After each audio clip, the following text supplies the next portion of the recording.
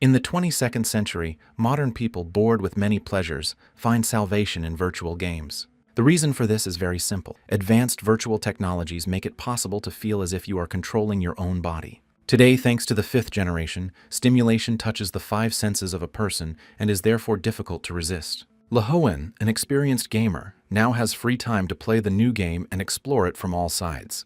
However, by this evening he wanted to stop playing virtual games because in the previous version of the game he had reached 97 in the morning. The developers couldn't let such an experienced player go so easily, so they even sent him a headset to keep him going. As soon as he started to connect, he was already identified in a matter of seconds, and then a message appeared about the transfer of rating points. Carefully examining the new location, the young man saw that it had expanded quite a bit and looked different from the very beginning. The next message outraged the young man a bit, because all his points from the previous game were exchanged for this one at a fairly low cost. Next, we had to create a character, but there were some problems here too, because everything became quite complicated, but the player did not intend to give up. That's why I decided to choose an advanced premium email, which costs quite a bit of money.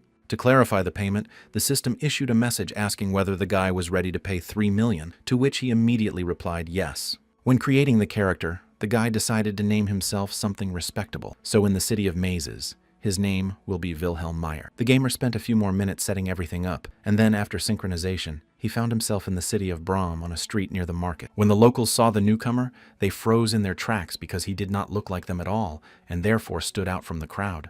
He was dressed in metal clothing and had a long, dark cloak hanging behind him, with the hood pulled over his head to hide his face. As soon as he saw a girl next to him, he abruptly grabbed her arm, which scared the young lady, and she tearfully asked him to let her go. The man did not pay attention to these pleas at all, instead asking to see where the guild was located, and the lady said that she would show him only when she was released. All the other people on the square were outraged by this behavior in broad daylight, and these recruits were quite different from them. A few minutes later, a burly man in a black cape returned to his interlocutor and said that he had found out the location of the guild. As soon as they started walking, people started calling the new guy a low-level bastard who for some reason was dragging a small, useless guy along with him. For some reason, they decided that this duo made no sense and that they and their presence here would be of no use. After a few minutes of traveling, the two men and the young lady found themselves in the most abandoned places of the city of Brom. As they walked, the young man looked at his strong partner and couldn't understand at what point everything went wrong. Because this man looks like the final boss of the demon world, but now he's his assistant, on whom he used all his achievements in the last game. About an hour ago, when creating this character, the guy bought rare skills and characteristics that he thought would be useful. Then he added unique equipment and rare armor to make people believe that he was a fairly experienced player. The young man considered himself not an ordinary player, but a very good one, and therefore he knew how to create a useful assistant whom he could later improve. So this time he decided to go against the grain and spend all his savings on his ally. The gamer was 100% sure that there was no such person who would have come to the same decision he had long ago. Looking at his ward, the young man realized that he looked quite scary, but there was a plus that he would obey his every word. However, after looking a little closer and in more detail, the young man came to the conclusion that he had overdone it a bit with the settings because he looked very scary. However, the message is that as soon as loyalty falls below a certain point, the subordinate simply stops following orders. But the worst thing is that they may not recognize their owner and may leave him, so the player should be careful here. Stopping in his tracks, the young man closed his eyes and tried to imagine the worst-case scenario that could happen due to the slightest flaw. Opening his eyes, the player realized that he was not in the best position in this game, and at that moment a guy had already appeared behind him. As soon as he approached the young man, he immediately began to attack him, and the victim did not like it because he did not have very good characteristics. Therefore, he simply fell to the ground from this attack, which caused his companions to stop and look directly at him. The subordinate did not hesitate to approach his boss and, holding out his hand, offered him to come up and asked if he was okay. As soon as they held hands, the system issued a message that the player Wilhelm Meyer was using his assistant. As long as they continued to stand in the same position, the system reported that the random relationship would be established automatically. A few minutes later, it became known that the subordinate considered his boss to be a rather charismatic person who had something good in him. However, this can end when the guy fails to meet the requirements, and then the worst-case scenario for him starts. At the last message, the young man froze in place with a frightened expression because he realized that he was in a bad situation now. The gamer didn't fully understand how to act, so he turned to his subordinate and ordered him to go after the attacker. The man went off to fulfill the order with a big smile on his face, while his boss remained standing there and silently watched him go. Despite all this, he still could not believe that this scary-looking man was his assistant who listened to all his requests. Suddenly, this silence was broken by a young lady who sneezed loudly while standing next to the player and looking at him intently. Wilhelm couldn't understand why this girl was looking at him as if he were some kind of disgusting garbage, and then he remembered that she didn't look at his subordinate like that. So he came closer and looked the young lady in the eye and said that his client was more competent than he looked. The young man then emphasized that if she values her life, she should make sure that she doesn't look at him with such a miserable look. The player in the middle was very angry and annoyed by people who underestimated them from the very beginning without even knowing their capabilities. The girl was so upset that she could not speak normally, but she took out a gold coin from her pocket and handed it to the other person. When the guy saw it, he waved his hand and told her to keep it because that kind of money could only buy a piece of apple. Suddenly, this conversation was interrupted by the system, which issued a message that the gamer's subordinate had already completed the task and caught the thief. This made the young man very happy because he realized that his assistant was really competent in such matters, so it would be easier for them to work together in the future. When the player saw his subordinate, he froze in place with his mouth open in surprise, and the girl froze in fright. And this reaction was because a large man in a black cloak tied the thief to his sword with a rope and carried him upside down. Then the system began to issue notifications about various developments, either to make friends with the criminal or simply to get useful information from him. Stopping not far from his boss, the gentleman in black lowered his sword to the ground and said that he wanted to blame the little thief for such actions. The young lady who was with them began to cry, covering her face with her hands, and the young man who was in charge began to break out in a cold sweat from fear. A subordinate noticed these concerns and approached the manager, asking why he was shaking so much and whether there was another problem. The gamer was confused because if he shows someone his weakness, which cannot belong to the manager, the assistant will stop serving him. So gathering all his will into a fist, the man raised his eyebrows and asked in a rude tone what kind of shameful job the young man had chosen. This reaction of the boss amused the subordinate, and he even froze in place for a second because it proved to him that he was exactly where he should be. Then he said that he had no witnesses at all, so he did not have to worry that the boy would tell anyone about what had just happened. The gamer said in confusion that he could not take the child's life for such an act, so he could not even understand what to do. The subordinate raised his right hand to his beard and began to think about what this little boy could be thinking at such a moment. Suddenly, he opened his eyes sharply and said that the child wanted to find out where the boss was staying and take everything valuable he had. Then something strange happened for all those present, as the assistant chief began to bend the criminal's head and apologize on his behalf for what he had done. After that, the system issued a notification that the subordinate had received an emergency fund in the amount of 200 gold coins, which were already in his hands. This novelty made the gamer and the young lady standing next to him wonder why this assistant was given so much money. Suddenly the boy spoke and said that today he had seen many rich people because when the gate opened, a large number of searchers came rushing in. The player concluded that this boy had stolen everyone's startup capital, so he would take the quest from him one day. So I came closer to him and leaned over and asked him if he was going to continue stealing money, and the young man replied that he would not do it again. This answer did not satisfy the man, so he leaned directly to his right ear and added that this was not what he wanted to hear. And then he asked what exactly he was stealing the money for, since he had a sick mother at home who needed treatment and hungry younger brothers and sisters. Without hearing a word from the young man, the gentleman continued to assume that it could be hooligans who were forcing him to do this. Finally, he added that he would help the boy find a decent job after helping him get out of this black hole. The thief was still silent, which angered the assistant chief, and he pulled his shirt and said that his boss wanted the young man to pay him taxes. After a short pause, the gentleman in black added that his boss wanted 90% of the profits the boy was making. The young man folded his hands as if in prayer, crying bitterly, and began to assure him that he would not steal again, and asked for forgiveness. These words made the subordinate even more angry,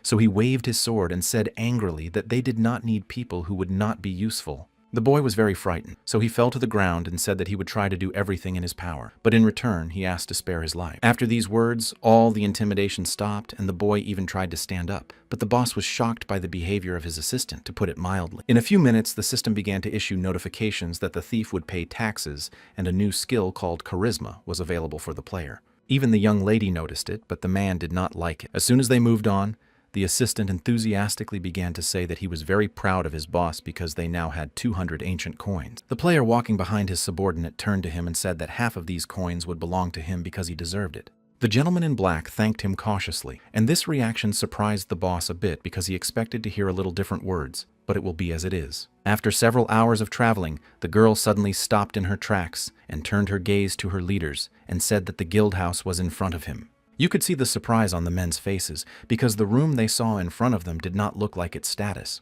The gamer was shocked, because usually the Adventurers Guild is a tall building located in the very center of the city, and this is some kind of a ruin. As the girl cautiously went inside, the man still couldn't understand how the main building of the guild could be so shabby. The lighting inside was rather poor, but you could see that several tables were occupied by companies of formidable men. As soon as they noticed that someone had come to visit them, they put aside all their work and began to watch the newcomers closely. The first person to enter was the boss's subordinate, and his appearance alerted everyone present and thus forced them to remain silent for several minutes. As soon as the assistant stopped, he looked around and asked what these bastards were looking for, or maybe they just wanted to die. The player froze behind his subordinate with his mouth wide open in fear, because he clearly did not expect such a setup to be waiting for them. When he came to a little bit of consciousness, he turned his head to the young lady and asked her in surprise where she had actually led them. The girl was a little confused by this reaction and began to clarify whether this was exactly what they were looking for, because she had led them to a group of robbers. As soon as the young lady finished her sentence, the player simply exploded with anger because he was counting on a completely different course of events than it is now. The bartender of this establishment calmly wiped his glasses, greeted the guests, and asked what they wanted to order from him. The girl who brought them here kept making excuses for the fact that she really misunderstood where the newcomers were supposed to go. While the boss was listening to all this, all the thoughts in his head began to mix, and in order to put everything together, he closed his eyes and put his hand on his forehead. After a short pause, the subordinate turned to the boss and asked if he always approached things so boringly and said that it was time to get rid of the lady. The guy was a little confused by this idea because he was not ready to take the lives of his colleagues so drastically, so he froze for a few seconds. However, he clearly understood that there was no time to hesitate because his assistant could smell weakness and leave him alone right then and there. So he put his hands behind his back and said that they could not just attack the population in the middle of the day because then they would have problems with the authorities. And they don't need this right now. The gentleman turned his gaze to the interlocutor and asked if he understood everything or if he needed to clarify something. The man in black analyzed all the words said by his boss and looked in front of him and calmly answered everything well. However, a second later, he turned menacingly to the girl who had come with them and told her to leave immediately and not to catch their eye again. The young lady was so frightened that she quickly ran out of the room with her hands over her eyes, and without looking back, she quickly went home. A player was looking at her, and it was because he felt a little sorry for her, because she hadn't come here of her own free will and was treated like that. Then the guy mentioned that he had only once felt sorry for a girl and met her in a game, but now the world has become bigger and it is unlikely that he will ever meet her again. When the bartender finished wiping the glasses, he turned to the newcomers and asked them if they wanted to join the guild. The assistant boss answered without hesitation that this was exactly why they had come here, but such a determination of the player's friend surprised me. The other men present, looking at the guests, speculated out loud that it was likely that the alleys would become even more uneasy now. As soon as the two newcomers approached the bar, the bartender looked at them carefully and informed them that the entrance fee was 5 gold coins. But then, he said that since they had just arrived, they probably had only 1 gold coin and told them to come back when they earned the right amount. However, the gentleman did not even have time to finish his thought before the player's subordinate took out a small bag and loudly put the required number of coins on the table. Then the bartender had no choice but to give the men a wooden token, proving that they were members of the town's guild. The assistant chef decided that they were trying to cheat them and asked if this piece of wood was worth as much as 5 gold coins.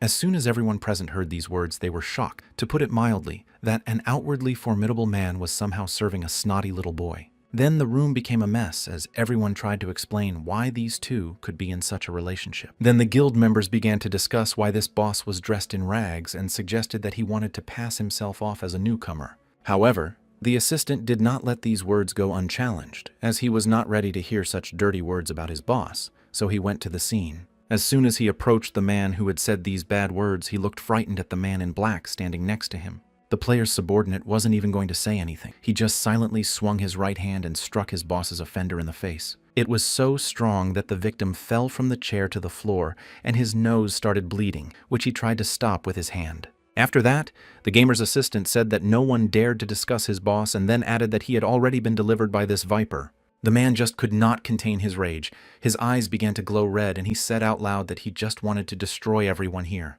And immediately after saying these words, the subordinate reached for his sword, which was on his back at the time because it was more convenient to carry it. Suddenly the boss intervened in this fight and loudly called out to his assistant to draw his attention to himself for an explanation. As soon as the gentleman in black looked at the chief, he heard him trying to explain that the slums have completely different laws than they do. Then there was a short pause between them, after which the gamer raised his eyebrows and emphasized that they both had to follow them. It was difficult for the subordinate to admit that he should calm down and leave everything as it was, but he had no other choice, so he agreed to the request. As soon as the man turned his back on the victim, other gentlemen ran up to him and began to ask if he needed any help. The assistant continued to try to ignore the way everyone in the room was looking at him, and stood at the bar next to the chef. Then they both turned to the so-called bartender and said that since they were already here, perhaps there was already a task for them. And in a matter of seconds, the newcomers were presented with the tasks of the criminal guild, among which they could choose the one they liked best. After reviewing several tasks, the player concluded that the rewards here are so-so, and the quests do not look fat. He still managed to choose a task, and it was to collect debts from people from whom he could shake a little more than he needed. The bartender listened attentively and said that Hans, who knew the shortest way to get there, would take the men to the workplace. When this Hans approached the newcomers, he told them that he only works for money, so he was not going to teach them for free. A second later, he added that the first rule of the guild is that nothing is free, and he himself is a person who owes the guild a large amount of money. The boss did not like the fact that this guide was a freeloader and not a normal guild worker, but he had no choice but to agree. In just a minute, the three of them were on the street near the town's market, and the guide asked the newcomers to keep up. Then he turned around and began to walk to his destination, smiling, followed by his assistant, and only then by his supervisor. After walking a few meters, the subordinate turned to his boss and said that, as usual, he had chosen a fairly profitable business on which to make a good living. The player listened carefully to this suggestion and stopped with his eyes wide open because he could not understand what his friend meant. The only thing he knew for sure was that he couldn't leave him anywhere because he could create a lot of problems for them that would need to be solved. In order for everything to go smoothly, the boss asked the assistant to behave respectfully and not jump to conclusions or make quick decisions. The subordinate listened attentively, but did not say anything in response, only smiled mysteriously, which alarmed the manager. However, he did not have time to think about it because they were approached by a guide who had already opened the door to the building and said that they had arrived. He was the first to go inside, and behind him newcomers were already crawling. A burly man was sitting at the entrance and greeting them. In the first few minutes, the boss managed to see the goods in this store and realized that it was not ordinary at all because the things were valuable. As soon as the owner realized that they were not ordinary customers, he irritably asked why they had come to him again and what they wanted. The man's name was Bill, and he owed the guild a lot of money, so he immediately assumed that the guild could have sent these people. When Hans saw the seller's hands, he told him to take them away from him and then told his colleagues that this gentleman always does this when they are supposed to come. The player's subordinate decided to intervene at this point, so he put his hand on the leader's right shoulder and urged him to move a little to the side. The assistant then turned to his supervisor and said that he would do what he was asked to do, namely follow the laws of the guild. The gamer didn't have time to say anything to these words because his friend began to walk slowly but surely toward the shop owner. But Hans was a little surprised by the way the black-haired guy was addressed by this thug, so he turned to face him and wanted to hear some explanation. However, he never heard anything in response, while his subordinate and the salesperson started the conversation on a good and relaxed note. They even shook hands, but it took a while, and the assistant began to smile strangely, which alerted the building owner. And then he realized what the mockery meant, because the newcomer squeezed the other man's hand so hard that he even yelped and closed his eyes from the sharp pain. A few minutes later, the seller began to scream loudly, and it was as if an electric shock had spread throughout his body, causing him great suffering. At first, the victim fell to his knees, and then, in an instant, he collapsed face first into the ground, and a cloud of dust rose around him. After that, the system immediately issued a message that Bill, who owed a large amount of money to the guild, was lying without signs of life. When the boss realized everything, he was very frightened because he had a subordinate with him who could take a person's life with just a handshake. A few minutes later, the system issued a new message saying that they had received 350 gold coins as a percentage of the debt. Immediately after that, the men returned to the guild building and approached the so-called bartender and put all the coins they had earned on the table. The man was not prepared for the newcomers to cope with the task so quickly, so he did not even know how to react. Seeing the confusion on the interlocutor's face, the boss said that they hadn't touched anything in the store, and added that they would have to deal with the consequences themselves. After all this, the system informed them that the task of collecting taxes was completed, and they received the money plus a tenfold contribution to the guild. The bartender did not answer anything. He continued to stand in the same position, and the system reported that he was very wary of both of them. The gamer also began to look closely at the man across from him, and could not understand why he was looking at them so suspiciously after completing the task. Then he began to assume on his own that this could be because they had taken the debtor's life and taken all his money, although they should have left him alive. Suddenly, the bartender broke his silence and said that the newcomers could be sent into the maze right now and they would be able to handle it without any problems. Then the man asked a question to find out why they had spent such effort effort in vain,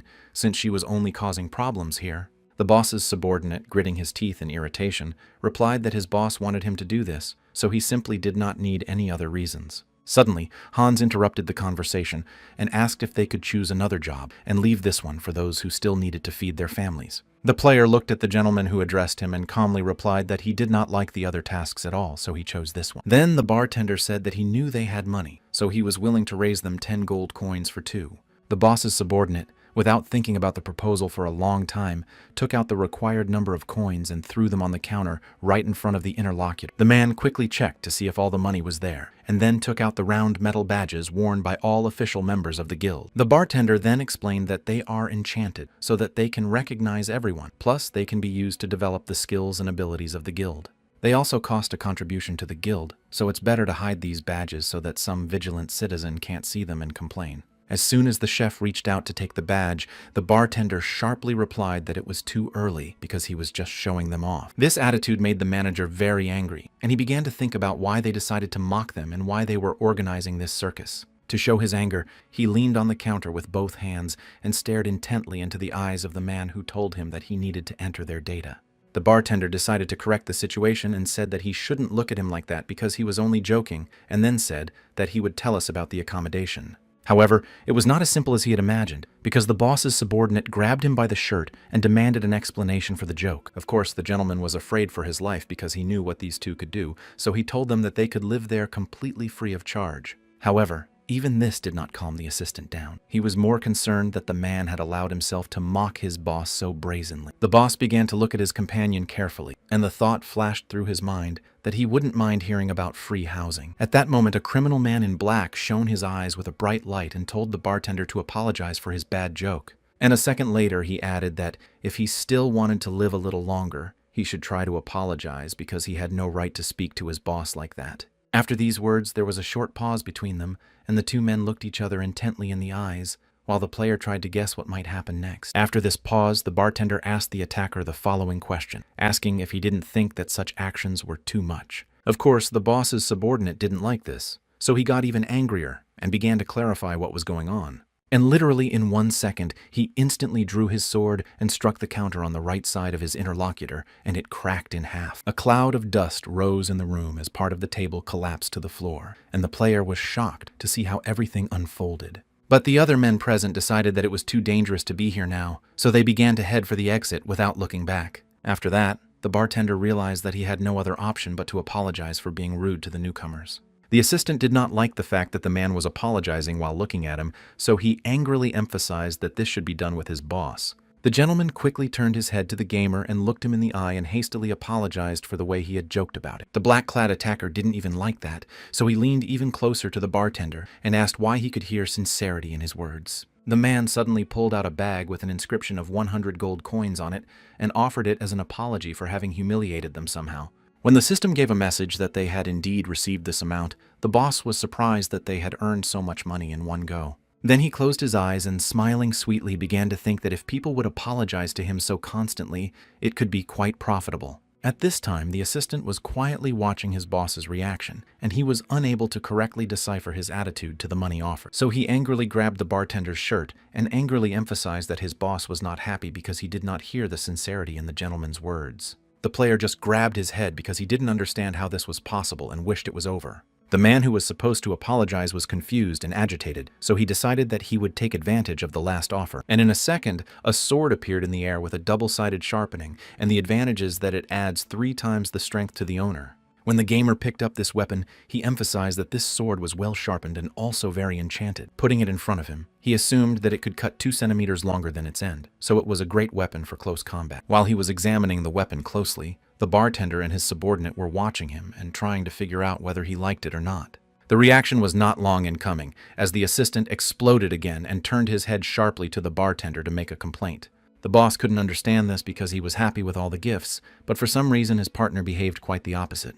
The gentleman in the black cloak grabbed his sword and began to threaten the bartender with it, saying that he wanted to pay them off with some trifles. The manager could no longer restrain himself because his mind was raging with thoughts that he was completely satisfied with everything. but his assistant was now ruining everything. Suddenly, the assistant angrily told this impudent gentleman that it was time to say goodbye to his head because he did not know how to behave with them. And immediately after saying these words, the attacker swung his sword to demonstrate the seriousness of his intentions. However, he failed to hit the bartender because an interesting weapon appeared from the ceiling and became an obstacle to the attack. When the attacker felt that he could not fulfill his intention, he opened his eyes in surprise to see what had prevented him from doing so. Then a hatch opened in the ceiling, through which a girl looked out and addressed all those present and asked questions to find out what was going on. It was the young lady who was able to stop the blow with her sword. She had rather delicate features and long brown hair.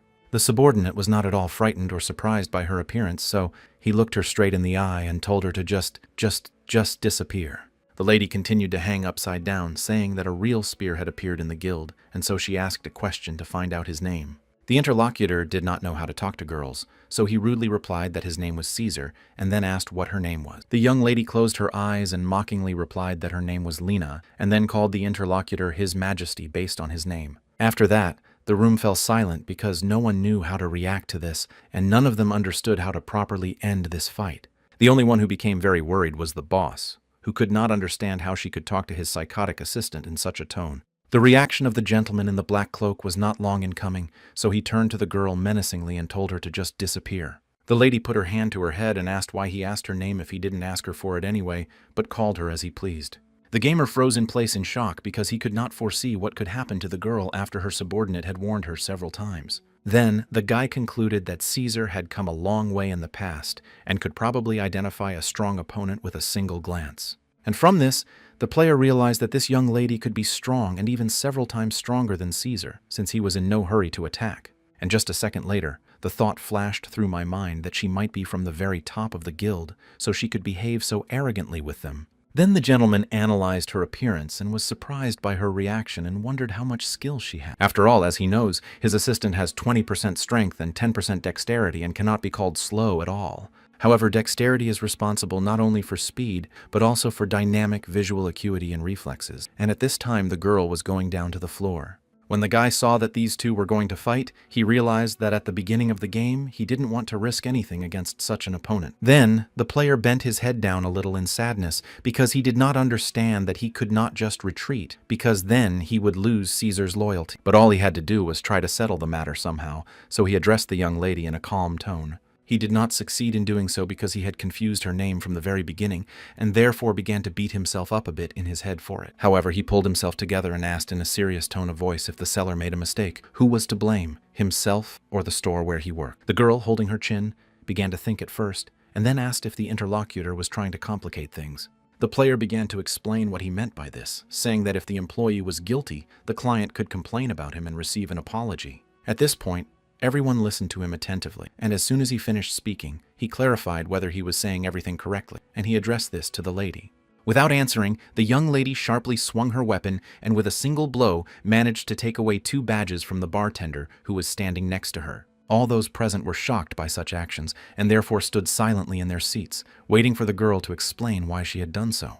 And she did, demonstrating one of the badges. The young lady smiled broadly and emphasized that if they had this thing, they were already members of the guild. Then she paused for a moment and asked a question to find out why she was talking about sellers and customers. And then the lady emphasized that they have not yet been officially hired, so they are ordinary workers who can be entrusted with cleaning windows or floors at the moment. At first, her husband could not respond to this because she emphasized quite logical things and they could not do anything about it yet. However, inside, the gamer was torn to pieces with anger because this girl had hurt his pride, which he had not been able to violate for a long time. So he decided to show that he was not such a simple beginner and showed her a bag of gold coins and asked where she had seen such a janitor. The interlocutor was shocked, to put it mildly, and you could see it on her face. Her eyes were wide open and her mouth was watering. After collecting some money, she said that this money would be enough to run their own shop and asked why they would work for the guild in the first place. When the last men were leaving the room,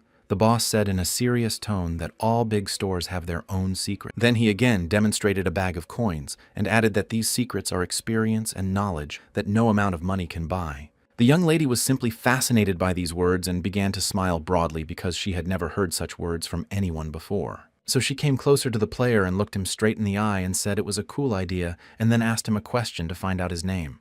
The guy didn't drag his feet and immediately told me that his name was Wilhelm Meyer. The lady happily said that his name sounded cool too. After these words, the girl's behavior changed a bit. She became softer, and a second later added that she was starting to like the guy a lot. Then she held the tip of her sword right up to the face of her subordinate boss and smilingly said that she would simply not interfere in this. The bartender was disappointed with the lady's behavior and asked her if she was refusing to fulfill her duties as a guild protector. Lena began to walk back to where she had come from, and the gentleman asked her if she really thought she could get away with such actions, and she confirmed his guess. After that, she said that he was stupid and worthless, and she was smart and talented, and it's not hard to conclude who is more loved in the guild. After saying the last phrase, the young lady quickly closed the door in the ceiling behind her, and the bartender looked at her confused and disappointed for a few seconds. He didn't have time to explain anything to the newcomers because Caesar swung his sword and dealt a fatal blow to the man who had caused them so much trouble. Immediately afterwards, the system issued a message that Caesar's notoriety had risen by 10% and Wilhelm Meyer's by 20%. The player could not fully understand why his subordinate had destroyed this man, but he calmly said that now the boss could be calm. On the same day, the young lady who was responsible for helping in the guild was lying on the floor near the hatch, drinking a strong drink and thinking that it was a very boring job. From below, she could hear the voices of men she thought were worthless, who did nothing but drink, play, and make dirty jokes about girls every day. Lena couldn't believe that she was spending all day here to protect these impudent people in case of any attack on them. She found this task very boring and began to regret having invested in the guild's fortunes and now having to do this kind of work. Suddenly, however, her thoughts were interrupted by a loud thud that Caesar hit the counter next to the bartender, and she realized that she had to make sure that everything was okay. When the young lady looked through a small crack in the ceiling, she noticed that there was some strange running around in the room, including two newcomers. Caesar was the first to attract her attention because he was very angry and his eyes glowed with an unnatural red light. When she heard the phrase that the bartender should apologize not to her but to his boss, the lady was surprised to hear it at all. It was wild to hear that such a thug had a superior to whom he obeyed and fulfilled all his requests and orders. Then the girl turned her gaze to the gamer and carefully examined him and emphasized that this gentleman looked like an ordinary guy who was very tired. Lena was also surprised that the so-called boss was wearing some kind of rags, but she couldn't analyze it for long because her colleague was already giving her a bag of coins. After seeing this, the young lady turned her gaze back to the manager and tried to understand by his expression whether everything would be resolved normally. However, the guy's facial expressions changed abruptly and he seemed to be upset. Caesar also noticed this and demanded a sincere apology from the bartender. After that, the guild member pulled out a cool sword and Lena waited for the boss to give her some kind of positive reaction, so she sat quietly for a few seconds. At first he seemed pleased, but in a few minutes his expression changed dramatically. He raised his eyebrows and looked disappointed. Of course, this reaction was also seen by the subordinate, who turned to the bartender again and tried to get an apology for his boss. The girl was shocked, to put it mildly,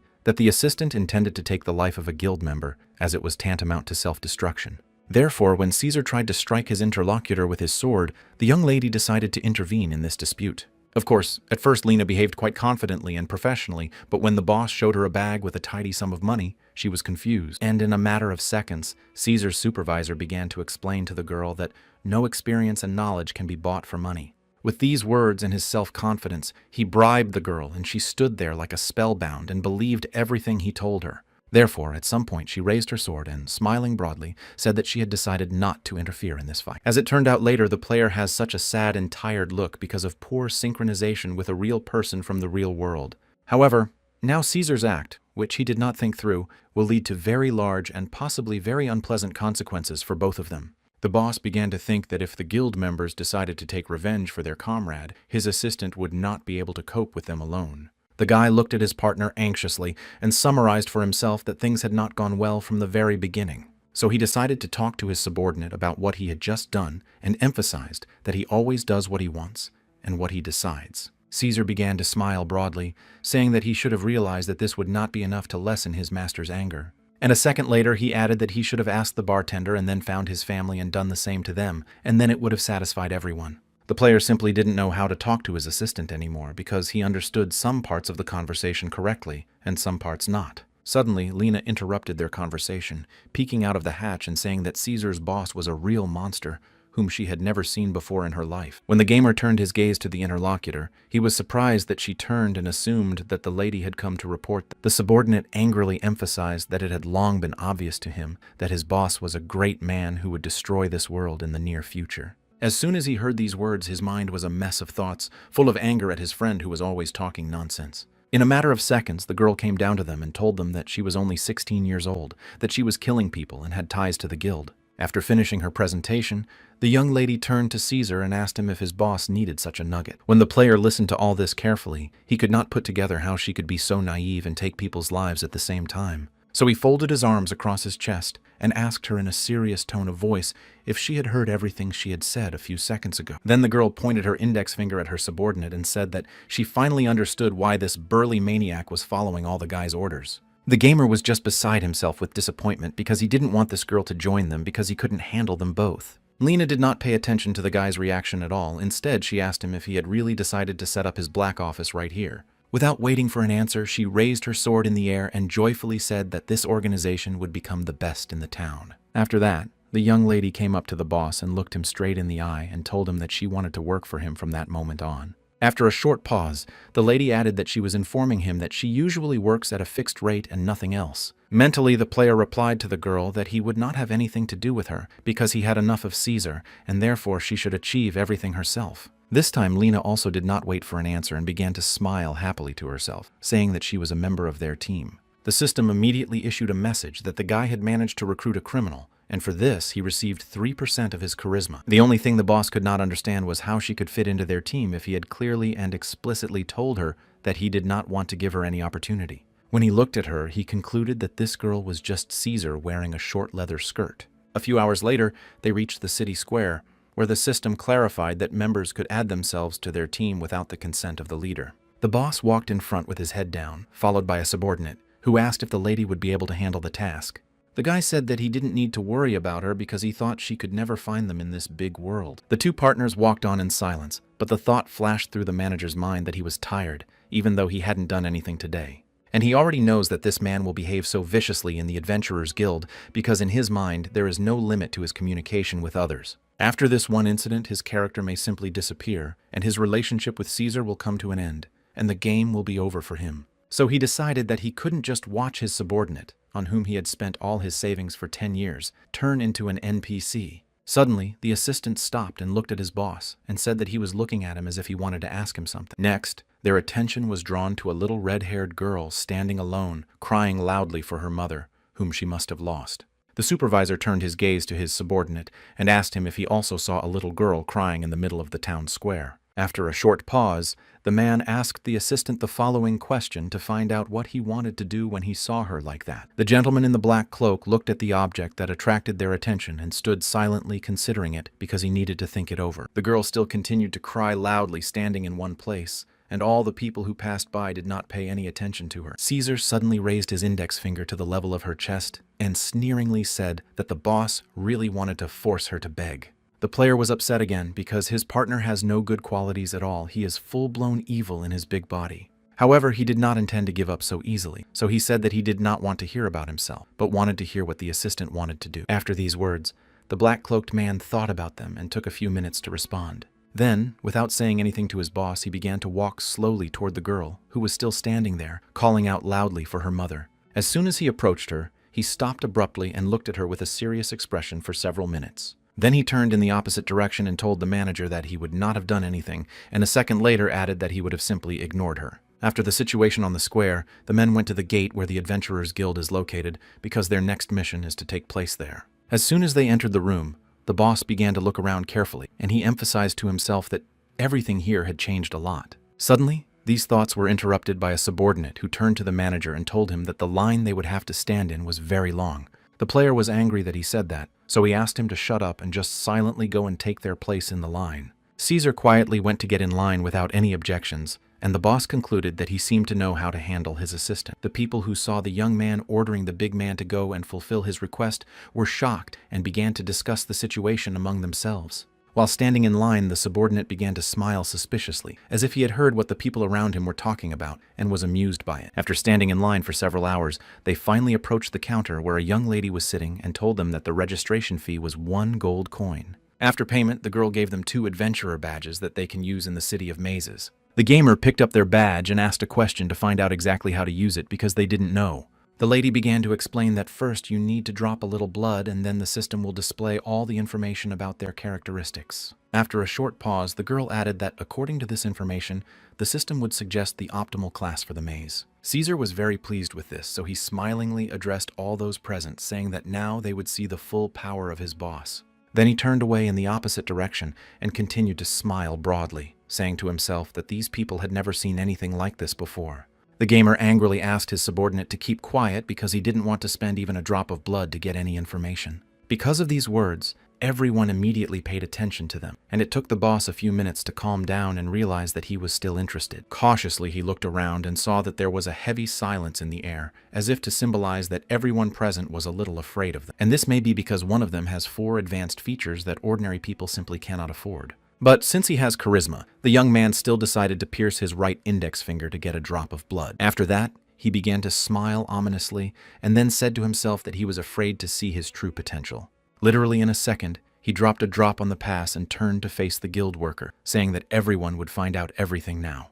It took the girl a few seconds to understand the newcomer's intentions because she had never seen such reactions on her shift before and did not know how to react. As soon as she entered something into the computer, the system gave a message that the player could choose the class of swindler, thief, or crook. When the young man read all the classes available to him, he was shocked, to put it mildly, and so he stood open-mouthed in his seat. Even Caesar didn't know what to say at first, because he had praised his leader so much, and it turned out to be something completely different from what they expected. Your newbies stood in one place for several minutes, and carefully reread what was written on the system screen several times. This angered the boss's subordinate, but he didn't say anything yet, but his partner could tell by his expression that things were really bad. After all, such classes can undermine his authority, and this can create a lot of problems for them in the future in passing the maze. Then the player began to think and analyze what they had been doing all this time, because these classes could be the consequences of what they had been doing.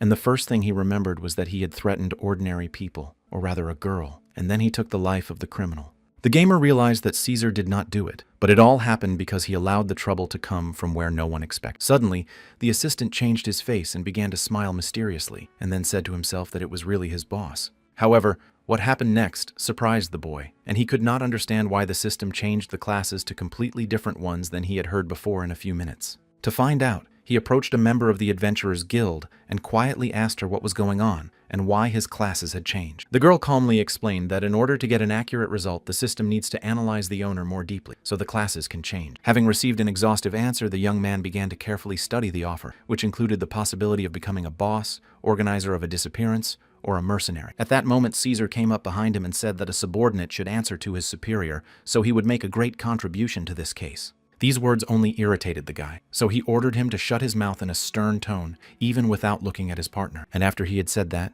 he chose a class called Chef for himself, and his subordinate began to smile and be sincerely happy. Then the system reported that the player can effectively use his abilities, and this can be a great feat for an adventurer. As they were heading for the exit, the teacher turned to Caesar and asked what class he was in, and the gentleman quickly replied that it was called Marauder. The young man stopped for a second and said that this class was very suitable for an assistant, and the thought flashed through my mind that he had no doubt about it. The subordinate thanked him for such words, but the boss did not say anything, just thought it was not a compliment. After registering, the men went to the waiting room where several men were already waiting for their assignment, sitting at a distance from each other. Suddenly, Caesar approached them, sitting with his arms folded across his chest, and asked them, smiling broadly, if they thought they were lucky. One of the men present said something that everyone was shocked to hear and did not expect to hear at all, and all because he began to thank his subordinate.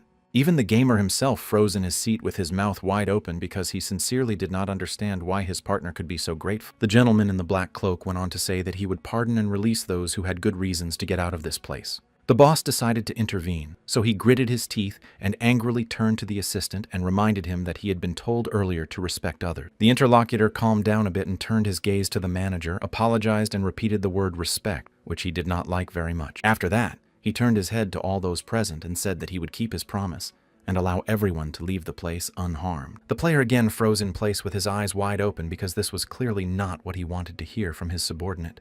The guy could not understand what was wrong with his partner, because if they did something here, the best adventurers would come after them. The boss began to think that such behavior could be caused by the Marauder class, where with each life taken, the participant only becomes stronger. Looking at Caesar, the young man mentally addressed him and said that such behavior was too much and that it should be stopped immediately.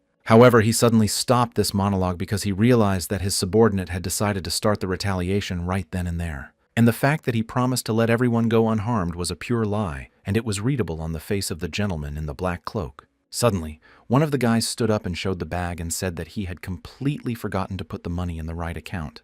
With a serious expression on his face, the subordinate asked how much money was there, and the young man replied that there was 1 silver coin and 30 bronze coins. Caesar listened attentively, and then asked a clarifying question about whether the young man really thought that this one-time deposit would save his other funds. Then the assistant smiled slyly and offered to leave it all to him, these words notwithstanding how much his supervisor, who was sitting next to him, was alarmed. After all, he realized that his partner now wanted to rob these guys, not just teach them a lesson. The blond young man who offered the money hugged his bag and began to move toward the exit, saying that he did not want to give up his saving. However, he did not manage to escape, because Caesar stabbed him in the back with a small knife, saying that he was not going to run after him and beg for something. After a short pause, the gentleman in the black cloak added that he would pardon the young man as promised, and the chief was shocked to see what mercy looked like on the part of the assistant. As it turned out, the knife hit the right shoulder instead of the back, and the victim fell to the floor and began to moan loudly in pain. All the other people in the line were very frightened and began to worry for their lives, some even closing their eyes to see nothing around them. At that moment, the boss realized that it was too late to let anyone out of that room unharmed. After all, there are a lot of guards outside the door who can be told everything in detail, and then everyone will know about Caesar's crimes. And because of this, they may not be allowed to join the Adventurers Guild, and the player concludes that the further they go, the more problems they will have. And looking at the floor, the young man realized that at the moment they had no other option but to simply intimidate everyone present. However, this must be done in such a way that these people are very afraid for their lives and therefore do not say anything unnecessary, even to their closest friends. So the guy decided to use his special ability, charisma, and immediately after that he changed in face and his subordinate noticed it. This made Caesar very angry, so he quickly jumped to his feet and called everyone present idiots and said that his boss was bored. Then he turned the sharp end of his sword on them and said in a serious tone that he would give them a chance to cheer up his boss. After a short pause, the man added that if they failed to do this, he would simply kill them in this place. All the people who were sitting in the room waiting for their turn could not even imagine that such a strange day would be waiting for them today. Some of the men began to break out in a cold sweat because they were very frightened by such threats, while others began to look at each other. 2 blonde and blonde boys sitting next to each other began to find out what their names were and how they could join forces. However, the blonde man took the conversation in a completely different direction and said seriously that he knew what Nostradamus had said before he died. Other members of the Adventurers Guild heard this conversation, so they stood there with their mouths open, waiting for the end of the conversation. Even the boss and Caesar himself noticed this and decided not to interfere with the blonde boys' thought because they were also curious. The guy who started it all changed dramatically in his face and with his eyebrows raised. He loudly said a phrase that finished his sentence but did not amuse the audience. After that, the room fell silent because no one knew how to react to this joke because they didn't think it was funny at all. The angry Caesar gritted his teeth and called the young man an idiot, and then asked him if he really thought that such a flat joke would make the boss laugh. The guy was upset and covered his ears and began to shout loudly that he did not know anything better, and the assistant told him that he had lost his chance.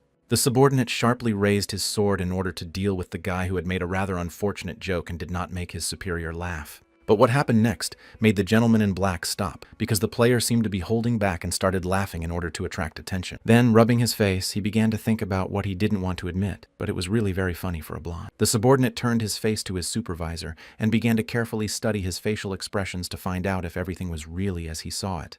When he looked at him so closely, the boss wondered what was wrong with his partner because he looked rather mysterious after his laugh. So he quickly closed his mouth and sadly concluded that he could not even laugh and did not know how to live in such a sad world. In a second, he changed his face and said that it wasn't funny at all, and then added that if he hadn't laughed, the assistant would have killed them. Immediately after he said this, the young man began to clap his hands and laugh out loud so that Caesar would believe that he was very amused. This laughter lasted for several minutes and was so loud that the guild members present had to cover their ears because it was impossible to sit through it. The only one who liked it was a subordinate who said out loud that he had never heard his boss laugh so much and emphasized that the jokes were top-notch. When silence finally reigned in the room, Caesar was the first to break it, saying that when life is at stake, you can do anything to save it. For some reason, the words did not calm all those present. On the contrary, they began to break out in a cold sweat from the fear the assistant inspired in them. The boss himself did not yet fully understand where his partner was going, so he listened attentively to the following words about earning everything honestly. Then the gentleman in the black cloak again poked the audience with a sharp end and said that people who are not capable of anything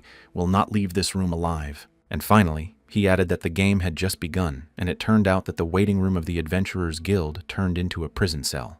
The gamer was very upset that he did not manage to settle everything, and the thought ran through his mind that he felt very sorry for everyone present. At this time, Lena was walking in the suburb of Brahm, and she was very cold because it was very cold, and she was also interested in how her boss and his subordinate were feeling. Suddenly, she stopped and looked up at the sky and smiled broadly that these two could be doing something very interesting and maybe even useful. At that moment, in the waiting room, each of those present tried to make the manager laugh, and one of them tried to do it with knives. At first, the newcomers were not amused by the usual circling of knives in the air, and so they sat with serious expressions almost throughout the performance. And somehow at one point the guy who was performing failed to catch one knife, and all the others began to fall on him, causing him sharp pain. And it was the way he was trying to dodge his weapon, and the way he was screaming in pain that made the chief and the assistant laugh, and so they couldn't stop.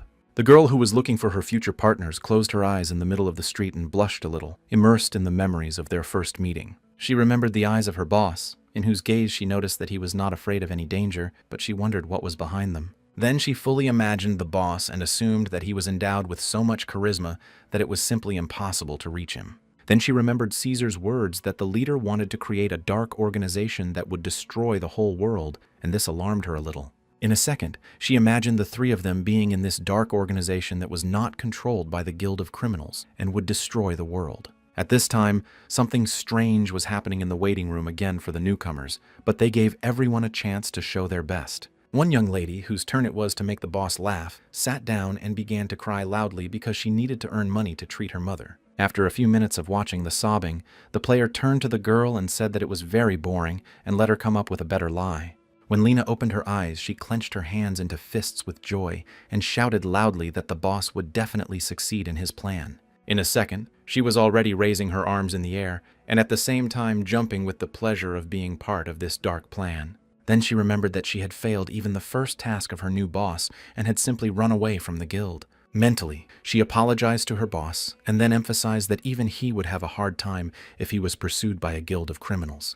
Immediately after that, the girl jumped up high and said to herself, smiling broadly, "I can't do without her help here." Meanwhile, in the maze city, Caesar and his partner went outside, and the first thing they did was stop and look around. The subordinate looked in front of him and asked if the boss had anything to say to him, and the boss said that it was very cold. After hearing this answer, the assistant replied that it was great because a warrior should not be afraid of even the most severe cold, wind, and frost. Hugging himself even harder, the gamer realized that since his partner said so, he could not tell him that he was actually cold. Suddenly, the gentleman in the black cloak turned his head to the boss and said that he was just incredible, and the guy wondered why he thought so. Caesar began to explain, looking the young man up and down, saying that his clothes were so tattered and he looked as if he didn't need the cold. When the subordinate turned his head forward, the supervisor hugged himself again, and the thought flashed through his mind that his partner could give him a coat. The young man did not leave the thought of the cloak so easily, because he walked behind and examined all the weapons that were bought with his money but worn by his assistant. As soon as they walked through one block, the guy remembered that he hadn't seen Lena for a long time and wondered what she might be doing now. However, he could not think of anything else but the cold wind that pierced all parts of his body, and out of anger he kicked the trash can. This object began to spin around, and then its lid opened, and a girl with long red hair fell out of the middle, holding her head. When the men realized that Lena had appeared in front of them, they stood next to her and asked her questions to find out what she had forgotten in the trash can. The young lady continued to hold her head, and at the same time cautiously raised her head at her comrades and said out loud that she was dead. Because of this, she pretended to be very tired, and said that she had been looking for them for a very long time, and the wind was too cold outside, so she decided to hide.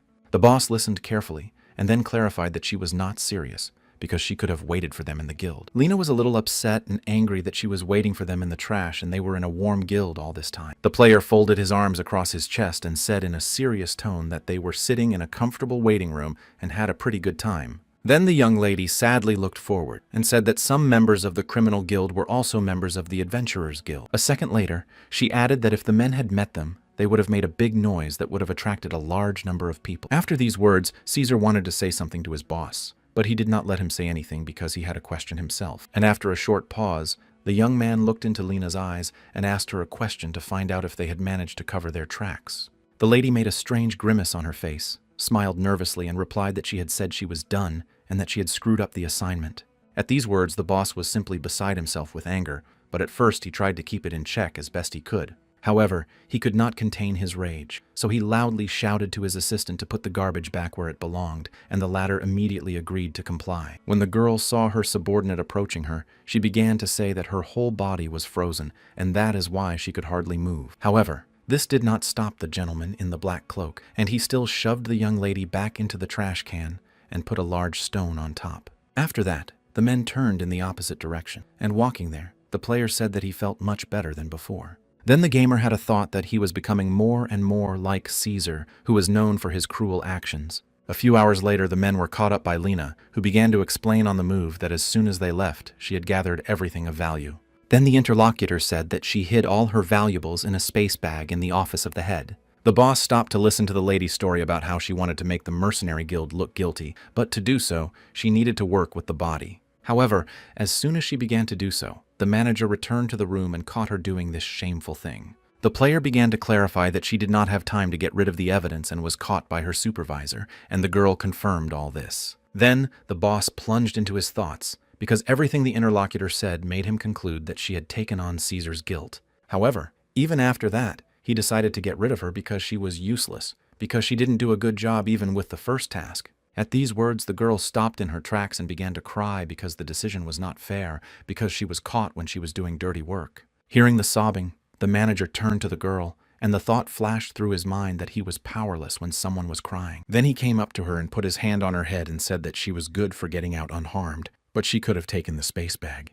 Lena started talking nonsense again, and 2 versions of what happened when they left the scene of the fight have already been formed. This made the manager think that it looked like she herself was confused in her story, so she did not explain further. The 2 men began to move in the direction they needed to, but finally the gamer told the girl to wash and go to bed. All 3 of them came to a tavern where they intended to pay money to rent 2 rooms, one of which was to have a bathroom for a lady. The tavern employee said that it was quite late, and they had almost all the rooms occupied, so he could offer 2 single rooms. The partner was happy that the boss was taking such good care of her, but the guy said that he just wanted her to wash because she stank. When they were climbing the stairs, the manager began to think that there were only 2 rooms, and that Lena, since she was a girl, needed to be reinforced separately. But then, he began to think that he couldn't leave Caesar without a room either, because he might lose his loyalty, and that's why the boss didn't know what to do. At first, the manager mentally decided to sleep in the room with Caesar, but then he remembered that he could destroy a person with a single handshake. Then the young man suggested that the assistant could just accidentally push him and that would kill him, and then the game would be over.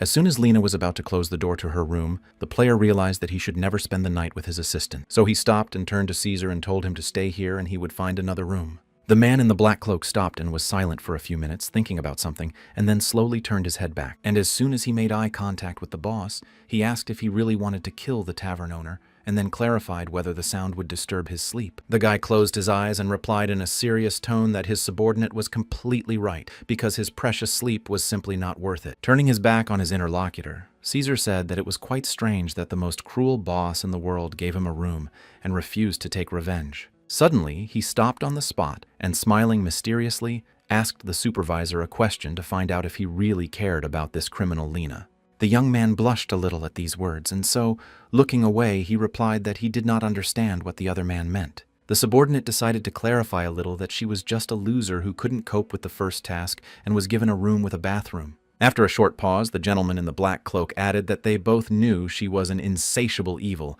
and that's why the boss wanted to strangle her in her sleep without witnesses. The gamer just couldn't believe his ears, so he turned to the exit and said that he would rent a room in a better tavern than this one. Stopping at the very exit, the manager turned his head slightly to the assistant and told him to be patient because he would see the benefits of Lena later. Caesar, of course, did not understand what his leader was getting at, but it seemed to amuse him, so he stood there and smiled broadly. The next morning, it became clear that the boss had spent the night in a luxury hotel and had a romantic dream in which he asked the lady to stay with him. However, when he opened his eyes, he did not see the person he wanted to see, so you could see the surprise in his eyes. It turns out that Caesar came into his room and pulled off the covers to wake him up to start his day. The guy slowly got up and sat down in the center of the bed and began to rub his eyes, while asking what his assistant was doing here at such an early hour. Then the boss began to think that the sun had just risen and this one was already up and about, and he couldn't even get up properly for more than 3 hours. However, What the manager saw next made him wake up abruptly and quickly think about what could have happened during the time he had been napping in the room. It turns out that his subordinate began to wipe his large sword with a blanket because it was completely covered in bright red blood.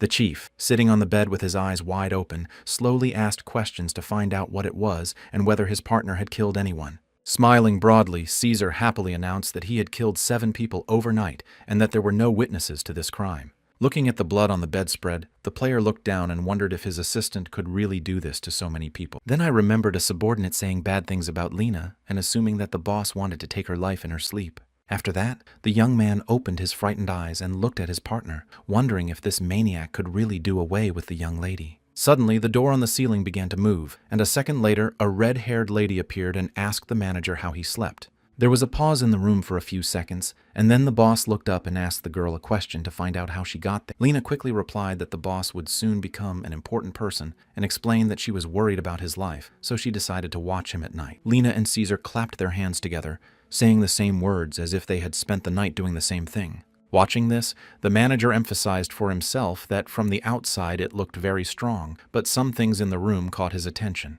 Namely, there were many different traces of broken dishes on the floor and a pool of blood right in front of his bed, which alerted the young man. The only thing he clearly understood was that they had to get out of this room as soon as possible so that no one would find them here in such a mess. At this time, in the Adventurers Guild, a group of people had just returned from one of the mazes, some of them so exhausted that they could not walk on their own. The girl, who was surprisingly well behaved, said that in the previous mazes it was easier, but here she could not read the monster's attacks in time. Her partner began to recall the hike and emphasized that despite this, they managed to organize a full-fledged raid on small groups of mobs. Another member of the first group turned to his comrades and asked if they thought the initial dungeon was too hard. Suddenly, one of the guys' attention was drawn to Caesar because he was not typically dressed and he could not believe that this person was a newcomer. The subordinate was furious and gritting his teeth. He angrily asked the young man why he was looking at him like that, and a second later added that he was looking at the boss. Lena waded into this conversation,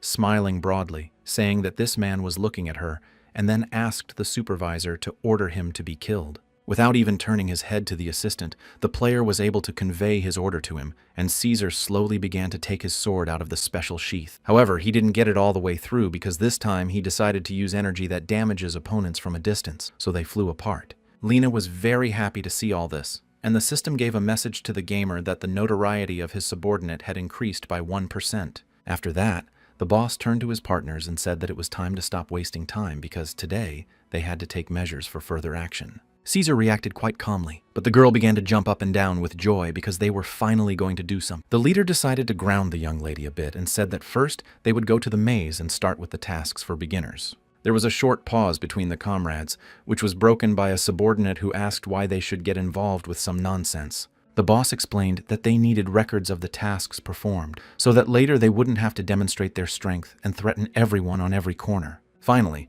the man added that they would be able to count these tasks toward a proof medal. Caesar began to smile broadly at this. But Lena was not satisfied with this, so rubbing her chin, she asked a question to find out why the task was for beginners. The assistant came up behind her and called her a stupid girl, saying that this was to finally break those who find them difficult. Watching their conversation, the manager concluded that the two were getting along well, and that this could only have happened after training together. Then the player realized that he had a great team, because Caesar has 20% power, and Lena has a spatial pouch that is always with her. The next thing the manager did was to choose a task for them in the system, and he really liked one because it gave him a lot of experience. And then he will be able to raise his level without any obstacles. This made the young man smile with satisfaction because it was just the perfect plan. After this discussion, the boss turned to his partners and said that since the task was clear, they could start working on it right away. In a matter of minutes, the three found themselves in a maze, and the system immediately warned them that if they went to the center, they would run into a wall. In this wall, there is a door that is the entrance to the labyrinth, and this giant structure was built to prevent monsters from escaping. As soon as the leader and his assistants entered the maze, they were immediately met with the bodies of the dead. Caesar said that something could have destroyed them. Stopping in his tracks, the gentleman in the black cloak began to fantasize that a giant or a minotaur or perhaps even a troll might be roaming around. This fantasy was stopped by a gamer who emphasized that if there really were such monsters, the guild would stop letting newcomers in. The subordinate smiled sadly and said it was too bad because he had a small hope of showing what he was really capable of in battle. Suddenly, Lena pointed her index finger in the opposite direction and said that goblins were sitting there and robbing people who had died during the mission. For a few seconds, they just looked at each other, and then the boss said that it looked like they were the first rivals and that their colleagues should deal with them. Caesar's eyes simply lit up with joy, and he began to slowly reach for his sword, which was behind his back, and said something terrible to the monsters. While this eloquent speaker was trying to scare the opponents, the young lady took out 2 knights with quick and sharp movements and threw them at the green creature. And they hit the creatures directly in the chest, which killed them, and the lady turned to Caesar and asked why he was playing out this theater. The gentleman in the black cloak was seriously angry because of what the lady had done, so he called her a woman and told her not to steal his loot. Then he raised his sword and looked her right in the eye and said that it was time to show her where she belonged, and this did not scare the young lady. But the manager was shocked that at the very beginning, a dispute arose between the two and that they would fight each other at the end. As soon as the two stood up to start their fight, green goblins ran at them from different directions. The first to notice this, of course, was the manager, because he not only watched his teammates fight, but also analyzed everything around him. Then he remembered how one group of adventurers talked about the difficulty of this labyrinth, and his assistants fought among themselves. Suddenly, in this duel, Lena smiled broadly, and took out several small knives and began to look closely into her opponent's eyes. And a second later, these knives flew at Caesar one after another, but did not hit him, but flew past, and for some reason, he was also smiling, not angry. This weapon hit the green goblins, who fell to the ground without signs of life, but there were also those who continued to run right at them. The manager watched what was happening in the labyrinth from behind a large stone, as he had no intention of participating. The only thing that scared him was that his assistants were now fighting with each other instead of going through the tasks for beginners. However, there was also something that made me think, because during this fight, messages popped up about monsters dying one by one. It was only after the system reported that their group had gained 78% experience that the boss began to believe in victory. When it was all over, the guy realized that the difference between him and other players was that he could use his assistants and not worry at all. As soon as they started to move on to the next task, the supervisor stopped and looked at Lena and said that she had done a good job with the order. The young lady was very amused by these words and pointed a finger at Caesar and emphasized that the boss had complimented her and had not said anything to him. The gamer decided to clarify a bit and said that he wanted to praise her at least once, but the lady should learn to work in a team. Lena said that she would try to do this in the future, and turned to her partner and said that he would deal with the next monsters himself. The subordinate listened attentively and said with a serious expression that if she broke her promise, he would take her life. The fight between the two started again, and the boss folded his arms across his chest and said that they were wasting their time. No one paid any attention to him, so the young man closed his eyes and added that if they continued in this spirit, they would not be able to move forward. Finally, he said that he wouldn't be able to hunt that way himself, and immediately Lena turned her head to the manager and happily clarified whether it was really true. Then he told the girl that he was the boss and could take the initiative, because after all, he also had to prove himself somehow during this task. After that, Caesar came up to him and asked him questions to clarify whether he was really ready for it or not. The player replied that he didn't see anything wrong with that, because Wilhelm Meyer's synchronization level was 40%. The subordinate did not like it very much, so he turned his head to the side but still agreed to his boss's decision. The only one who was happy was Lena, who raised her hand high and said with a big smile that she would finally see her boss in action. After a short pause, the girl added that she was sure that the manager was very strong and that he might have been a past master in the past. Suddenly, their attention was drawn to an old goblin who had just appeared, and then the lady pointed at him and said that now was the moment. And two subordinates began to send their boss into a fight, and the guy could not understand at what point everything turned against him. As soon as he made a few steps towards the opponent, he started thinking about how well he needed to fight to show a high level. However, when he pulled out his destructive sword, he realized that it was all nonsense because the only thing that mattered was how he looked in the eyes of his partners. He decided that a simple fight with the sword would be enough, and so in a second he tried to point it at his opponent. But then something happened that he hadn't expected. The old goblin quickly ran up to his opponent and hit him on the head with his stick. After that,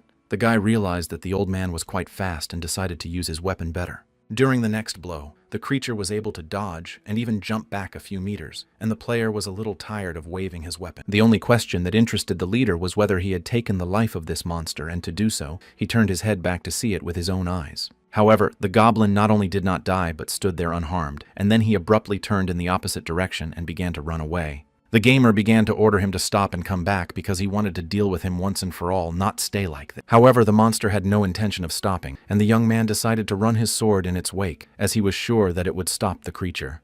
But he flew only a few meters and fell to the ground, after which the boss began to break out in a cold sweat from the excitement of how he looked in the eyes of his subordinates. The only thing left for the guy to do was to go and pick up his weapon and return to his two partners with his head bowed. As soon as he approached, Caesar said that to be honest, the leader fought quite well given his body structure. Suddenly, Lena intervened in this conversation to clarify that her subordinate had said that it was a better battle than he expected. It was immediately obvious from the boss's expression that he was very upset because he was unable to fully understand his opponent. So he turned around in the opposite direction and with his head down, turned to his assistants and told them to stop this discussion. After that, there was an awkward pause between everyone present, and everyone watched the manager walk away, but Lena decided to ask if he was sick. However, the young man did not answer, but continued to walk with his head bowed, pretending that he had not heard anything. This reaction made the young lady very angry, and she demonstrated this by loudly shouting after the boss that this was not the way to do things. In a few hours, they managed to reach the upper floors of the maze, at which point it was decided to light a fire. Since the unpleasant incident, no one has dared to speak up, but the girl has been looking at her friends strangely. Suddenly, she raised her right hand up and happily said that her name was Lena, and she was only 16 years old and therefore needed a good night's sleep. Caesar was really angry about this, so he said that the lady was silent and then clarified that she really wanted their sick boss to stay up all night. The girl asked him not to call her a girl and asked how old he was, and a player intervened and told him not to worry about it. After that, the young man turned to Lin and told him that Caesar was only 15 years old and that they would both be on guard that night. The young lady just couldn't stop her hysterical laughter because she couldn't believe that the manager's subordinate was smaller than her. Then the assistant decided to express his opinion and said that he did not care about the age of those who were younger than him, which made the interlocutor laugh a lot. The gamer was already tired of these arguments, so he menacingly told the two to shut up and not waste their energy because they would have to spend the night here. A second later, the guy turned his head to Lena and accused her of getting them lost in the maze because it is impossible for a criminal to be unable to find the way out. He went on to emphasize that people like her should be the best subclass of bandits, and the first thing she should have done was to improve her orientation. Lena smiled broadly and said that the gentleman was right, but a second later she added that she hadn't even learned anything like that and didn't even know what was needed. The player froze in surprise on the spot and then asked what the lady was studying, and she replied that she was developing stealthy penetration and the art of the criminal. The young man decided to clarify the basics of hacking orientation or enchantment. Lena answered with satisfaction that she had not studied this either. Caesar decided to say that, despite the girl, he was trying to get them to the surface in the best way possible at the time. However, when the boss remembered that moment, he realized that part of the exit was blocked only because the subordinate was swinging his sword in different directions. Lena emphasized that her partner had also failed, so she asked him to call her big sister since she was older. The gamer shouted loudly for the two to shut up and said that he had taken food for 2 days just in case, so he would be able to hold out. After a short pause, the young lady smiled broadly and said that their boss was just an incredible person and asked why he hadn't taken the card then. After these words, there was a pause among the group of people again, although everyone had a lot of thoughts, but no one dared to express them. The player was upset that he could not cope with his subordinates because they always had some contradiction to his words. Several hours had passed, and it was time for some to rest and for others to stand guard, and the leader himself had to do it. Of course, the guy was angry because he believes that he was forced to do it, but according to all the rules, he is the boss and should not be guarding his assistants. The guy hasn't slept properly for a few days, and because of this, his skill level may begin to decline, so he needs to get out of the maze immediately. Suddenly, his attention was drawn to the white blanket under which Lena was supposed to be resting, but she was not there, and the manager wondered where she could have gone. Then I remembered how the young lady said that her growing body needed a good night's sleep and she probably hid to avoid being on duty. These reflections were interrupted by a lady who appeared suddenly from the right side and frightened the manager, who was standing calmly and not touching anyone. Lena, smiling sincerely, emphasized that the boss protects them despite his illness, and complimented him on his bravery. Then the girl recalled the moment when she got angry with the boss and said that she probably went a little overboard at that moment. Then Lena began to reach out to her boss's face, saying that she was so worried about him at the time. A second later, the young lady dodged and added that she was so ashamed that she decided to rectify the situation and teach him a skill. After these words, the system immediately displayed a message that the criminal Lena wanted to teach the boss a new skill. The gamer even liked this idea, but the only thing that worried him was that it required a high level of sympathy or loyalty. However, such a chance is very rare, especially when it comes to NPCs,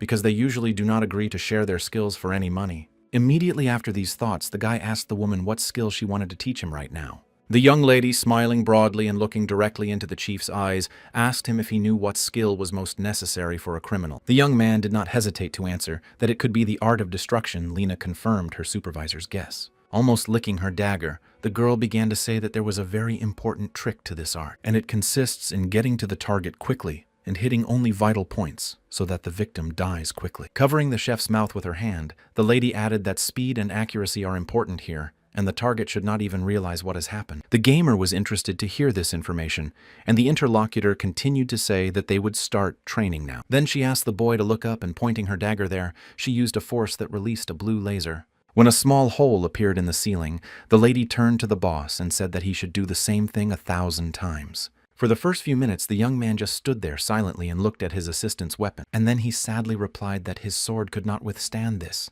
and the thought flashed through his mind that he did not even realize what had happened. Lena pushed the sword into the chief's hands and explained that there was no need to hit with all your might, just to improve the accuracy of the execution.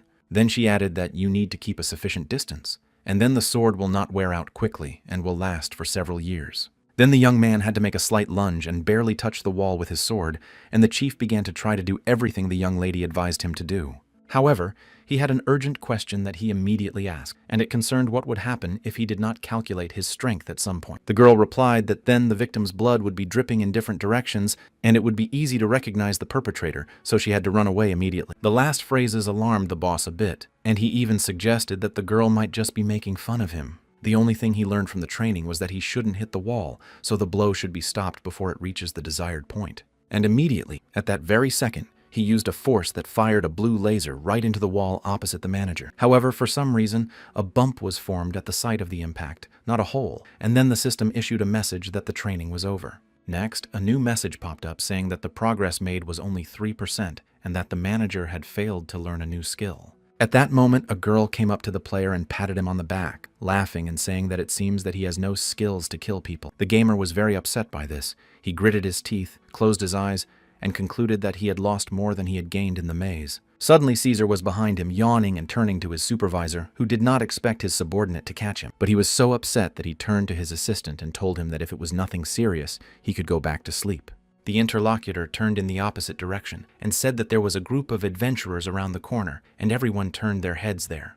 When the two guys noticed the three standing a few meters away and looking at them, they were a little alarmed. It's because the boss and his assistant's eyes glowed red, and Caesar looks very scary. The adventurers turned in 1 second in the direction they came from and began to run away quickly. The leader shouted after them where they were running. The gamers intend to learn from them the way to get out of this place, but the system gives a message about a new task to catch the adventurers. The guys who were fleeing at that time managed to talk to each other about the fact that this 3 men had destroyed all the passages in the maze, so they could be dangerous. The leader realized that they were their only chance to get out of here, so he turned to Caesar and told him to catch the boys without blinking an eye. The subordinate listened attentively to the order and replied that the boss could count on him because he intended to do everything as best and as quickly as possible. As soon as he said this, the man pushed off the ground with 1 foot and began to move quickly in the direction where the adventurers were fleeing.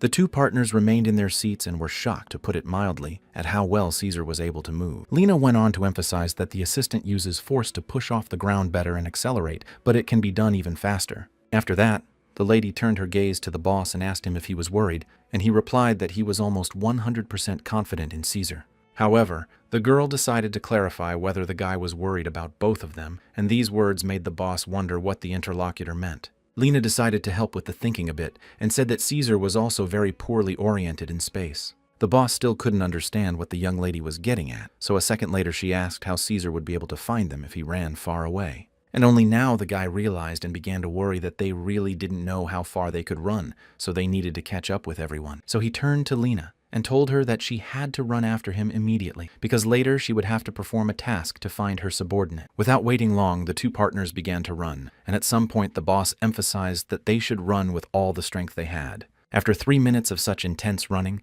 the two were forced to stop for a rest, where the manager simply could not properly clean himself up. When Lena watched all this, she said that the boss really has some kind of illness that can cause his heart to stop from overwork. Rising to his feet, the young man replied that he would not die. These words, without any evidence, convinced the girl of this, so she did not go into details. Looking forward, the young lady folded her arms across her chest and said that then they could only hope that the subordinate would still be able to find them. Immediately after these words, the system issued a message that Caesar had managed to catch up with the fleeing adventurers. The manager was happy and said that when you need to work with your hands and not your head, there is no equal to your subordinate, so you don't have to worry. Lena decided to ground her interlocutor a bit, so she said that if they failed to find this psycho, it would be the end of them. Then the leader said that the adventurers should know the way well, so maybe they could tell Caesar where to go. The young lady just could not contain her emotions of joy, so she began to smile broadly, and the young man could not understand the reason for such joy. Turning slightly in the opposite direction, he addressed the lady by name and asked what she would do once they got out of here.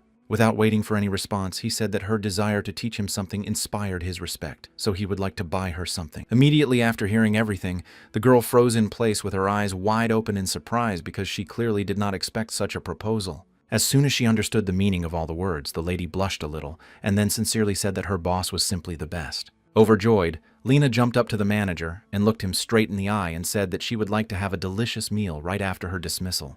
At first, the gentleman did not know how to react to this, because a high-level criminal of the criminal guild was just asking for food instead of something big. So he agreed to fulfill her wish as soon as they got out of the maze, and he felt sorry for the girl because of the way she lived. Then he tried to smile sweetly and finally added that he would buy his interlocutor a whole bunch of delicious dishes that she wanted. After that, the young man said that Caesar needed some time to return and offered to do something useful for them. However, they were not able to start because the system gave a red message that the assistant had destroyed one adventurer. This news made the boss very angry, and his eyes glowed red because there was a problem here too. Suddenly, these thoughts and anger were interrupted by Lena, who pointed forward with her index finger and said that there were more adventurers. This time, the group of players consisted of 3 members, including a blonde girl, a guy in a metal outfit, and a guy with a shield.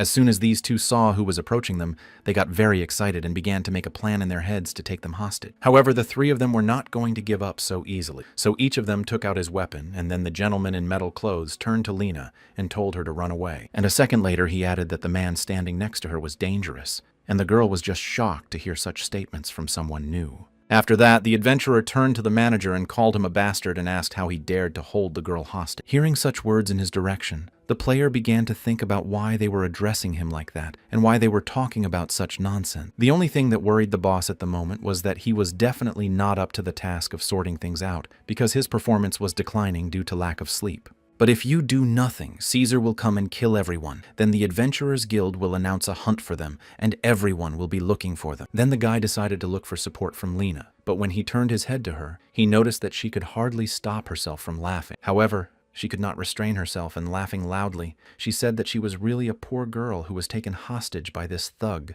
Immediately after the words were spoken, an arrow flew near their heads, which scared the couple and made Lena think a little. As it turned out, this arrow was launched by an adventurous young lady who was still standing in a pose for a shot and addressed the leader and said to let the lady go. The assistant manager was very amused by the whole situation, and the 3 adventurers decided to attack the offender in order to save the girl. One of the boys launched his dagger, but it did not hit the target because Lena was able to push the player back a few meters in time. The gentleman in metal clothes was surprised to see someone dodging weapons like that, so he said he had never seen anyone dodge weapons like that before, so he had to be ready for anything. Suddenly, one of the adventurers said that they could not defeat this opponent because their luck had turned away from them as soon as they entered the maze. A second later, he added that he had once promised his comrades that he would fight with them to the last, so he would even lie down in pigtails but would not abandon them. Then the man in metal clothes turned to the girl Carly and said that he had fallen in love with her at their first meeting. Hearing this confession, the lady was shocked. Then a blush appeared on her cheeks, and finally she told him to repeat it when they returned. The chief was a little alarmed by what was happening, and a strange thought flashed through his mind that the 3 of them were acting as if they were filming a drama. As soon as the smile disappeared from Lena's face, she said that she had had enough fun and suggested that the manager destroy these adventurers. The player did not want to take someone's life, but he did not fully know what to do in this case. Then the system gave a red message that Caesar had also destroyed the second adventurer, and that the leader would get some experience as a group member for this. Immediately after that, another notification appeared that a new level had begun, and a class skill called the Chef's Spirit was available to the player. The guy's face changed dramatically because he clearly liked this update and mentally said that it was exactly what he needed. When the young lady saw the expression on the head's face, she emphasized that it looked like he was killing 50 people every day.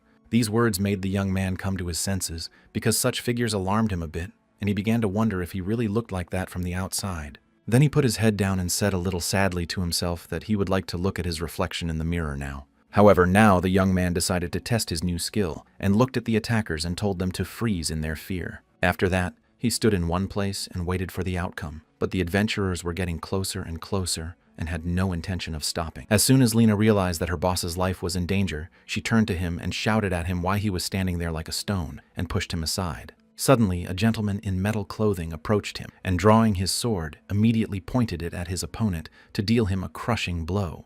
But it flew a few meters away from the head of the manager and froze in the same position, and at that moment the guy was covered in cold sweat from fear. However, when he came to a little bit of consciousness, he noticed that his attackers were standing in front of him, almost motionless, and looking forward with wide eyes.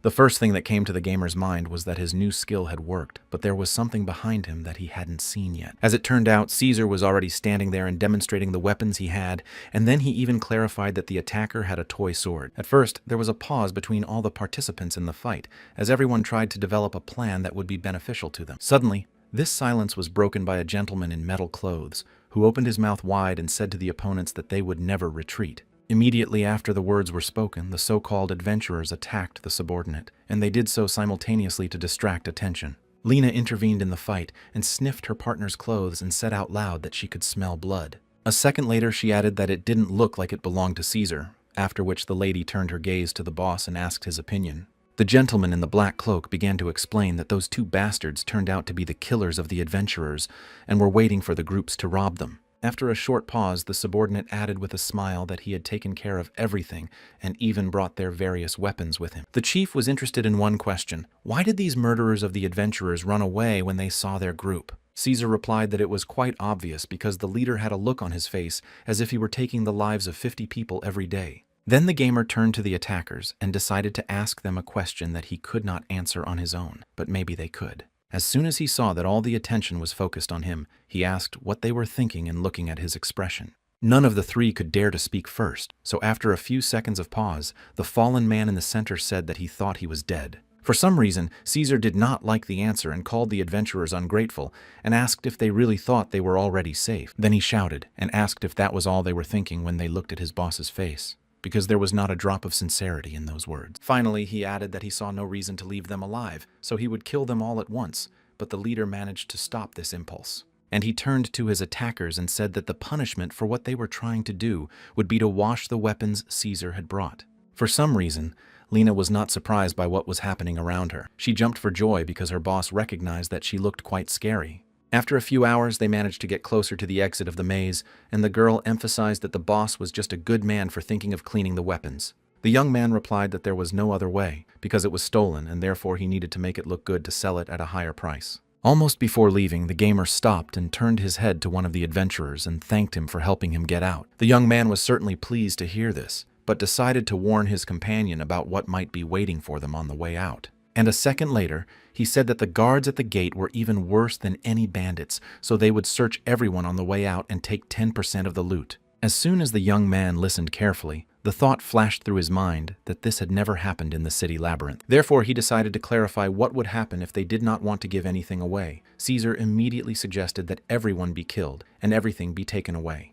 The boss didn't like it, but Lena decided to express her opinion, and so she said that they could use her beauty. The manager told them both to shut up and then turned to the bandit and said that he would go first to see what would happen to him. As soon as the young man approached the guards, he asked to be let through without being searched because he had found the adventurers' killers and wanted to inform the authorities. At first, the guards thought about it, but then immediately let the young man through, telling him to go immediately and report everything he knew. All those present began to pass through the gate, and the system issued a message that they were leaving the maze. Caesar immediately sensed something wrong with this, so he said that they had been told earlier that the guards at the exit would have to give 10%.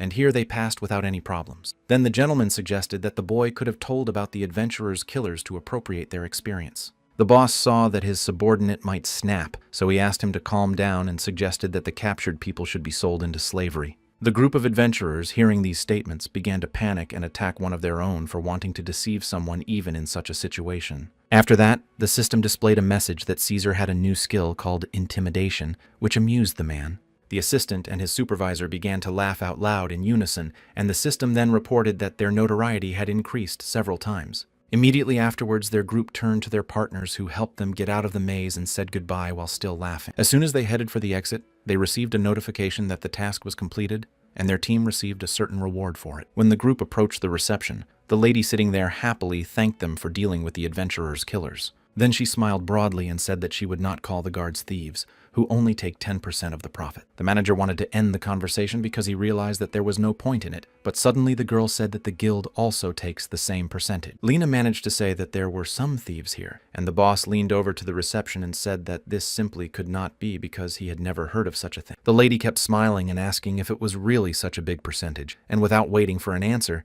she said she had a good offer. A second later, she said in a more serious tone that she could become their confidant, which made the young man think for a few minutes. The young lady went on to say that her name was Errol, and that she believed adventurers should help each other in any situation. Late in the evening, in one of the churches in the town, the Holy Father held a strange service based on the word "end of everything on earth." A few minutes later, the man raised both hands in the air and shouted that the end would rule all living things on this earth. Suddenly, a powerful explosion occurred behind him, forcing him to stop and slowly turn his head to see who had done it. As soon as the dust settled, Caesar entered the church, and you could see on his face that he was not happy and even irritated. To put it mildly, the gentleman was shocked because he froze in place in the same position and could not understand what this man wanted in the middle of the night. The boss's subordinate stopped and turned to the priest angrily, but did not say anything further, and began to maintain an incomprehensible pause. Then the gentleman decided to ask himself what the guest needed from him and if he could help him in any way, and tell him about it. Immediately after this question, a man in a black cloak opened his mouth and eyes wide and shouted loudly that his boss was very seriously ill. A few hours ago, a group of 3 people were in a luxury hotel to make a plan of action. As soon as they entered the hotel lobby,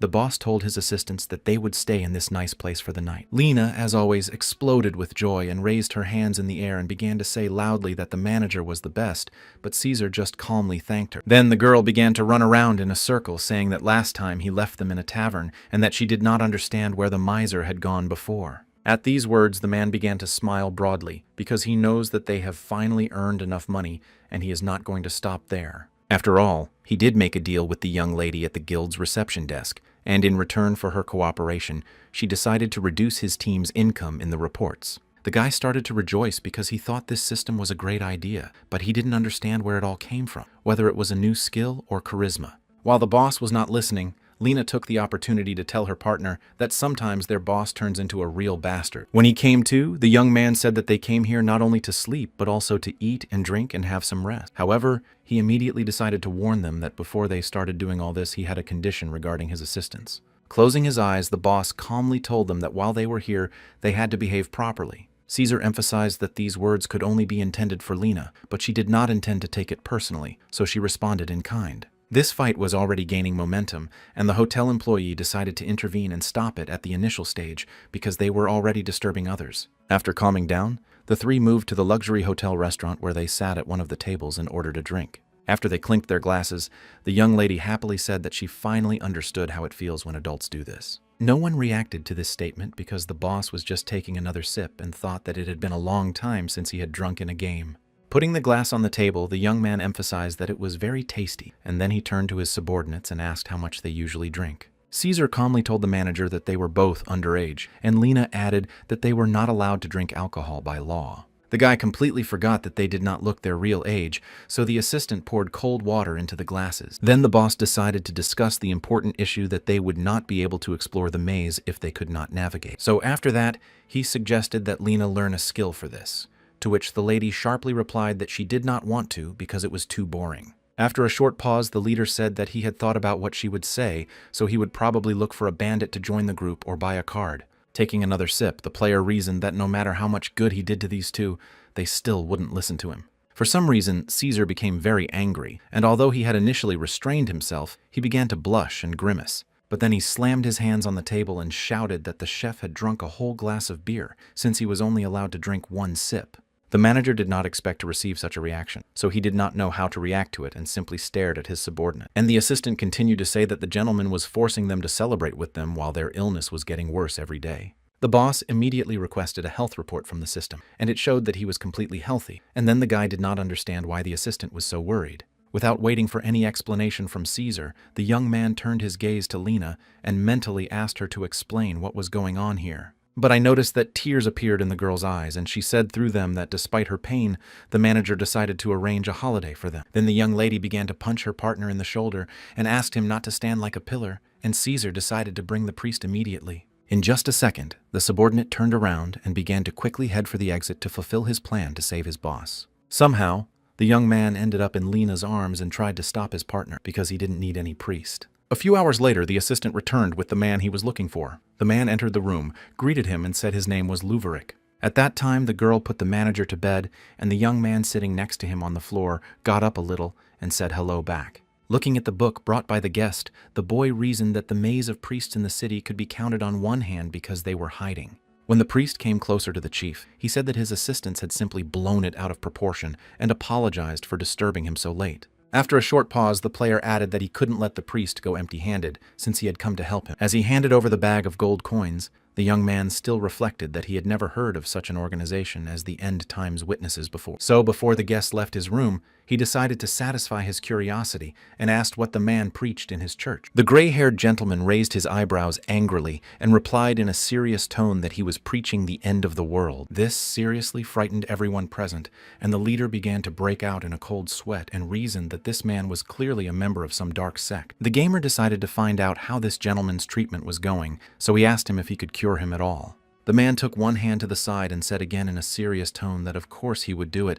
and therefore cut off the infected part of his body. And after a short pause, the man's eyes lit up with a red light, and he added that you cannot run away from the end with the help of illness. Out loud, the chief replied that these words sounded suspicious, and the thought flashed through his mind that this priest simply wanted to take his life. The priest began to explain that something would have to be done anyway, because he was informed that the gentleman was on the verge of death. The manager replied that it was a misunderstanding because he had only had a glass of beer and therefore decided to refuse the guest's services. As soon as the man received the bag of coins, he began to loudly address the representative of the End and said that this was the first time he had been paid for his work. Then, tears of joy appeared in the priest's eyes, and he said that he could not leave so easily, but he did not know how he could thank these people. And immediately after that, he began to read some strange prayer, which was not very popular with all those present, because the guest had a terrible timbre of voice. The player did not know what to do, so he opened his mouth wide, but did not shout, but only thought in his head that this gentleman allowed himself to do this. In a few seconds, the guest's expression changed dramatically. His eyes became like glass, and he opened his mouth wide and shouted that he was about to perform the end-of-life ritual. Then the guest opened the book he had brought with him and raised his right hand up and shouted that he, as a servant of the End, ordered the disease to disappear. Immediately after that, lightning appeared in the sky, and a loud sound of thunder was heard, and the manager was frightened by what was happening in the room. Then the priest pointed his finger at the patient, and a red light began to glow from its end, and his expression became very scary. Again, lightning appeared in the sky, from which the boss closed his eyes and began to think fearfully that he did not want to die in this room at this level of the game. However, in a few minutes the young man opened his eyes and looked at the priest, and realized that nothing had really happened. Caesar was not pleased with this spell, so he came close to the guest and angrily said what he had done because nothing had changed. The priest kept his gaze fixed on one point and asked everyone present to look out the window in a serious but calm tone. The trio immediately rushed to the window to see what could have happened there, and as soon as they got there, they noticed one man lying on the ground. A few minutes later, the group turned to face the priest, and the chief decided to find out what the intention of the young man who was now lying down was. The guest asked everyone to move away from the window and jumped through it without even opening it, and the glass particles flew in different directions. As soon as he landed, all the people who had gathered near the body began to look cautiously at the man who had jumped out of the window and remained unharmed. When the priest approached the victim, he put 2 fingers to his neck and, without feeling a pulse, realized that the young man was already without signs of life. The manager, looking out the window, began to break out in a cold sweat from excitement, and the thought flashed through his mind that this gentleman was sick to his stomach. Suddenly, Caesar was behind him, and he turned to his boss and asked him to deal with the situation, but did not wait for permission. He jumped through the window and in a few seconds landed in the same place as the priest. Looking directly into the guest's eyes, the assistant emphasized that he was conjuring as well as shouting, but it definitely did not look like healing. Then the priest clenched one hand into a fist and smiled broadly, saying that his ritual reduces the life force until the disease dies. After a short pause, the subordinate emphasized that the man had made a lot of noise and that he could cause his boss a lot of problems. Then the gamer continued to watch everything through the windows, and when he heard these conversations about rituals, the young man thought that in this case he could have died. The priest calmly turned his head to his interlocutor and, holding his book open, asked if the man had decided to threaten the clan. Caesar, as soon as the player realized that these two decided to fight, he almost fell out of the window, as he was shocked because he didn't want such attention to them. The priest continued to speak to Caesar in a calm tone, asking him how he had allowed himself to threaten a gentleman who was performing a sacred duty. The assistant decided that it was time to end these conversations, and so he swung his sword at the opponent who had used the sacred power. The chef froze in his tracks with wide-open eyes, surprised that the guest was so strong and managed to block Caesar's punch. This also surprised the subordinate, because in his experience,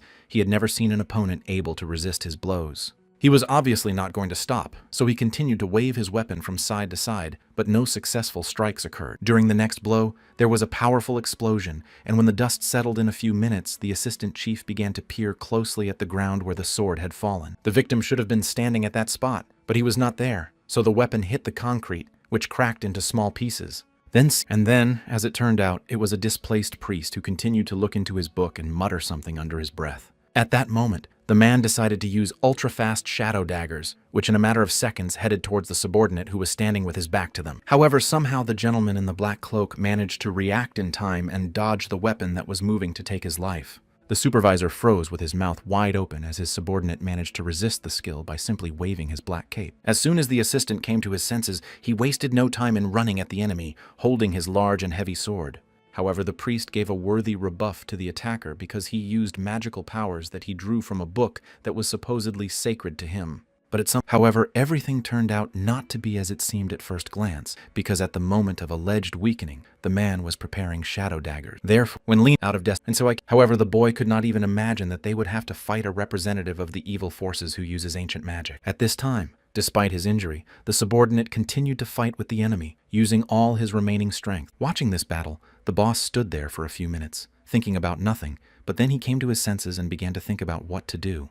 He then suggested that he would send Lena to help, but this would not change the situation, because the priest has a barrier against physical attacks. The problem is that they have very little time left, because one of the daggers is aimed at Caesar's very important vital organ. The guest continued to read the magic spell, and the player suggested that they needed to do something to disrupt the spell. So the guy opened his mouth wide and shouted loudly for everyone to run away because the guards were approaching them, because he couldn't think of anything else. Of course, these words caught the priest's attention, and he even turned his gaze to the person who said them and stopped reading for a few seconds. However, as soon as he realized that he was speaking to them, he began to act and tried to stab his opponent with his dagger, but he failed.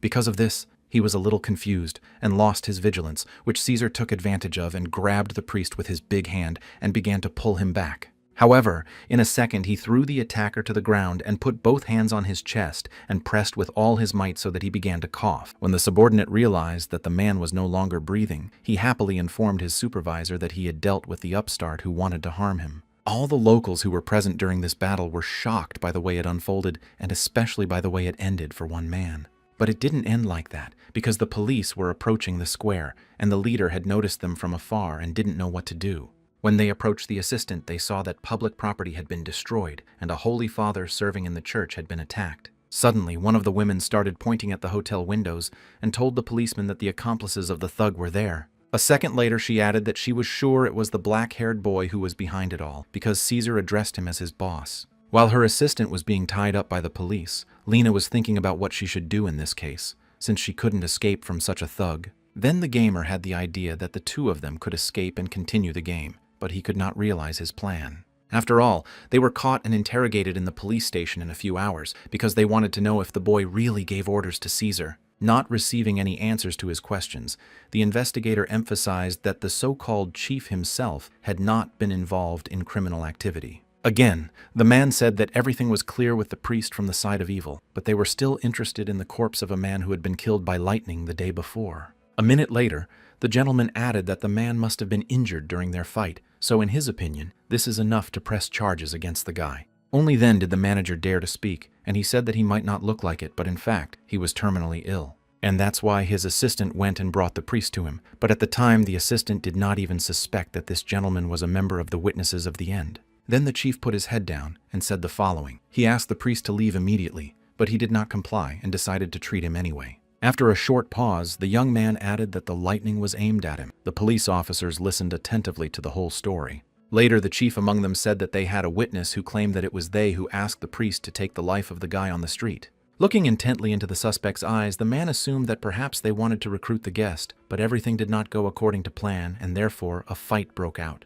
Inside, the gamer was already unglued, because after these words he realized that this was a rather logical solution, but in reality it was not so. In order to recover a little and understand what to do next, the guy closed his eyes because he already realized that the police were sure of their guilt. At that moment he saw an image of Lena standing behind bars, crying bitterly, asking the boss about their demonic army. The young man concluded that if they did not find someone who would prove their innocence, they would have to postpone the game for a while.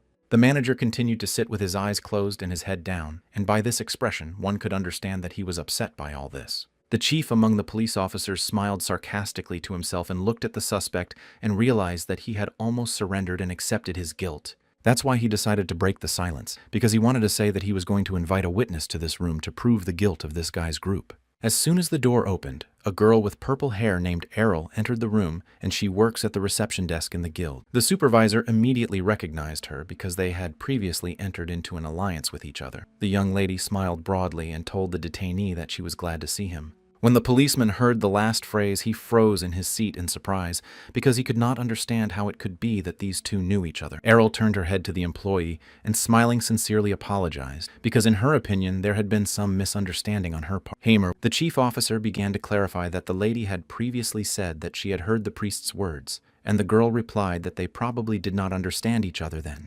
Then, the lady turned her attention to the detainee and said that he and his men had helped to catch the adventurer's killers, and she had personally written a report about it. After that, Errol turned her gaze to the policeman and asked him if he really thought that such a person would hang around with witnesses to the end. When she did not receive an answer, she squinted her eyes and clarified that the gentleman really just wanted to accuse the person to increase the percentage of solving cases. The investigator became seriously angry because of this. He gritted his teeth, blushed sharply, and turned to face the girl, pounding his fist on the table. And the leader was smiling broadly with joy because he clearly understood that they were just lucky today and that they would soon all be free. A few hours later, all charges were dropped against Wilhelm Meyer and his group, and they were released from the police station. Then the system told the boss that they would receive 50 gold coins to cover medical expenses, and the guy started laughing happily. A second later, she added that she was happy to help them. Wilhelm, looking into the eyes of the interlocutor, also thanked her for saving him and said that he would pay for it. At these words, Errol's eyes glowed purple, and she playfully said that the gentleman would definitely become a special member of their guild. Then the girl jumped up and said that it was her day off, so they would see each other later. Lena went up to the boss and asked if he had seen Errol's expression. Wilhelm stood there upset because he hadn't slept well and hadn't even been able to rest properly. A second later, the guy was already shouting at the top of his lungs that he was very tired, and the assistant who was standing next to him analyzed this behavior of the manager. A few hours later, the trio found themselves in the Church of the Order of Healers, where Wilhelm was immediately placed on a hard bed and a damp cloth was placed over his eyes. When one of the guys started to use magic to cure the guest, he suddenly stopped because he was not succeeding and was surprised. My partner said that in his opinion it was also strange, because usually the severity of the disease is manifested by the expenditure of divine power. After a short pause, the priest suggested that perhaps a high-level spell was cast on the gentleman that could not be broken by a priest in training. The player gently lifted the rag and looked at his doctors with one eye, thinking that he could not even see anything. Then the boy began to recall how a few minutes ago Caesar took him in his arms and quickly ran to this place without even stopping. At this time, however, Caesar didn't even want to hear about it because he was sure that his boss was sick and needed to be cured at all costs. After a few minutes of the procedure, the priest froze in surprise and then said out loud that this simply could not be. Caesar, of course, was seriously frightened by these words, and he turned to the priest and asked him what he meant by saying such words. When he did not receive a quick answer, the gentleman in the black cloak approached the church minister and demanded more explanations of his word. The young man who tried to cure the allegedly sick man was frightened by the tone of the interlocutor and replied that he was not sure yet and asked for a little more time. The subordinate was even more enraged by the request for additional time, so he grabbed the priest's shirt and reminded him that the manager had a high-level curse. Then the assistant opened his eyes wide with rage and said menacingly that he had no time for any excuses, so he asked to bring the best priest. Caesar then asked if the young man had heard about what had happened to their fellow witnesses at the end, and after a short pause added that he would do the same to them. Suddenly, when the subordinate turned his gaze to the man who had just entered and looked at him carefully, he asked him who he was and why he had come. However, a few minutes later, she froze in place with her eyes wide open in amazement, as she could not believe that this was even possible. Therefore, When she returned to Caesar, she first told him that her name was Elaine, and she was a middle-level priest. The manager opened his right eye a little bit to not only hear, but also see what this newcomer had to say about his health. And then the lady said in a second that the man's curse was so strong that even she could not see him or feel him in any way. And finally she added that this was the most powerful curse that could be. And these words frightened the assistants, and Lena even began to shed tears. When the priests saw this, they did not understand why this severe disease affects only the facial expression, and realized that their lives would change. Lena, in despair, slapped Caesar on the shoulder and asked him to do at least something, to which he replied that he would have to call a higher priest. As Elaine was about to leave the room, Wilhelm approached her and asked if he could talk to her for a few minutes. When the girl stopped, she turned her head to the man who was not addressing her, and after a second he added that he wanted to discuss his illness in private. The young lady naturally agreed, and so she led the interlocutor to her personal library, where she seated him in a chair opposite her. The chief looked down and replied in a calm tone that, speaking of curses, he did not really want to disturb the high priest.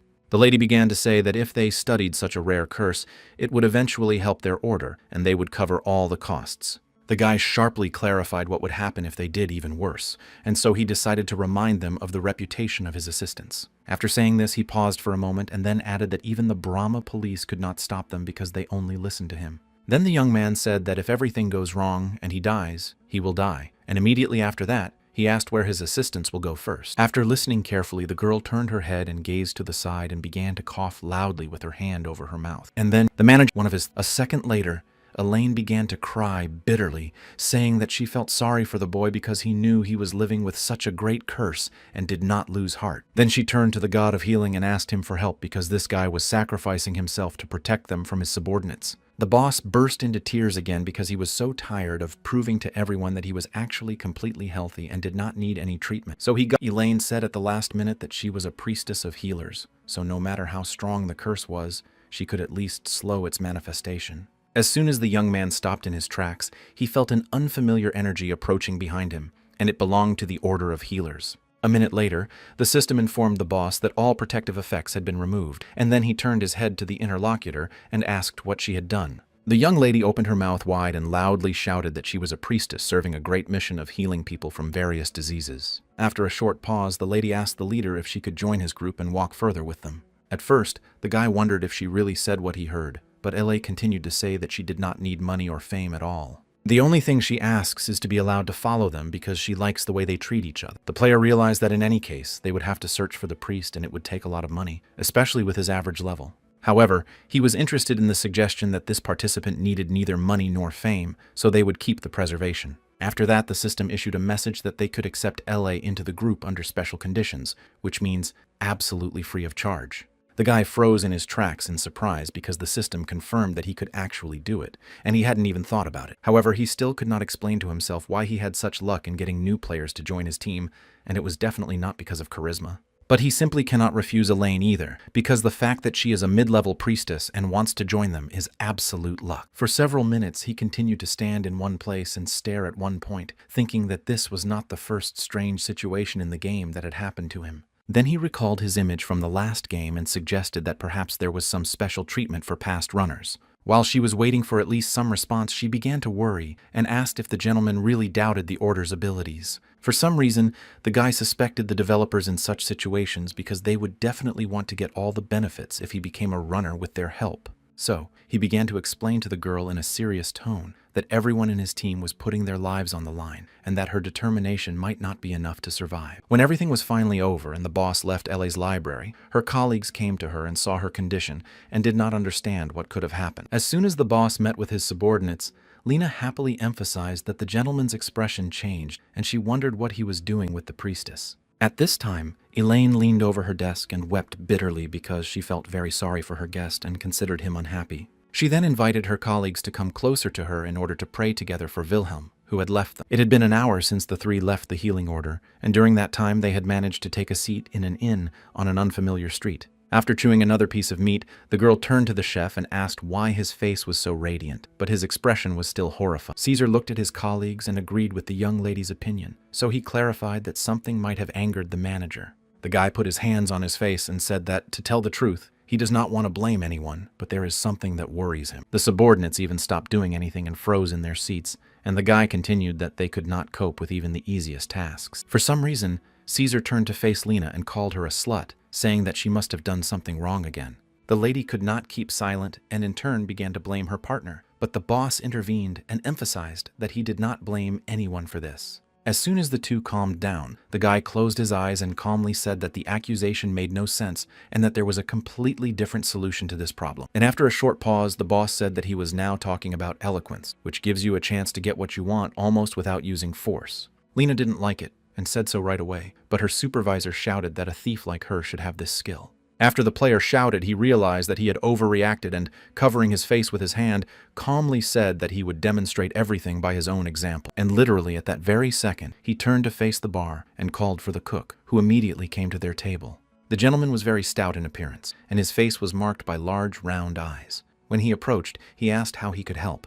The manager asked the man to look at their table and see the large number of dishes his team had ordered for dinner. The kitchen worker emphasized that it really wasn't a small meal, and then the chef said that thanks to them, they made quite a good profit today. After that, the system gave a message that eloquence was activated, so the guy asked if they could count on bonuses. The subordinates froze in their seats in amazement, for they had never heard their master so beautifully lure people out of any benefit for himself. The cook stood silently for a few seconds because he needed to think about it, and then he said that of course he could arrange it. And literally a second later, he announced that he would bring everyone a glass of wine at the expense of the establishment. His subordinates were shocked by this development, to put it mildly. After that, Wilhelm turned his head to his partners and emphasized that this method can be used to get the things you need without using force. Suddenly, Caesar loudly put his hand on the table, which attracted the cook's attention, and then began to say that this eloquence would open up new opportunities. Then the gentleman in the black cloak said that he understood everything the chef was saying and turned to the cook and emphasized that he must have misunderstood.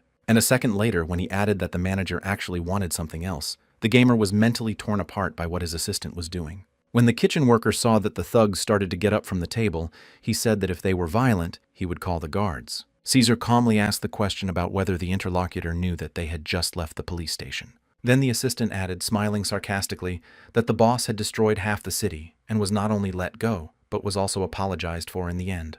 Wilhelm was simply beside himself with rage in his mind, because first of all, he was angry with his assistant, and secondly, it was not really so. After a short pause, the cook asked if the gentleman was from some criminal organization he hadn't even heard of. Then the man gritted his teeth strangely and said that it seemed they had come here for a reason, because they knew how important this tavern was to other organizations. As soon as the gentleman spoke the last word, men holding various weapons began to appear from the ceiling and other walls of the room. The chef asked the guests to show their true colors, and the manager got to his feet and was disappointed that there would be another fight. Caesar, on the contrary, was pleased with this, so he raised his sword up and emphasized that with the help of eloquence, you can get whatever you want. Swinging his sword, the assistant gleefully announced that he was taking over the entire tavern. Lena, who was standing on the side supporting her partner because she wanted it so much. Suddenly, the system issued a notification that the guests had encountered a secret group that was hiding in the establishment at the time.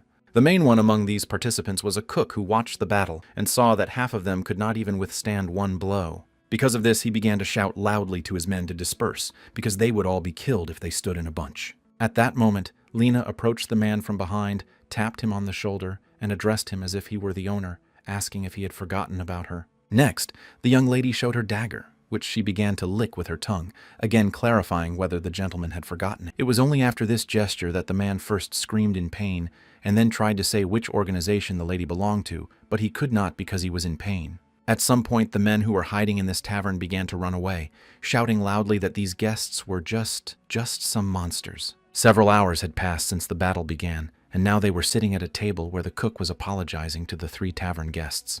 The man went on to say that one could guess how cruel the manager was by his face and blamed himself a bit for not realizing it right away. Wilhelm addressed the hostages and emphasized that it was too late to regret anything, so they should not waste time on it. Then the young man pointed his index finger at his assistant Lena and asked how men could know her, while the lady smiled broadly. The so-called cook replied that he knew the lady because she was a member of their organization and was considered a first-class criminal. Once she personally destroyed one of their units and disappeared, and since then the rest of the organization has been hunting her. The boss was a little scared by these words because he clearly did not expect that someone was looking for Lena, and the girl was very happy about it. It was only now that Wilhelm realized that all this time a criminal organization was on their heels, wanting to get rid of his former colleague. And from this, we can conclude that they are also considered criminals by everyone, which is why they were treated so strangely even during the first communication.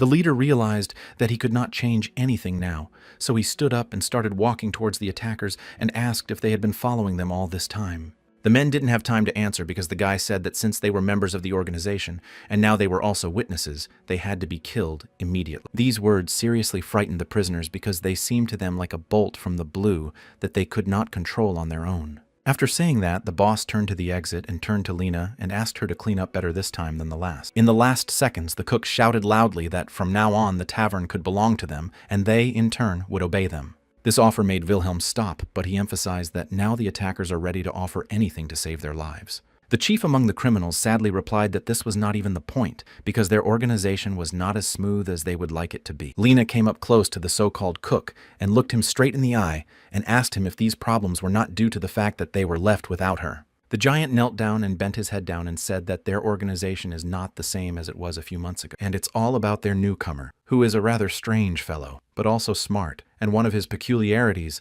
is that he has a snake's tongue. As soon as he arrived, he immediately proposed a new business plan to the CEO, and his idea eventually began to bring in some profit. However, because of this, their tavern, the Den of Freedom, was not in the best position, as it eventually stopped generating any income. Then the chief of the attackers shed a small tear and said that they were already in a bad light because of security problems and now new difficulties were added. Having calmed down a bit, the man added that according to rumors, they knew that the young man started out as an ordinary thief who stole on the streets of the town. And finally, the gentleman looked directly at the manager and said that under his leadership, they would achieve great things. Not hearing a word in response, the chef continued to say that with their strength and the charismatic face of the chef, they could reach the top. At this time, Lena raised her dagger above the interlocutor's head and told him to shut up because the boss doesn't like people talking so much. However, she did not have time to do anything because Wilhelm ordered her to stop and said that he wanted to accept the attacker's offer. The girl was seriously angry and began to say that these criminals would sell them at the first opportunity they had. The chief calmly said that they would not do that because if the organization found out that they had failed to stop them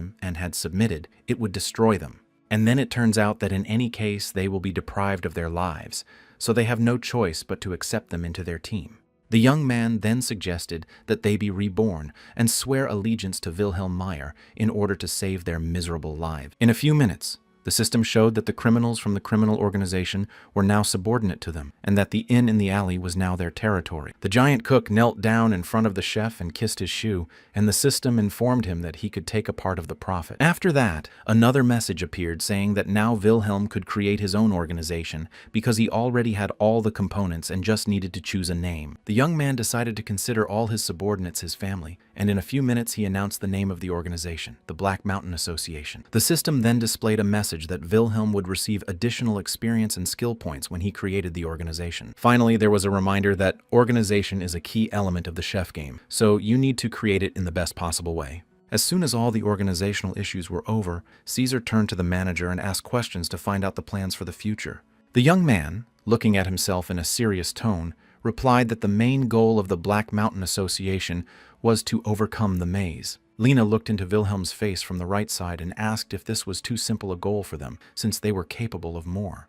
The boss had to clarify things further and said that power and income are also important, but he personally looks for much more than that. After all, the labyrinth is teeming with powerful monsters, and no one has ever managed to match their strength. After saying this, he clenched his hands into fists and raised them up, smiled broadly, and said he was ready to fight the strongest of monsters. The boy was so enthusiastic about his words that he called everyone to run forward, but only Caesar and Lena joined him. The men who had just joined the group froze in their seats in amazement because they did not understand what they were supposed to do now. At the same time, in the eastern part of the city, in the thickets, the boy was reading a newspaper with news that someone had seized an entire tavern in half a day. It turned out that he was reading the news for a man with long black hair who was sitting on a chair. The young man suggested that a new organization could have done it. This large and broad-shouldered gentleman's name was Thomas, and after hearing this, he quickly rose to his feet and said seriously that it was time for him to intervene. At this time, Wilhelm told his assistants that he did not care about any titles that could be obtained during the maze. Looking down on the city from the highest point, the young man spread his arms to the side and said that he just wanted to become the best and go through the maze himself. The system decided to summarize everything the guy said, so it displayed a message about the association's goals and a list of intentions. Further, the new message said that the notoriety of the criminals who sided with the chief would be added to the one the group already had. One of his colleagues came up to the so-called cook and frightenedly began to say that they had managed to get out of the situation, but what they should do next. The man replied that it seemed the boy already knew about everything, and that he also heard rumors that the young man had hired a damn monster to protect him. And while this boy was walking the streets of the city with the sheet, looking for something, a policeman noticed him and ordered him to stop. When the police officer approached the young man, he asked him if he didn't know that since recently, it was forbidden to carry large weapons on the street. After listening carefully, the blond boy asked why they had adopted such rules, since this had never happened before. The policeman remembered the images of Wilhelm and his assistants, and so he said that there were some people here who were destroying everything around them. The man added that these newcomers were released after being detained and that their leader is a member of the Adventurers Guild, so it's not so clear. It is precisely because of such situations that we have to take extra precautions to prevent such cases from happening. And after that, the policeman said that he was sorry, but the guy's partner had to hand over all the weapons he had. The young man continued to hold the sheet in his hands, and without thinking about the meaning of all the words he heard, he smiled broadly and agreed to these rules. However, when he turned his gaze to Mr. Thomas, his face immediately changed, as he realized that his confirmation had made him seriously angry. In 1 second, the man drew his sword back and began to swing hard at the policeman because he was not going to follow the rules. When Wilhelm's group arrived at the central square, the system informed them that their notoriety had exceeded the limit of 1,000. And this happens because the actions of all members of the organization affect this value. And if it is large, they move to another level of crime. However, there is one significant disadvantage. They become the target of other serious organizations, and the manager has already begun to catch slanted glances. Lena also noticed strange looks at them, but she didn't understand why they attracted the attention of people around them, but she even liked it. The bosses think that since they have such attention from the very beginning, they can quickly develop the organization and bathe in gold. Looking at his subordinates, the guy realized that they also like it, so in time, he will be able to control these stupid people without any problems. Suddenly, a memory from the last game came to him, where he witnessed the failure of Rodrigo Eldrigo, who was killed by one of the monsters. Upon returning to the real world, the executive decided to stay in the city for a while and postpone conquering the maze for later. However, his thoughts kept him busy, and he gritted his teeth and said to himself that he was talking out of turn because he wanted to do better than that guy. So, turning his head first to Lena, the chief said that their Dark Mountain Association would conquer the maze despite any obstacles. Then he turned his gaze to Caesar and added that they were on a one-way road, and it was going straight to hell, right into their fears. Then the young man turned his gaze forward, paused, looked at the people walking on the square, and added that only a miracle could save them. He turned to his assistants again and asked in a serious tone whether they were ready to go through all this with him and create this miracle. Caesar, folding his arms across his chest, clearly answered that he did not, and the girl gently replied that she was not going to fulfill this strange request. Lena then emphasized loudly that this was too much, because even if the gentleman became a big shot, he could not be covered up so immediately. The subordinate added that they certainly understand their boss, but the game has just begun and there is no reason to rush into anything. The guy could not understand when these two became so rational and turned around and sadly replied that maybe it was not the right time. Caesar offered to finish all the business with the organization first, and the manager replied that he needed to buy a map with the maze's layout first. Suddenly, the system issued a red alert, and a second later, a new notification appeared that their inn had been attacked. In just a few minutes, the attackers managed to deal with all the men present in the room and even make a little bit of a mess. As it turned out, the attackers were a little boy and his bodyguard, Thomas. The young man approached the main man and emphasized that he wanted to come earlier. The so-called cook asked the interlocutor where he was going in such a hurry and whether he was acting without any permission from his organization. The young man, holding his head, looked down and emphasized that the head of the group of criminals was very smart to have guessed his intentions. The man smiled broadly and said that one shouldn't expect anything else from a child. All these are very obvious things. After that, the man raised his eyebrows in anger and added that the boy could have lured the three culprits out and dealt with them, but he chose a different path. Without even giving me a chance to answer, the cook continued to say that the guy, just like Wilhelm, was always leading some thug around. The blond young man was enraged by this comparison, and you could see it in the way his expression changed from angry to menacing. Having mastered his emotions, the boy turned to Mr. Thomas and told him that this chief among the criminals was a traitor to his comrades. Having carefully listened to this information, the large, black-haired man paused for a few seconds because he wanted to carefully analyze what he had heard. Suddenly, tears began to pour from his eyes, and he quickly jumped to his feet, swung his weapon, and moved directly toward the traitor. However, he was unable to strike because Caesar appeared in the room at that moment and prevented this from happening by throwing the weapon in the opposite direction. The partner did not expect that anything could become an obstacle at all, so this development made him freeze and hardly move. The reaction of the young man who came with him was even brighter. He opened his mouth wide and began to shout loudly throughout the room because of who he saw. Then his whole body began to shake with fear. Caesar turned his head back and noticed the young man and addressed him as if they had known each other for a long time. The boy decided not to despair and pointed his index finger at the guest and emphasized that he had guessed that it was they who had stolen his gold. After these words, the subordinate realized that he just thought he recognized this guy, but in fact, he was seeing him for the first time. As soon as the young man heard these words, he began to laugh out loud, saying how could the man forget him, since not much time had passed since their meeting, despite the fact that it was so terrible that the young man will never be able to forget it, no matter how much he wants to. So he decided to remind Caesar that he had tied it to his sword and carried it through the streets of the town in front of everyone who was there. It took the gentleman in the black cloak a little while to remember anything, so he tried to look at the young man's face more and more. And in just a few seconds, the memory of how this boy robbed his boss and humiliated him to a great extent came to him. The interlocutor confirmed that it was him, and at that moment Wilhelm and a second assistant named Lena entered the room. Hearing a familiar voice, the young man cautiously turned his head back with his mouth wide open to see if it was the one he was thinking of. As soon as the manager and this pickpocket met his eyes, the man immediately recognized his first offender in this game. At this point, Mr. Thomas decided not to waste the opportunity while everyone was busy, so he used magic and started moving towards Caesar. No matter how busy Wilhelm was, he managed to see this bad intention and began to call out loudly to his assistant to draw him to the danger. However, it was too late to react, so when the attacker touched Caesar with his hands, they began to walk back together. But Mr. Thomas used more force in the last seconds and was able to push his opponent out into the street through a brick wall. An opening was formed in this wall that corresponded to the physique of the subordinate, who was sitting against the next wall with his head and eyes on the ground. At this time, the people who remained in the room began to look at the place where, a few minutes ago, there was a price and an intact wall. Suddenly, the boy began to laugh loudly to attract attention, and when everyone started looking at him, he said that he had a strong subordinate. Wilhelm sadly tilted his head down, but Lena, on the contrary, did not know this attacker, and therefore did not understand what reasons they had to hate each other. Then the boss gathered his thoughts and looked directly at the interlocutor and emphasized that he had thoroughly destroyed the base of his association. But a second later, the manager exploded with emotion and wanted to attack the boy right then and there, but Lena managed to catch him. While the girl was holding her boss's hands, he was trying to viciously prove that his Caesar was stronger than such blows,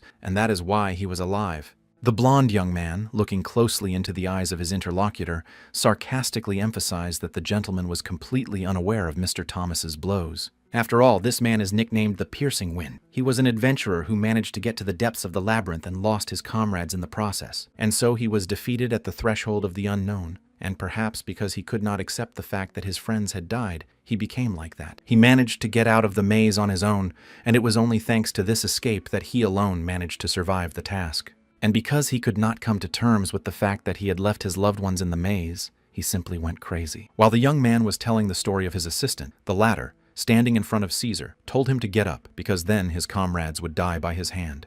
The interlocutor continued to sit in the same place in the same position, not even a single muscle moving on his face. In the room, the young man furiously tried to convey to Wilhelm that he could not become a great thief because of their meeting. But a second later, he added that he was lucky enough to find Mr. Tomi and hold him hostage. The boy is very proud of this act because even the best criminals of the guild could not catch this giant. Suddenly, the pickpocket stopped in his story because he realized that he had gotten a little carried away with his story. At this time, the manager said that he had actually stopped listening to all this nonsense in the first half because he was not interested at all. The young man obviously did not want to be treated this way, so he made a terrible face and shouted that today Caesar would be finished. This reaction of the young man made Wilhelm laugh, so he emphasized with a wide smile that even the priest of the witnesses of the end could not do it. As soon as the chief finished the last sentence, he saw his assistant move toward the young man, holding her weapon. Then Lena took out a dagger and put it on her shoulder, leaned over to the boy and emphasized that now there was no one to protect him. In a second, her face changed, her eyes became bulging and her smile sarcastic, and the lady said she didn't care about the guard. And after that, The girl straightened up sharply and waved her weapon, saying that her boss did not like people who talked a lot. The boss was very frightened by the movements of his subordinate and mentally began to beg Lena to stop because she was just a child. However, it was not this that stopped the girl, but the fact that a person she did not expect to see so early in the day had returned to the room. This person was Mr. Thomas, who felt that his friend was in danger and therefore burst into the room and immediately rushed to the attacker. As soon as the young man realized that he was not in danger, he began to smile ominously, emphasizing that his bodyguard no longer abandoned his friends. But then something happened that made the boy abruptly change his joy to surprise and freeze in place. It turns out that Caesar also returned to the room after Mr. Thomas and grabbed his leg and began to hold it, preventing him from moving forward. As soon as the two thugs made eye contact, Wilhelm's assistant told his opponent to never lose focus and at that moment threw him back. The victim flew a few meters and landed near one of the walls while Caesar managed to turn in his direction and start moving. However, he did not come too close, and leaving some space between them, he told the young man's guard to take his sword in his hand. And after the words were said, the subordinate's eyes lit up with a purple light, and the system reported that he wanted to fight Mr. Thomas one-on-one. Wilhelm and Lena, standing next to each other, were shocked by the way the events were unfolding and could not even say anything to their friend. The young man's bodyguard began to slowly rise to his feet in order to accept this challenge with dignity and not immediately appear weak. But the system knew everything about him, so it issued notifications that he was tormented by remorse for leaving his comrades. Therefore, in order to start the fight, Thomas began to project the fear of the maze onto Caesar in order to incite anger and hatred. And finally, the system reported that the man had never felt so desperate, so he was exceeding his body's limits. Wilhelm and Lena hadn't moved since the previous moment. They were still standing in the same position and still didn't know what to do. At that moment, the manager was covered with cold drops of sweat from worry about how the fight might end. The only one who was not worried about anything was Caesar, who, on the contrary, liked such events. So he just laughed out loud before the battle. And suddenly, in 1 second, everything changed and Mr. Thomas jumped high up and swung his sword in front of his opponent's face. And it was from that moment that the battle between the two giant men began. It was so powerful that even sparks flew from their weapons. Wilhelm and his assistant were quietly watching all this, and in 1 second, they felt a strong gust of wind that spread Thomas's sword.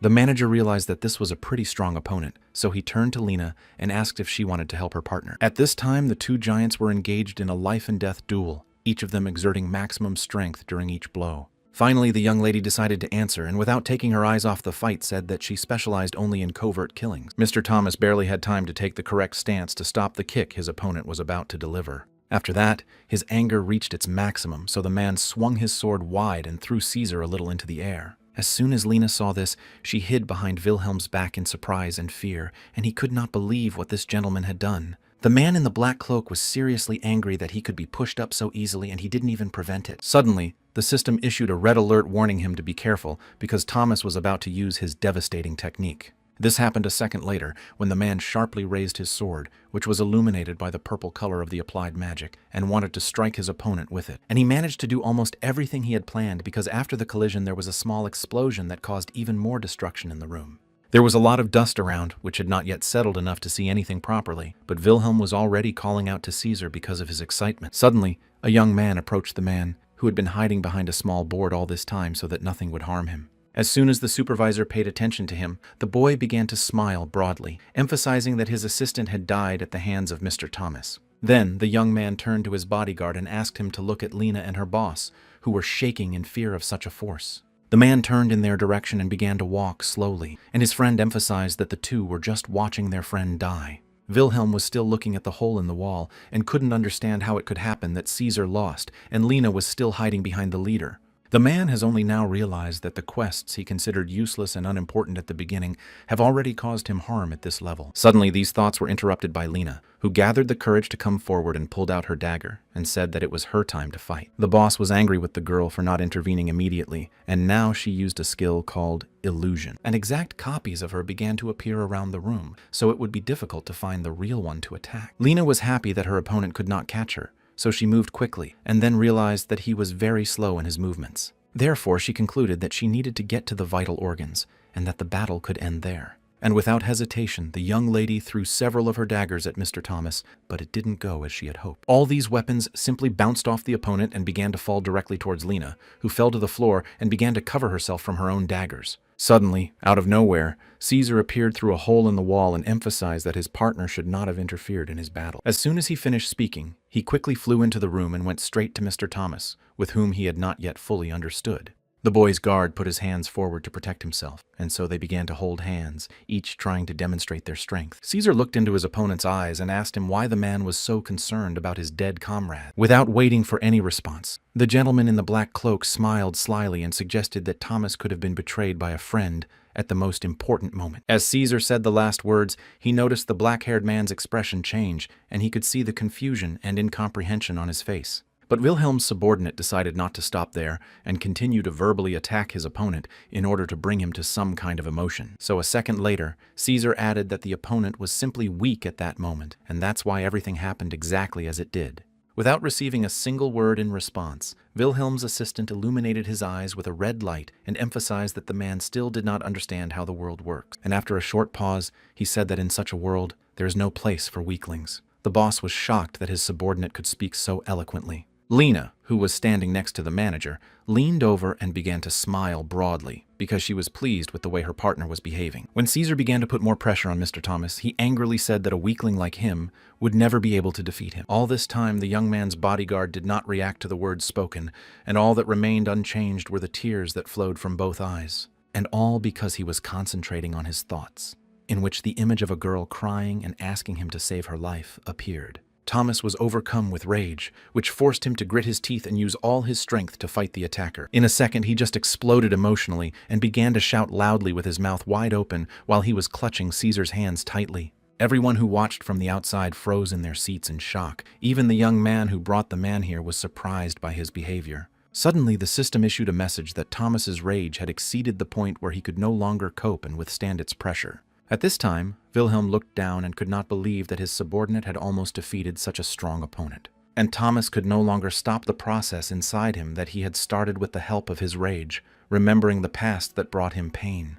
The only one who was happy about the man's condition was Caesar, who kept saying that his opponent had been too confident in himself and his abilities all this time. The boy who came here with his bodyguard didn't even know how to help him because they had never experienced such situations before, so he just stood there. The assistant manager came closer to the black gentleman and looked him in the eye to demonstrate that he still had enough strength to deal with him to the end. So after saying these words, he began to press on Thomas with all his might, and the man knelt down one by one because he could no longer resist. The only thing that remained unchanged was the expression on the victim's face, with tears constantly flowing from his eyes that the man could not stop. Caesar, in turn, took advantage of his opponent's condition and continued to put pressure on him, namely by shouting to show who was the king of battles. Wilhelm, watching this, simply could not believe that his assistant's actions were completely absent of any logic because he was just shouting. Mr. Thomas could not withstand this pressure and raised his head up and screamed loudly, after which he fell face first to the floor without moving. Immediately after that, the system issued a message that Caesar was able to win a one-on-one victory, and therefore his strength increased significantly. The first to congratulate her partner was Lena, who was sincerely happy for him, and the young man who came here with Thomas was standing there crying in fear. But the leader reasoned that Caesar was given a rather stingy reward called Talent of Resilience for a quest of this level. Something better would have been better. When the assistant returned to his comrades, he suddenly stopped, and the first thing that was strange was that he stopped blinking and moving. Then he began to cough up blood, and the boss was so absorbed in his thoughts, rejoicing in his victory, that he did not even notice such terrible bells. Lena was the first to notice these strange actions in her partner's behavior, so she turned to her supervisor to ask how they could help the thug who had already fallen. Caesar lost consciousness and woke up in his subconscious where a special event began that would turn everything upside down. As it turned out, this was Wilhelm's assistant's worst nightmare, and in it he came to his supervisor and began to tell him about all his shameful deeds.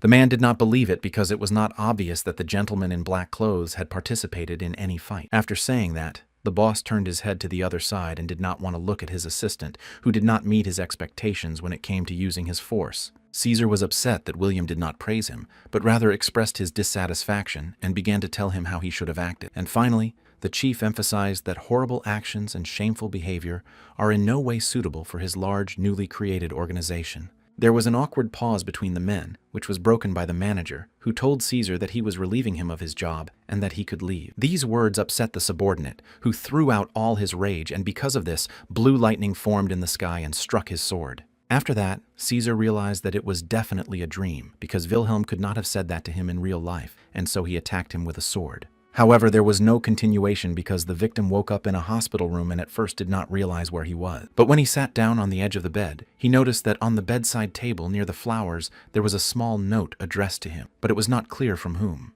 When the man opened it, he read that he had to look for his comrades in the town hall, and for some reason this text did not make him happy, but rather angry. At that time, in the eastern district of the town, Wilhelm was in the town hall and was very outraged when he heard the answer to his question. After all, the man was told that Mr. Thomas was the owner of a thicket in the western part of the town because he did not look like an important person. The young lady who worked at the reception desk in the town hall had purple hair and looked down and emphasized that Thomas used to be a very influential person. Then the young lady looked up at Wilhelm and said that, according to the rules of the maze world, part of the territory became the property of his organization. After a short pause, the girl added that this Thomas was causing them a lot of problems because he was constantly getting into fights with criminal organizations. Then the man turned to the young man who had come with them and began to accuse him of wanting to appropriate the land for himself. After the manager calmed down, he turned to the girl at the reception and asked if he shouldn't get all the property he had. The girl listened to everything carefully, and before answering, she smiled sweetly and calmly said that everything was very simple and clear.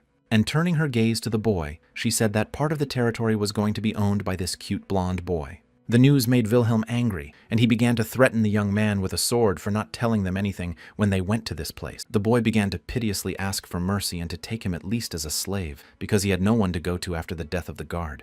When Wilhelm heard the word slave, he froze with his mouth wide open in surprise because he did not expect the young man to propose such extreme measures. Immediately after receiving the documents for the property, everyone went to Thomas's estate to inspect everything and figure out what to do with it. As soon as they went inside, there was almost nothing there, and in some places, there was all kinds of junk lying around. The boss could not believe that it was the property of such a person. Therefore, in order to understand everything better, the man turned to the young man, calling him a crab, and asked him if he wanted to explain something. The blonde immediately realized that he was being addressed, so he stopped in his tracks and turned his head to look the other man in the eye, and to emphasize that even though he was a slave, he should not be called a crab. Saying these words, the boy broke out in a cold sweat of fear. And he was right to be so worried because Wilhelm just emotionally exploded after these words, and it was so strong that Lena could barely hold him with both hands. But this did not calm the man down. He still continued to blame the young man for the fact that they had inherited the estate in such a bad condition. At this time, Cled, who had come with them from the town hall, stopped in her tracks because her attention was drawn to a teddy bear that was pierced with metal. When the blond man saw this interest, he said that there were a lot of such things here because they connected Thomas to his memories and fears. This answer made Lena laugh out loud, but she kept holding her boss so that he wouldn't get into trouble. Having calmed down a bit, the girl emphasized that they need to be careful, especially in such places, because there can be many harmful things. Finally, Wilhelm was able to control his emotions and, silent, he began to look carefully around for small, interesting details. Then, he began to think to himself that having a territory was better than not having one at all, but this estate was simply not possible to use at the moment. But they need to think about what they should do next while the rest of the people present go in different directions to inspect the rooms.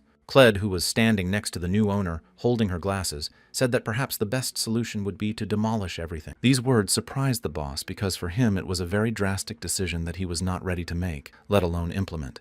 The only thing that reminds him of this room is the beginning of a game in a maze where there are a lot of traps at every step, but they did not bother Caesar. After the memories, Wilhelm returned to reality and folded his arms across his chest and began to look at the walls of the room he was in again. And in a second, he plunged into his dreams, in which he completely demolished the building and built a storage facility and a new base for the Dark Mountain Association. Everyone who came to this place paid attention to the leader, who changed his face, and his expression became strange and mysterious, something even Lena had never seen before. In order not to interrupt her husband, Claude gently leaned over to the assistant and quietly asked if the gentleman always made such grimaces, and received a positive answer. Then Wilhelm clenched his hands into fists and raised them to chest level, smiling and mentally asking Caesar to come back because he was missed. At this time, a subordinate of the chief was walking calmly on the main square of the town, not paying attention to the people passing by. After all, the gentleman was so immersed in his memories of the dream and how he was reproached by his supervisor for the way the task was performed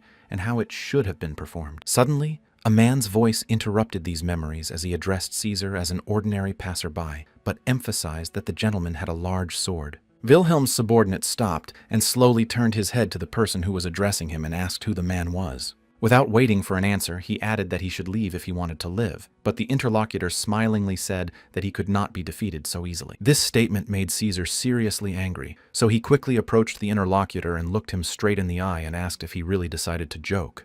The man continued to calmly say that there were rumors that a legendary fight between two bulls took place in the eastern part of the city. Of course, this attracted the attention of the gentleman in the black cloak because he knew perfectly well that he was being told about his battle. And the interlocutor continued that it is also assumed that only the greatest masters of their craft could leave such traces after the battle. Caesar didn't say anything after he finished, just continued to stand there and think about something, looking at the man opposite him. However, then the gentleman who was telling all this jumped up and started shouting that he did not believe in all this because it could have been a regular fight. The man in the black cloak is already gritting his teeth in anger because rumors of a skirmish, not a great battle, will continue to spread in the town. At first, he decided to find out why they thought so, and the interlocutor, raising his foot to the level of the pile, replied that there were no martial arts there at all. Then the gentleman abruptly changed his posture and said that you need to aim at weak points, and then you can strike an effective blow to the opponent. Suddenly the man abruptly changed his pose to another one, this time with his hands covering his face, and he added that flexibility and maneuverability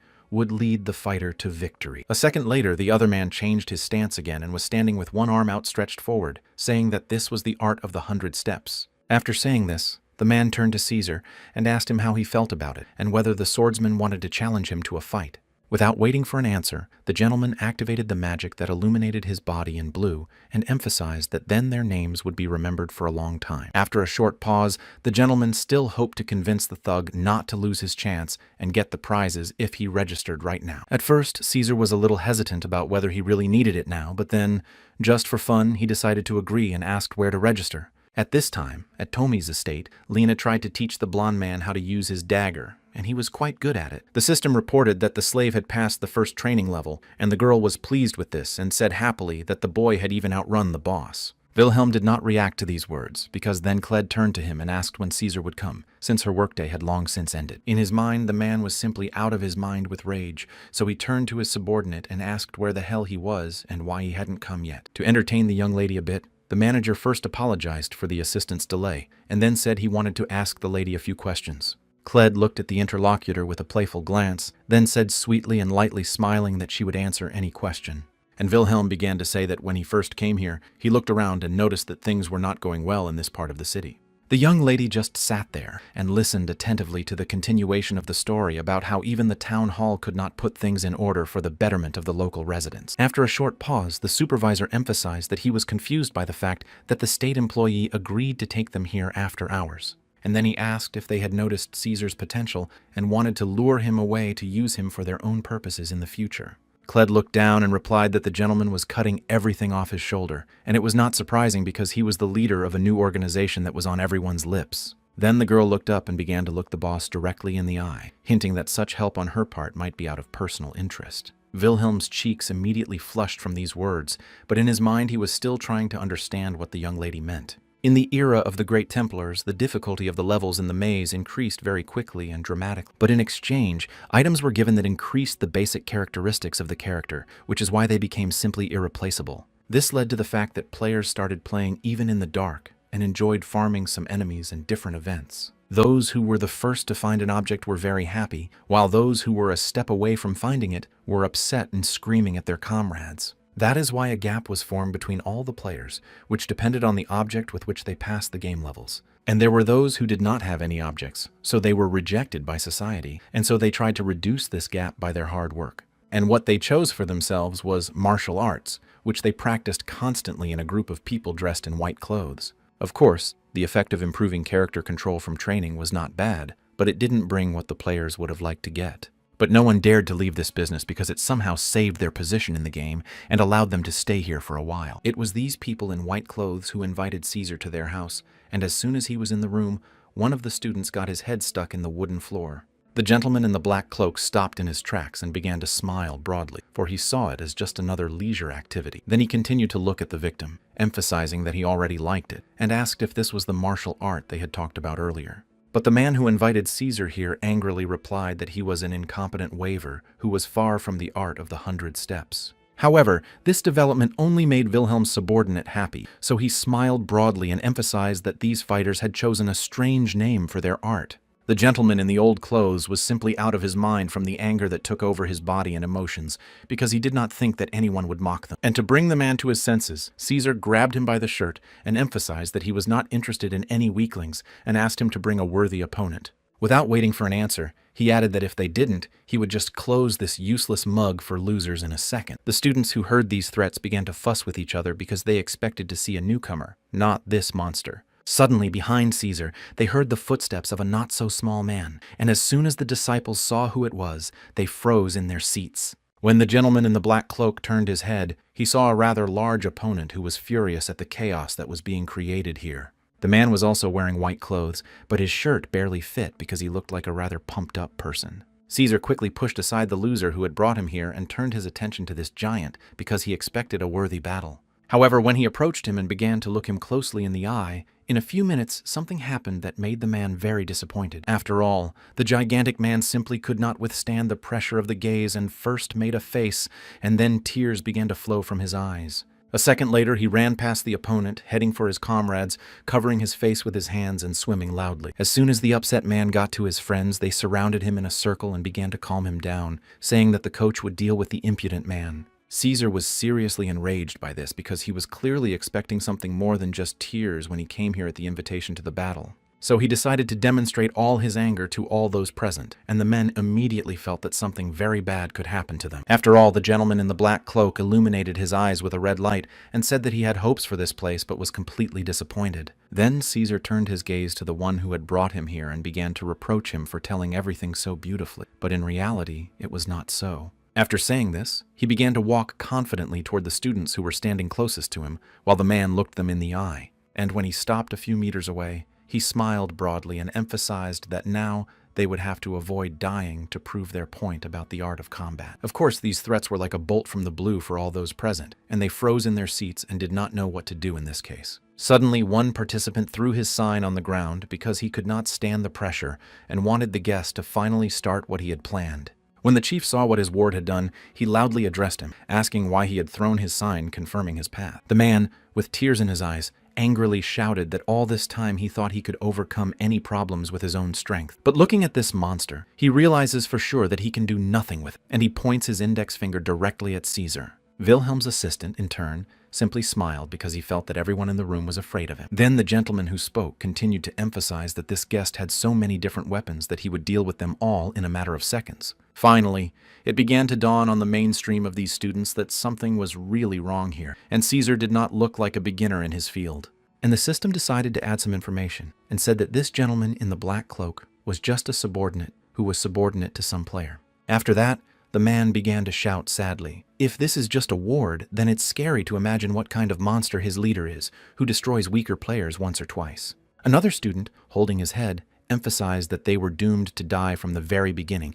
and it could have happened at any time in their lives. The headmaster realized that this was already becoming a big problem, because all his students were beginning to doubt their abilities and capabilities. And although this guest looks very scary, one wonders who its owner is and how he behaves in such situations. The man who first made this fuss ran up to Caesar and began to tearfully beg him not to destroy it, and said that he was no longer a student of this place. The gentleman in the black cloak smiled sarcastically and asked a clarifying question to find out why the interlocutor was so desperate. However, Caesar did not wait for an answer, but swung his right hand, clenched into a fist, and slapped the man to bring him to his senses. Holding his shirt so that he didn't fall, the assistant emphasized that the fact that ordinary work will not allow you to go beyond your capabilities is quite natural. Caesar then leaned over to the victim and added that to reject this fact and cling to something crazy and unnecessary is the act of a pathetic coward. At this point, the rest of the students stood in their seats and listened attentively to all the words that their guest spoke because they resonated somewhere inside them. After saying that, the guest in the black cloak turned to all the students and asked them if they really thought they would deserve salvation in this way.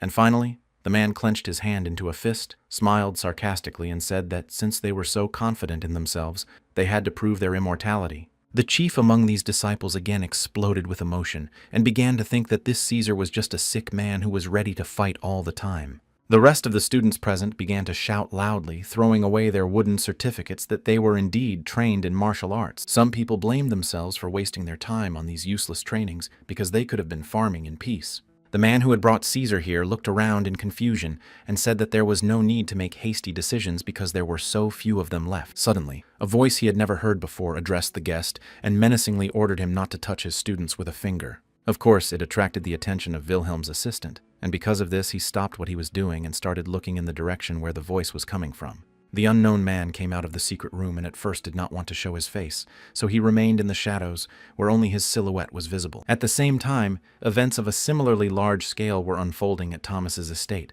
as Lena abruptly turned to her boss and ordered him to leave Cled. The man did not react to these words because he was immersed in his thoughts, pondering the meaning of the words he had heard. But a second later, he realized what Lena had said to him, and he turned his head sharply to her and mentally asked why he had to do this. With a wide smile, Cled turned to the young lady and asked her questions to clarify what she had done wrong in her opinion.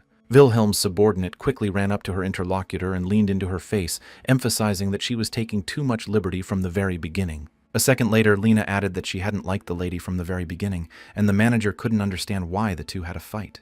The assistant then leaned even closer to Cled and said that she had said something about her personal interest in her boss a few seconds earlier. And that's why the subordinate swung her dagger to demonstrate how their association was gaining experience so quickly. Finally, Wilhelm decided to intervene in this showdown, and first he asked his assistant to stop threatening Clade. Lena was very upset about what had happened, so she angrily said that her husband had to choose between the two of them, because it could not be otherwise. The manager still could not understand what his subordinate meant, and did not know what choice she was asking him to make. The only thing he realized for sure was that it was better not to make things worse, so he decided to think things through carefully first.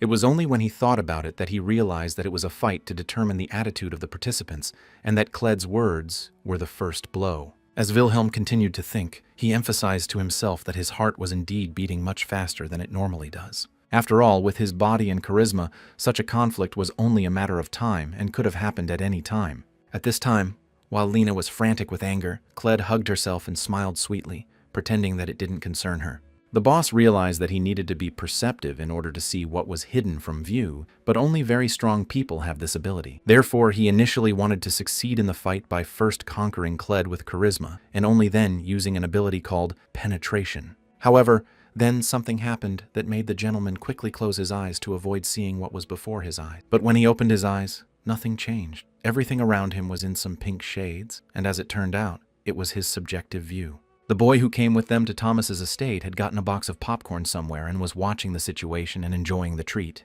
At this time, events were also unfolding quite quickly in the place where Caesar was staying, and the coach, who had not yet had time to heal, came out to the guest. The older gentleman, holding onto his belt, emphasized that Caesar, even with such power in him, came here and made such a mess. Then the system gave a message that this gentleman was an art trainer called 100 Steps, and his name was Cato. As soon as he opened his mouth and shouted what the guest was going to do, a powerful, cool air blew in. Caesar also felt these air currents on his face, but it did not frighten him. He simply smiled broadly in response. But he was already tired of being here, so he lifted his leg high up to demonstrate his skills. And as soon as his foot touched the floor, it immediately cracked into small pieces, between which a bright orange light glowed at first. The students managed to group up in time to withstand the explosion Caesar had set off a few seconds earlier. After a short pause, the guest began to laugh out loud, saying that he enjoyed mocking the weak.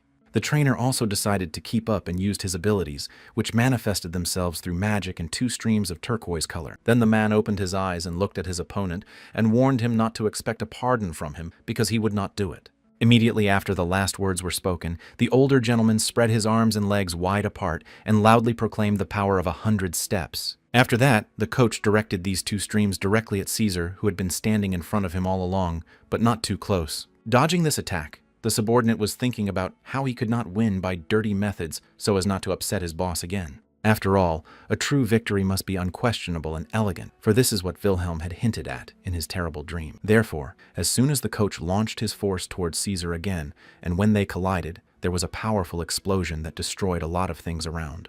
The gray-haired gentleman made every effort to stay on his feet in order to continue fighting if necessary. After the smoke and dust settled a little, the man first saw the silhouette of his opponent standing with his back to him, his head bowed down. But what he saw next made him freeze in his tracks, for Caesar turned sharply and it became apparent that he was holding the student who had taken the entire blow. The coach was seriously frightened, so he decided to ask for an end to the showdown and for no one to touch his students with a finger. As soon as Caesar released the victim, the chief immediately ran to him because he was worried about his condition, and the guest emphasized that such burns are not fatal. While Wilhelm's subordinate was walking across the room, the coach turned to him and called him a freak and asked him his real name. The gentleman in the black cloak, without turning to the interlocutor, replied that his name was Caesar, and he was a member of a new association called the Black Mountains. The gray-haired man listened attentively and emphasized that he had never heard of this association, but assumed that all its members had sold their souls to a demon. The guest did not like these accusations very much, so he stopped, turned his head back a little, and said that it did not concern him at all. The trainer continued to sit next to the victim, who was lying on the floor, but still did not want to let Caesar go so easily.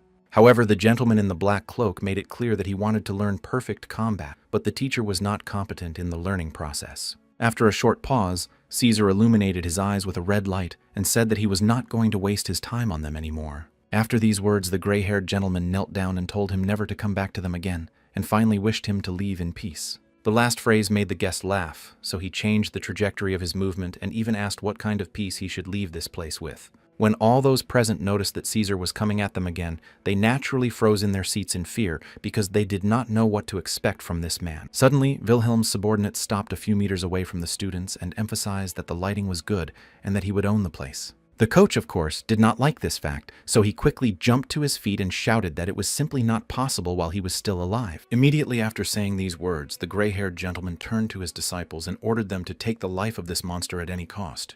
At this time, at Thomas's estate, Lena decided that the boss should decide whether he wants to have fun with Cled, who clearly has a very big heart. Wilhelm did not know what to do, so rubbing his beard, he first thanked the assistant for being so attentive and caring towards him. However, this did not calm the girl down, but rather angered her even more, and she continued to scream, while the boss tried to figure out what the lady meant. Suddenly, the manager broke away from this emotional exchange and turned his head to Cled and asked her what she thought about the situation. The young lady again looked at the interlocutor with an unusual look and then smiled sweetly and said that he was quite a good man. The system decided to explain the words to Wilhelm a little bit, so it told him that not being so bad means that you are just an ordinary man. Suddenly, after these words, Lena calmed down and went up to Cled and put her hands on her shoulder, saying that it was too much and that she might lose interest. The boss was so absorbed in his thoughts that they did not leave him alone, and this gave him a terrible headache that felt like it was going to explode. It was at this time that Caesar was dealing with the students who were attacking him from different directions one by one in order to fulfill the coach's order.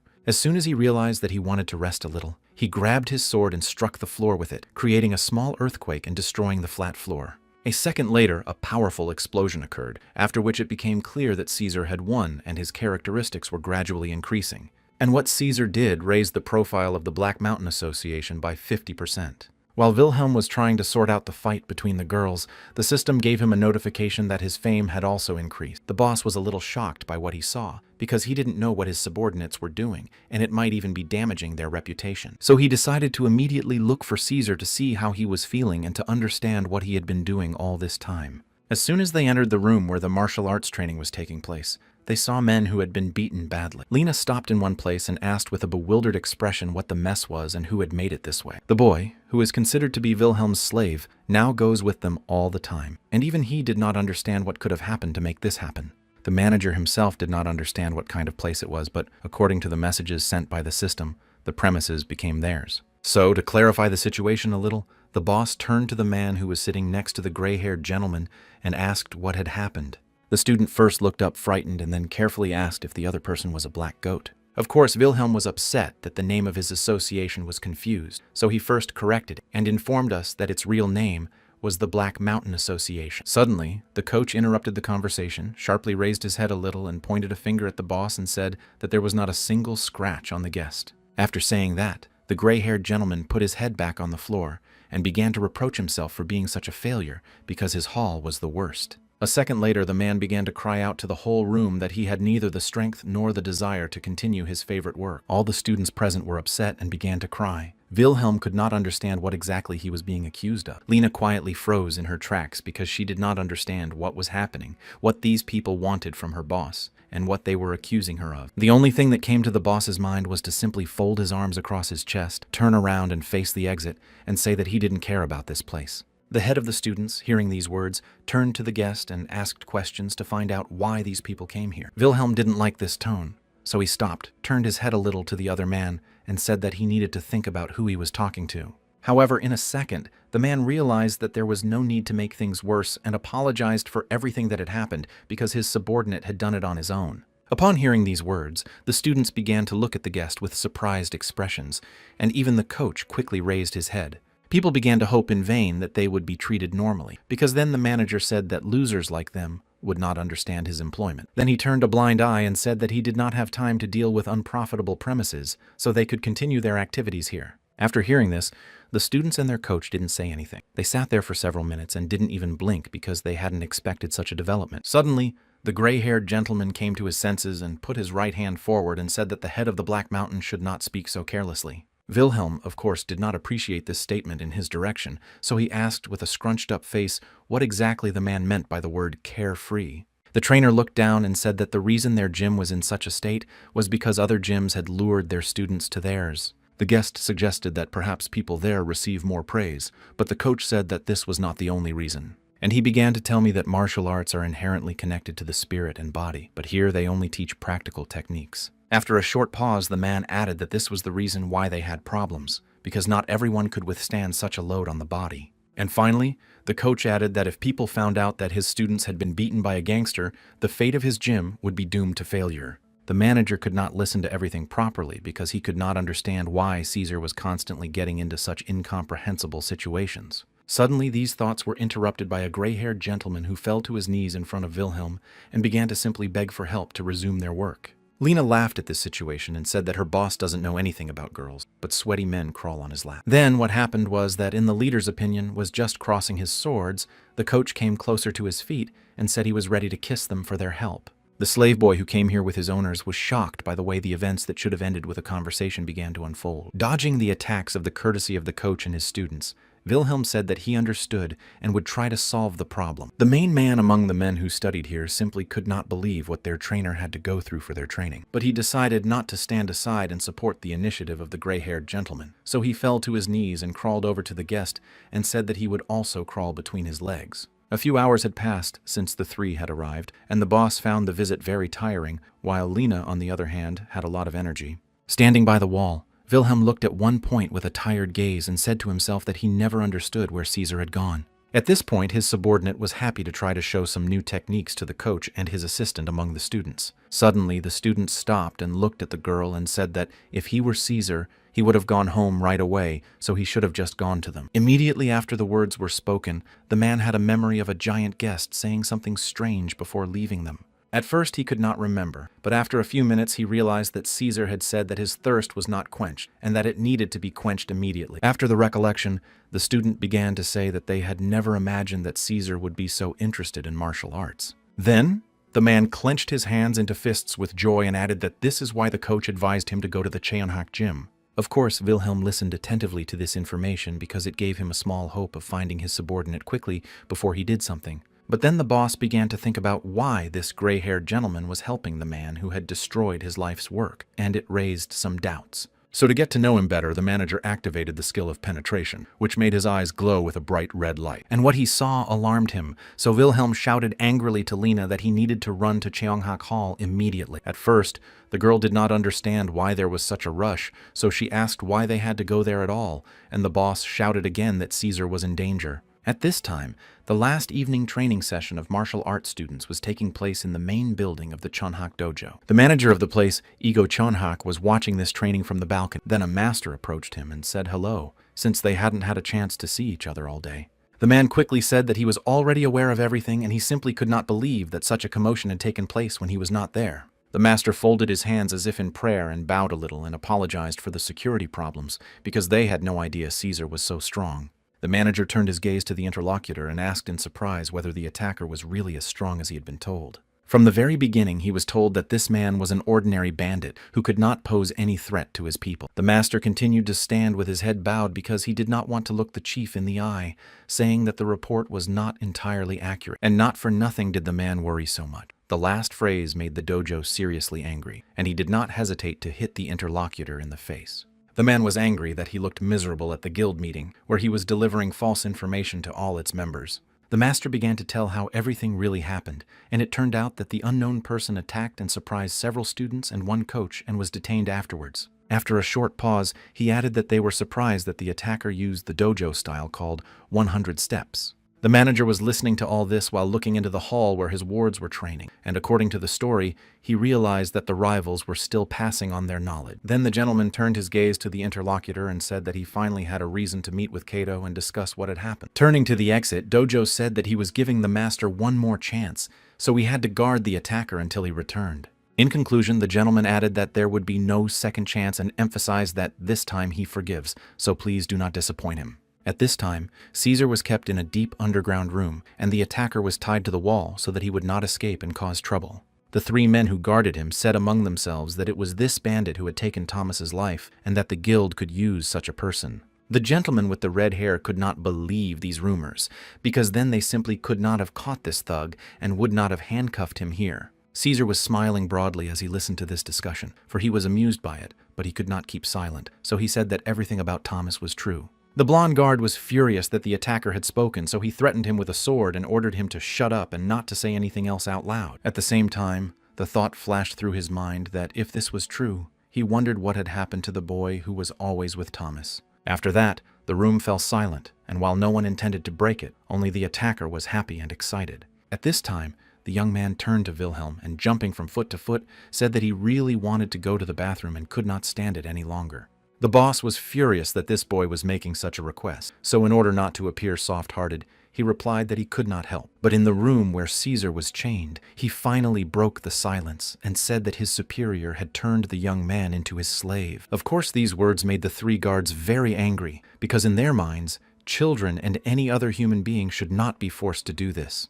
Then the blond man moved his sword forward and shouted that after that, there was no question of any mercy for the attacker. So he immediately rushed at Caesar, who at that time was still handcuffed to the wall and could not fight back. But one could see from his expression that he was not at all afraid of these threats, but rather smiled broadly. At one point, Lena appeared out of nowhere, knocked the blonde's sword aside with her dagger, and greeted the audience with a joyful greeting. She then raised her right leg to the level of her opponent's chest and straightened it, throwing him back a few meters with all her strength. Standing in front of Caesar, the young lady said that her mission was accomplished, and her partner began to laugh out loud throughout the room at how everything happened. Suddenly, Lena turned to her colleague and asked him a question with a bewildered expression to find out why he was laughing so hard.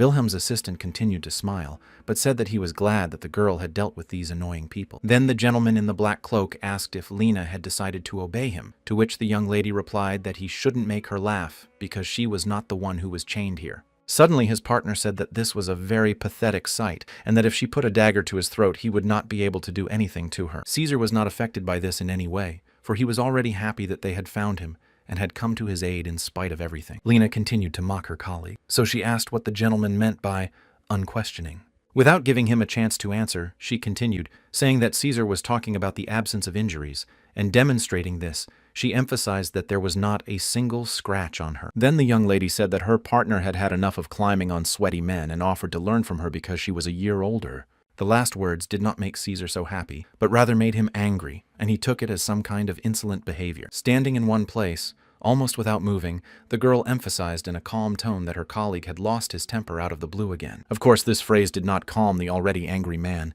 so he simply broke all the shackles and chains in anger. And coming close to Lena, he began to look her straight in the eye, offering to find out who had the best unquestioningness among the two of them. Suddenly, a blonde security guard intervened in their fight and said that he did not intend to give up so easily. After saying this, the man immediately jumped to his feet and waving his sword from side to side said that he would destroy the uninvited guests, even the most valuable life. The room fell silent for a short time, as each of the three present tried to figure out what to do next. Two of Wilhelm's subordinates began to smile slyly at the same time, for they had just found a scapegoat for their decision. When the blonde guard saw the expressions on the faces of these guests, he turned white with fear, because it was already clear that he would be finished here. And while he stood in one place and hesitated to do anything, these two comrades rushed at him one after another to show their strength. Several hours had passed since then, and it was now morning when Caesar and Lena returned to the hall where their supervisors had been waiting for them. Immediately after their return, they told him every detail of what had happened to them, and Wilhelm realized that they were in deep trouble.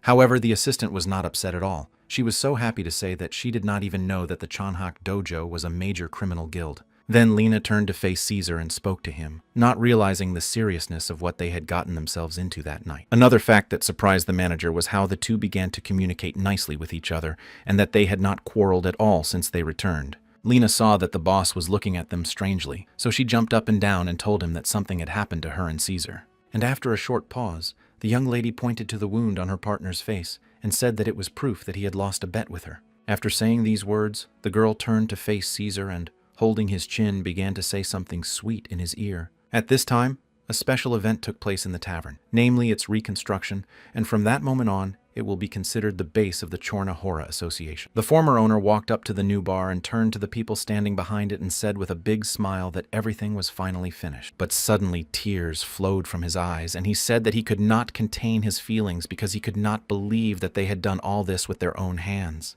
In order to support him, his comrades hugged him from all sides, emphasizing that everyone really did a great job. After calming his emotions a bit, the main man said that it was his longtime dream, and then explained that he had always wanted to build his own business. One of the men, wiping himself with a handkerchief, said that no one could have even imagined that a bandit from Chorna Hora would have destroyed everything here so terribly. The previous owner, wiping away the last tear, sadly added that it was really bad, but they would not have achieved this with the previous guild. After a short pause, the bald gentleman added that not only did he have to pay much less, but the management was completely independent. Then the man closed his eyes and began to recall Wilhelm's face, which he said reminded him of a fairy, and it sounds rather strange from the outside. The boss just couldn't get enough of the fact that now they could become a cool tavern with delicious food instead of cleaning up after the guild.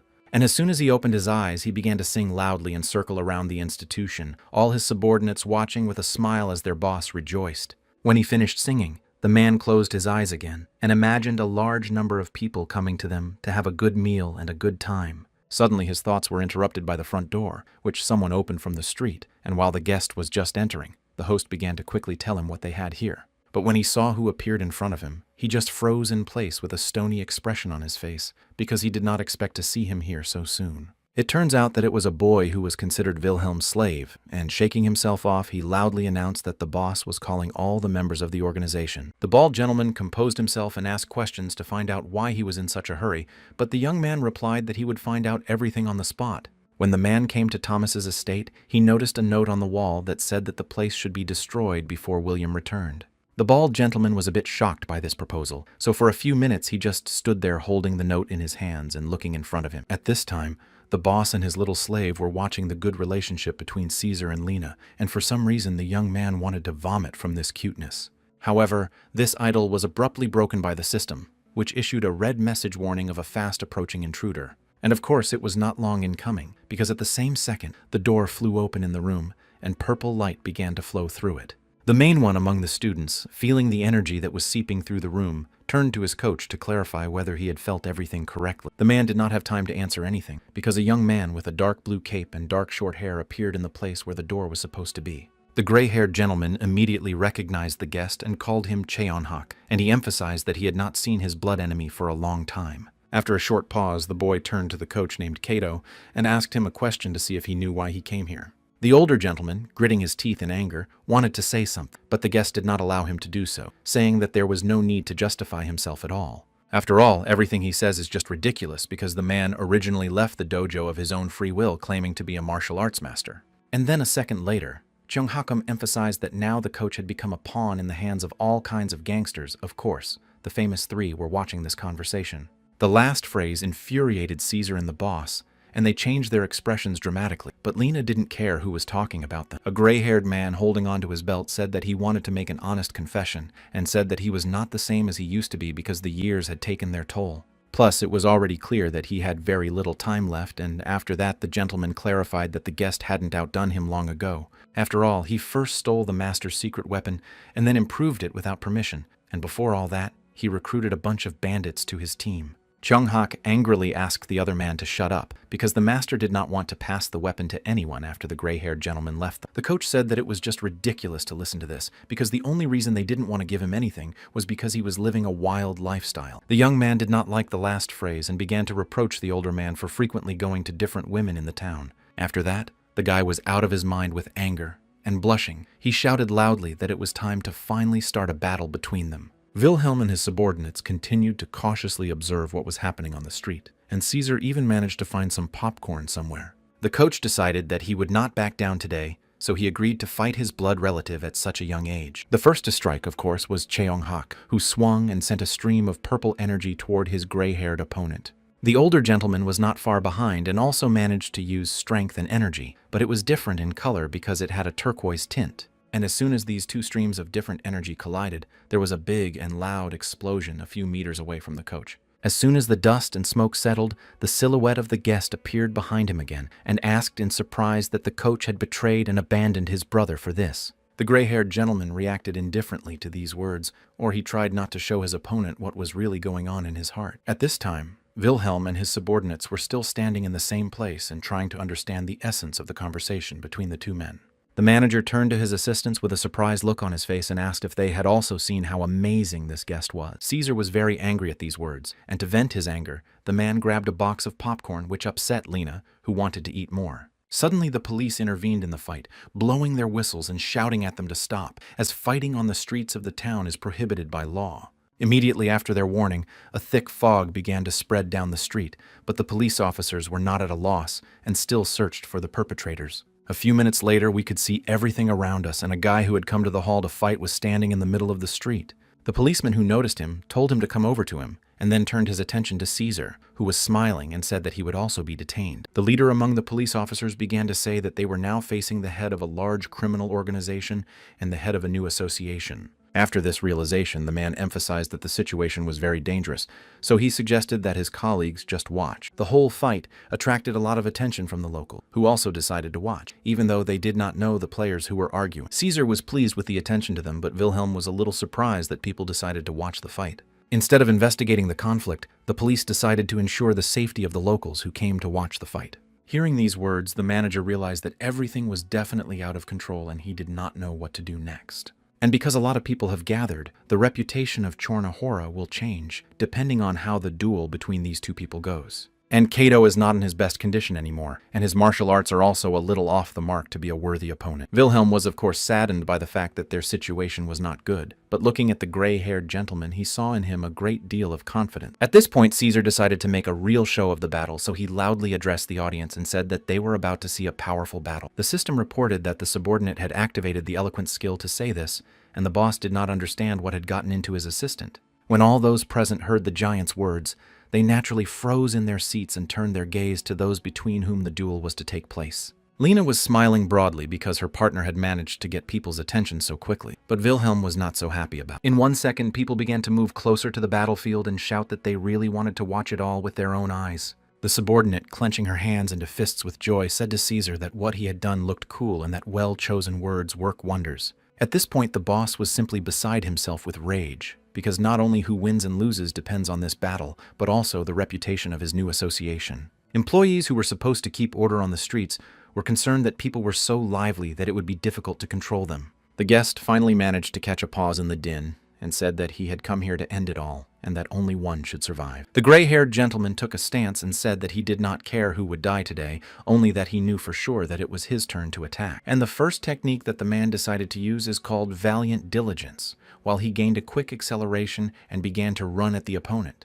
But he did not manage to get to the young man because he immediately decided to use his best skill, which allows him to escape unnoticed. The coach, not seeing the young man in front of him, stopped and looking carefully ahead, realized that he had used the illusion to slip away unnoticed. Later, fog began to seep into the place of the fight, which also prevented him from seeing what was happening around him, and therefore he could not find his guest. The only thing that did not let him down was the feeling that his opponent was somewhere nearby, and it turned out to be true because the guy was flying right behind him. Wilhelm, when he saw that Kato was in danger, turned to him loudly and began to shout that the attacker was behind him. And this warning helped the older man to some extent because during the guy's first blow, he was able to put his hand out to defend himself. But it didn't help him 100% because not as an opponent, he was much younger and more agile than he was. The people who watched the battle began to shout at William that it was not fair to give him tips, so they began to tell him to leave the place altogether. Of course, the manager was surprised by this reaction, and even Caesar said that the boss did it in vain because now they are despised. But Wilhelm stopped caring because something strange caught his eye,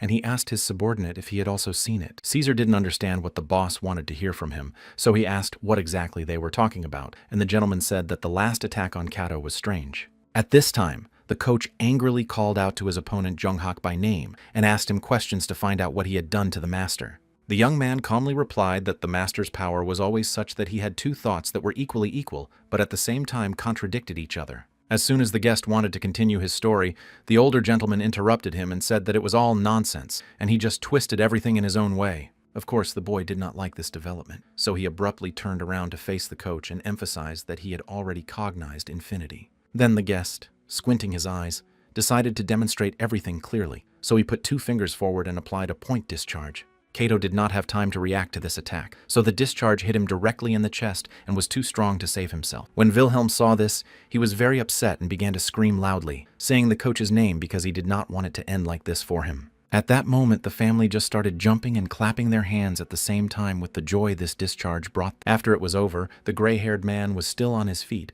but not so confidently, but still had the strength to ask what kind of equipment it was. However, the attacker did not want to end there, so he jumped up from his seat and flew to the coach behind him and said that it was not over yet. He immediately struck Kato's back, and it was so strong that the man began to scream loudly, making Lena think it was just the end. During the last stroke, Caesar carefully observed all the actions of the attacker, and then said that only now he realized what the leader had meant. Wilhelm was frightened and nervously shouted that it didn't matter now because if the coach lost now, the association would have a bad reputation. But the subordinate was not bothered at all. He smiled broadly and emphasized that this weakling had just tried to evade the attack. Lena heard this and joined the conversation, smiling and adding that he could do it because the timing was very good. After these words, the supervisor realized that Kato had good sensing skills, but he did not understand why he was still unable to close himself from the blow and was injured. Caesar, illuminating his eyes with a red light, said that as a result, this powerful battle turned out to be much more interesting than it was supposed to be from the very beginning. And a second later, he added that he needed to watch him a little more, while the manager could not understand such a cold attitude to the situation.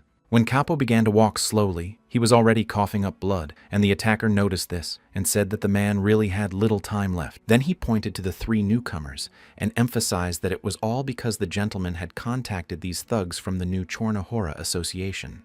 The gray-haired man turned sharply to his opponent and angrily raised his eyebrows, saying that he did not want it to end this way for both of them. But the young man had a completely different reaction. Smiling broadly, he said that he was glad that his opponent would soon come to such a long-awaited end.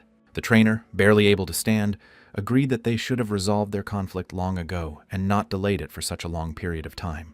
With the last of his strength, the gray-haired man used his energy and said that since the decisive moment had come, he would fight to the very end. Wilhelm was seriously frightened by Cato's statements, but Lena and Caesar were pleased with the Lord's decision, even though they knew deep down that he would not win. Suddenly, the main one among the trainer's students began to run out of the room and pitifully asked him not to do it. As the gray-haired gentleman continued to use his energy, the opponent could not understand what kind of technique it was, perhaps some kind of meditation. Then the boy began to think that Cato was concentrating his energy to create a wave, but it would not happen because he would strike first. And as soon as the guest came up to the gray-haired gentleman, he thanked him with a sly smile for coming to him. Only now did the guy realize that the coach had used a sacrificial technique in which he himself had destroyed his main student in the explosion, and he was shocked. During the explosion, all the observers present began to quickly cover their eyes and faces from the bright light that prevented them from seeing properly. Caesar began to laugh out loud, and Lena supported him in this, and the only one who was not happy was Wilhelm, who did not understand anything. He just froze in his seat with his eyes and mouth wide open in amazement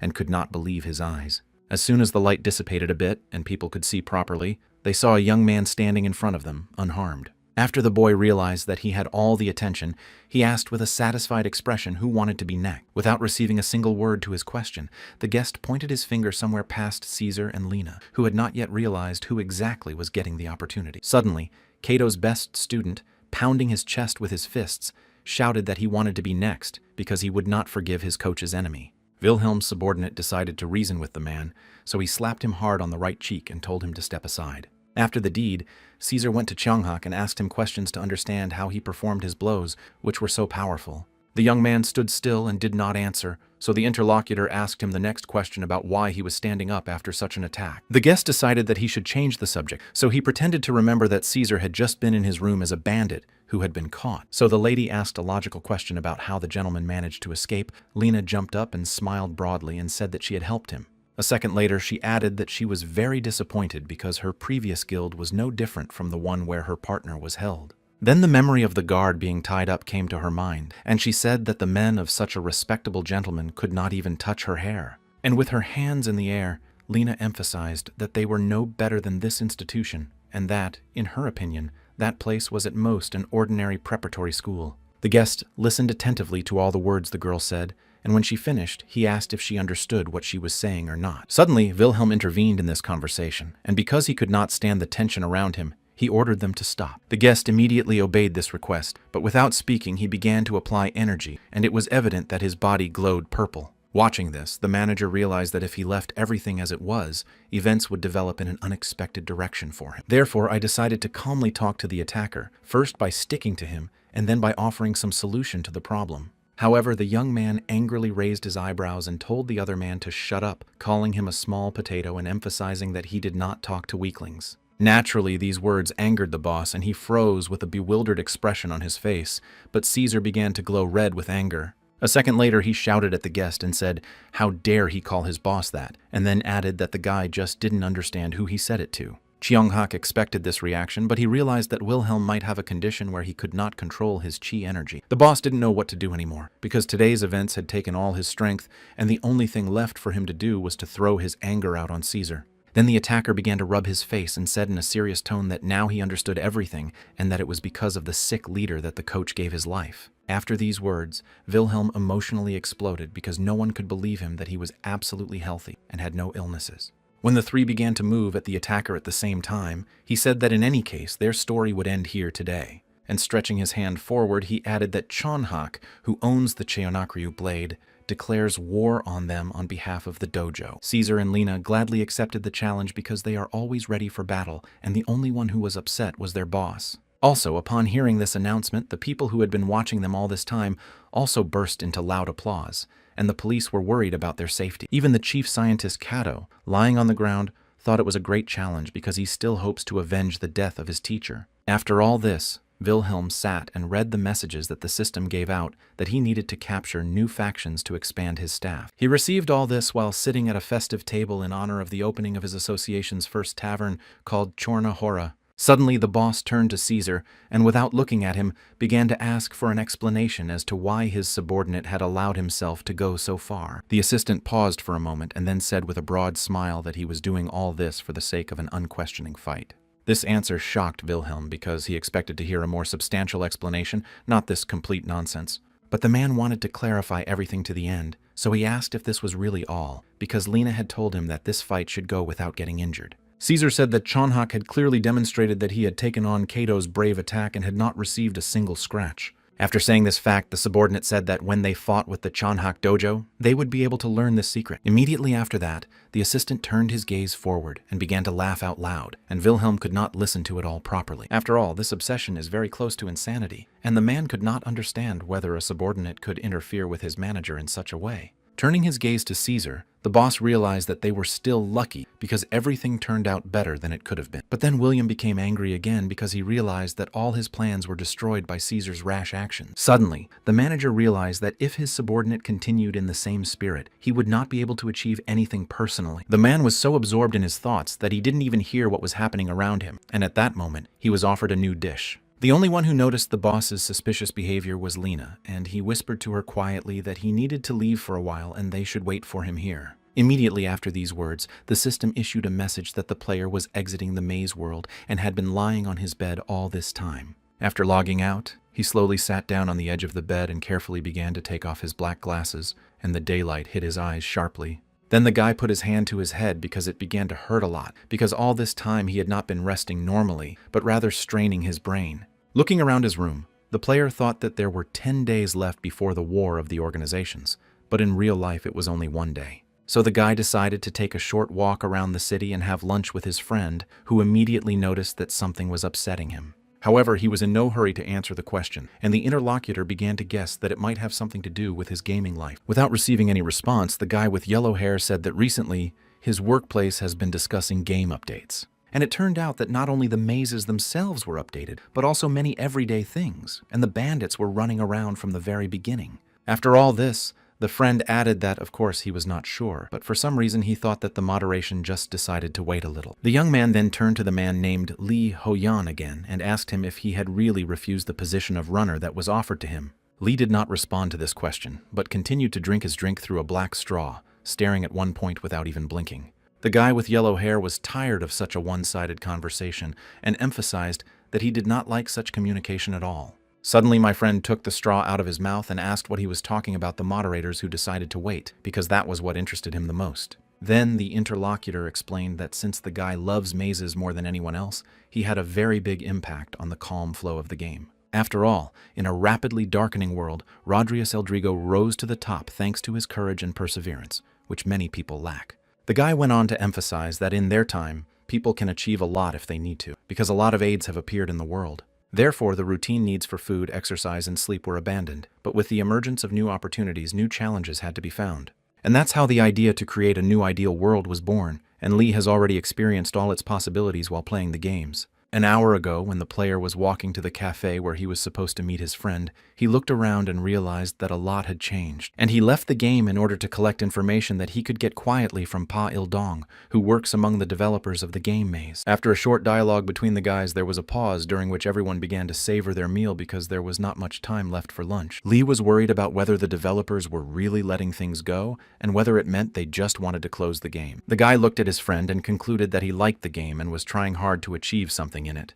But there is one thing, and that is that this guy is completely unaware that it is his friend who is spoiling all the fun that can be had there. Lee went on to say, smiling broadly, that the other person should not worry about him because he would always find a way out of any situation. Suddenly, the guy decided to take the conversation in a different direction and ask the guy with yellow hair how he was doing in the game. The interlocutor was a bit wary of this question, and at first said that it was his secret, but then said that he was a member of a criminal guild. As soon as Pa Il Dong saw that his friend was listening attentively, he began to tell him that he had just entered and was on the right path. But then suddenly the head of the criminal organization intervened, who, in the guy's opinion, is a real bastard who has no plan for the course of the game. Then the image of this leader came to mind, and he began to say that he fully understood that this gentleman must have a strong character, but the fact that he put the dojo on the line was too much.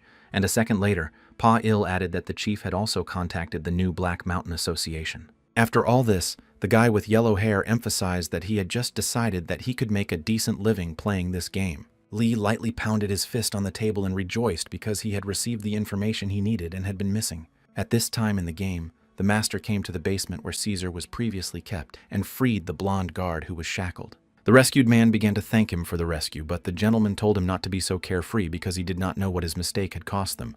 The guy said that there was no time for idle talk now, because they had to figure out what to do with that bandit before the leader found out about it. The master turned his back on the interlocutor and said that Kato died because the boss personally dealt with him, and there was a bandit who escaped. The guard was very scared because after that he would not live normally, and the rescuer added that their leader had declared war and involved the entire dojo. After hearing all this, the blonde guy smiled broadly and said happily that at least there was something good about it, that they were all still alive. The master did not appreciate this statement because his mind was occupied with other important thoughts, so he went outside and began to walk home. As he walked away, the man thought that they could not lose so that no one would know anything about the secret weapon Chanhak, so they had to win. Suddenly, something behind him drew his attention away from his thoughts, and he stopped in his tracks and looked around to see if anyone was following him. At first he didn't see anyone, but he still had the feeling that someone was nearby, so he loudly asked who was wandering around. After a while, Lena caught and tied the master and brought him to an underground dark room.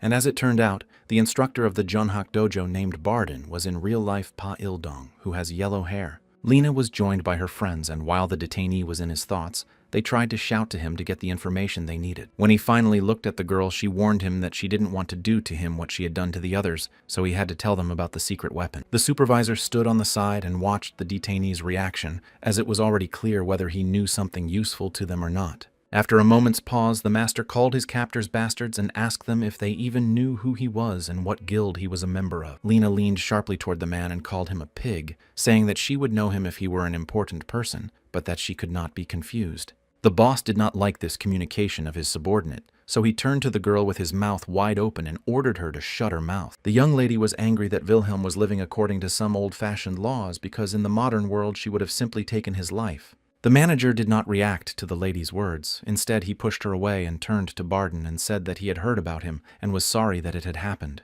Wilhelm went on to say that the Chanhak martial art he had seen before was more like a mirage that repelled all physical attacks. Immediately after he said that, the boss asked to clarify whether the man was learning this art and whether he knew any secrets about it. Receiving no response, Wilhelm asked the next question about whether the detainee thought their leader was treating them unfairly. Then the leader pointed to Caesar and said that he was his subordinate, who found it so easy to deal with their people that he was constantly standing and yelling. After these words, the assistant opened his mouth wide and demonstrated a loud yelp, which symbolized that he was very bored with such cases. This action made a great impression on Barden, who looked up with a frightened face and watched Caesar's actions. However, having mastered his emotions, the man emphasized that a martial artist must constantly strive for improvement, because there is no other way to survive here. After a short pause, the master looked directly into Wilhelm's eyes and asked him if he really thought he was different from his leader. Then Barden turned his attention to Caesar and emphasized that this subordinate can fight with the players who are considered to be the strongest. And finally, the man added that even the best runners would not be able to invest in it because they would consider it a waste of money.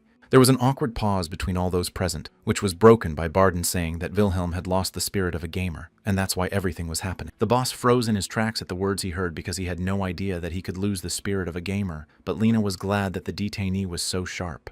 The only one who expressed his dissatisfaction was Caesar, who at first began to shout loudly to draw attention to himself. And then he pulled out his sword and pointed it at Barden, called him a capitalist pig, and ordered him to stop talking nonsense. Then the subordinate gritted his teeth and said that he was no longer interested in martial arts or any other secret weapon. Of course, the master was afraid when he saw how angry Caesar was speaking to him, because it was not clear what was on his mind and what he could do. Barden still managed to come up with a plan, so he pretended to agree to talk about the martial art and the secret weapon of his leader. In a few days, they all moved to the base of Chornahora, because it is in this place that a man has to demonstrate everything he knows and can do. Stopping in one place, the master began to use his energy while saying that there is a main principle in the martial art of Jeonha, and it consists in the fact that you need to concentrate chi in a specific part of the body, and this is how the hand turns into a blade. Then he demonstrated his hand in action, and added that this is one of the reasons why it is very difficult for the opponent to guess the next attack. Because an ordinary person concentrating on the use of chi energy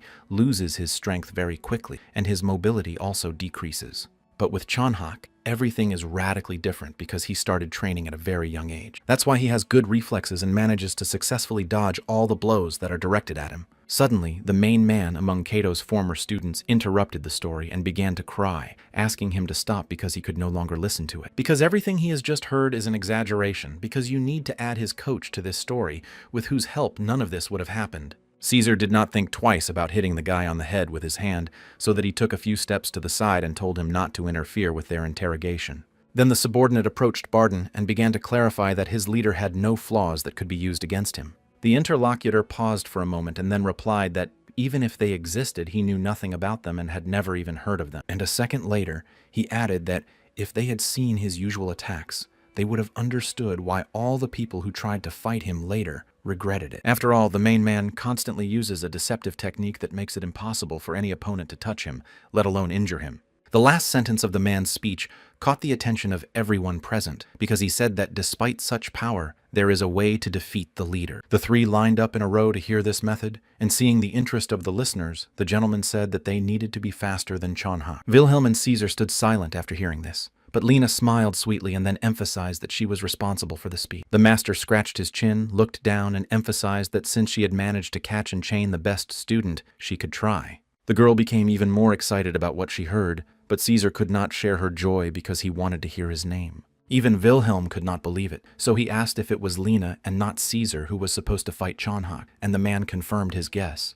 When he heard the last answer, the boss began to break out in a cold sweat because he thought it was a very, very bad idea. After all, the girl is already wanted by a criminal guild, and it would be nice if it was a secret mission, but a public duel will draw a lot of attention to her person. Another disadvantage is that Caesar will get angry, and the subordinate did not keep me waiting for it. He was already gritting his teeth in anger, and it felt like he was about to explode. At this point, Lena had already approached Barden and began to bark something joyfully at him, while Wilhelm was thinking about how to do things better. Suddenly, his subordinate interrupted his thoughts, smiling broadly, turned to his boss and asked him to look at her closely. Looking at his subordinate, the chief received a notification that the young lady had begun to learn the Chonhak skills the prisoner had described. After watching Lena's workout for a few minutes, the manager could not understand why she was so excited because he had never noticed this in her before. Suddenly, the lady stopped and smiled broadly and asked what it looked like from the outside, and Barden replied that she was doing well because she was learning everything quite quickly. At first, Wilhelm was reluctant to voice his opinion in public that the girl should not participate in a duel with such a strong opponent.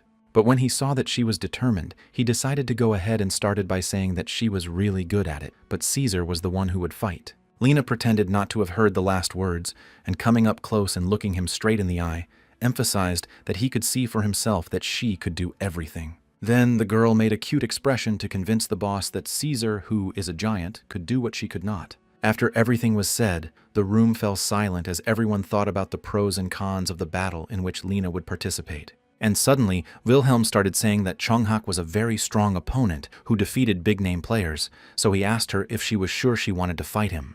The young lady turned her back on the boss and began to dance happily, saying that she was not at all afraid when something threatened her life. Suddenly the lady turned around, scaring the boss, and standing right in front of him said that she wanted to get to the point. After that, she leaned into the man's ear and said if she would do it for him and asked if she could become his #1 subordinate. This question took Wilhelm by surprise because he expected to hear everything but not this. So in the first seconds he did not know what to say. Then the gentleman went into his thoughts, making the girl wait for the answer to her question. The manager speculated that perhaps she was worried about the fact that she had not yet been able to prove herself to justify the trust in her. Then William began to recall Caesar's last battle, and he realized that his subordinate was very close to defeating the named players. But then the boss recalled his player from the previous maze, Rodrius, who emphasized character improvement and development. While the manager was pondering all this while standing in one place, Lena approached him and looked into his eyes, trying to understand what he was thinking. Suddenly, a situation arose in his memories, where the prisoner told Wilhelm in a serious tone that he had lost the spirit of a gamer and was now playing badly. So I thought that maybe I should take a chance and use Lena in this battle because she is so eager to prove herself. But while the man was weighing the pros and cons, something very bad happened. Namely, Caesar took Barden's life with one hand in a second. None of those present could understand why this destruction had happened, and the only one who was not upset again was Lena, who was constantly indifferent to everyone around her. At this time, the second base of the Chornahora Association, or more precisely, the Thomas Estate, was undergoing reconstruction, which was already 80% complete. During the repair work, Cled was also present and carried an earpiece with her, through which she connected to a secret person and told him everything. The man to whom she was reporting was sitting at his desk, listening intently to the news that these people would fight and take over the criminal guilds. After receiving the latest news, the gentleman said that he understood everything and ordered the girl to continue to monitor everything that would happen there and report to him. After the conversation was over, the secretive gentleman spoke to himself and said that a takeover of the guilds was being prepared, and he simply could not allow this. Late in the evening, in the main building of the dojo, Chonhak met with a young lady wearing a black long cape. The two discussed the battle that was to take place in a day, and the fact that Barden had disappeared, and if he told the kidnappers everything, they could be in big trouble. After stating these facts, there was a short pause between the interlocutors, during which each of them thought carefully about everything. Then Chonhak turned to face the girl in the black cloak and asked a question to clarify that he seemed to think she did not believe in him either. When he received no response, the man said in a serious tone that Barden's disappearance would not affect the course of the war that would soon take place. Recalling the face of the missing man, Chonhak said that he had received the position of master solely because of political decisions and had nothing to do with martial arts. But there is one disadvantage. That gentleman was a witness to his shameful past, which he would like to just forget and not remember anymore. After a short pause, the man added that he was overcome with rage when he looked at the man, because his appearance alone reminded him of those times. So today I decided to get rid of the mistakes I made in my recent past life with my own hands. Squinting his eyes, which glowed blue, Chonhak said that he was ready to do anything now, even execute his own brother. Clenching one hand into a fist in anger, the man abruptly turned in the opposite direction and asked the young lady if Caesar had really killed Thomas on his own. While waiting for an answer, the man began to carefully examine the various types of weapons hanging on the wall right in front of him, and all he realized was that he could not help but appreciate this opponent. At that time, a meeting of all its members was held at the Chornahora Association, where Wilhelm gave a speech, and two of his subordinates stood next to him. The last words in his monologue were that they wanted to destroy the Chonhak dojo. After saying this phrase, the man began to look at the reaction of the people. Of course, the white-clad students were shocked, to put it mildly, because they could not even imagine that they would ever have to participate in a war. The only one who dared to say anything was the head of the students, and he was frightened and said that we shouldn't start this at all because the rivals were very strong.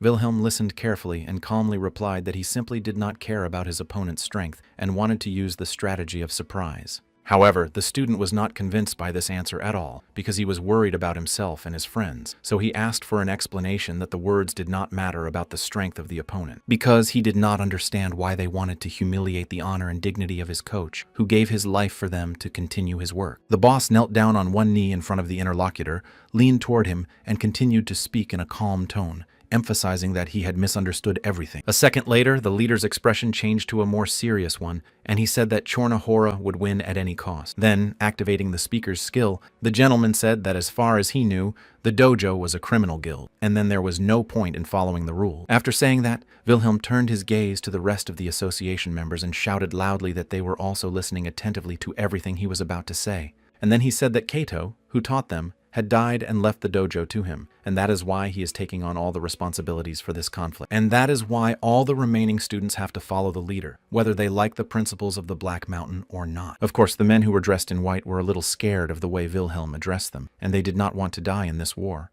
Having calmed down a bit, the boss put his hands to the side and said in a normal tone that he knew it would be difficult for the students to get used to it.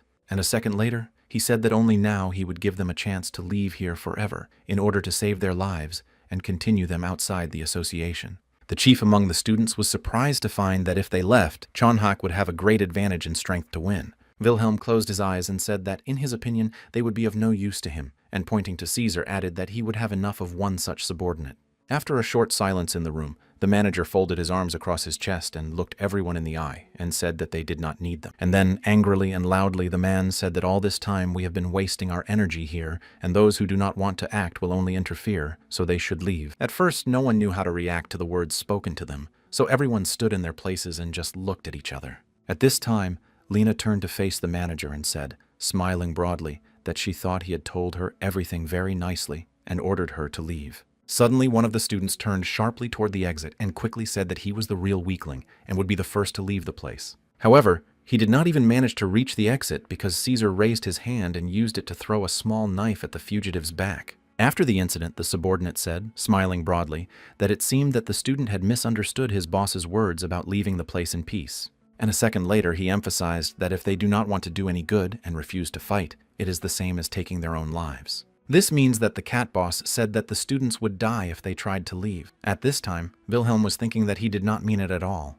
Of course, the members of the association were shocked by the way things are unfolding now, because they were already without a coach, and now there are such problems. When Wilhelm looked at the confused faces of the people, he concluded that Caesar's words had a much better effect on them than on him. Therefore, if they can use this herd for their own purposes, at least a little bit, there will be much less trouble than there will be. When the system gave a notification that they had managed to unite Chornahora with the dojo, the manager began to wonder if they had done everything right.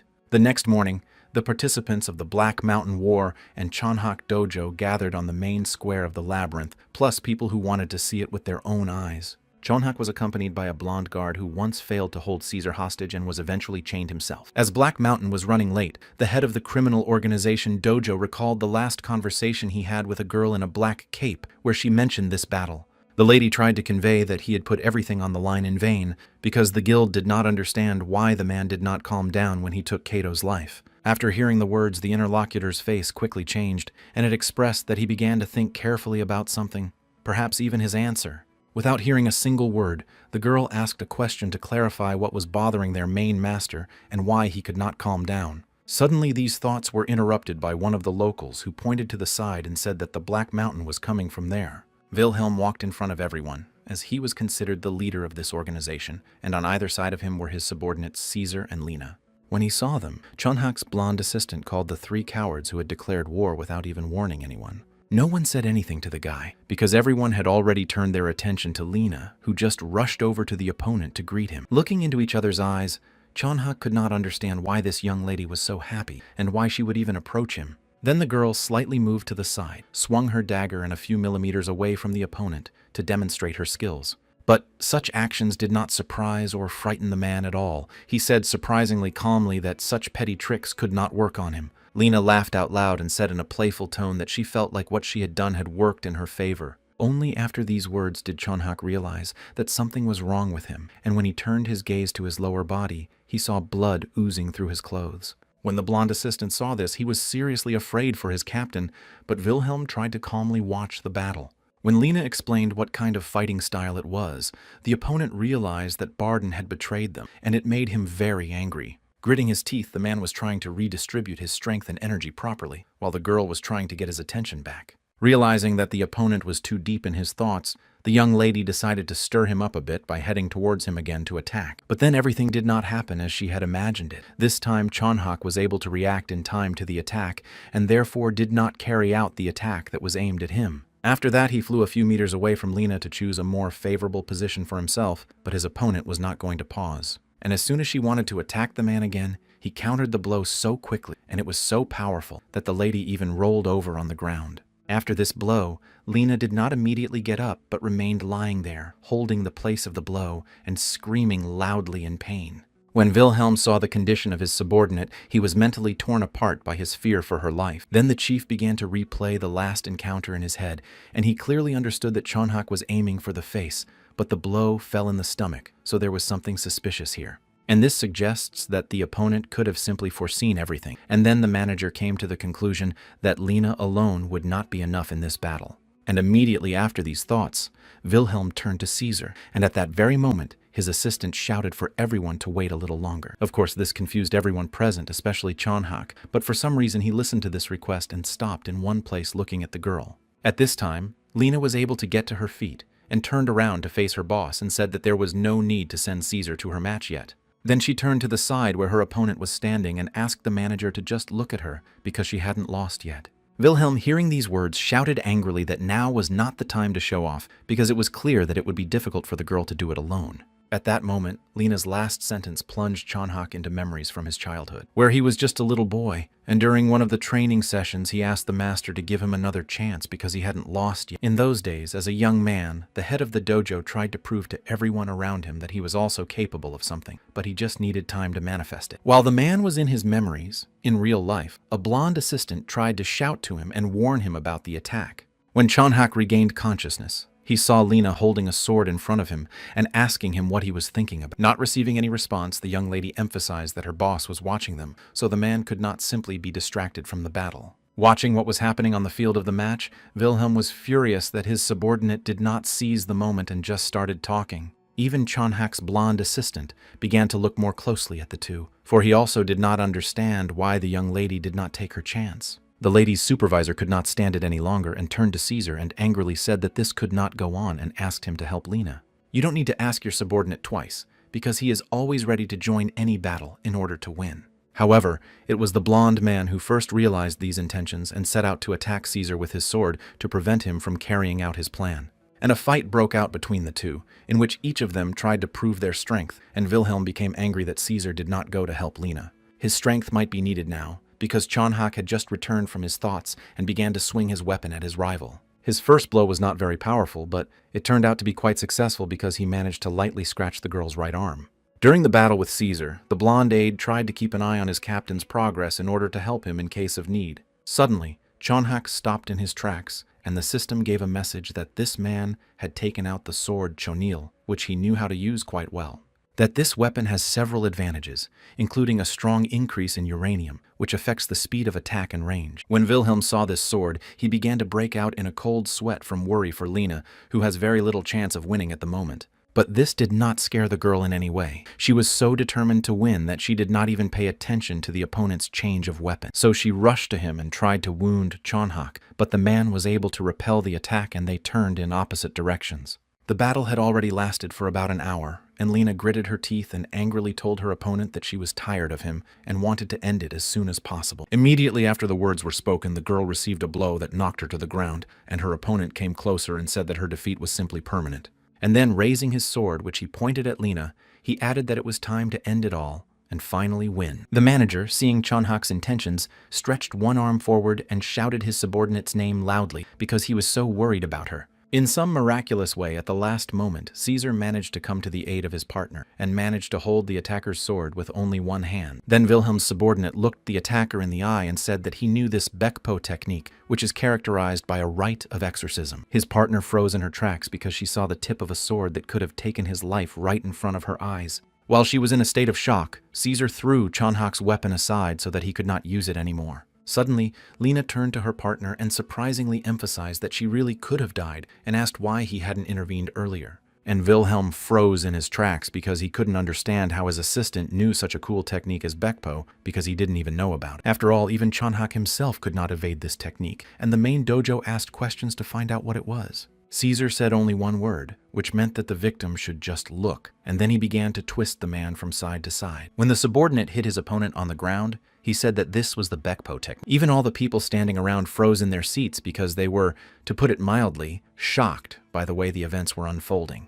The boss watched his assistant and still couldn't understand where he had learned this and whether it was necessary to shout at the top of his lungs. Then Caesar stopped and addressed everyone present and asked them to listen to him carefully because he was demonstrating the power they had been searching for so long. After a short pause, the man said that he could teach this power to anyone in the Bekpo dojo for just 10 silver coins. Wilhelm stood there, still surprised by how everything was unfolding, because he had no idea how Caesar would act. Then the manager began to think about how the subordinate had successfully advertised his capabilities. For several minutes, the boss stood in the same position, not even blinking, because he didn't know what to do with what had happened. At this time, 2 men who were also on the square and shaking hands noticed a strange gathering of people nearby. Although shortly before they shook hands, they had already seen 2 different associations coming to the main square from different directions. And when they saw the fight, one of them could not understand what it was about, and the other told him that it looked like the head of a criminal organization was angry. They watched the fight for several minutes, and as soon as they saw Lena fall, they assumed that it would probably be painful and brutal.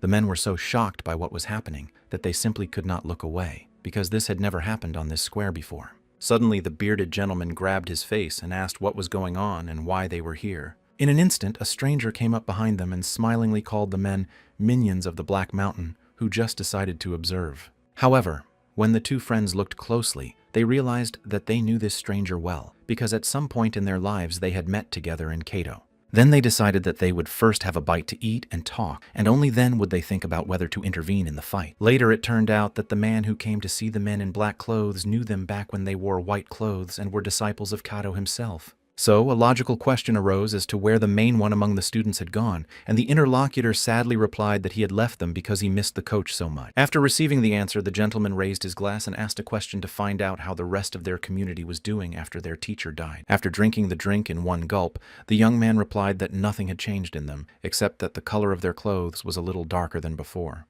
And after a short pause, he added that they would have been better off going to Chonhak if they had known how it would turn out, because the conditions there are much better and they have a reputation.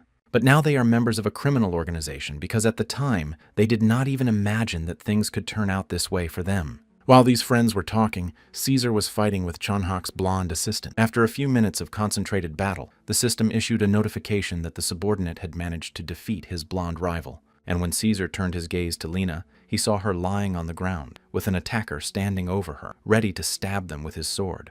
It was because his partner was in danger of dying that the assistant pulled himself together and moved quickly to prevent her from doing something irreparable. As soon as everyone saw that Caesar had already switched to Chonhak, the men decided to get to their feet to see everything better. The gentleman who approached Kato's former students smiled sweetly, and they did not think he could harm them in any way. Then he shook hands with one of the boys and asked them to be a little gentler with them if they ever had to fight.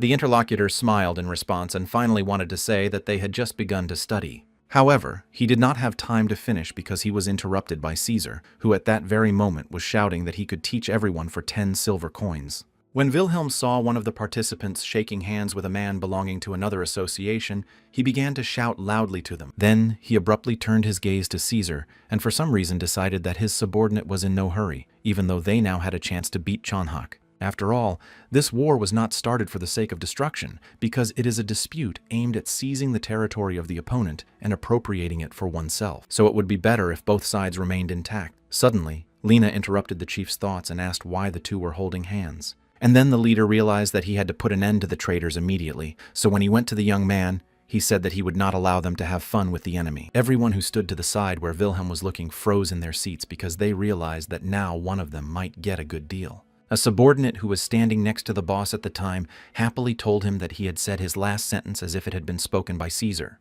In a matter of seconds, the manager was next to the gentleman who had attracted his attention, and turning to them, he said that he understood that they were all friends. But do they still think that they are in the middle of Murim? Because in reality they are not, and they need to return to this reality. And without giving the boys a chance to answer, Wilhelm said that he would now put them in order, and that his subordinate named Caesar would help him. The assistant, hearing his name, began to smile slyly, saying that traitors would face death and no other scenarios. Hearing these words, the young man from the Black Mountain Guild turned to the other man and closed his eyes, apologizing for what he would do next. And then what happened was that all the members of the Beklo Dojo activated their skills at the same time, and they did it to attack the Cheonhak people. However, this did not happen because suddenly a familiar voice was heard asking them to stop, and it sounded like he was using his last breath. Everyone turned their heads in the direction of the voice, and Wilhelm and Lena did not understand what it was all about, but Caesar was very angry for some reason. Because later, as it turned out, it was Cheonhak himself who was still lying on the ground where his opponent had thrown him, putting his hand on his head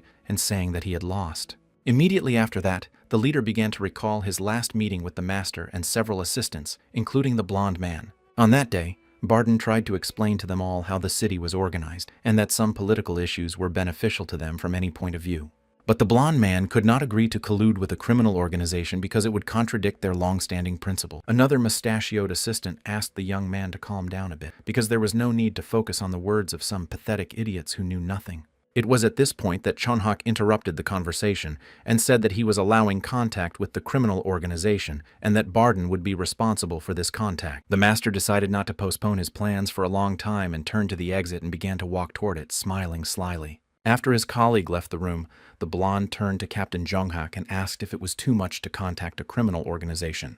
And then the main man said that he left Kato, and after that he was able to open his own dojo. So the logical question is, what is the secret of their rapid growth? And the assistant calmly replied that this was due to the fact that the gentleman had abandoned traditions and was able to quickly learn the basic practical techniques. Cheonhak was disappointed by this answer, so he asked if that was all, but the blonde man had something to add and said that the cloak could charm customers. The gentleman who was in the room with them shamed the young man a bit, saying that he did not even think he would allow himself to say such a thing out loud. Then the captain addressed the boy, emphasizing that he was no better than any criminal, so from now on he could not criticize Barden at all. However, the young man was not easily shut up because he still could not understand how it all had to do with the debts they currently had.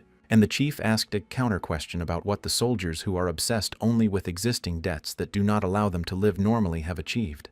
The interlocutor did not reply, but stood looking at the captain with a surprised expression and wide-open eyes and mouth. The next day, a meeting of the Cheonhak dojo was held to discuss the strong onslaught of monsters in the maze, and then criminal organizations appeared. The participants of the meeting could not understand what they were doing all this time, and they were just sitting in their dojo and observing traditions. The only one who dared to tell the truth to the face was Cheonhak, who said in a serious tone that this could not be called anything other than an escape from reality. Walking around the room, the man began to say that his organization was created to resist this, and that if he was concerned about the law, it would not exist. And then, walking to the exit, the head added that those who are not satisfied with such principles can leave them right now. After hearing this, the blonde and another mustachioed assistant stood there and did not know what to do next, because this was a very serious application. When he returned to training, the blonde man turned to his students and told them to forget their past lives because they no longer existed. Then he added that martial arts without training is just a show, so guys have to train hard to defeat the enemy. That's why each of the training participants held a sword and had a partner to fight with to improve their attacks and defense techniques. On the same day, Cheonhak had a meeting with Barden, who was angry about what the captain said, so he asked loudly for clarification. Receiving only silence in response, the master asked why the man did not want his own man inside the organization if he wanted to gain power there. Again, having received no response, Barden added that if this is not done, then there will be neither a criminal organization nor a dojo. Only after the last phrase did the gentleman see any reaction from the interlocutor, and it was quite violent because he used force against the master. After striking, Cheonhak emphasized that he was very disappointed that the master did not understand his intentions, and for some reason he thought that he was chasing some kind of power. Barden bowed a little and apologized for his words, and the captain warned him that if it happened again, he would simply throw him out. The master, with his head bowed guiltily, turned toward the exit and quietly said that he understood everything and would not repeat it. After this meeting, it was very difficult for Cheonhak because he had to show his best qualities towards his loved ones. A few hours passed, and a young lady in a black cloak came to the captain and looked at him carefully and said that he looked very tired. When the gentleman paid attention to her, the young lady said that she had heard rumors that he had solved a problem that had long been hanging over his organization. The interlocutor was a little surprised by this answer because it made it clear to him that the organization knew everything, and that is why certain problems could arise. After a short pause, Chonhak asked the young lady not to tell anyone what kind of condition he was in because it could be used against him. The young lady immediately asked why he wanted to hide it and suggested that maybe he didn't want everyone to know about his weakness. And after a pause, she suggested that maybe he didn't want everyone to know about his arrangement with the master. The captain did not even realize that she could know such details about his life, so he showed his surprise with his whole expression. Then he turned his gaze to the side and sadly said that the person he was talking to could tell the guild members everything right now if she felt like it. After this phrase, the man returned from his memories to reality and was sitting on the ground, with Wilhelm and his subordinates standing in front of him. When the supervisor noticed that the victim was looking at him, he asked a question to clarify whether he had really been a bad person in the past. When he did not receive any response, the boss continued to talk, accusing him of making a deal with a criminal organization to get people to train. And the last thing that sounded in this sentence was that he did all this only because he had made a promise to the master, and this surprised the blonde assistant. Only after that did Chonhak decide to answer at least something, and he confirmed all of the above, adding that it was their secret. But everything was ruined by a monster who came to them with his unsurpassed combat, and that's when they had to go out for a duel to demonstrate their strength. Then there was a short pause, which was broken by Chonhak, who said that only with time could he understand the meaning of that battle. Then he emphasized that when he came to after that day, he concluded that everything that happened was just a waste of time. At some point, Lena decided to speak up, so she turned to Caesar and said, smiling, that he had taken the lives of several people because of his obsession.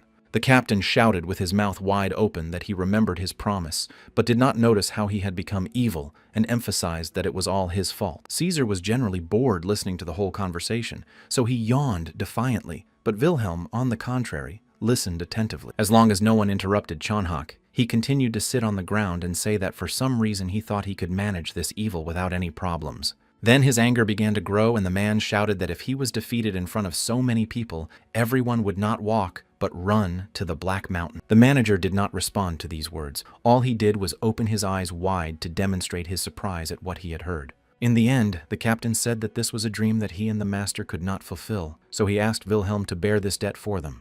The blonde assistant, hearing the last phrase, could not contain his emotions because he was so disappointed with what was really happening. It was at this time that renovation work was completed on the former estate of Thomas, which is considered the second base of Chornahora. Of course, all of this was closely followed by Kled, who was even a little happy that this new association was able to break through in the game. After the battle, people who could not attend asked those who were there what happened and were told that the tough guys from Chornahora had won. And the system told Wilhelm that his association's reputation had increased by 300%, and his own by as much as 100. But Caesar's reputation as the best fighter in the duel increased by 650%, and he received a special characteristic, fighting spirit. This new characteristic will be increased by special abilities added by a new trait called martial arts genius. At that time, behind the eastern wall of the labyrinth in the forest, a girl with a bow was wielding a bow and killing those who wanted to harm her personally. The person she was aiming at was sitting by the tree trunk and calling out for help because he could not stand the intense pain. However, he was unable to call for help and certainly did not wait for it because his abuser returned and shot another arrow at him. Then the young lady recalled how a few days ago she had noticed a red-haired girl holding a dagger behind a wall in this forest. This stranger attracted the attention of the criminal, so she watched her from the highest branch of the nearest tree. A few minutes later, the young woman in the black cloak saw a brick wall and started walking quickly toward it, as if something important was behind it. The attacker did not think twice about shooting an arrow directly into the stranger's back, but she managed to react in time and catch it with one hand. And this red-haired stranger turned out to be Lena, who in response quickly spun around and launched several of her small daggers at the attacker. However, they did not reach their goal because the opponent used the stealth skill, after which she became completely invisible. And Lena, after the throw, began to look closely at the tree because she couldn't understand who it was and who could see her in this place. Because she was attacked, she decided not to stay in that place and fled, and the attacker used a crow to get a request to kill the person. Therefore, without thinking twice, the girl decided to go to the city to find the person who asked her to perform this task. At this time, Wilhelm, in his first headquarters, stood in the center of the restored building and enjoyed what he had done. Namely, he decided to unite all the participants with the help of the team game, and such guild bases can greatly strengthen each player. Stretching his arms out in front of him, the man said to himself that it was certainly very expensive, but there was one advantage: real estate could never betray. Then the boss, smiling broadly, clenched his hands into fists with joy that he would finally be able to get new emotions and new. But before he could finish, he heard a noise behind him and turned to see that the former slave and now member of the guild was learning to fight from Lena. The subordinate, smiling sincerely, turned to her boss and, naming a boy named Rave, began to praise him for learning everything so well. However, Wilhelm did not like the fact that after training this young man, a trace of his force remained on the floor, so Lena was forced to hold her boss. Rave was confused and frightened and began to apologize and explain that he did not know how it could have happened because he only wanted to repeat what he had been taught. However, these apologies could not stop the boss's rage that his new premises would need to be repaired again only after the restoration. The boy, holding his head, began to cry loudly, saying that he did not want to do this at all because it was Lena's idea to teach him. The girl, who continued to hold the leader behind her, happily asked a question to clarify whether Rave really wanted to call her a good teacher. Then Wilhelm turned to face the assistant and still angrily asked her questions to find out why he knew nothing about the training. This question made the lady angry, so she began to slap the boss on the back, saying why he made her follow this little thief. When Lena and the manager calmed down a bit, she asked him in a calm tone why he was so angry with her. Wilhelm was in no hurry to answer. He did not want to say anything at all about it, but the lady insisted because she wanted to hear the real reason for his anger. And then the manager had no choice but to answer that he did not want to send him to a place where there would be a large bunch of men who did not need to be pampered by the presence of a girl. Hearing this explanation, the subordinate was very happy because her boss had long been sympathetic to her, but Rave did not understand what the man could be up to. It is logical that many new students will come to their dojo because they have seen how Caesar can fight and what techniques he can use. But not everyone will stay for long, because eventually they will learn the true face of their teacher and will not be able to accept it, and will simply run away. That is why the boy became curious about what exactly Wilhelm was trying to achieve, because what he assumed on his own still seemed rather illogical. In this incomprehensible state, Rave stood and watched how happy Lena was to hear the words, and how serious the leader was because it was clear that he was thinking about something. While everyone was busy with their thoughts and emotions, the villainess was aiming her bow at Wilhelm with the intention of killing him. The only one who noticed the attacker was Rave, and he turned to his supervisor and shouted that there was danger behind it. As soon as the girl realized that she had been spotted, she acted immediately, so she pulled an arrow and shot it right at the unarmed Wilhelm. Immediately after being wounded, the system issued a red alert that if the man received uranium that went beyond the system, his real body could be damaged. Lena looked at her boss in fright because she simply could not realize that someone had attempted to kill her leader. Several months have passed, and we learn that Barden is alive after his death and is now living in a secret underground room. And he managed to survive because he has immunity from death, which he received as a gift from the employees of the Korean branch of the World of the Labyrinth. As the man was walking down the corridor, a girl carrying a bow came up behind him and asked him why he was so excited. Barden turned to face her and shouted angrily that he knew what had happened, and asked why she hadn't done what they had agreed. After all, she was supposed to take Caesar's life, and the master had paid a good advance for this. And for some reason, she shot his boss. The young lady, arms folded across her chest, stood silently and stared at the ground in front of her and listened to the interlocutor being crucified. After a short pause, she said that there was no need to worry so much because, in fact, she was just sure that there was a person who was in charge of Caesar. The offender then began to explain that this person could have a severe painful shock that could be felt even in reality. Barden, having heard all of the above, pointed his index finger at his ally and emphasized that despite all of this, she still violated the agreement. The young lady replied that her nickname was the Manhunter, and she was not nicknamed that way because she was hunting for monsters. The man could not stand it and said that a deal is a deal, and he would not give the rest of the money until she fulfilled what he had asked her to do before. The girl's expression changed slightly at these words, and without answering anything, she just looked at Barden and remained silent. The master noticed this and emphasized that she could not squirm because, thanks to his informants, he already knew about her miserable behavior. Then the man began to say that he and Lena, who is now Wilhelm's subordinate, had previously known each other personally during their work together. And when they started looking for her one day, the manhunter failed in her mission because she could not finish her off. And when they met again at the second base of Chornahora, it turns out that all the criminal wanted was to take revenge for that incident. But there is one thing in this situation. The attacker should have aimed at Lena, but for some reason she shot the leader of the Chornahora Association. Then Barden came up close to the performer of his request and looked her straight in the eye and asked her if she was really scared. When he received no response, the man began to speculate that perhaps the manhunter was jealous of his former colleague. After these assumptions, the girl plunged into a memory where she watched Lena and her new boss talking about Rave. A few minutes later, she was brought back to reality by Barden, who emphasized that it was because of that beautiful, strong woman that the young lady had been defeated for the first time. Therefore, the third assumption was that the criminal simply decided to take revenge on the manager and thus complete her old grudge. The manhunter could no longer stand all these words, so she took a swing to show that she had come here for the wrong reason. Barden was no slouch either, and he managed to stop the arrow from striking and smilingly warned the attacker not to be so bold. After all, over time, you might just regret it. The young lady stopped and looked the other person in the eye and stopped her stroke. And putting the arrow back in its place, she said that she did not want any trouble at all, and that attacking a person with 6 ranks would be worse for herself. And finally, the girl said in a serious tone that she would definitely take Lena and Caesar's lives, and the customer should prepare money for the execution.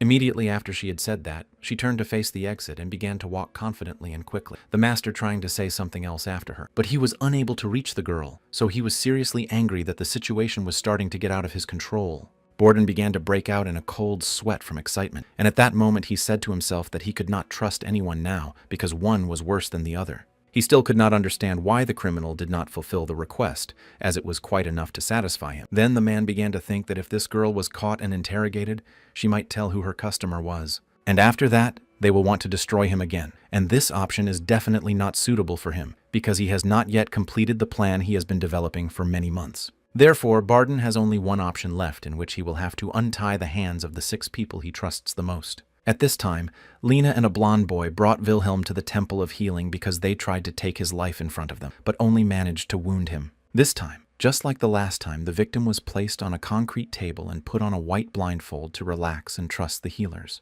The blonde lady stretched her hand over his body and began to use her energy to suppress the pain and heal the wound to restore his body. After doing so, L.A. continued to look at the man, asking if all the leaders of dark organizations are like Wilhelm. This question frightened the subordinate, and she quickly began asking questions to find out if there was something serious and why this reaction. The blonde woman explained that the injury was very serious, and Lena replied that her boss liked dangerous and painful things and that he was into that sort of thing. When the boss asked me what I was talking about, he said that there was no need to make so much noise about some minor scratch on his body. Elaine began to ask in a serious tone to get some rest, because even she does not know what the consequences of the ancient curse that was placed on the master might be. The leader of the Black Mountain turned his gaze to the healer and said that in his opinion there was nothing serious here, because he knew the wild imagination of this young lady. At this point, the subordinate was already overwhelmed by thoughts of what she had heard about the ancient curse and that her boss might actually die. Then Lena began to shout to Elaine and ask her to somehow help Wilhelm save his life in order to continue to fulfill his plans. After that, the lady began to cry bitterly because she felt so good in the company of her boss, and if he died, what would she do without him? Wilhelm and the healer who were watching the subordinate were a bit surprised by the way her mood and emotional state changed dramatically. The only thing that angered the leader of the Black Mountain in this situation was that the loyalty of his assistant began to decline, and he sharply addressed this issue to Elaine. The woman said that she did not know why this was happening because she had never experienced anything like this before, but she would try to change something. Therefore, holding the golden cross, the healer turned to Lena and told her that Wilhelm should worry about his pain. Then the young lady closed her eyes and said that she fully understood that it might not be pleasant for the girl not to know about her boss's problems. But she has to accept the fact that he doesn't always want to share them with anyone else. After these words, Lena was even able to calm down a bit. However, this did not work for long because the assistant went to the boss again and cried bitterly and said that it was very difficult for her not to interfere in his problems. Wilhelm didn't know how to calm his subordinate down, so he chose to just keep quiet, and at that time Elaine said that he should at least tell the girl when he was in pain. And Lin continued to shed tears, loudly shouting that the leader was already on the verge of death, and now he might die from some kind of curse. And after that, the system issues a message that the subordinate's loyalty continues to decline, and the man realizes that soon she may just leave him here. At first, he began to panic, because only when he came to his senses after being wounded did he need to think about how to calm his subordinates and regain their loyalty. Elaine calmly asked if she could do something personal, but the victim did not let her go and told her to finally say something normal. At the same time, the thought flashed through his mind that if Lena did leave him, he would be labeled a bad guy by women. Or it can end so badly that no one will take him seriously in the men's bathhouse of Chornahora. Wilhelm broke out in a cold sweat and realized that he could never let this happen, and that is why he had to act right here and now. Turning his head to his assistant, he saw that she was still standing in the same place and holding her head up, sobbing loudly and heavily. After observing this state of the girl, the boss realized that he would have to do something he didn't really want to do, but he simply had no choice. And because of this, he grabbed Elaine's shirt and angrily emphasized that he was in this situation because of her words, so she should be held accountable for it. The woman was very frightened by this attitude toward her, so she began to ask Mr. Wilhelm to calm his anger and listen to her. And a second later, she explained that if a man trespassed on the Temple of Healing, he would immediately receive a call from the system, and the knights of the temple would be there in an instant. And finally, the healer added that this could become a big problem for him and for people, for which no one is fully prepared. After hearing the warning, the leader jumped to his feet and looking at his companions said that they should not draw too much attention to themselves. However, the subordinate did not look at him because she was still thinking that her boss might soon leave her to her own devices. Therefore, the leader of the Black Mountain addressed the lady by name, and when she looked up at him, he showed her a chain with a blue stone. It was a healing chain, and while Lena stood there and did not even gasp in surprise, the manager asked her to take the gift he had prepared for her. The only one who was not happy about this was Elaine, because she did not understand how Wilhelm managed to take this jewelry from her unnoticed and give it to his subordinate. When the manager himself saw this stone on the chain, he thought that for some reason he had assumed that this jewelry might look a little more modest than it actually is. At first, the healer began to feel the place on her neck where the jewelry was supposed to hang in order not to bring accusations against such people in vain. And of course, she did not feel her chain in place, so she turned to the victim and reported that he had committed a theft. And then she began to explain that if she had handed over this valuable item to him, their church would have been accused of collusion with a new dark organization. After a short pause, Elaine said, "And if the chain was stolen, that's a different matter, because it's not enough to open an investigation." Wilhelm tried to listen carefully, but at some point in the story he could not understand what the healer was saying. Then the woman began to sob and say that the boss was so attentive to details that she was sure she would never meet such a boss in their town. Suddenly, the system issued a message that the interlocutor's favorability had increased by as much as 15%, and the leader could not understand why. At that moment, the young man who had come with Wilhelm and Lena began to speak, and he apologized and wanted to remind us of another very important thing. However, he was interrupted by a subordinate who began to loudly ask questions about the reasons why the boss decided that she would take the chain for herself. The manager was a little confused by this reaction, so he asked her if she would definitely not accept, and the girl, walking in the opposite direction, said she did not know. Elaine decided to intervene a bit and push the boss to present the gift in the right way, and Lena appreciated her efforts. Therefore, she decided to accept the gift and grabbed the chain with one hand and began to swing it joyfully from side to side. After that, the system gave a message that the subordinate's loyalty had increased by 25%. The manager realized that it was very difficult to work with women.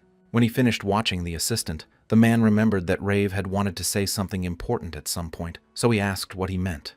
And the boy said in a serious tone that it was necessary to find out who tried to take the life of the leader of the new Chornahora Association. At this time, Caesar was training new students on the Black Mountain so hard that they were lying on the floor in different corners from fatigue. One of the guys was trying to crawl to the exit with his last strength because he realized that this was just hell in a non-training environment and that he had to leave immediately. However, he was unable to do so because he was stabbed in the back by a knife thrown at him by Caesar, who emphasized that they would not leave here easily. Another young man began to cry bitterly, explaining that he just wanted to learn how to fight in the Bekpo style he had seen on the central square for several days. After a short pause, the student continued that he could not even think that the training would be conducted by such a monster who did not spare anyone. The second student emphasized that this was not a martial art but one-sided violence, and then he took out his sword and demonstrated it to everyone present, saying that skill without basic strength can be just a fluke. Caesar then turned his eyes red and sarcastically said that the students still had a lot to learn, so they should take up their swords now. However, it was a strange request because the students did not yet have such a weapon, and the coach began to swing his from side to side, and they barely had time to run away. As it turned out, the subordinate was well aware that the guys were unarmed, so he continued to do what he was doing, emphasizing that they were not the only ones going through this. However, suddenly, in an instant, during another swing of his sword, Caesar felt a powerful force on his body that forced him to stop. Dropping to one knee, the man began to read a message from the system that an unexpected attack had hit uranium in a vital point. After receiving this information, Wilhelm's assistant looked up and angrily asked a question to understand who dared to do this. During the injury, the front door opened wide and the students began to run out, but a young lady holding a bow came inside. Looking down on the victim for a few minutes, she said that now she did not understand why he was called a monster, because there was nothing special about him. Of course, Caesar did not want to hear such words addressed to him, so he looked at the attacker and decided to ask her what she had said. And the woman, drawing the arrow again, said that having come here she had learned a little about him, and that he had taken the life of Thomas himself. Then there was a pause in the room, broken by a stranger who began to aim better, and then said that if she got rid of him, she could take the sword. Wilhelm's subordinate is not one to give up so easily, so he pushed off the floor, jumped high, and pointed his weapon at the attacker. During this jump, the girl said that because he was taking his time, she could see all the important points on his body that she could aim at. But at some point, the young lady felt the pressure of the wind, and she concluded that this was the opponent's way of trying to change the trajectory of the arrow that could fly out. While the stranger was analyzing all this, Caesar managed to damage her bow, but it still becomes unclear how he attacks so strongly after being wounded by uranium. In order to survive, the young lady had to activate the skill of constant invisibility in order to strike in the blind spot with a knife. As soon as she was able to get closer to her opponent, he somehow managed to unlock her and grab her head.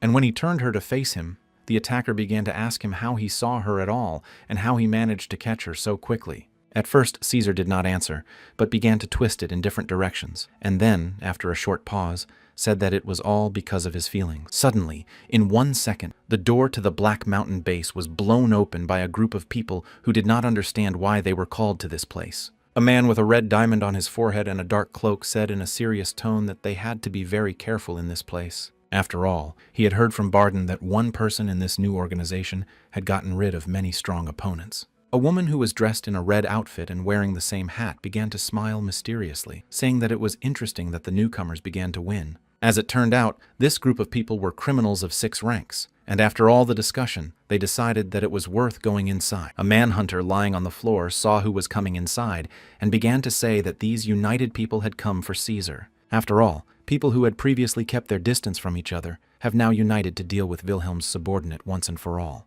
Of course, Caesar was a little confused because he really saw people who were completely different but still stuck together. The woman who was dressed in bright red clothes immediately began to use force and at the same time addressed the Nubian attacker and asked if they were on time. However, none of them intended to listen to that answer because it was just a distraction to attack Caesar. Several people attacked at the same time to distract the subordinate, while the man with the diamond on his head was preparing his sticks. When he used force against them, they began to glow with a purple light, and then threw off the lights that the opponent managed to deflect. In response, Caesar threw several small knives at the attacker, and in order to help his partner, the gentleman with the column in his hands began to wave it. And as it turned out, he did not do it in vain because he managed to deflect the weapons that were flying in their direction, and thus saved their lives. After a short pause, the man with the diamond on his forehead and Caesar simultaneously began to move at each other to show their skills. But this time, the subordinate was still wounded in the chest, and the attacker said that everything about the power of this so-called monster was just a lie. Then the stranger looked at his opponent and told him to thank them for not taking his life, but to know how much they wanted him to. Sitting on the floor, Caesar could not understand why this group of different people had come to them, and for some reason attacked him and was trying to prove something. Finally, the gentleman with the diamond on his head said in a serious tone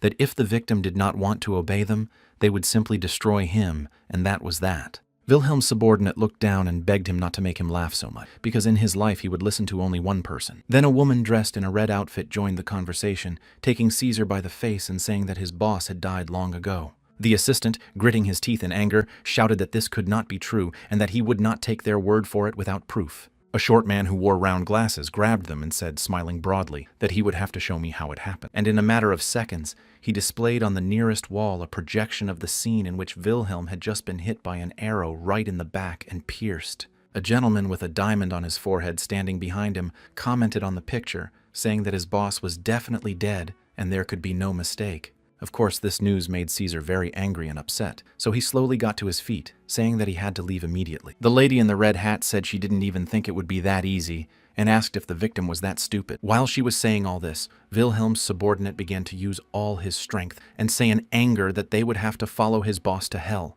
One of the attackers, having listened carefully to Caesar's threats, calmly called him an idiot who did not realize that his situation was very bad. But of course, none of this will stop Black Mountain's assistant, who has already activated the Berserker skill to deal with this group. But the stranger with the diamond on his forehead got tired of dealing with this subordinate and said that there was nothing else they could do but finish him off. At that time, Wilhelm and Lena were walking through the streets of the town, led by a blonde boy, because as it turned out, he could smell where a person was. When they were almost there, the subordinate said with a wide smile that they were probably going to the Bekpo dojo, and this made the boss think. But he was even more shocked to learn that Rave was good at hiding and finding traces even if no one could see them. And looking at the young man, he concluded that it must be good to be a small-time criminal, and he also had the feeling that he had a lot of friends. Then Wilhelm addressed Rave by name and asked him questions to understand together who could have done this, perhaps someone who was offended by something. After listening carefully to the question, the boy replied that he did not really know who it could be, because there were many bad rumors about the head of the town. A second later, the guy added that he had a strange feeling of sewage, and it was so strong that it was in front of his nose. Immediately after he said this, Rave turned his head sharply in the opposite direction because he felt that there might be some kind of threat to them. And of course he was right. So he quickly touched the ground in front of him, after which an explosion occurred, and it was he who stopped the young lady with the bow. The manhunter was quite surprised to be noticed and prevented from doing anything when she used her invisibility skill. The blonde boy froze in place with wide open eyes and replied that it was just a feeling that hadn't let him down lately. This is the second time that day that the attacker has heard this word feeling, and it prevents her from doing what she had planned. Of course, these three managed to catch the woman and brought her to a dark room without windows, where they tied her up so that she could not escape. After a few minutes of threats, the manhunter began to say that Caesar was her first target, but she was tired of watching Lena and her boss flirt. Wilhelm's subordinate was very angry that for such a reason her supervisor was shot with an arrow to take his life. The attacker was very curious to know how the man managed to survive her arrows because they destroy even high-level monsters once and for all. Waiting for at least some response, the attacker reasoned that this leader of the Black Mountain was really not so simple and that the rumors were true. The only thing the boss said was that the stranger had very sharp eyesight, and at that moment the thought flashed through my mind that the arrow had not worked because of low synchronization. Wilhelm asked the hostage that he was surprised that he had managed to survive, but now he wanted to talk about something else entirely. I immediately began to ask who paid the attacker, why she attacked Caesar, and what the main goal of the customer was. For the first few minutes, the girl was simply silent because she did not know what to do, as she had never experienced such a situation in her life. However, she still said that as a hired killer she could not tell, and then Lena interrupted the conversation and said that it was her time. Suddenly, the manhunter said that the only thing she could tell them were some facts about Caesar that they might not even know. Again, the room fell silent, and the hostage, with her eyebrows raised in a serious tone, said that this monster was probably dead. At that time, at the base of the Black Mountain, the attackers were watching Caesar, who was trying to fight them off and escape. The man with the glasses came closer to Wilhelm's subordinate and asked him what he was doing here and if the information about the force was just a rumor. A woman in red clothes, hugging her waist, emphasized that it was the first time she had ever seen someone so persistent. The gentleman with the red diamond on his forehead just stood silently on the sidelines and carefully watched the behavior of the person they attacked. When Caesar saw that all these people were watching him, he laughed out loud and asked them why they didn't just kill him. Without waiting for an answer, he began to clarify that this was really all the criminal organization was capable of, which kept the whole town in fear. The leader of this group told the victim to watch what he said, because if he was so brave, they would start fighting in earnest. After a short pause, the man said that he was giving Caesar one last chance to make amends. So he went on to tell me that there is one rather disgusting and powerful creature in the criminal world. It came here from the far eastern continent and was able to defeat all 6 ranks in one go, and this thief was nicknamed the Destroyer of Souls. And at the last meeting of the 6, it showed a special interest in Caesar, but Wilhelm's subordinate did not understand what they wanted to tell him. And a second later, he added that they really want him to bow his head to the man who destroyed his boss, to whom he swore allegiance to the end. After these words, the man with the diamond on his forehead realized that it would be impossible to convince this gentleman.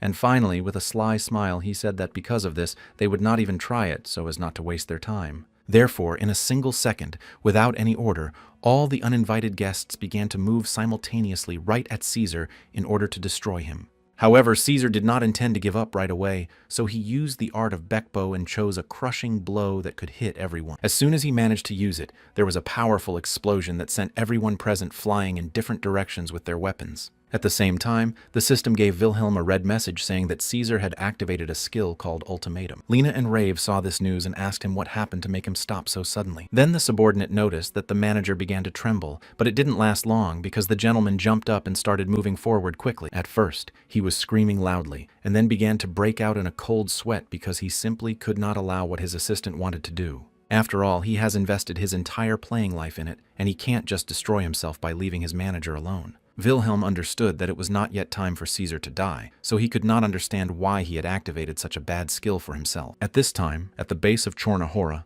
a man with a diamond on his forehead was the first to realize that the victim had turned on self-destruct, so they had to escape. And the thought flashed through his mind that he had never seen a subordinate follow his dead boss so willingly. Seeing how difficult it was for Caesar to cope with the news about William, the attacker began to wonder who he was, since he had such a loyal assistant. One of the 6 attackers approached the leader and emphasized that at this rate they could all die, so they had to leave immediately. But suddenly the man stopped and said that Israel had sent him here for a reason, and that self-destruction could be defeated by self-destruction. After all that was said, little Frankit began to walk slowly to where Caesar was, and finally he managed to say goodbye to the chief among them. The gentleman with the red diamond on his forehead did not want to make such a sacrifice, but it was too late, as a stream of orange energy suddenly flew past him, who brought Franken back, but it happened so fast and so hard that the man was just hit by the wall so that it just cracked. But as it turned out, it was not Caesar who did it, but a new group of people who became interested in what was happening here, and why there was such a fuss. Of course, when everyone's attention was on them, the leader said that they were a little late, and that their colleagues had already managed to destroy everything here. The newcomer emphasized that he had just wanted to put an end to his desire to kill people, but then something happened that now he will not be able to realize his plans.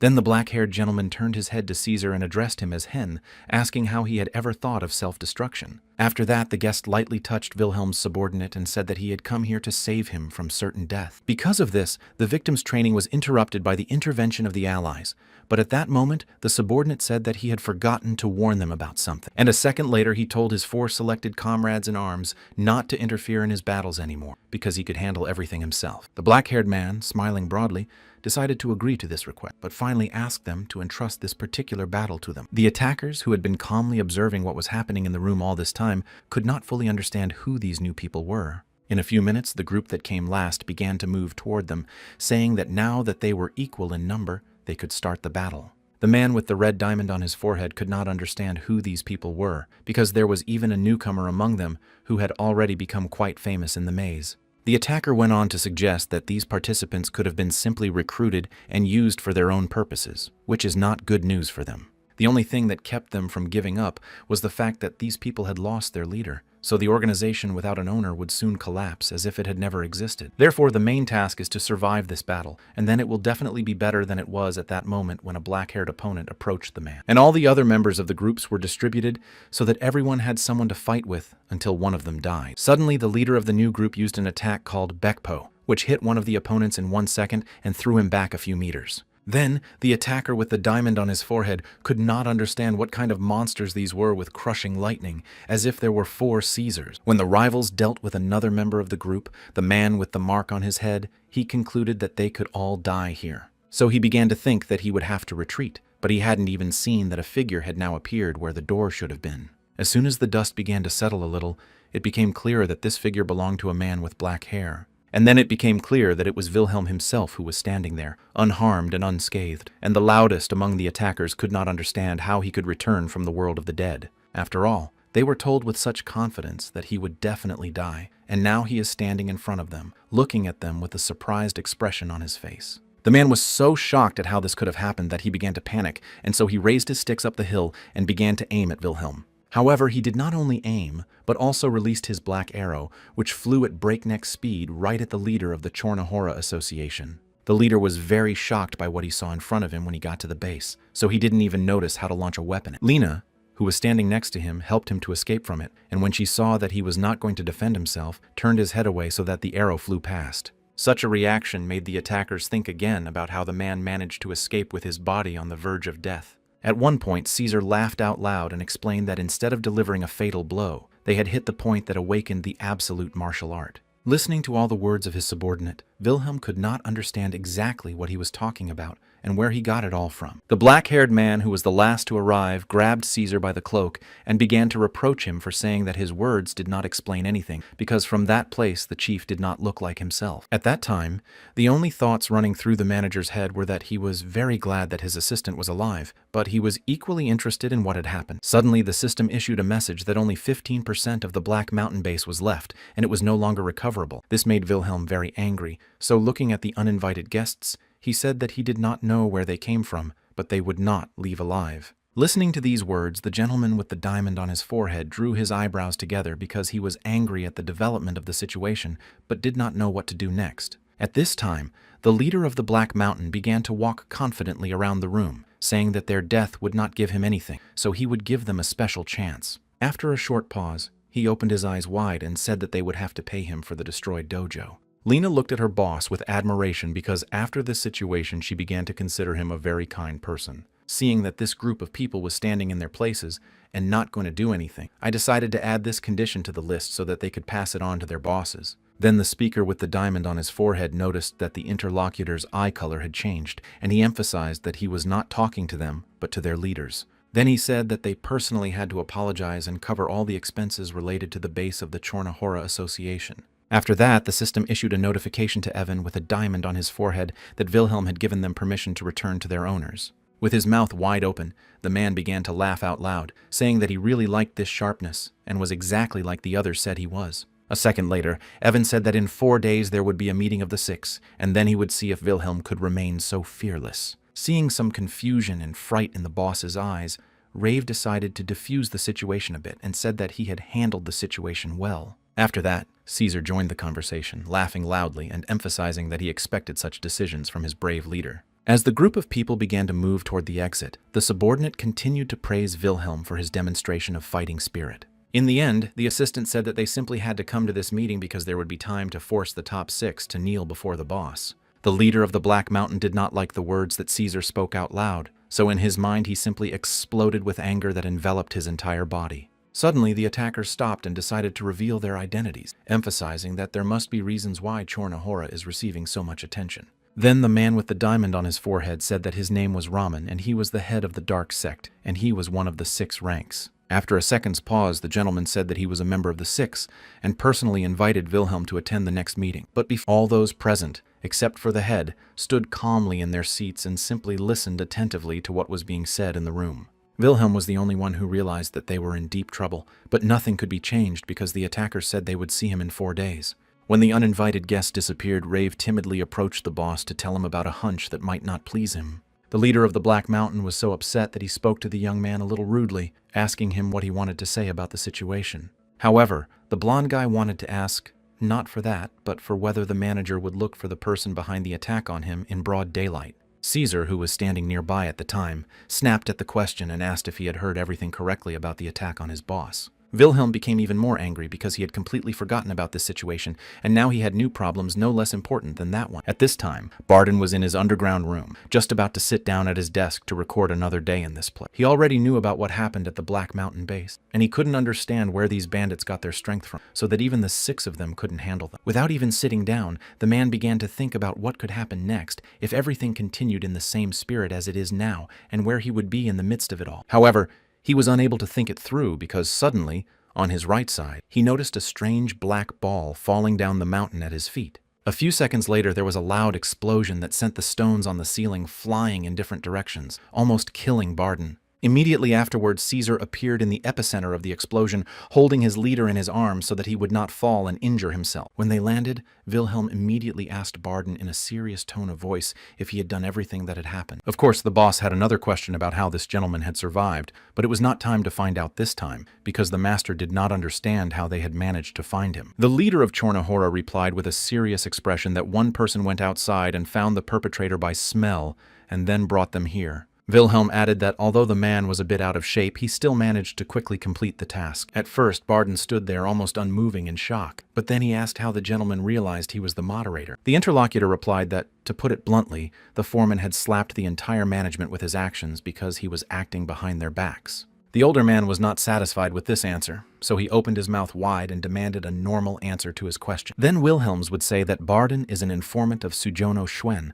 or Park Ildong, who in real life is an intern at the Maze Development Branch. And only one player could know about this. The master began to nervously examine his hands because he realized that he was being declassified little by little. Then the leader of the Black Mountain Association began to look the interlocutor directly in the eye and then greeted Ildong, introducing himself as Rodriguez Eldrigo, or Li Ho Yeon. Then Wilhelm began to recall the last meeting between him and the young man with yellow hair, who now plays the player Barden. Back then, they were sitting at a table in a cafe and toasting Li Ho Yeon's achievements in the game and his friend's success in working at the Maze's branch. When they drank the first shot, Park Il happily said that he was shocked that Li was able to get into the top 100. At that moment, the gamer didn't really want anyone around him to hear about his achievement, so he asked the other person to speak a little quieter. The black-haired man went on to say that although they play to achieve a high place in the ranking table, it is not necessary for everyone to know who they are. Demonstrating an empty stack, he emphasized that the main thing for him in the game is to make it interesting, because he doesn't like to repeat after others.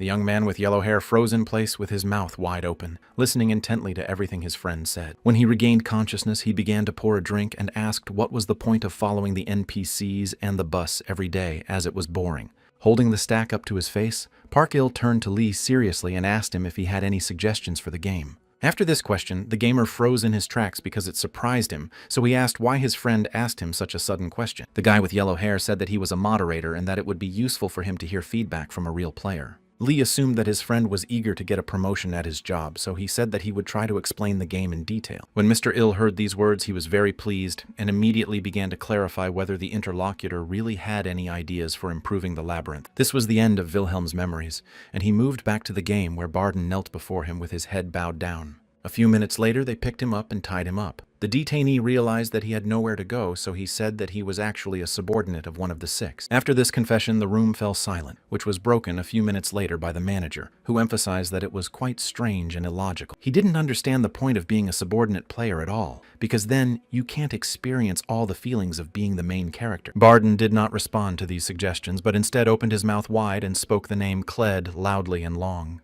Hearing this, the boss began to speculate that they might have met during the restoration of Thomas's estate, but the detainee said that she was working with him. Of course, this information was quite a shock to all those present, as they had recently come to trust her as a person and had already begun to consider her a member of their group.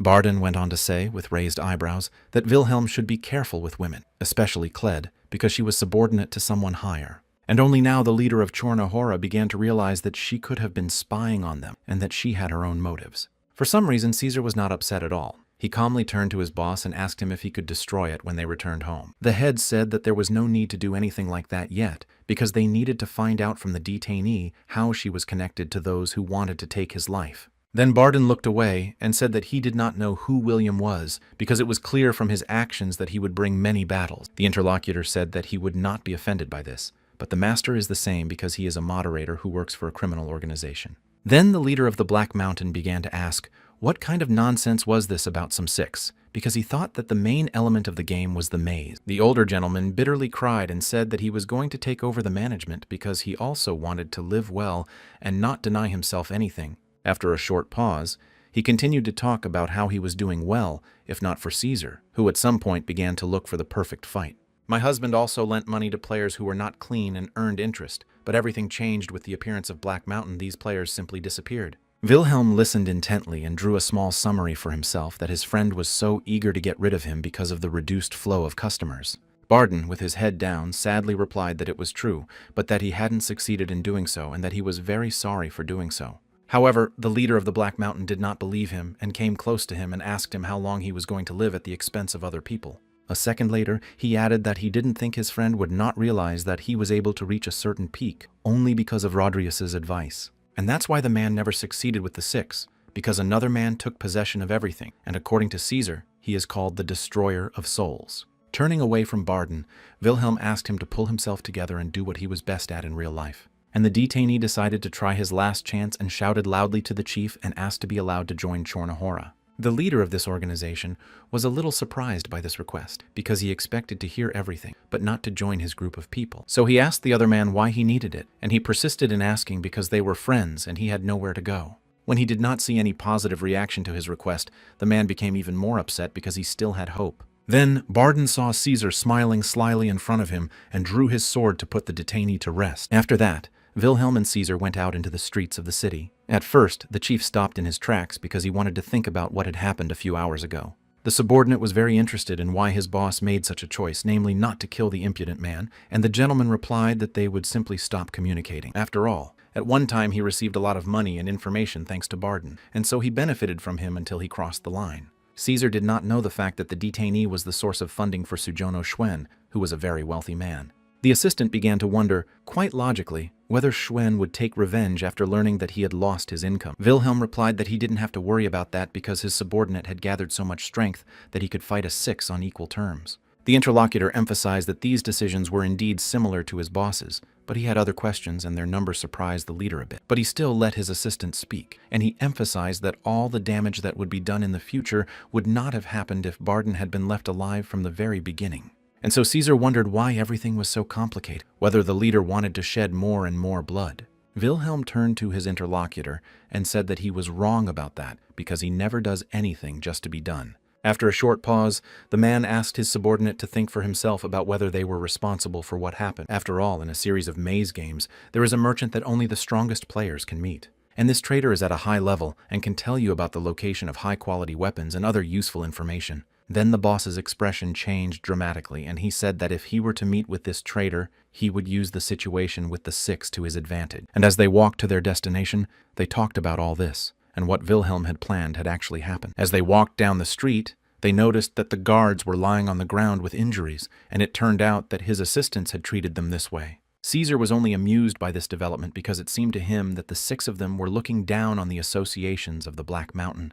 When they finally entered the room, Elaine was the first to greet them, smiling broadly and happily, and greeted Wilhelm. When Wilhelm saw who met him here, he froze in his tracks, immediately thinking that this young lady had forgotten what he had called her for. The man then asked her if she was allowed to come to the lair of the criminal organization at all, and Elaine replied that she was helping out as a medic. After finding out, the manager switched to the first phrase he heard as soon as he entered, and it sounded like "just in time," so he asked what it was about. Then the blonde interlocutor approached the boss and asked him quietly in his ear if he saw a young lady standing behind Lena and looking out the window. William replied that he could see, and Elaine asked him if he thought she had stepped out of the picture because it was the first time she had seen someone who looked so much like God. Hearing these words, the assistant said that this was nonsense, and then the priestess began to explain that the lady was like a bright sun that radiated warmth. After hearing all that, the leader of the Black Mountain began to look more closely at the stranger, but his eyes were not yet accustomed to the lighting here, so he did not see anything. But when the woman turned slightly to face the boss, he immediately recognized her,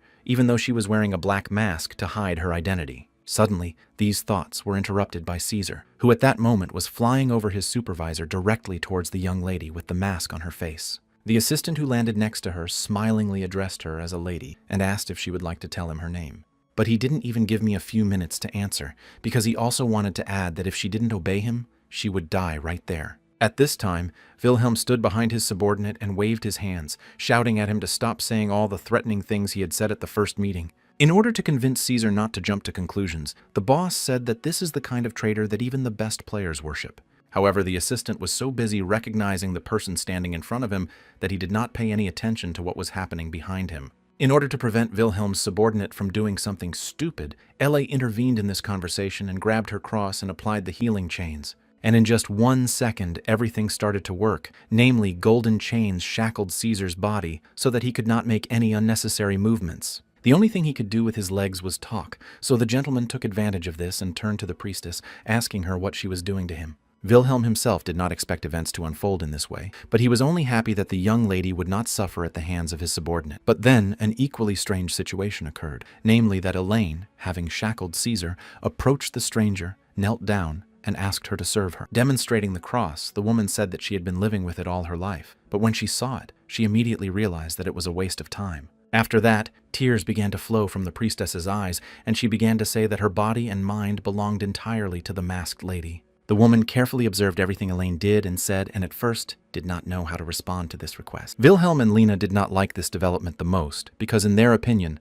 after what the priestess did, everything only got worse. While there was a pause in the room that no one dared to break, the head turned to his assistant and asked her what they should do next. The subordinate told her in a serious tone to trust her, and then she would teach this insolent woman a lesson and use blows all over her body as punishment. Wilhelm agreed to this proposal because he simply had no other option, so Lena began to move on the priestess at that very second. And as soon as she swung to strike the first blow, a blond boy appeared between them and deflected the attack. When the leader of the Black Mountain saw who was in the way, he wondered where this young man had come from again and ruined the plan. As soon as everyone calmed down a bit, Rave turned to his boss and first apologized and then said he could no longer pretend he didn't know anything. But he was so overwhelmed with guilt that he just couldn't stand there and watch what was happening. Immediately after saying this, the young man quickly ran up to the trader and looked her in the eye and asked how she was doing, calling her mother. Everyone present was quite shocked by this news, so the woman sat down in her chair and decided to explain that she was not only trading important information. It also plays an important role in the resolution of major events, such as its mission to make the best choice between several stakeholders. As she spoke, Wilhelm stood in front of her and listened intently with a serious expression on his face, for he was very interested in hearing it.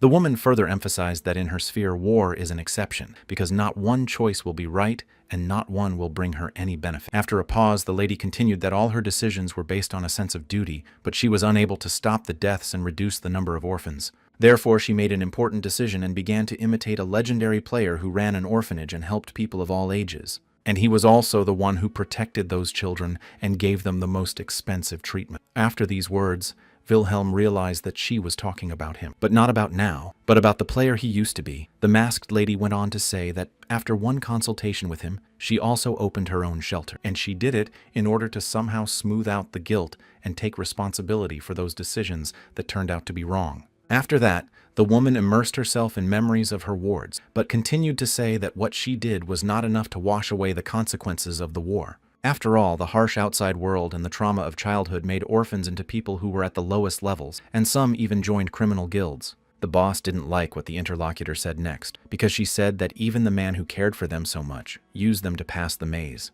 However, this was not successful, and as a result, everyone but him died, so the lady decided to reconsider her choice. After these words, Rave turned to the young lady and asked if this was the reason why she left him alone in this town. Without waiting for any explanations, the boy emphasized that he knew that they were just dolls in her hands to help her remove the feeling of guilt. Finally, the lady was able to say something, and the first thing she said was that she never told him to become a criminal, and this made the young man very angry. Wilhelm grabbed his head, closed his eyes, and said that she was not competent to come here for her son like this. The interlocutor turned to him in a serious tone and said his name and emphasized that she never behaves recklessly, even in personal matters. The leader of the Black Mountain said that then he did not understand anything at all because high-level information traders cannot be tracked so easily. Then, the gentleman illuminated his eyes with a blue light and asked if she had come to his base just like that, not worrying that the Six could attack at any moment.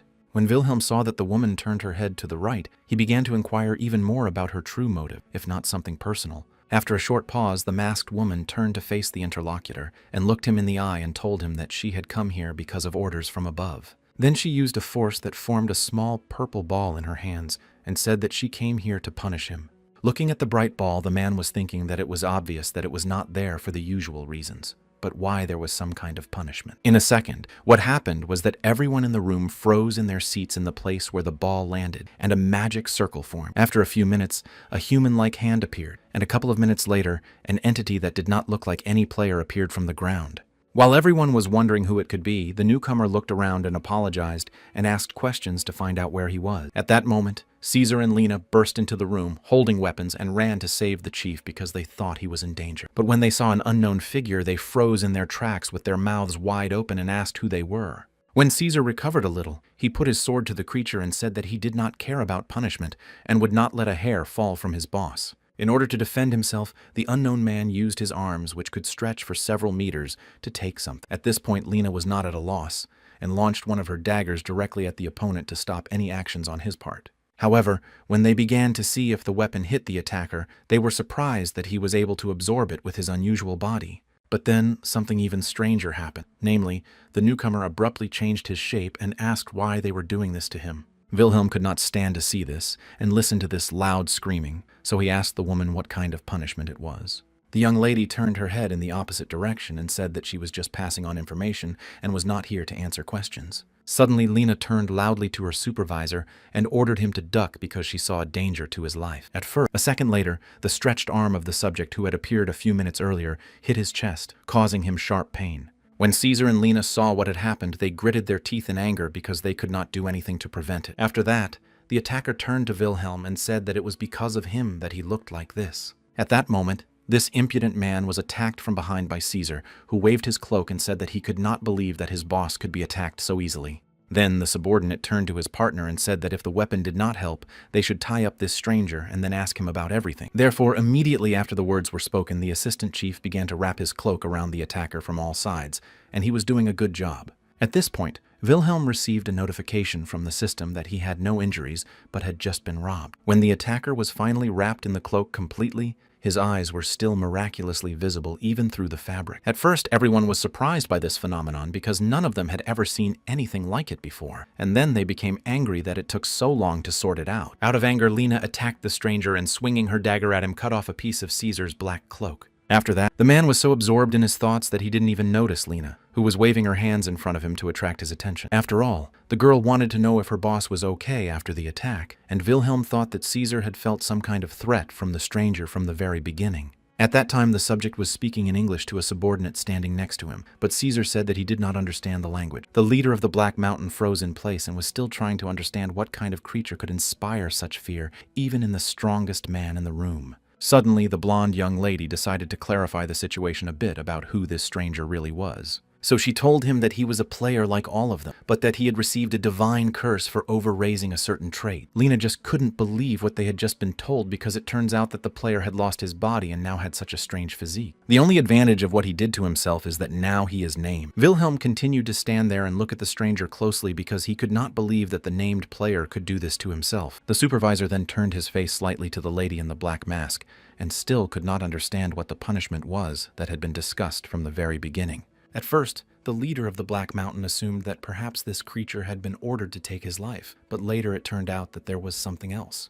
And we know that in the case of Rave, they are forced to obey any order and start executing it the minute it is given. However, the man could not come to a final conclusion because this creature has many opportunities to destroy him, and he just took it and stole it. The only thing Wilhelm realized for sure was that the order was not to lose his face, and his expression changed when he stated this fact. So he began to move toward the attacker, confident that even under the curse he would be able to recover with the help of SR. But when he got too close, he decided to first offer to join their group, where he would be fed and given a place to stay. The stranger did not expect to hear such a proposal addressed to him, so he froze in place, and through his black cloak it became clear that his eyes had grown bigger. Even Caesar was shocked by this. So after a short pause, he began to clarify whether the boss had thought about what he had said. Suddenly, and then the attacker began to change his uniform again, loudly asking who they were and what they were up to. This trick caused the whole room to shake, and many cracks began to form on the ceiling, from which concrete began to fall to the floor. At first, Wilhelm was mentally angry that the place would have to be repaired again, but then he turned his attention to Caesar because he didn't understand what he was doing. However, when he realized that his subordinate was not doing anything worthwhile, he approached the stranger and promised to double the guaranteed bonuses. Watching all this from the sidelines, Rave turned to his mother and asked her if he had always been this way. The woman replied that this gentleman was once a famous player in the past, but he became what he is now a long time ago, so people have to change themselves first.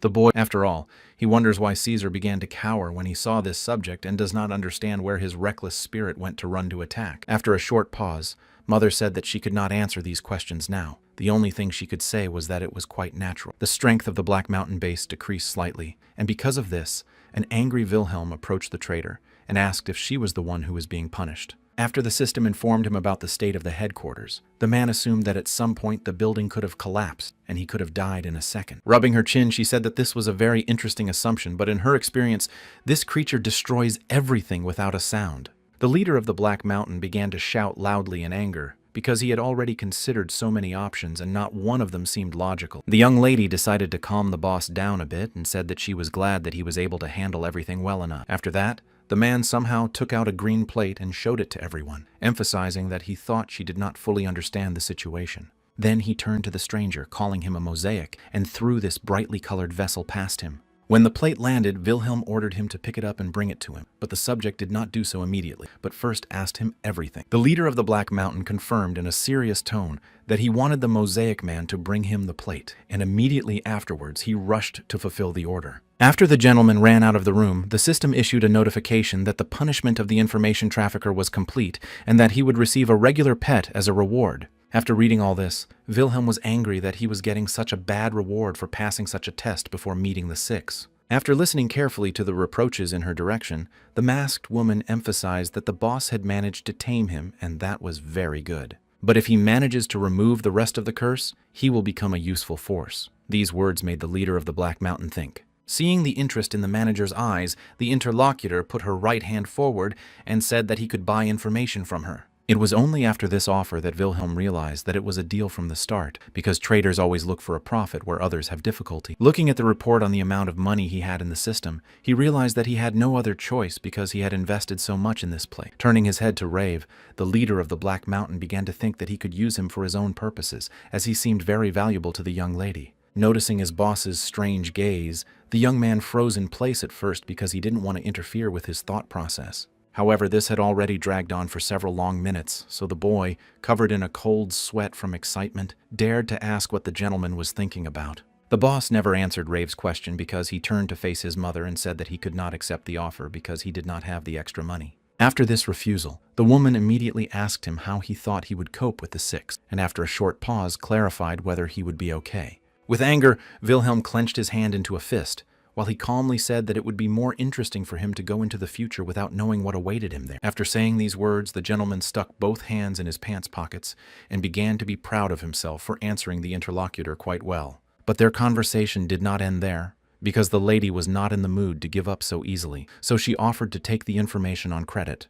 The leader of the Black Mountain turned his face to her, opened his mouth wide in surprise, and stood there for several minutes. He couldn't understand why she was offering him such an easy way around the rules, since she was considered one of the best information traders. Looking attentively into the eyes of the interlocutor, Wilhelm began to assume that this might not be ordinary help, but that she would need something from him. Closer to midnight, the famous six were to meet in the eastern part of the town, where a not-so-wealthy stratum of the population lives. A blond man approached the gentleman standing on the large balcony and looking at the starry sky behind him and addressed him as his master. When the boss gave the sign that it was okay to talk, the subordinate began to say that the meeting of the six would start soon, and then added that the Black Mountain was also here. Moving to the exit after the gentleman, the blond man added that this new association has rapidly growing revenues, so it is assumed that they are stealing part of the money from Sujon. And if this continues, everything will happen just as Barden warned them, namely, that the Black Mountain will begin to threaten them sooner than they thought. After listening carefully, the gentleman with the mask on his face turned to his subordinate named Ramen to ask him a rather provocative question. Noticing the curiosity in the interlocutor's eyes,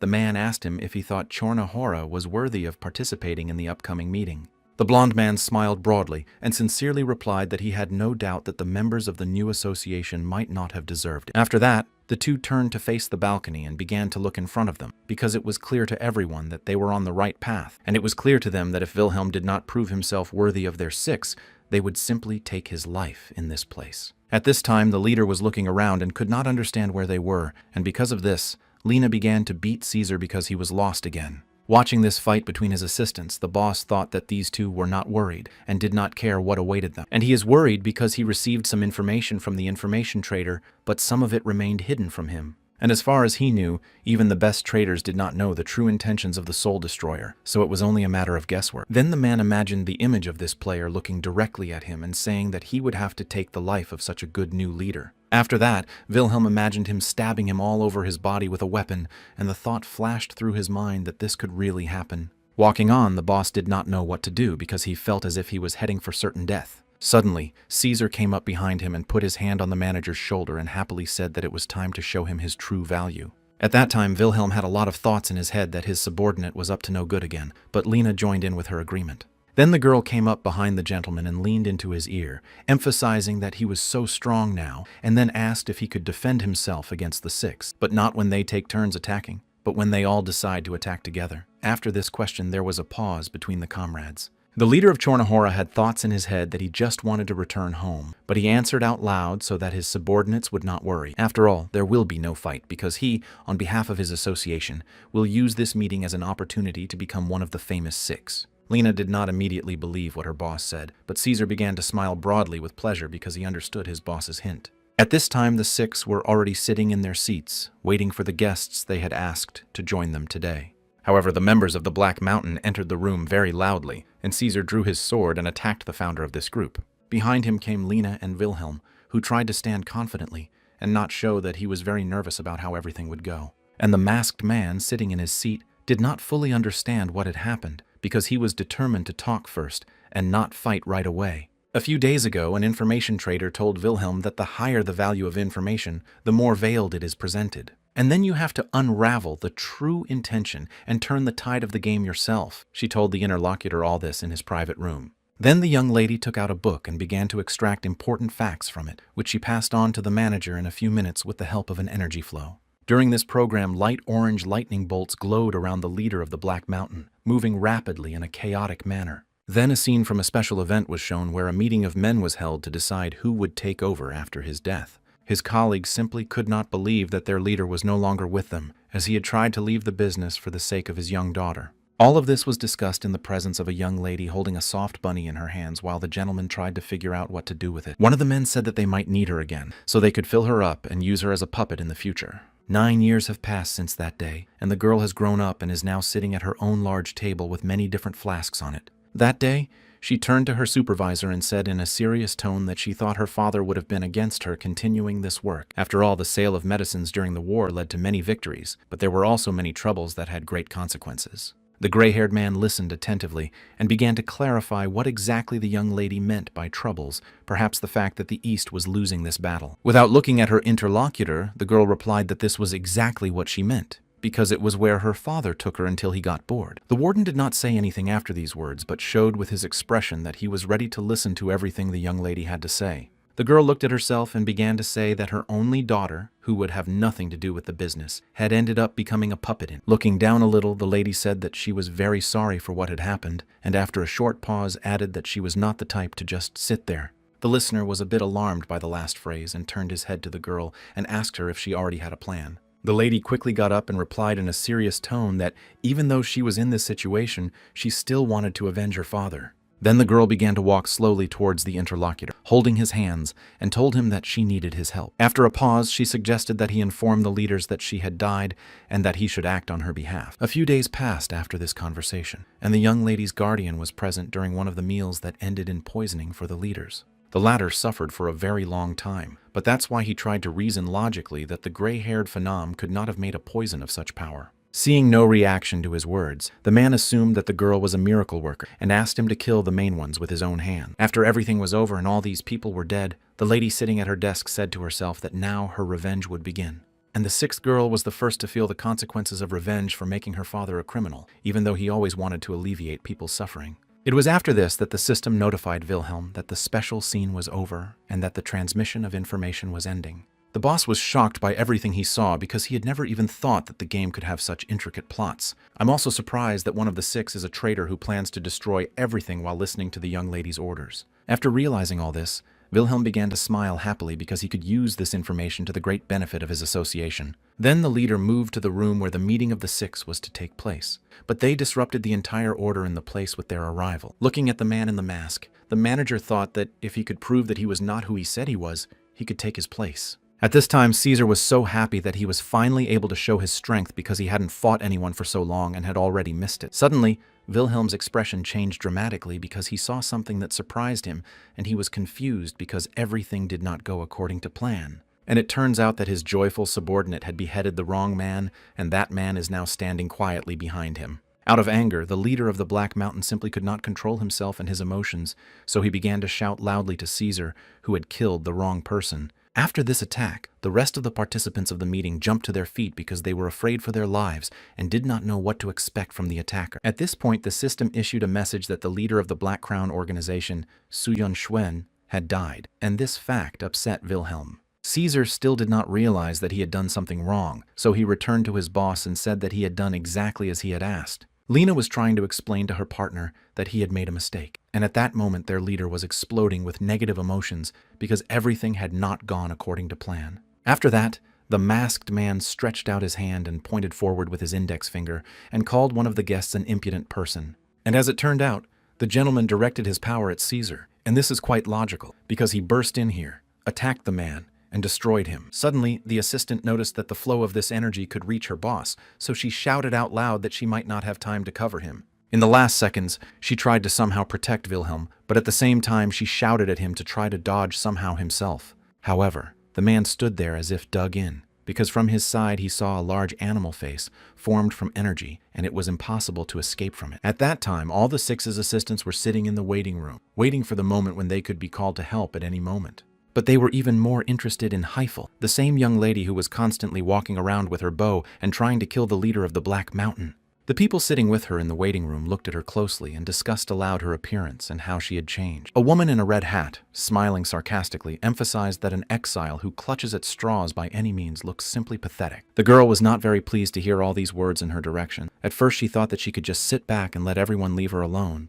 Suddenly, a blond young man interrupted the conversation and asked the audience not to offend anyone unless it was absolutely necessary. After all, there is a more important issue to discuss now, and it concerns the fact that the black market will open after this meeting. And at the moment, the actual owner of this market is Shuen from Black Crown, who enjoys great influence despite his bitter experience. But because a new association, Chornahora, appeared, the plan had to be quickly changed to take into account all possible problems. Everyone in the room listened attentively to the rumors that a large number of legendary items would be exhibited at this market. The lady in the red hat could not believe that the Black Crown, including Shuen, had any problems with his plan. The short man called his colleague a psycho after hearing everything he had heard and asked if he really meant that Shuen wanted to take over the leadership position. Suddenly, a lady with a bow interrupted the conversation and mockingly said what ordinary bandits who don't even think one step ahead might know. A bearded gentleman who always carried a column with him ran up to the girl with it and shouted at her to shut up. The young woman who was attacked fell to the floor to dodge and emphasized that this reaction suited the attacker best. Then she pushed off from the floor and jumped high up in the air to do a flip, and thus distracted everyone. A second later, the girl was able to decapitate a man carrying a column in his hands, emphasizing that he was too slow for her. After that, a young lady in a red hat decided to join the fight, smiling broadly and trying to say something that would offend the girl. And of course, she couldn't help but pay attention to her, which is why the assistant of one of the six used the pulsating porcupine skill. This caused her opponent a lot of pain, as her entire body was pierced by hot flames, and she was surprised that such a skill could be used indoors. And when the action was over, the victim realized that it could have harmed others in the room and was a reason to think that they were not on the same team. Suddenly, a white guy with a frightened look on his face turned to Margot, who had created terrible conditions for them, and asked if she was in her right mind. The woman, smiling slyly, confirmed that she understood everything perfectly well and therefore thought that everyone could be destroyed here except her husband named Queer. After these words, the manhunter remembered that this queer man was a member of the Six and he planned to turn the hierarchy in his favor at this meeting. But she won't let that happen, so she decided it was time to get an item from Shuen that would help stop everything in its tracks. At this time, Caesar had just beheaded Shuen and was very pleased that he had already figured out everything just by entering the room. Immediately, the system issued a notification to the lady with the bow that a subordinate of Wilhelm, a member of the Black Mountain that carried out the attack, had been killed in the attack. When everyone in the room saw that the manhunter froze in place and her expression changed dramatically, they realized that something bad had happened. But the blonde boy waved his sword and struck the girl, explaining that he was tired of all the fuss about her. However, after a few minutes, the wounded woman managed to get to her feet, and then even took the life of Lucas's assistant, Rasputin. Then this person who was thinking about people grabbed a short man by the hair and began to lift him up the hill, while the others noticed that she had changed a lot. Namely, it became several sizes larger and looked like some unknown animal, which is what the woman in the red hat emphasized. Another assistant who was in the room suggested that the attacker might have used the banned drug Lacana, Berserker. In the last seconds of his life, the man tried to emphasize that the lady had simply gone mad because she would not be able to return to the previous state. However, this did not frighten her in any way, as she was happy that she was finally able to rise to the same level as the strongest players. A couple of minutes later, she quickly rushed out of her seat to take the place of Schwetz, whose death she had learned about a few hours earlier. The blonde boy and the woman in Margot remained in their places and just looked at the manhunter's trail because they did not know what to do. At this time, no less grandiose events were taking place in the meeting room of the Six after the murder, when a masked man called Caesar an impudent man. For some reason, however, he directed his energy not in his direction but in the direction where Wilhelm was standing, and his assistant was not far from him. The girl was so worried that she might not be able to fully protect her boss that she shouted at him to dodge a little. But the man just froze in place with a glassy stare that certainly caught Lena's attention and made her think that the gentleman might have other intentions. For some reason, she thought that the leader of the Black Mountain would not evade her, so she began to run away from him in the opposite direction. Suddenly, through a bright stream of purple light, an image of a strange creature appeared that none of those present had ever seen in their entire lives. He looked frightening, and as soon as he appeared, he began to growl loudly, which further alarmed Wilhelm and his two subordinates. But all his confidence abruptly disappeared somewhere, because he seemed to have run out of strength and fell on his back with some unexplained injuries. When the manager looked closely at the creature, he recognized the attacker and wondered why she had appeared here again, and Lena asked if the boss was okay. Without waiting for an answer, Caesar decided to act on his own and pushed off the ground and landed a few meters away from the unknown monster. Wilhelm tried to tell his subordinate not to interfere with his rude tone, but he could not hear anything because he had already started a battle with his opponent. In each of their blows, the participants of the fight tried to injure the opponent, and the manhunter emphasized that she would not lose this time. Suddenly, for a second, Caesar stopped and turned his head to his boss to see if he could continue to use all his skills. And in some strange way for him, he received permission without any words, and began to use his new skill called Bekpo. Watching the battle, one of the 6 members turned to the Destroyer of Souls and asked if it was true that the attack was not on Wilhelm. After a short pause, the gentleman in the mask asked the next question about whether his colleague was interested in the Chornahora Association. While the man was thinking about the answer, the two continued to fight in earnest, and this battle was not for the life and death of one of them. And at one point in the fight, the manhunter grabbed Caesar's sword with her teeth and put all her strength into it, trying to hold it there. At the same time, she began to mockingly say that her opponent could not even harm her like that, and still wanted to defeat her in this unequal battle. Seeing some confusion in Caesar's eyes, the girl continued to verbally pressure him that the subordinate just wanted to protect his boss. The assistant became very angry after these words, and, with all his strength, was able to sharply and successfully take the sword out of his opponent's mouth. But she was able to take advantage of his helplessness in time, and emphasized with a swing that she was sorry that he had made such a stupid choice given his potential. When Wilhelm realized that his subordinate might die, he leaned forward and shouted the name of his best assistant with all his might. The attack was so strong and accompanied by a powerful wind that the leader of the Black Mountain and Lena could barely hold on to their seats. Within minutes of this battle, the system issued a red alert stating that Caesar from the Black Mountain Association had just been killed. After everything she had done, the attacker turned her gaze to Wilhelm and his assistant, who stood there in shock and could not even move. Suddenly, the manhunter began to walk slowly toward Lynn, smiling broadly and rejoicing for her own personal reasons. When he was next to her, the lady's mood changed abruptly, as the attacker sarcastically said in her ear that everything was over with Chornahora. After a short pause, the monster added that because of what they had done in front of the 6, their fate was already known, and it was not prosperous. Then the manhunter told Lena that Wilhelm was not upset at all when he saw his assistant die, so I will not miss her.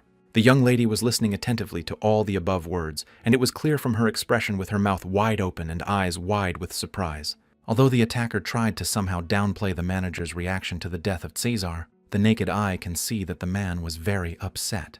Then the manhunter turned to Lena again and told her to choose whether to be a butterfly who would waste her life because of loyalty. After all, she can choose another option and become part of the 6, while serving them and living her best and brightest life. Another plus is that she will be able to save her life, while if she chooses the first option, she will not have such an opportunity. At first, everyone in the room stood silent as Lena reflected on all the words she had heard, and Wilhelm was shocked by what he saw. But what the subordinate did next brought the boss to his senses a little bit. The girl went up to the attacker and put her head on her chest.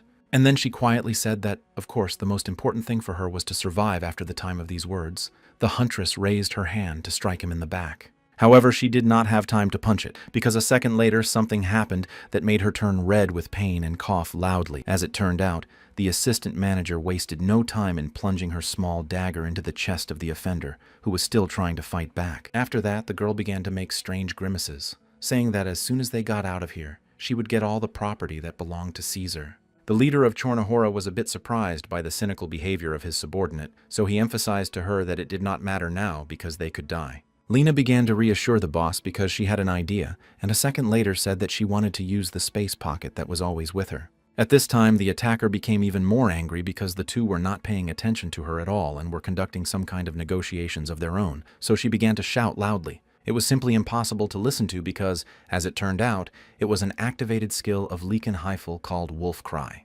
Then, the system reported that the males within the range of the sound would be temporarily stunned, and Lena had already noticed this by the expression on the leader's face. At this time, the manhunter took the opportunity to pull a dagger out of her chest, which caused her considerable pain. Because of this, she was so angry that she immediately pushed off the floor and headed towards Wilhelm and his assistant in order to destroy them. When the two of them saw this monster moving towards them, they panicked and froze in their seats, almost unable to move from shock. The leader of the Black Mountain realized that he was going to die, but it didn't happen the way he had imagined because Caesar appeared out of nowhere. At first, the attacker did not realize that he was able to repel her attack, and when she saw him, she was surprised that this giant survived after what she did to him. But Wilhelm's assistant enjoyed the fact that he could irritate his rival by standing in front of her alive. When they stopped for a moment, the manhunter turned to Caesar and asked him how he had managed to survive. The subordinate smiled broadly and showed a chain with a blue stone, saying that he had brought a very valuable thing with him that had saved him. The leader of the Black Mountain and his assistant stood behind their colleague and at first did not see what Caesar was showing off, but still tried to see. When they saw the chain, they both guessed that the boss had given it to Lena as a gesture of apology during their last argument. The attacker did not immediately believe that the opponent could use such a thing to return because it is very difficult to activate it for use. After calming down a bit, the huntress began to assume that they could have done something in the Temple of Healing, and then they could really use this thing. But Caesar did not give a clear explanation of how he managed to return, because he began to say that there was no question of any healing. The attacker looked behind the chain and saw that it was still activated so she could take it for her own use. And the huntress realized that she had to act immediately, before Caesar himself realized that this jewelry could still be used for some time. Therefore, she immediately used a passive ability called Wolf Raid, and it began to manifest itself in the red color of her eyes. After that, she pushed off the floor sharply and began to fly directly at Caesar with her arms spread wide and her claws out. The opponent also did not lose attention and was immediately able to repel the first attack, and then they began a battle accompanied by a strong stream of wind.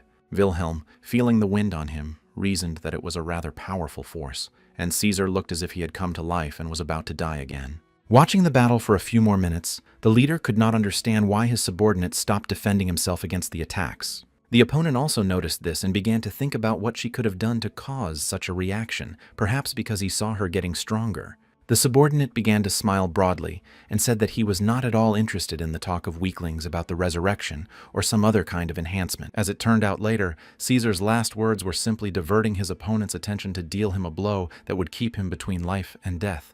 The members of the Six were watching the whole time and did not interfere, because they were surprised by how Wilhelm's assistant managed to do it. Suddenly, the blonde boy turned to the Soul Destroyer and emphasized that he should still dodge because this was not an attack that he could stop quickly. At this point, the masked man turned to the man who was watching the girl from the lab and used a skill called gravity against him. Holding the man in the air, the leader said that he was not deserving of being in their group, so he thanked him and said goodbye forever. In a few minutes, the system issued a notification that Caesar had defeated the highest pearl of the Black Crown and that he had been given new rewards for this battle. Suddenly, Wilhelm began to feel unwell, and this alarmed Lena because he hadn't even shown anything yet and was already suffering so much, and it was unclear how he would reach the goal. Covering his mouth, the leader of the Black Mountain reasoned that he had a weak body that could not even withstand the uranium of the shockwave. The assistant had no other choice but to complain to Caesar that he had turned his back on his sick boss and taken away the medical supplies. But the former colleague did not react to these words, and this surprised his partner because he would never have left his boss in such a state before. At that moment, the surviving members of the Six approached the assistant and began to examine him carefully from head to toe.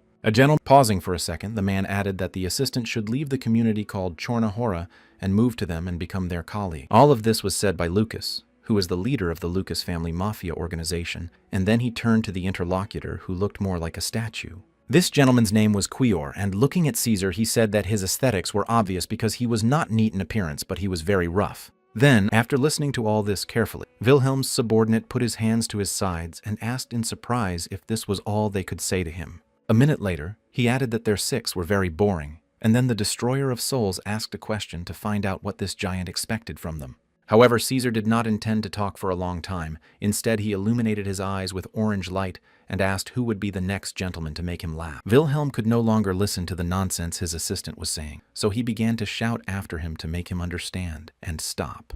But he never paid attention to it, because the Destroyer of Souls then drew his sword, which could only symbolize one thing, namely that there was going to be a duel. The leader of the Black Mountain froze in place with his mouth wide open in shock, because when he came here, he did not think that everything would unfold in this way. The masked Lena was laughing at the whole story, but her boss did not like it at all, because he clearly understood that the battle would start again in this room. The Destroyer of Souls illuminated one of his eyes and, standing in a preparatory stance, called his opponent a snotty little boy to anger him. Not getting the desired reaction, the man continued to speak Caesar switches from martial arts to fencing during fights. And although he acted instinctively and acted in cold blood, with such strength and talent, he needed to change something in his life. So he turned his head back to where Wilhelm was standing and looked at him for a few seconds, and came to a conclusion.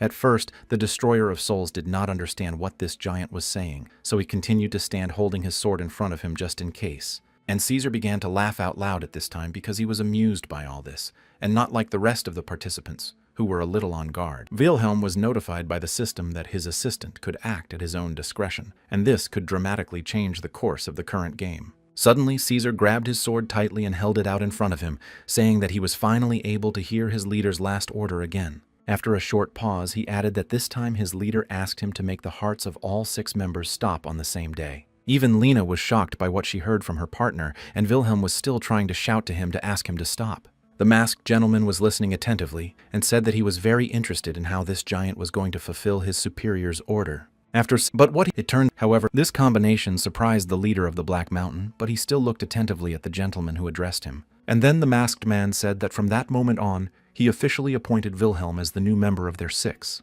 At this time, the employees of the Black Mountain Tavern were given a notice that they had to repair the Bekpo dojo after a fight took place there. The bald leader was urging his subordinates to restore everything in the shortest possible time because training would soon be held. As soon as they entered the room, the chief immediately began to distribute to each of them the area where they were to do their work. Suddenly, out of nowhere, a black-haired man appeared in the room, very happy and smiling broadly at everyone around him. When he came in, he immediately went to the manager of the Black Mountain Tavern and shook his hand and introduced himself, saying his name, Saito. The chief, Saito, the bald-headed man, did not like this frivolous behavior because he is a serious person by nature and loves people who are serious. But the newcomer did not understand this, so he stopped laughing and tried to provoke the other person to show some emotions. The manager of the Black Mountain Tavern looked intently into Satan's eyes and asked him in a serious tone if he was going to compare ranks now. However, nothing further happened because a young lady intervened in the conversation, hitting the newcomer and accusing him of starting a fight.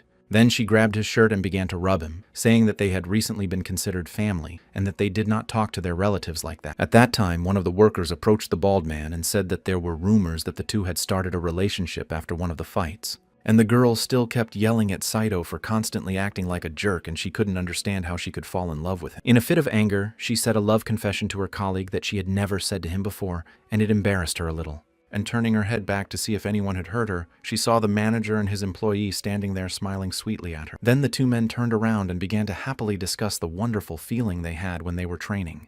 The bald man closed his eyes and added that after Chornohora became a member of the 6, he heard only good news about his friends. And the subordinate, folding his arms as if in prayer, calmly asked if the interlocutor had also noticed how their organization had grown during this time. And there are even rumors that the leader wants to hire a few more people as employees to quickly restore the place and continue his activity. After this short pause for discussion, the chief among the workers raised his hammer and said to his colleagues that it was time to work. After all, in a short period of time, they have to demonstrate to everyone how newcomers can work and recover even after such a pogrom. While the gentleman was speaking, a man with red hair and a mask covering only one of his eyes entered the room. Everyone immediately paid attention to him because he was not an acquaintance of theirs, and therefore came here for some reason or was simply looking for someone. But when the bald man looked more closely at the silhouette of the guest, he immediately recognized him as a person he had known for many years. This gentleman looked directly into the eyes of the chief among the workers and said in a serious tone that their work looked good for his former subordinates. The man who came to the Chornohora base turned out to be Yakuza Amon,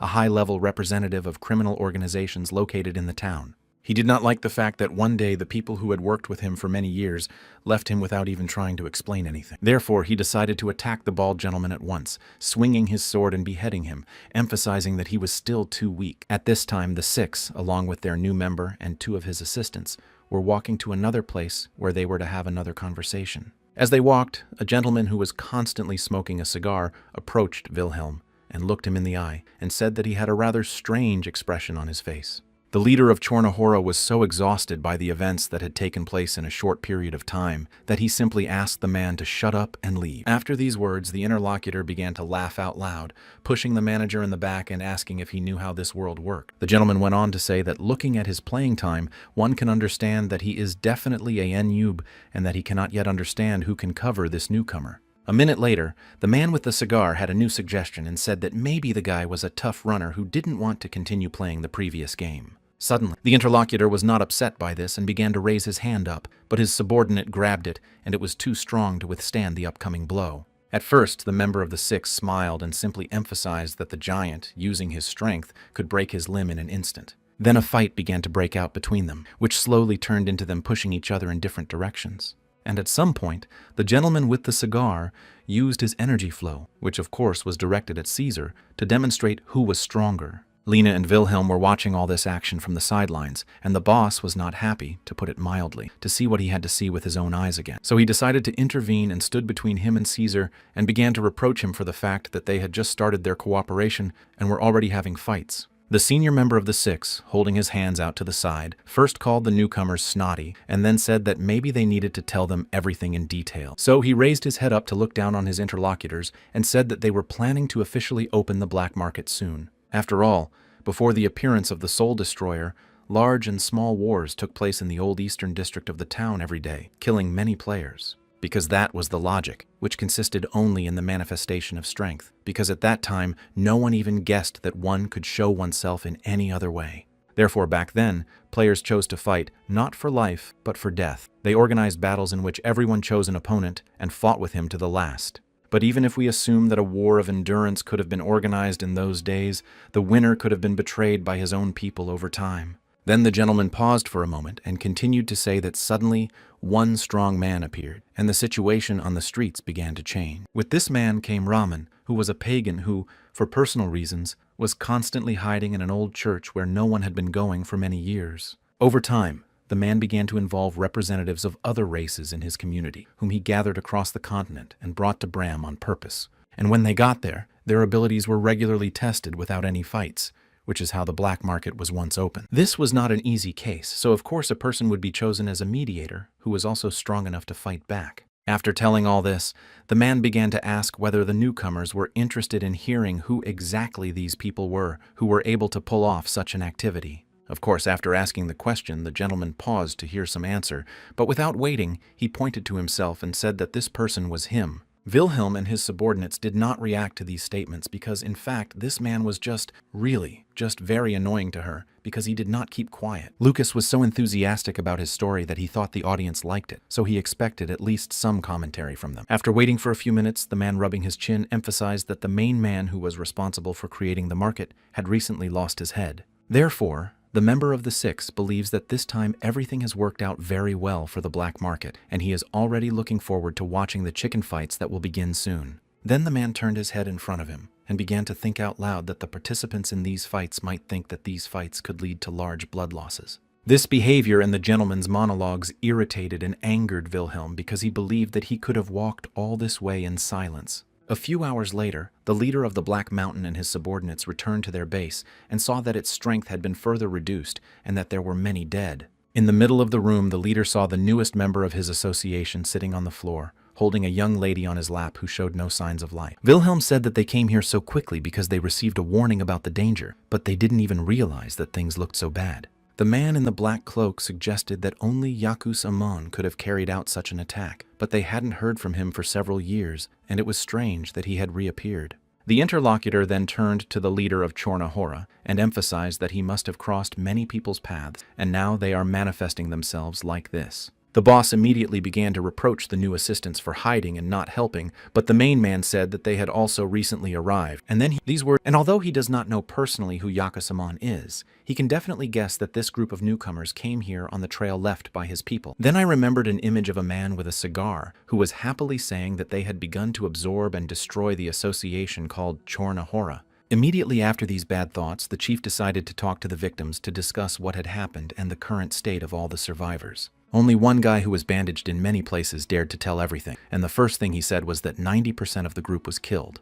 Suddenly, the victim paused for a moment and then said that there was also one hostage, and Wilhelm was a little excited about this news, so he asked who had been caught. However, everything turned out to be different, as a boy named Ray, who came to the base to supervise the repair work, became a hostage. And this information angered the leader of the Black Mountain, and at first he did not believe it, so he immediately asked if the data was accurate, or if there was some kind of mistake. It upset the boss that he looked after this young man so much just because he had a good connection with an information traffic. However, this was not the only positive thing about him, as Rave had such a useful skill that his boss even invested some of his money in him. This boy's advantages did not end there, because he was able to negotiate quite well with anyone, and therefore he could be used on the black market. Wilhelm was angry because he had lost such a person and did not know what to do next. At this time, Lena came up and said that she would find the hostage. These words brought the boss to his senses, and he looked at the girl with a serious expression and said that he would not allow her to do it. The young lady demanded an explanation, and the man told her that she could be in danger because it was clear from the attack on the base that the enemy was very strong.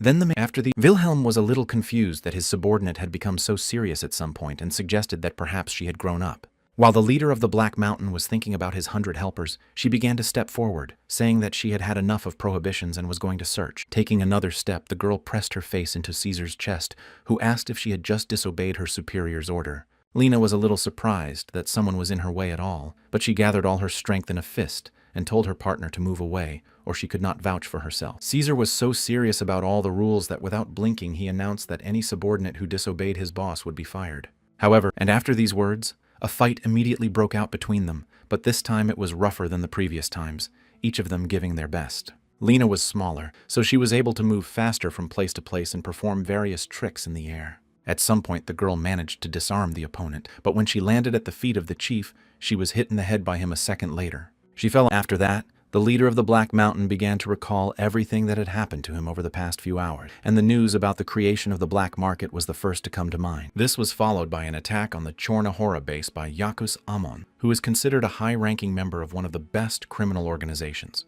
Wilhelm was thinking about all this while sitting on a fallen concrete block, and all he realized in the end was that he shouldn't waste his time like that. Suddenly, Wilhelm sadly began to ask what that thing was and whether Jacus Amon had left something behind before he left the base with the hostage rave. However, William's first thought was that this creature had been here all along, and that it was bored when he approached the leader. But at first he decided to resist his desires a bit, so he turned to Caesar and asked him what he had just done. However, Wilhelm's subordinate was only amused by the whole story, so he took out another stick and began to wave it in different directions, teasing the pixelated man. Because of so many events in his life, the leader of the Black Mountain could not understand how the subject's stay had become some kind of slavery. Due to the quick signing of papers, it turned out that a penalty was imposed to limit management, which is what the assistant is now using. Therefore, Wilhelm decided to revise the contract and possibly remove the penalty, after which the situation may change in their favor. The system began to issue notifications that, depending on the amount invested, the player would be penalized for a certain period of time. After that, when Wilhelm opened his eyes and saw the person who had emerged from the pixelated world, he froze in place, wide-eyed with surprise. Tucking a strand of hair behind her ear, the blonde smiled sweetly and said that it was her most perfect return to the game. The men who had been hired to carry out the repair work began to discuss among themselves what they had just seen. One of them looked at the newcomer and said that the destroyer of souls must know about her appearance, and that he should report it as soon as possible. After that, the blonde woman turned to face Wilhelm and happily announced that not only was she back, but her abilities were also back. At this time, the man was looking closely at the woman and could not understand why she was so beautiful, because he could not take his eyes off her. And it turns out that with the advent of a new generation, the boundaries that separated the real world from the virtual world were gradually erased. And because of this, more and more characters began to appear in the game who used a fake identity behind which other people were hiding. That is why, according to the rules, the appearance is synchronized between users so that all players can be tracked. Of course, as he continued to look at the new girl, Wilhelm reasoned that she still looked very beautiful and wondered what she had done to deserve the punishment. Then, while he was thinking about it, the girl came up to him again and said that the head's face looked like a man who had died a few days ago. Then the blonde began to spin, asking what the boss was thinking about because he had spent a lot of money on her, so the lady wanted to know what the next plan was. Once behind Wilhelm, the lady said that the man looked like a boomer from the past, although he did not look like someone who would be interested in women. The young lady had so much energy and strength that she simply did not know where to put it, so she kept moving around the room, saying something. However, over time, she got tired of talking and hearing nothing in return, so she approached the leader of the Black Mountain and hit him in the face. After that, the man immediately regained consciousness, but Caesar did not like such actions and angrily turned to the new girl and asked what she was doing. When the blonde woman turned to face her subordinate, she happily said that she had long felt the aura of a real man here, and now she saw him with her own eyes. All this time, the assistant was hiding behind a concrete column, not paying attention to the girl's words, and he told the boss that she was dangerous, and he needed to be careful. Wilhelm did not restrain himself from angrily shouting at Caesar, asking him what he was doing there, since he should not be hiding and eavesdropping. But when he heard the young lady's last words about whether they might have seen Caesar before, he calmed down a bit and began to think about them. Then the blonde began to recall the past, and the fact that she spent some time in the company of a man who ruled the world of demons. Immediately after that, the lady ran up to Caesar and emphasized that he looked very much like him, so she clarified whether he hadn't held such a position before. When she did not receive an answer, she touched the assistant's chest and said with a wide smile that this part of the body was the same as her friend's. At this point, Wilhelm decided to intervene, and asked the newcomer to come to her senses, since Caesar was his subordinate. Then he began to explain that the fact that she could somehow know him was the result of the settings, and that he was recently created, so they could not be familiar. The subordinate listened to all of this calmly, standing in his seat because he believed that he could not contradict his superior in any way. The blonde woman, continuing to look at Caesar, said that she knew all this herself, so she realized that what she had assumed simply could not be true. So immediately afterwards, the girl turned to Wilhelm to find out what the main purpose of her return was and whether he really wanted to use her beauty. The leader of the Black Mountain decided not to answer this question. Instead, he asked a question to find out the hidden abilities of the newcomer. He then began to explain his interest in this because he had learned that she had been punished because of a great increase in certain ability. But looking at her player card, everything is at a very low level, and it raises a lot of questions about her past. That's why the manager tried to find out what the girl might be hiding from him because it could be useful to him. Coming closer to her, he emphasized that it could not be that the developers had punished her just because her abilities were poor. Not hearing any response, the man began to assume that she could have made some mess in the game, which caused such a reaction from the developer. After all these guesses, the girl decided to tell the truth to her rescuer. Therefore, looking down, she said that she was Kengukchiseok and that she was the person with whom the emperor fell in love and therefore launched his kingdom. Hearing this confession, Wilhelm could not believe it, and then he became angry at this fact, because this was not what he had expected when he invested his money.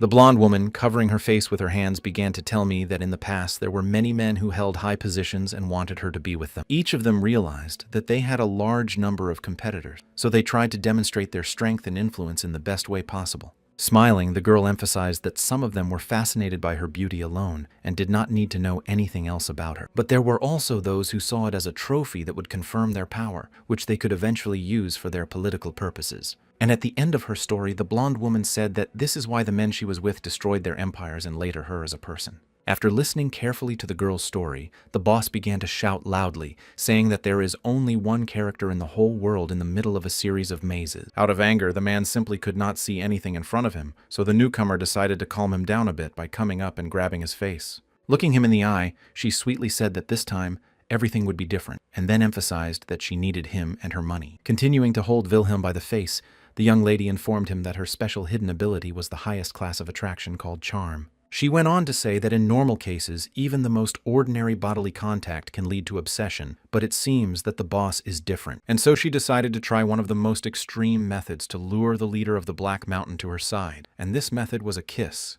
When Caesar saw this, he froze in place with his mouth wide open because he did not expect a blonde to do such a thing in front of people. After this kiss, Wilhelm could not stay on his feet, so he fell on his back, and his expression was as if someone had mesmerized him. Several hours had passed since the incident, and the wounded member of the Black Mountain was discussing with his comrades how their leader had behaved. At some point, the young man, holding his hands apart, emphasized in a serious tone that it was Wilhelm's first kiss and that these were the words Lena heard. She obviously did not like this, so she immediately turned around and began to walk to the room where her supervisor was lying on a large bed, still in a bad condition. After standing next to him for a few minutes, the subordinate saw that he had a wet cloth on his forehead and was talking through his sleep. Suddenly, he began to cry with his eyes closed as he remembered that he had spent a lot of his own money to save Pixel. Lena was sad to hear and see the state of her boss, so she said that she was worried about him because no one would look after him like she did. But she just couldn't stay here any longer, so she turned to the exit and cried and said goodbye to the leader of the Chornahora. At this, over time, he himself began the journey of becoming a demon,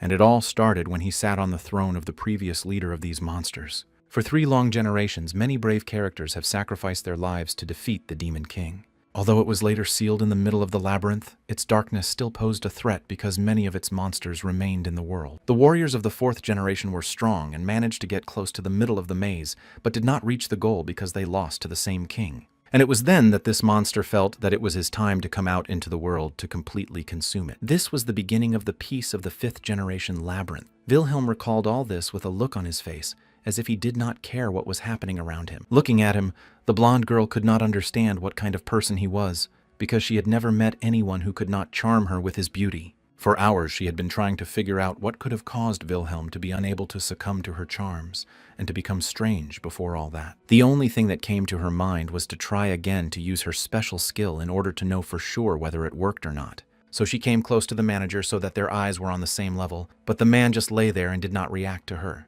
But suddenly, in an instant, he began to scream loudly, and the system issued a notification that his brain was straining too much. And because of such a bet, the player can die in real life. The blonde holding the boss by the chin did not want to give him such a chance to escape. After all, she doesn't want him to leave her here without any financial help because she has nothing to go back to the game. However, after that, the girl threw a small pill into the mouth of the leader of the Black Mountain because she had been waiting for so many years to get to the Demon King. A few minutes later, the player woke up in real life and he felt so bad that he just lay there looking at the ceiling. However, he could not lie in this position for a long time, so when he sat down on the floor, he felt that his head hurt a lot, and the pain was as if someone had hit him. Looking around, and his appearance here could only symbolize that he was dead. The player did not want to believe it, so he got up and started running forward quickly. While he was moving, he recalled what the information vendor had told him about the punishment, and perhaps now he is serving its consequences.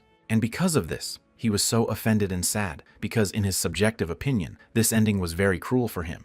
After all, and then he thought that it might not have worked for him because his character had a low level of synchronization with a real person. And after making every effort to remember, the man was 100% sure that she was the mercenary queen, Shajoya. And it turns out that she, like Rodriguez, is a user, a monster who is caught and absorbed by the concept of the game, which she decided not to understand to the end.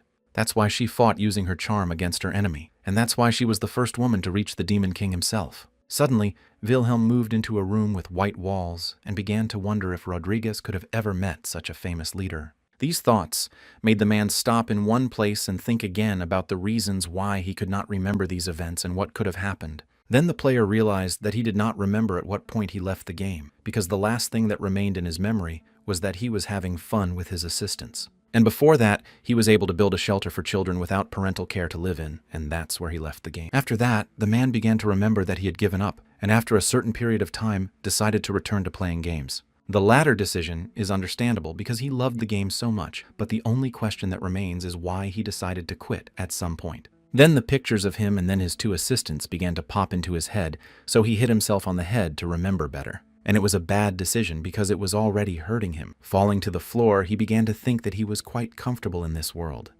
Smiling broadly with pleasure, the man said to himself that since he felt so good here, the first thing he wanted to do was just sleep. As soon as he closed his eyes, the system issued a notification that he was about to leave the special space, which surprised him because he thought he was dead. But he didn't have time to think about it, because the movement began the second the message appeared. While the movement was taking place, the system again reported that external interference had occurred in the body, so there would be a forced disconnection from the game. A second later, the player woke up on the bed with his eyes open and a lot of saliva on his face because he was loudly screaming at the sudden change in events. When Lee Ho-yan came to, he realized that he was in his apartment and that his friend with yellow hair had come to see him. The friend felt at home in this place, so the first thing he did was to make tea and make himself comfortable for his interlocutor to talk calmly. Lee looked completely different from a few days ago, very exhausted, but still able to ask Il-dong why he had come to see him. Seeing his friend's bad appearance, the young man did not know what to say at first, but Lee wanted to hear a clear answer, so he asked again. After that, a guy with yellow hair began rubbing his head, moving his eyes from side to side, and said that he had come to apologize. Then the friend began to say sentences that were meaningless, so it was difficult to put together anything. The only thing he said was that Lee had a seizure. The player immediately realized that his friend came at the exact moment when a warning appeared in the game, and his status was reflected in real life. Without looking Lee in the eye, the interlocutor continued to say that he was very sorry that it had happened because he did not know how he had come to this. The gamer said that they could already forget what happened in the past and immediately asked if his friend remembered a girl named Shadria. Il immediately realized who he was talking about and said that she had been punished by the developers for destroying other users and had switched to the demon's side. The next question surprised the guest a bit, as Lee asked him if he could remember why he had once left the game. At first, the friend paused for a moment and then carefully began to say that he knew a little about what happened when his friend went deeper into the maze. After these words, the player began to hold his head, and this alarmed his friend a little, so he was frightened to clarify that he had said something wrong again. Lee replied that everything was fine, and at that moment, he realized what was bothering him so much, and it turned out that he had managed to get far in the maze. So in a few minutes, he decided to return to the game. But Ilya didn't like it very much because his friend hadn't even rested. The first reason that made the player come back so quickly was the woman he helped to escape punishment because she was unpredictable and could do something. Until the synchronization took place, the guy with yellow hair asked why Lee didn't use Rodriguez's data, and his friend didn't understand what it was all about. Then Il turned his gaze in the opposite direction and began to slowly say that it might be more convenient to just continue playing with Rodriguez. He could not formulate his thoughts properly, so he repeated the same thing every time, only changing the words in places. So at some point he said it would be good if Lee came back to the game and saw how his previous character was doing. The player said that he didn't want to do it because he just wanted to destroy the maze, and Il emphasized that he would need Rodrius for that. Approaching his friend, Il pressed on his gaming glasses and said that he had been using him for his own purposes all this time and had not even thanked him. When the player heard the words spoken by the guest, the game was already downloading, and a few seconds later, he entered the game. The system asked if the gamer wanted to cancel this action, but he shouted his answer in the middle of the game, so it turned out that it was too late. The man was very angry that he was asked why he was being questioned without even giving him time to cancel his previous actions. All this time, a blonde woman was watching Wilhelm and said with admiring eyes that the leader had become more energetic after the rest. When the man turned his head to her, he saw that she was sitting on the floor, tied to a sword belonging to Caesar. Suddenly, a subordinate came up behind him and quietly informed the boss that he had managed to tie up the young lady before she was about to harm him. Then Caesar began to say that he could deal with her right now, but he needed to get permission from the leader of the Black Mountain. The first thing that frightened Wilhelm was the terrible expression on his subordinate's face, and then what he told him because he had not yet fully recovered. Holding his head, the boss asked how the assistant managed to tie up this woman who had received such a severe punishment from the developers. The young lady decided to answer this question herself, so she calmly said that she could not resist because Caesar was like her beloved. The assistant himself was surprised to hear such confessions about himself because no one had ever told him that he looked like someone else. Wilhelm decided to take advantage of this confession, so he approached the girl and began to clarify who exactly her loved one was. Seeing that the girl was a little hesitant to answer her, he turned to Caesar and asked him to go out into the hallway for a few minutes. At first, the subordinate wanted to argue because he did not want to be left alone with this person, but the manager angrily ordered him to leave. Noticing the expression on the leader's face, the subordinate realized that he had finally returned and that he could fulfill his request and leave them. When Caesar left the room, there was silence for a few minutes as Wilhelm thought about how to continue their conversation. So the first to break the silence was a blonde woman who asked why he kept holding her back if he was going to do something stupid anyway. However, what Wilhelm said next surprised the girl, because he called her name Shadria, who is a queen among the mercenaries. The young lady, overwhelmed by her emotions, began to deny all the assumptions, but the interlocutor calmly said that these were quite obvious things. Then he went down one circle and emphasized that there is only one user who is in league with the Demon King and uses his magic. After all this, the supervisor said that he would ask her directly if she had any memories of what happened before she was punished. The girl immediately looked down and made a small pause, after which she replied that she had no memories. Wilhelm then reached for the laces behind the blonde's back to free her, saying that he also did not remember anything. Then he asked questions to find out why the interlocutor was looking for the Demon King, perhaps to remember something. Hearing this assumption, the girl jumped to her feet and began to ask loudly how he knew about all this and suggested that the gentleman might be a developer. In order to calm the blonde down a bit, Wilhelm told her that she could take his hand, and this certainly worked on the young lady and she really calmed down. As she looked at the hand outstretched to her, she heard the suggestion that the two of them should go back to the Demon King. Seeing the confusion in Shadria's eyes, the man said that his name was Rodrius Eldrigo, and he was also a user who had lost his memory at some point. Putting her hand to her chin, she began to think about whether they could really get their memory back if they went back to the maze. Wilhelm was not at all confused by these words, so he immediately replied that they could only test this on their own experience. After that, Shadria asked a rather logical question about why the leader of Chornahora was so eager to get his memories from the past back. Shaking his head from side to side, the man asked if there was any reason for this at all, and then asked why the girl wanted to do it. Such questions stumped her because she was not used to talking openly about herself and her life with strangers like this. But this time, she decided to open up and said that she also did not know the reason, but for some reason, she thought she had a good time at the time. And also the fact that she had a completely different style of clothing, because she doesn't feel very comfortable in such a jumpsuit now. Blushing a little, Shadria emphasized that she was sorry to lose happy memories from her past life because they could change the future. Turning his head to the side, Wilhelm thought about the words he had heard and said that he thought he felt something similar inside himself. Suddenly, the blonde woman grabbed the manager's face with one hand and turned his gaze to hers, saying that it looked like they understood each other. Then she came even closer to the man, and this worried him a little, but the lady did not pay attention to it and leaned over to his right ear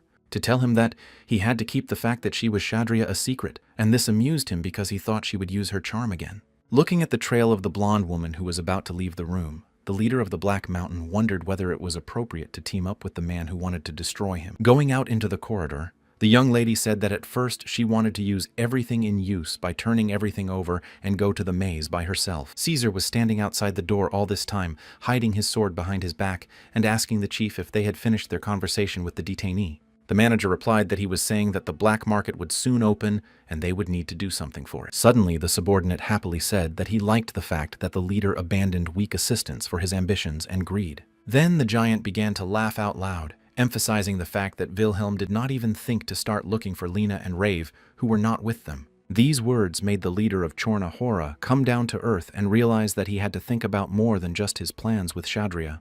Because he was so excited that they could remember something from the past, he completely forgot that his assistant had gone to look for the boy who had been kidnapped. At this time, a man who was always walking around with a cigar broke into one of the basement rooms with very impudent behavior. A blond guy with a diamond on his forehead immediately asked who this gentleman was, and how dare he enter a place where no one invited him. Then the guy saw a man flying at him, and the guest sternly asked how they could send a sectarian spy to him. Rubbing his shoulder, the man said that the leader of the black sect cares about his wards, so he will not allow any business to be done behind his back. Changing his expression to a more menacing one, the guest asked the blond man if he had become a regular garbage mouse. The young man panicked because his friend was lying unconscious next to him, so he shouted that he had his own reason for doing so. He went on to say that he needed help from the attacker, and because of this incoherence, the man with the cigar could not understand anything. Then the guy with the diamond on his forehead calmed down a bit and said that the Destroyer of Souls was targeting a new association called Black Mountain. The interlocutor did not yet understand why he was concerned, so he began to ask what might happen when these Black Mountains simply disappeared. So the guy suggested that what if the Destroyer of Souls didn't want to break this association and just wanted to unite with that giant named Caesar? Then the blonde began to paint in all colors what could happen when these two joined forces against the rest of the six. Of course, the man with the cigar didn't like this course of events, so he asked what the other man was planning to do. Then the guy said they could use the alliance to their advantage, and the first starting point this time would be the black market. And because of this, he suggested that they join forces to take Wilhelm's life in order to continue the prosperity of the six in the old lineup. And when Caesar loses his leader, he will simply go crazy, and this moment can be used for his own purposes. Therefore, it will be possible to tell the subordinate that the order to destroy Wilhelm was given by the Destroyer of Souls, and that he will blame all the anger on him. The man with the cigar in his mouth began to laugh loudly throughout the room, emphasizing that the boy was worse than he had imagined. When the man was finally able to calm down, he looked the young man straight in the eye and asked him what the other members of their six had to say about his idea. The blond man answered in a serious tone that there was nothing to worry about, and then turned his head back to say that everyone was already there. When he saw his colleagues, the gentleman with the cigar in his mouth told them that they had not even thought of taking his life if everything they had planned did not work out. At that time, while Wilhelm and his team were walking to the meeting, he told them that the first leader of the criminal guild was Yakuza. Suddenly, the leader stopped and rubbed his beard and began to think about whether they could still defeat him because he was a very strong character. Then a newcomer came up to the boss and began to emphasize that all this information was taken from those who had been part of the guild for some time. And this makes him think twice about his plan, because the kidnapper has taken Lena and Rave hostage, and this will make the task even more difficult for Caesar. So Wilhelm decided that first, they would all go to the black market, and the thought crossed his mind that there must be a lot of things that are hard to find. This thought gave the man some hope that they might find some useful objects or subjects there with whom they could win. Approaching the door behind which the market was already located and opening it in a matter of seconds, the leader realized that he was sorry that Lena would not be with them. At this time, all the members of the six present turned their gazes to the people who had just arrived, and all demonstrated their good attitude toward them. However, the thoughts that filled Wilhelm's head did not allow him to continue the work he had set out to do for the day. During the time that his assistant was away, he managed to miss her, so he was hesitating between staying here or going in search of Lena. At that time, the girl was wandering around the dark streets of the town, where she did not meet anyone at such a late hour of the day. But she knew exactly where she needed to go, so once she was outside the room, she slowly and carefully entered and began to look around. The first thing she saw in front of her was a giant portrait of a black-haired man, but it was half covered with a red cloth. Looking at him, the young lady began to recall the image of this guy, and the last thing he said to her was that they spent time together as long as they had fun. And then an image of a little red-haired girl who stood on this very spot many years ago and looked at the portrait in the same way appeared in her memories. These thoughts made Lin very sad, and tears appeared in his eyes because he missed Rodrius, whom he knew very well. The girl then began to recall the events of a decade ago and how she learned the skills of a criminal from Yakuza, and at first, she was not good at all. But she had such a character that the young lady simply did not know how to give up so easily, so at one point she threw several daggers at her teacher. However, they could not harm him because he skillfully dodged them because he has a lot of experience in martial arts. After that, the girl asked Yakuza what the feeling was, and without giving him a chance to say anything, said that if it wasn't something tasty, he didn't even have to explain.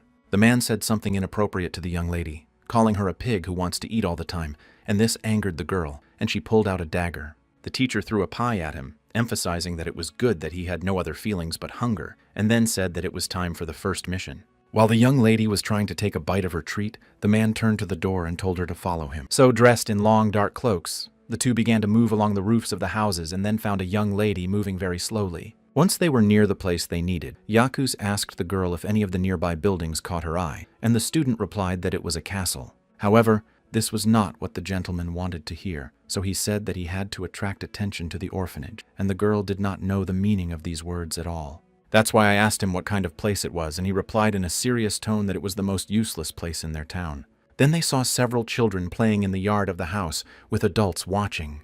The girl watched the game with delight and asked what these boys were doing. Were they learning to throw the ball to each other? The teacher did not have time to answer, because then they saw a black-haired Pav opening a window in the room and calling everyone from the street to come eat. And as soon as he wanted to tell me what he was going to have for lunch today, a small green tennis ball flew right into his face. The boys who were playing with this ball began to discuss among themselves that it was the 15th time this week that they had hit the principal directly. At this point, Yakus told the girl that her first target would be this black-haired gentleman, and she did not even hesitate because this clumsy man cannot even dodge a ball. Therefore, she had no doubts about her abilities and turned around and began to walk quickly to fulfill the task. In conclusion, the teacher emphasized that the trials of the criminal guild are never easy and added that this would be its first and last mission. As the young lady was about to turn the corner, the man wished her good luck and said that she needed to prove that she was not useless, and for the first time said her name, Lena. During this time, the director of the shelter had already been moved to his room, and the staff were discussing among themselves that he was still unconscious.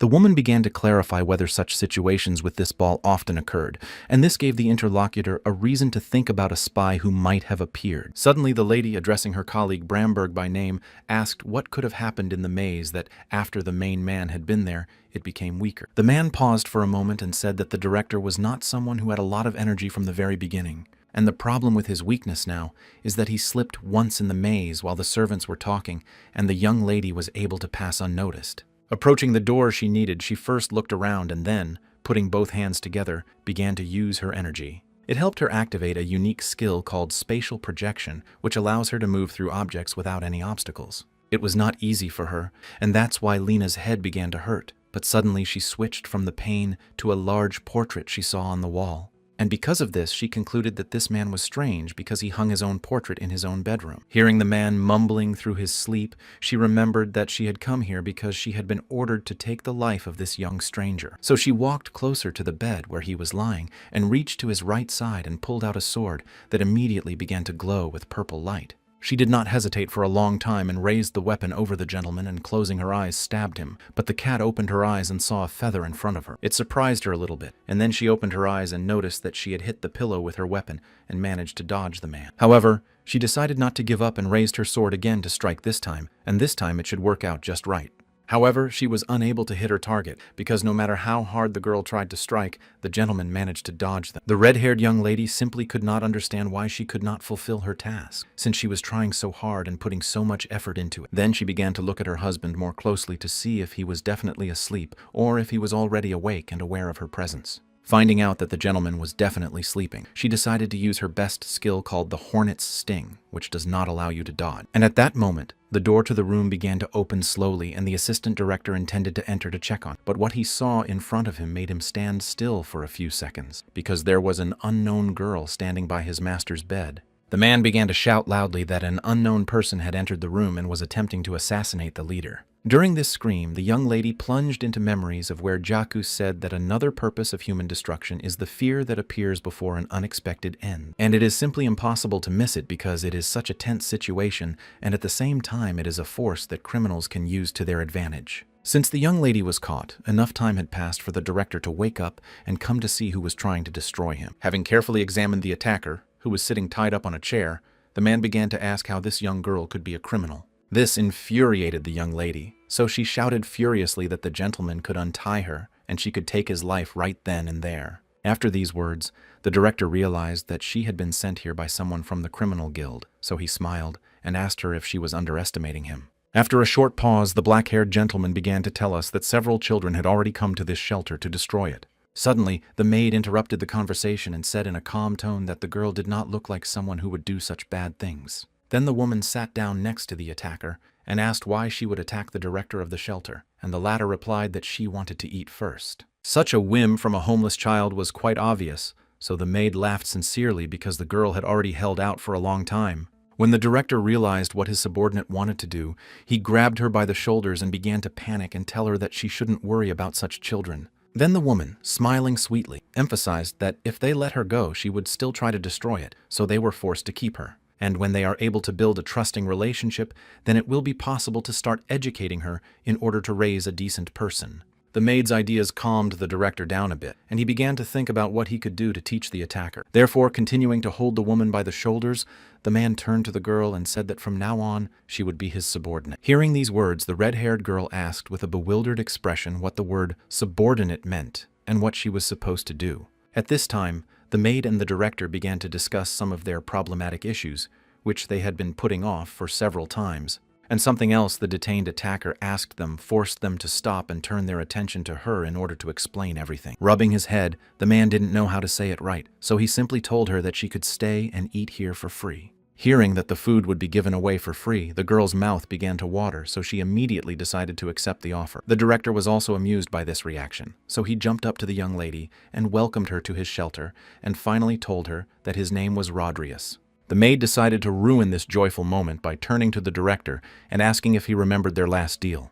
The man did not give up, and then the interlocutor slapped him and said that she would beat him when he would accept new children to the shelter. After the first meeting, the woman took the young lady with her and, after washing and changing her clothes, took her by the hand to lead her to the bedroom. As they walked, the maid said that the red-haired girl would have to follow the rules of eating well, sleeping well, not quarreling, and playing every day. When they entered the room, the woman quietly asked the girl to go to the empty bed and get some rest because tomorrow they would be getting acquainted. Approaching the bed, the young lady stroked it from above and realized that it was quite soft, so she quickly climbed on it and covered herself with a blanket. Even without closing her eyes, she remembered the image of Jacques, who had recently spent a lot of time with her to prepare for the crime. As it turned out later, these memories flashed before Lena's eyes at the moment when her former teacher plunged his sword into her stomach. Standing next to the girl, the man emphasized that he knew that sooner or later she would come here, and they would finally be able to break the last ties. In the last moments of her life, Lena managed to ask for a sincere apology for failing to protect anyone, neither the director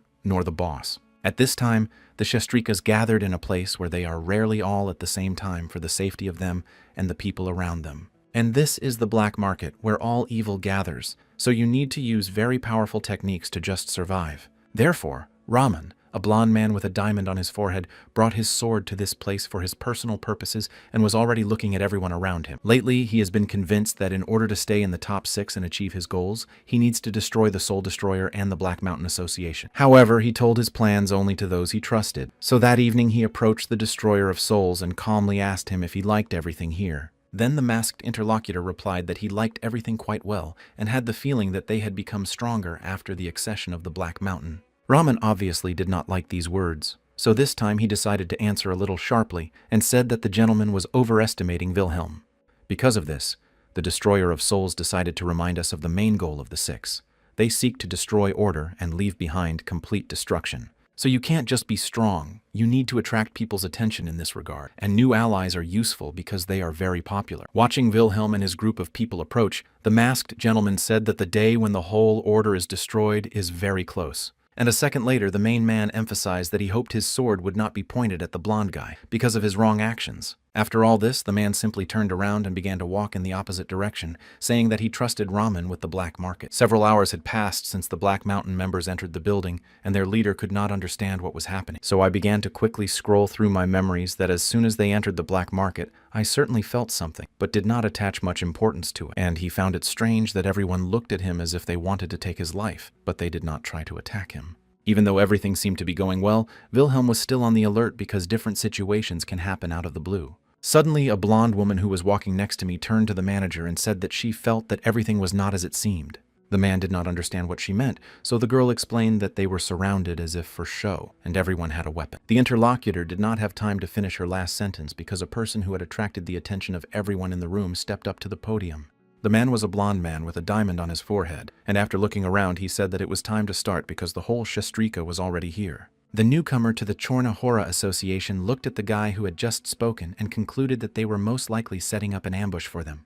And these assumptions turned out to be true, because the guy put his right hand forward, changed his eye color, and said that it was time to attack. And after that, everyone immediately rushed to attack the members of the Black Mountain who were in the same room with them at that moment. At some point, one of the attackers was knocked to the floor by Caesar, and he began to say, frightened, that they had not been warned that their opponents were so strong. He was confident that he could defeat any of the group, but it turned out to be the opposite, and now he may be the victim. When he was done with this gentleman, the subordinate switched to other attackers and waved his sword from side to side, telling them not to touch his boss. Every few minutes, the assistant would be distracted from the battle and turn his head to his supervisor to make sure he was okay. The last time, the leader of the Black Mountain wanted to answer that he was fine, but at that moment, an attacker had already appeared behind him. However, he was never able to attack Wilhelm because 3 men with swords appeared around him to protect him. It turns out that a blonde woman was involved in this defense, using an advanced charm that allows you to manipulate opponents in your favor. And in this way, she managed to influence many men who turned in the opposite direction and began to shout angrily about their intentions. A few minutes later, these attackers split into pairs and began to fight like this. At this time, the new girl asked the boss what the point of all this was. Sitting on the floor with his hand on his face, the interlocutor said that he now thinks that these people were planning the attack from the very beginning. Then a gentleman with a cigar appeared in the room and said that they expected such an ending from the Black Mountains. This man's name was Lucas, and he was the 3rd member of the 6, and he looked at Wilhelm and said that he wasn't sure that it would end up like this. Then the 2nd of the 6 appeared in the room. His name was Israk, who is the Lord of Vampires, and he turned to his colleagues and asked if this was what they wanted. Later, the 4th of the 6, whose name is Queer, interrupted the conversation, and he is always in the company of women because it makes him feel better. And then there was the last member who emphasized that it would be very difficult to be in their team, so you first need to learn certain rules. And the first thing was that before William attacks them, they will destroy him, and these words were reported by the 1st of the 6, who is the main one, and his name is Raman.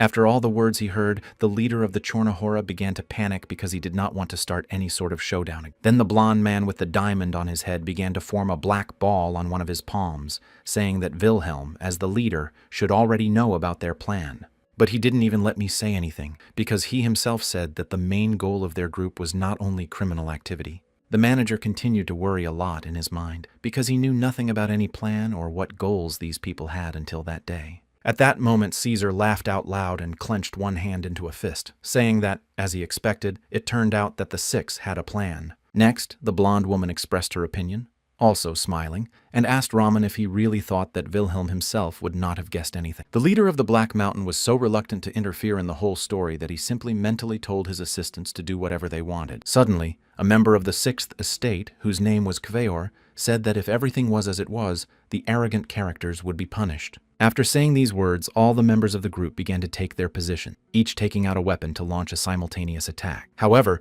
Queer had not yet spoken, so he began to say that it did not matter how strong an angry dog was, because a dog is still a dog. Caesar could no longer listen to this, so he waved his sword right in front of the speaker, ordering him to shut his mouth. However, he was unable to hit him, so Lucas began to attack his subordinate from behind, emphasizing that such actions as Caesar did only work in other battles. And a second later, he added that war is a team effort that you just can't do alone. So he punched his assistant right in the chest with his big fist. This caused the giant to fly back a few meters, but the attacker did not want to stop there, so he began to approach him with quick steps. Wilhelm was seriously afraid for his assistant, so he instinctively stretched his right hand forward as if to save him and shouted out Caesar's name loudly. But then they started to look at him as a target, and the first attacker was the leader among the vampires who was hovering in the air. And as soon as he began to descend rapidly to the leader of the Black Mountain, a newcomer to the association appeared in front of him and used his energy to protect him. For the first few minutes, he managed to hold off the attack of such a strong opponent who is a member of the group of 6 quite well.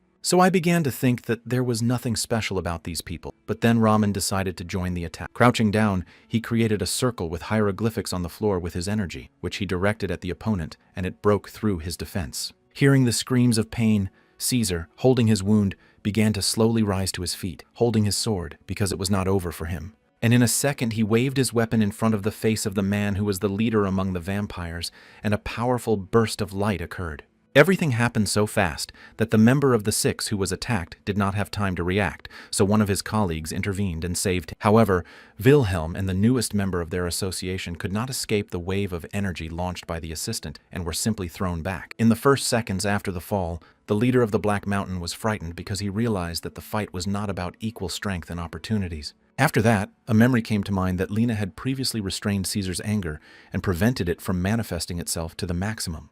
The memories ended abruptly because the leader noticed that the mosaic began to move confidently toward the attackers, asking what was going on. The color of her eyes changed, and her expression became more serious, while she continued to clarify how they could attack the users. A blonde guy with a diamond on his forehead wanted to throw a bullet at the girl, emphasizing that they are completely free in all their actions and manifestations. The young lady was not at all afraid of the fact that she was now in danger. She continued to stand in the same place and angrily told the attacker to stop breathing. And just at that very second, Raman stopped and raised his hand against his will and began to squeeze it tightly, and it turned out that he was harming himself. At this time, the blonde woman put her hands to her sides and said that if she did not tell him to stop, he might die of suffocation. The girl was so immersed in this game that she forgot that she had to watch everything around her, and so the gentleman with the cigar took advantage of this moment. Coming up behind him, he hit the mosaic in the face so that it flew several meters away, and looking after it, the man said that he was tired of it all. And a second later, he added that he wanted to kill them all as soon as possible, so that this world could disappear and not be restored in the near future.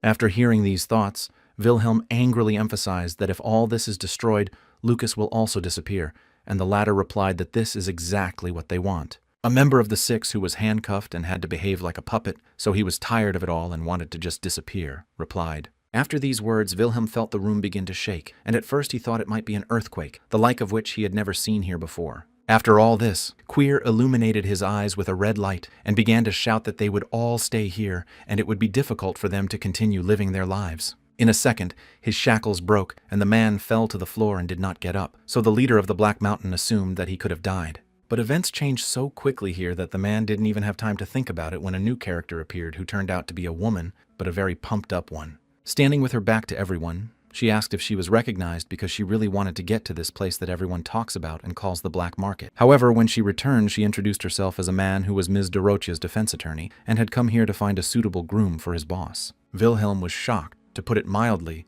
by what he was seeing and hearing, because the picture and the words in his head could not match. At this time, the system began to issue notifications about the new character and said that if their defense fell, the boss's reputation would suffer. The leader of the Black Mountain could no longer contain his emotions from this news, and mentally decided to die here and finally leave this game forever. It took Wilhelm some time to think about all this seriously, so he simply froze in place and stood there almost without moving. At some point, he closed his eyes and began to recall all the events and realized that he and his association were not in the best position and something had to be done about it. After all, Haishenhuan is now under attack by the Yagus gang, and so it will take a lot of time and money to rebuild it again. The next unfortunate events were the kidnapping of a young member of the association, whose name was Rave, and then Lena got angry about something and just ran off to find the boy. And realizing that the subordinate could not cope with the search on her own, the leader decided to try his luck on the black market to find something valuable. But here he was facing a test from the so-called Legendary Six,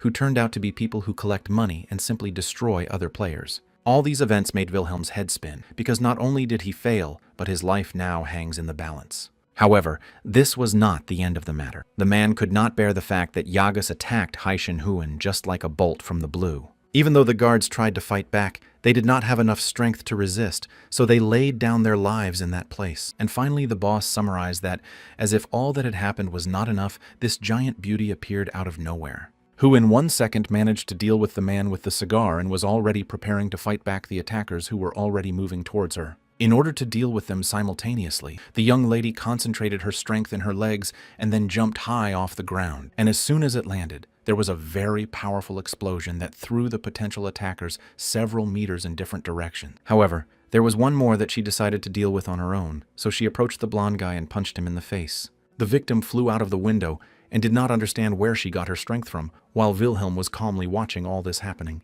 After all, he was surprised that the new young lady was able to deal with all the members of the Six, who are very strong characters in the game, on her own. Some of them were lying on the floor with their arms and legs spread out in different directions. A man with a cigar was leaning against a concrete wall with his head bowed. Watching the woman behind him, Wilhelm still couldn't believe what she had done in the few minutes since he had arrived. After everything that happened, the woman began to calmly emphasize that all the groom candidates were always some kind of sissies and could not even defend themselves. So, turning to face the leader of the Black Mountain, she said that she wanted to see what he was capable of, and then the man said that he would find her a groom. Then, out of excitement, the manager did not know how to behave with such a young lady, so he smiled broadly and clarified that it was really a test for the candidates. However, the woman took everything seriously and said that they were really weak people, and Wilhelm emphasized that everything that happened was for the best. By this point, the manager had already come up with a plan, so he invited the interlocutor to listen to it and asked if she knew Yagu-saman. With a serious expression on her face, the young lady quickly replied that this was the first time she had heard this name, and then fell silent, waiting for the black-haired gentleman to continue. And he decided that he would use this new girl to deal with Jagus, so he said out loud that he could introduce them in person. They set off at once, and it was night, so Wilhelm was quite cold, and his companion began to tell him about the important qualities of a real man. The leader of the Black Mountain was so exhausted by the recent events that he simply could not understand what this woman was saying. However, the young lady did not pay attention to this because she was focused on the first quality, which was that a man should be generous. He also has to accept the whims of his wife. After the lady said this, she added that the people she met on the black market did not pass this test. This fact made Wilhelm stop and look at the lady with his mouth wide open in amazement, wondering if she had gone mad. The woman went on to say that the future husband of her boss should constantly whisper about his boundless love for his wife. After that, they began to enter the room they needed, and upon entering the door, the interlocutor was about to talk about the third quality. At the same time, Yagus was in the same room, standing and saying something over the bodies of the dead people who had come to get even with him. Noticing this man, the gigantic lady, without saying anything, simply began to crouch low to the floor, touching it with her hands. The opponent noticed the newcomer's strange movements, but didn't realize what they could lead to, and in a second, she was jumping right at him. At that moment, a nicely dressed man with long hair arrived at the black market and saw what had happened and was surprised that the Shastrika had lost. The blonde leader with a diamond on his forehead looked up at the gentleman and quickly apologized for what had happened and called his name Bramberg with respect. After that, the man turned his head to the side and began to say that he had made great sacrifices for this day and even hired Yahusamon for his own purposes. Then he sat down next to the wounded leader of the six and asked questions to clarify whether they were even weaker than he could have imagined. Suddenly, Bramberg grabbed the young man with one hand around his neck and began to squeeze him slowly but firmly to show his superiority over him. At first, the guy coughed loudly and then managed to say that everything was not as it seemed and said that a woman suddenly appeared. This information forced the man to stop his actions and then let the leader of the six go in order to find out what the attacker looked like. When he fell to the floor, the young man immediately began to say that her body looked like she had been training for years and was dressed in maid's clothes. It took Bramberg the first few seconds to visualize the image, and then he suggested out loud that it could be Gale. Looking to the side and rubbing his chin, the man wondered aloud if she had already been able to appear in this world. At this time, the blonde man was listening to all this, and rubbing his neck in surprise, he began to clarify whether he thought that the gentleman might know this young lady. The man smiled slightly as memories of the past flashed through his mind, and replied that they had worked together at Mr. Rodriguez's shelter. Quickly turning to the exit, Bramberg said that it looked like the will of the head of the asylum was coming true, so he also needed to hurry. After all, it could be too late, at which point the man was grabbed by the leg by a blonde guy who excitedly asked what their group should do next. Looking at his beaten colleagues, the leader of the six emphasized that if things went on like this, they would simply not be able to cope with the Soul Destroyer. When he stopped, the interlocutor called these losers idiots and told them that they could no longer worry about him because he was already finished. A few minutes had passed since the giant woman attacked Jagus, and they were engaged in a duel in which he suddenly began to think about his end. Gale, on the other hand, had no intention of destroying her opponent during this battle. She was testing him for the qualities she needed. At some point, their energies collided with each other, and a small explosion occurred, forcing them to take a few steps back in different directions. Rubbing her shoulder, the woman looked at Jagus carefully and wondered what would happen next to test whether he could whisper words of love. At this time, a blonde woman approached Wilhelm and asked him what kind of man this Gale wanted, and he could not even break away from the battle to answer. And then the woman jumped up the mountain again and landed loudly on the floor and shouted whether the man could fulfill the second of her points. So, having pushed off the floor again, the attacker began to fly, and the gentleman she considers a future husband for her boss At that moment, Yagus remembered that his target was not this young lady at all, so he ran up behind Wilhelm with quick movements and began to swing his sword. Suddenly, the system issued a red alert that a subordinate named Caesar felt threatened by his boss's life and was now angry about it. Within seconds, he began to attack Wilhelm's attacker, asking how he even dared to think of attacking his leader. The leader of the Black Mountain began to jump up and down joyfully because Caesar had finally appeared at the right time to show his strength and skills. When the subordinate turned to face his boss, he looked at him with a kind of indifferent look, so Wilhelm clarified whether he was protecting him. And Caesar, swinging his sword, began to run at the man, saying that he would destroy his boss's enemies, and then it became clear that he did not recognize his ally. The leader of the Black Mountain managed to dodge the first few blows and began to assume that his assistant might be so mad because of his defeat on the black market. Jumping up, the man began to think that at this rate he might die, so he turned to his other assistants and asked them to save him. Jagus noticed this unclear situation between the members of one association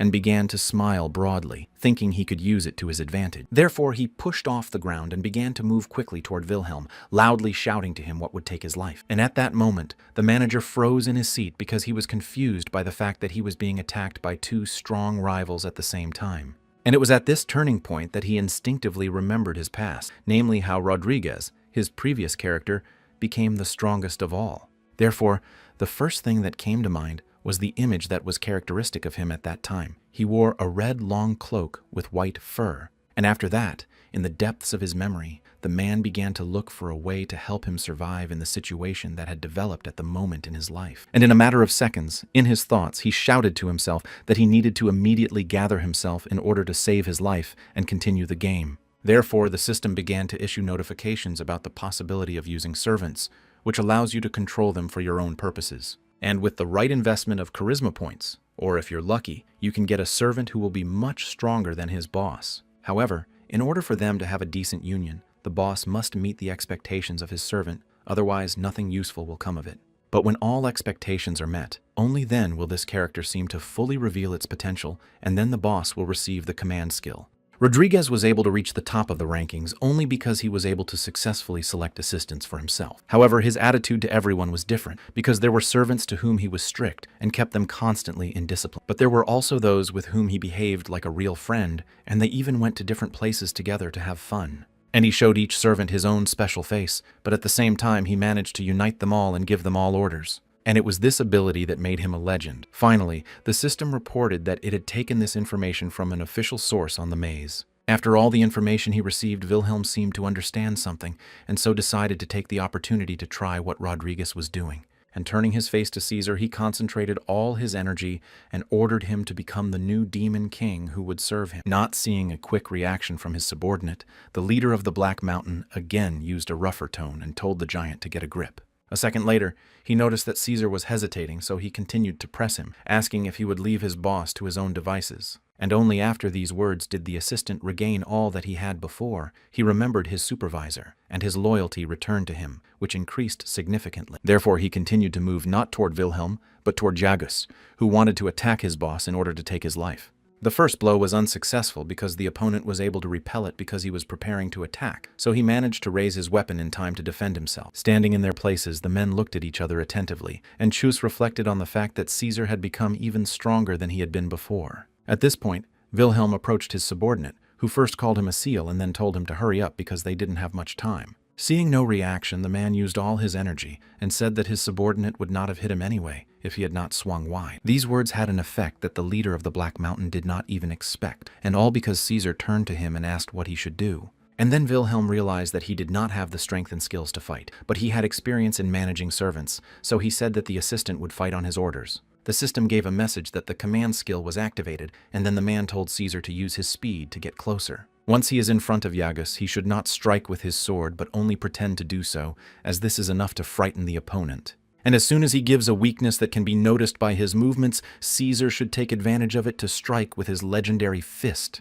In a few minutes, the giant managed to implement all the orders of his superior, and was so successful that he managed to stab Jagus in the chest. However, this was not the end of the matter, for Wilhelm continued to say that the sword should not be touched in this case, but that he should continue to beat his fists. Gale stood on the sidelines and watched the whole fight, and she liked everything she saw because she saw a candidate for a husband. The supervisor continued to order his subordinate to make his opponent think only about close attacks so that he could not assume anything else. Although he will try to retreat a little to dodge the blows, he will not have time to use the sword or defend himself. And it was at this moment that he found himself in the zone where Caesar's sword could strike a blow that could take away the life of Yagus right there. As soon as the subordinate realized that he was now approaching the final stage of the battle, he drew his sword with a wide smile and thanked his superior. However, the assistant failed to complete his task, and the system issued a message that the order skill had been deactivated.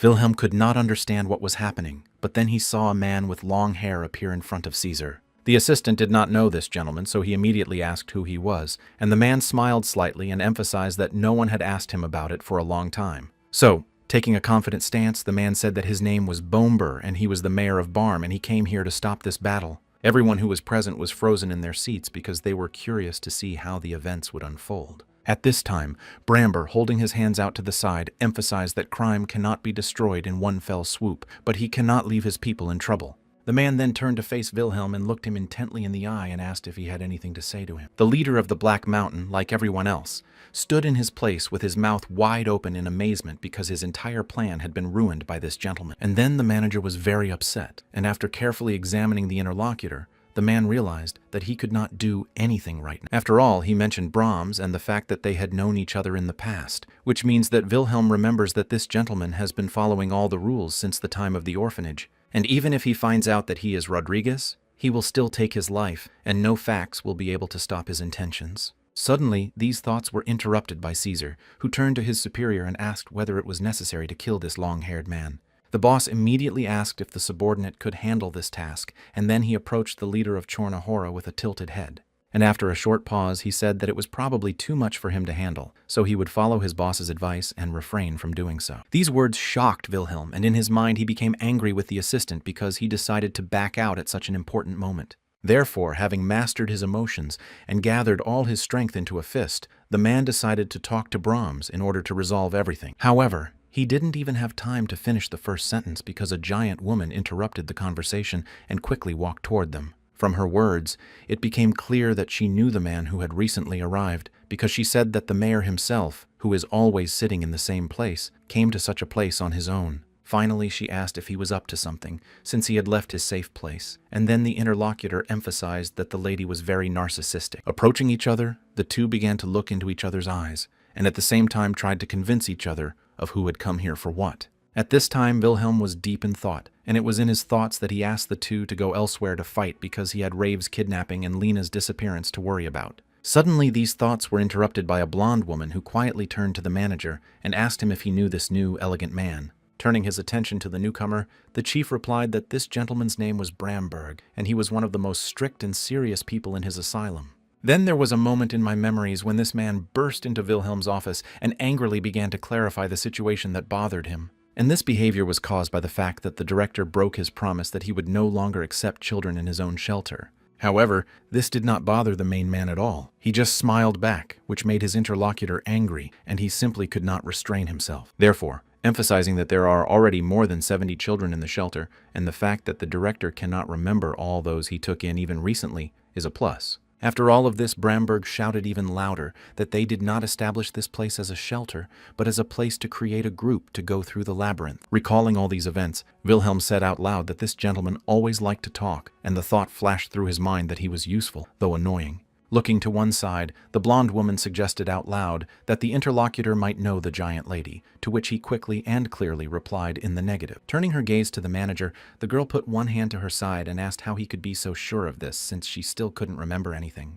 Evaluating the newly pumped-up lady's back, the blonde emphasized that if they had had such an assistant then, they would have finished the Demon King long ago. Wilhelm did not respond to the woman's words, but instead began to take slow steps toward the pair of people who were ready to attack each other. The woman clenched her fist in anger and told Bramberg that if he dared to catch her eye after that crucial day, she would destroy him. The long-haired gentleman took one hand to the side and calmly told Gale that she had promised not to interfere in any of the town's affairs since that day. The lady understood what the former acquaintance wanted to reproach her with, so she told him that she was here as a nanny for Lady Dorothy and that she was looking for a future husband for her. After listening carefully, the man looked into Gale's eyes and said that he was also here because of his duty as mayor of this town. However, the lady couldn't even listen to it because she thought it sounded like complete nonsense, because he had often betrayed his best friends in the past. These words made Wilhelm think, because he doesn't remember anything, and then it turns out that this woman knows about his existence and probably about the shelter. Bromberg did not intend to stop there,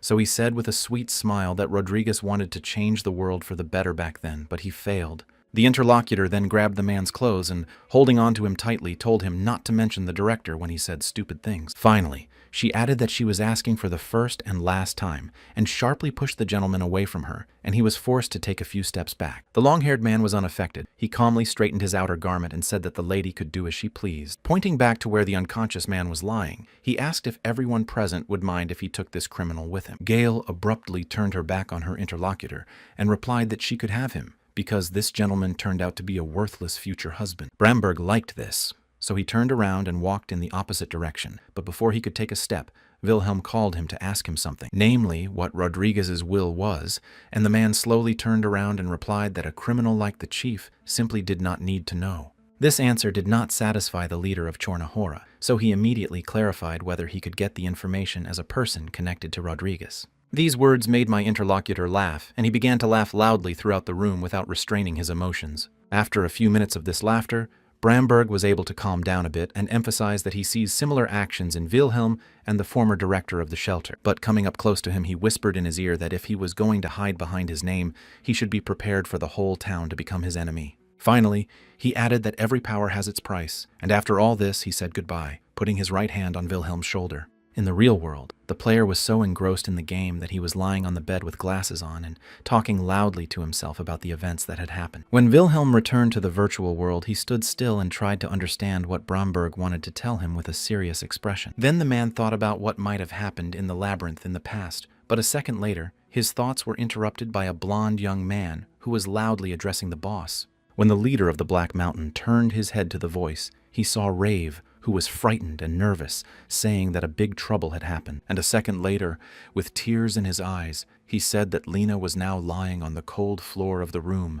with a wound that could destroy her forever. A few hours later, Wilhelm took the injured subordinate to Eli, who he believed could help them rescue the girl and bring her back to life. Lena was lying still, and it was very upsetting for her supervisor, who really wanted her to come back to him and continue working with him. Eli and her assistants worked for 3 days and 3 nights without a single pause to bring Lena back to consciousness, and they made every effort to save her. When Wilhelm came to visit her, she was sleeping on the same concrete table because she had been unconscious for so long. Looking at his subordinate with a sad look, the man said that according to Rave, her battle with her rival was very cruel and unfair, and it looked like Jagus and Lena had known each other before. But then the manager switched to Bromberg and realized that he had changed a lot. Then the boss recalled how the maid, holding him by both shoulders, told him that he was 100% suitable for the role of a man. Rubbing his head, the man reasoned that it would have been better if the 3 of them had fulfilled their plans instead of getting into all these stories, and now have such consequences. All these events made the leader of the Black Mountain's head spin, but suddenly his thoughts were interrupted by a man in black who suddenly appeared in the room. When she came out of the shadows a little bit, she said that the man didn't really know the whole truth, and the cat fully showed up. It turned out that the man was wearing a mask on his face. Wilhelm immediately drew his sword and asked who the guest was and whether he was the murderer whom Bromberg had sent here, but the gentleman in black answered in the negative. A second after answering, the guest approached the leader of the Black Mountain and looked him in the eye and told him that he was the man who had almost been destroyed by Bromberg. This fact surprised the interlocutor, but then the man in the black cloak pushed the boss away so that he flew back a few meters. Coughing, Wilhelm looked up at his attacker and asked what this player was up to again. After a short pause, the guest told the leader of the Black Mountain to listen carefully to everything that was about to be said, because this information would be useful to him. And a second later, he said that Bromberg was going to raise for the last time using his money, and the legendary 6 was involved. So he wanted to take advantage of the chaos and stir up a revolt among the people while Rodriguez was fighting the Demon King in the depths of the maze. Then the guest said that Rodriguez, who was supposed to die at the hands of Bromberg himself, simply disappeared and thus disrupted all the attacker's plans. But later the man realized that this disappearance was actually in his favor. So a month later he managed to realize his plan, but changed it slightly. During this time, everyone who had been a servant of the orphanage director united and went along with Bromberg's wishes and helped to fulfill all his whims. However, he was not able to subdue them to his will at once, and only over time did he reveal that he had been entrusted with the last will of Rodriguez, who had disappeared. Wilhelm listened carefully to everything and clarified what he needed to know and what they wanted to get from him, since he was not the director of the shelter at the moment. The man in black approached the interlocutor, put a sword to his throat, and emphasized that all the bad events were planned by people who were his acquaintances. After a short pause, the guest added that if he hadn't worked so hard with his people in the past, none of this would have happened now. Then, the person in the black cloak's eyes glowed red through the mask, and advised the leader to collect points related to charisma. After all, if he manages to collect a large number of them, he will be able to redeem the data of his previous character for them, and use them in this game. And if he succeeds in inheriting the title of director of the shelter, Bramberg and other people will again become his servants, as they were in the past. And to complete this sentence, the interlocutor told the leader of Chornahora that he had made this mess himself, and that he would be the one to clean it up to improve the situation. Having said all these facts, the man in black reached for his face mask and, taking hold of its edge, began to slowly lift it up the hill. And in a few seconds, a young, beautiful girl appeared in front of Wilhelm, begging him to stop Bramberg and what he was planning to do. Turning to face the door, the young lady emphasized that all this happened because Rodriguez's servants were very capable. Suddenly, the interlocutor stopped at the door and said in a calm tone that she had forgotten that the maid and Lena had also been in the shelter before. These facts surprised Wilhelm because he was ready to hear everything, but not that these familiar people in this game had been with him in the past. Then he began to replay in his mind the memory of seeing Lena lying on a concrete table and could not understand that she could have been in a shelter. But in the wake of the guest, the man shouted that he had not even seen this maid in person, and then the girl suggested that he ask the woman about it himself. The interlocutor, who stopped again, added that he could ask the young lady if her name was Gail, and this gave the gentleman a sign. The memory of a maid who was wiping dishes that belonged to the orphanage where Rodriguez was the main person immediately came to mind. Wilhelm asked how the lady in black knew all this, and then she replied that she was playing this game to stop Bramberg's shameful plan. Jumping to his feet, the leader of the Black Mountain ran up to the guest and put his hand on her shoulder and asked her why she was doing all this and why she decided to help him. However, the girl did not like being touched by someone, so she turned around and slapped the impudent gentleman so hard that he fell down. Despite the victim, the young lady stopped to put her mask back on because no one knew who was really behind it. At this time, she answered the last question of the supervisor and explained her fervor by the fact that she had lost her best friends. And turning her head to Wilhelm, she added that she hoped he and his new team would be able to solve these problems. The leader of the Black Mountain continued to lie on the ground without even moving because he was so tired and ready to fall asleep right there to recuperate. At that time, a girl with pink hair came to her supervisor's office, and it turned out to be the mayor of the town, whose name was Bramberg. Looking at the man, the lady smiled slightly and asked a question to clarify whether the gentleman was really Rodriguez. Looking down at the table, the gentleman replied in a serious tone that, although his appearance was different and his servants were different, the young man could not hide his essence. Then the young lady held one hand to the side and asked what the mayor would do given that the maid was on Wilhelm's side. The long-haired man looked at the photo of the Black Mountain leader on the table and said that whoever it was not the same Rodriguez as before.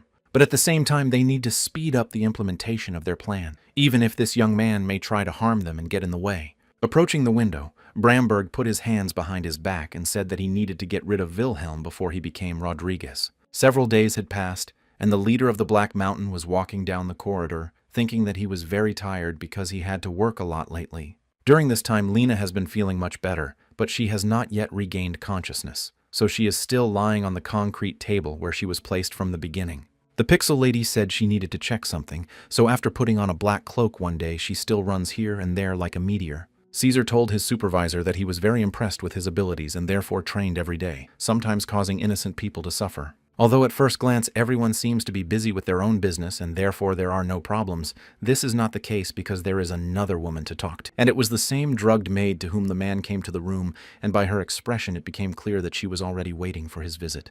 The problem was that she did not want to be isolated from the room at all, but she entrusted Wilhelm with finding a husband for her boss. When he came back this time and said that he needed to search a little more, the woman asked him not to try her patience. The leader of the Black Mountain decided to take advantage of their meeting that day and talk to his interlocutor about a slightly different topic than they usually talk about. So, having approached the lady as close as possible, the manager smiled sincerely and cautiously asked her if she was from the famous orphanage. This question took the woman by surprise, and it could be seen in her surprised expression, which was accompanied by wide-open eyes. While the lady was thinking about what to say, the boss began to break out in a cold sweat because she could just beat him up right there. But the maid, turning her head sharply to the window, quickly replied that she had indeed once lived in the orphanage and that her name was Gail. Continuing to look into the distance, the woman said that her duties in that place were to prepare food and keep the whole estate in order. Closing her eyes, Gale sadly reported that the red-haired girl who was now lying unconscious had also been brought up in the orphanage. Upon hearing these facts, Wilhelm froze in his tracks in amazement, for he realized that the Destroyer of Souls had told him the whole truth during their last meeting. Wiping her eyes from tears, the maid sadly said that this young lady had suffered a lot, and she had not even thought that she had grown so much. Wilhelm was frozen in place in surprise, because when he asked the question, he thought he might get a positive answer, but not such an extended one. It took Gale a few minutes to calm down and say in a calm tone what the other person should know since she was taking care of Lena. So she is ready to talk about Rodriguez's past and what happened to the orphanage, and the story begins with one day when the director gathered all the servants. After looking at each of them, the man thanked them for dropping everything they were doing and coming to him from all over the world. Penbauer, who was a leader among the servant soldiers, interrupted the speech and emphasized that this gathering was quite unexpected, and they were confused by the fact that the chief often called them to him one by one, but never all together, and this raises certain questions. Then the leader of the warriors said that looking at all those present, all the members of the first line were gathered here, so he assumed that it might be connected with the trip to the labyrinth. The woman deviated a bit from her story, saying that she still remembers that day because she was also present at that large gathering. Rodriguez did not respond to these assumptions, but instead turned to Hygrid and asked him what he thought about the battle with the Demon King. The man listened attentively to the question and happily replied that he believed it was their duty. Hygrid went on to say that he had prepared all the information about the depth of the maze because the director had recently asked him personally to do so. Everyone else was not very happy about this news and showed it with their expressions, but Rodriguez ignored them and asked them to start talking about the maze. Then the minion began to say that over the past month they had been tracking the actions of high-level players, but they too had been destroyed in the depths. Then they switched their attention to players who would make it to the top 20, and even they couldn't get below the 8th floor because they were killed on it. Suddenly, Hygrid squinted his eyes and added that there were rumors that some players had died not from monsters, but from the hands of other players. And that's why they say that a woman appeared on the 7th floor who can destroy even the most experienced units by herself, because her characteristics are simply incredible. Penbauer interrupted the story with a bewildered expression because he wanted to ask why the players were taking each other's lives. The interlocutor replied that nothing was known about the reasons, and Wilhelm was upset because the maze was difficult and a killer player had appeared. While all those present were trying to somehow express their dissatisfaction with what was unfolding here, the director announced that he wanted to immediately go into the depths of the maze. He spoke these words with such a serious face that everyone in the room paid attention to him and fell silent, waiting for him to continue. And it was not long in coming as Rodriguez slowly got to his feet, laughed broadly, and shouted that it would be a very interesting trip. Wilhelm listened intently and was a little upset by what he heard, because he did not like the behavior described by the maid.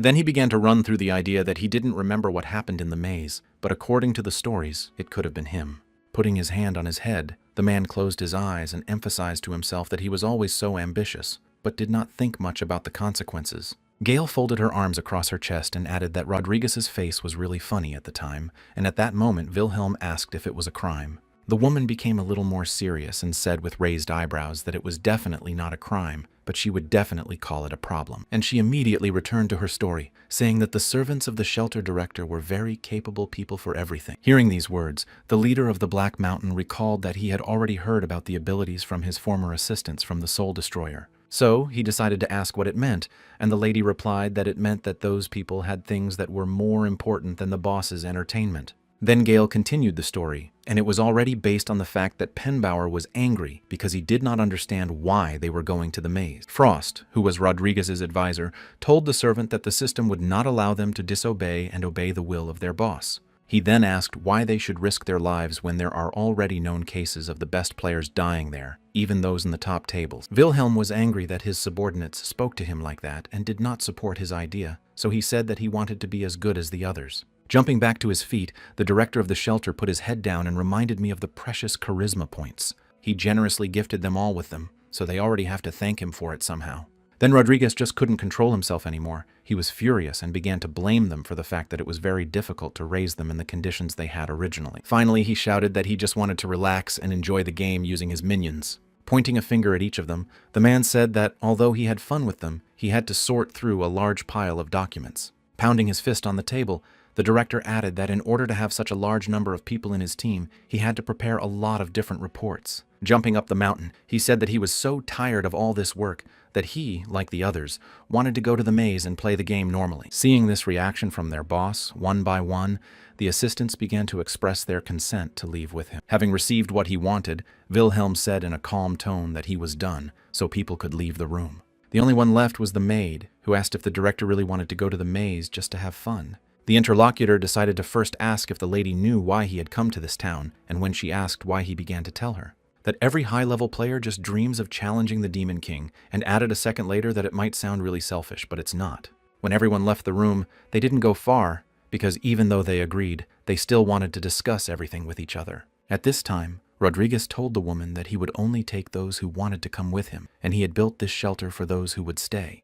And finally, he added that if he died, the maid would take care of the children who would stay here until they were older. The lady said that she understood everything and did not condemn the director's decision at all, because players and characters like her have different ways of looking at situations. When she left Rodriguez's room, she saw Bramberg standing at the door, to whom she immediately turned and asked if he was going to leave. And he immediately said that he was about to leave, but finally asked if the girl approved of the decision of the director of the shelter regarding the maze. The interlocutor was very upset, so she raised her eyebrows and asked Bramberg what exactly he wanted to hear. However, he immediately backed down and turned his head to say that she, as an ordinary maid, could not understand such important questions about the future. After all, if they died, they would disappear forever. However, at some point, the servants began to think differently and had personal desires. The next day, Rodriguez went to the window in his office and watched the children from his orphanage play ball on the playground for a few minutes. And he clearly realized that this is not why he came to this game, so he first decided to finish all the work here and invite the children to lunch.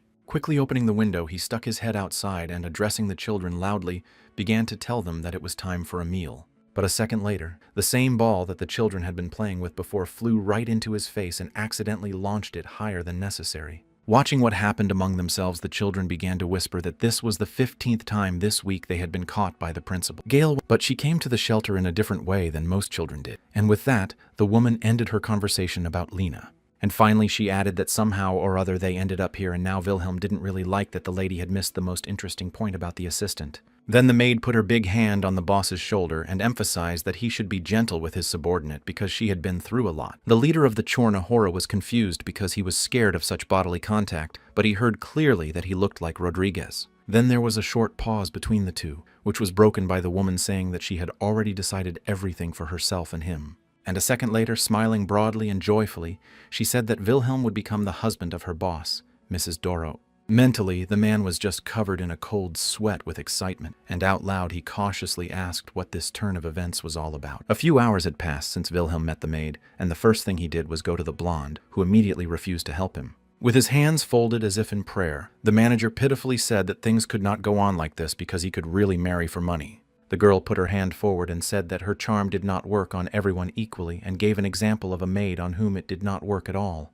And a second later she added that the woman had such great willpower that no amount of charm could break through these words to upset Wilhelm even more. Then the interlocutor, spreading her arms to the sides, emphasized that her ability has a good effect on men, so she will not even try what she is asked to do. The leader of the Black Mountain fell down on the circle and began to talk about how he was destined to become a room man and spend the rest of his second life in the game like this. Looking at the manager, who was not in the best condition, the girl said that maybe it was for the best, but the man did not appreciate this statement, so he asked if the young lady wanted him to betray his humanity and marry a created character against his will. At first, the girl smiled loudly and then put one hand to her side and said that she had managed to find out about this lady named Dorothy. Seeing the curiosity in the boss's eyes, the blonde began to tell him that she had originally had a different goal and therefore wanted to know if anything had changed since she left. Therefore, the girl went on to say that after several such visits, she was able to get really useful information, and it became clear that she had not planned everything in vain. And she found out that when Dorothy was still a child, her parents were killed by Frost and Hygrid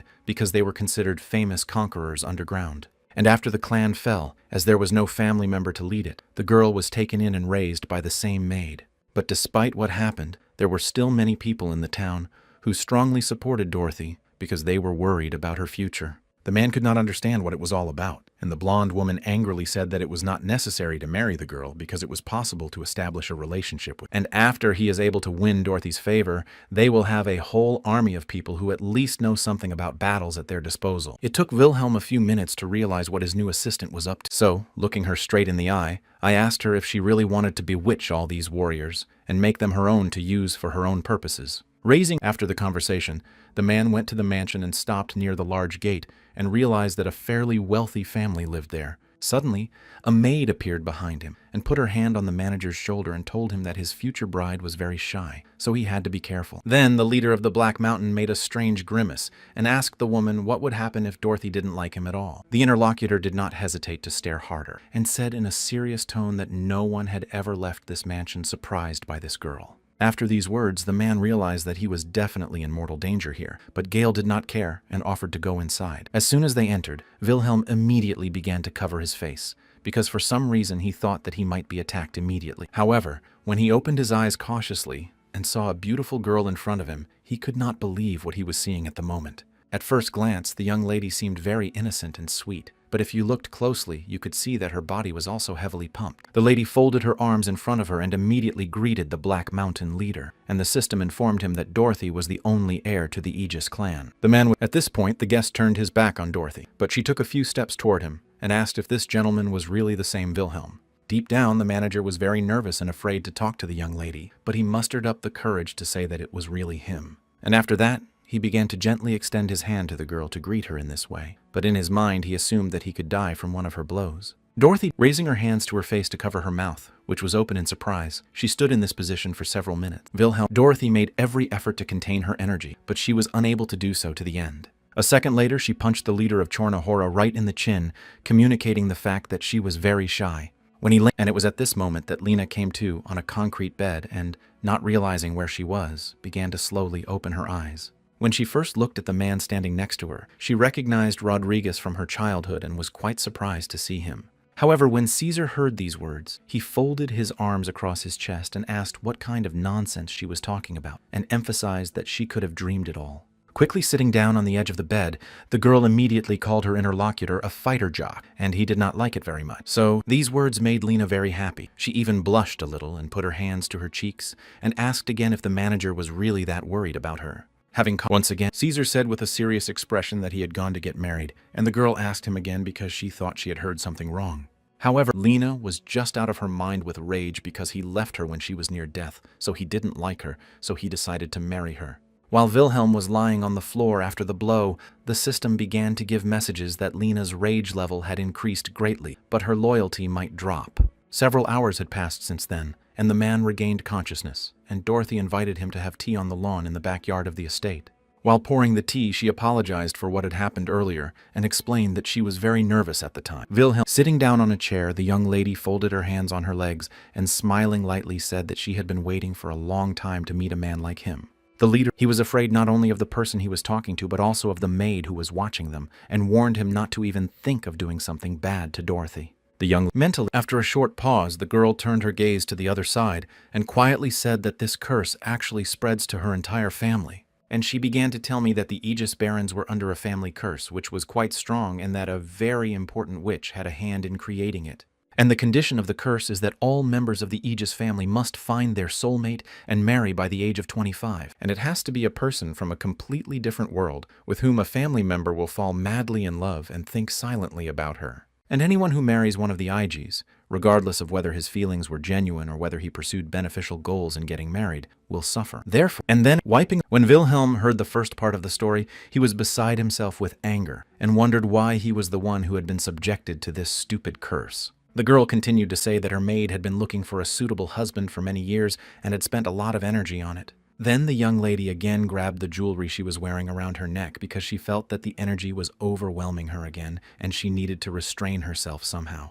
However, a second later she was on her feet, loudly leaning on the table with both hands, telling the frightened Wilhelm that he was the savior. In her opinion, the leader of a criminal black organization must be very strong and brave to create such a large community. However, Dorothy did not intend to give up, so she hopefully emphasized that it was William who could break her curse and give her a chance to live a normal life. At this point, the system issued a message to the manager stating that it had detected a desire to destroy its leader, which was spreading from Lena.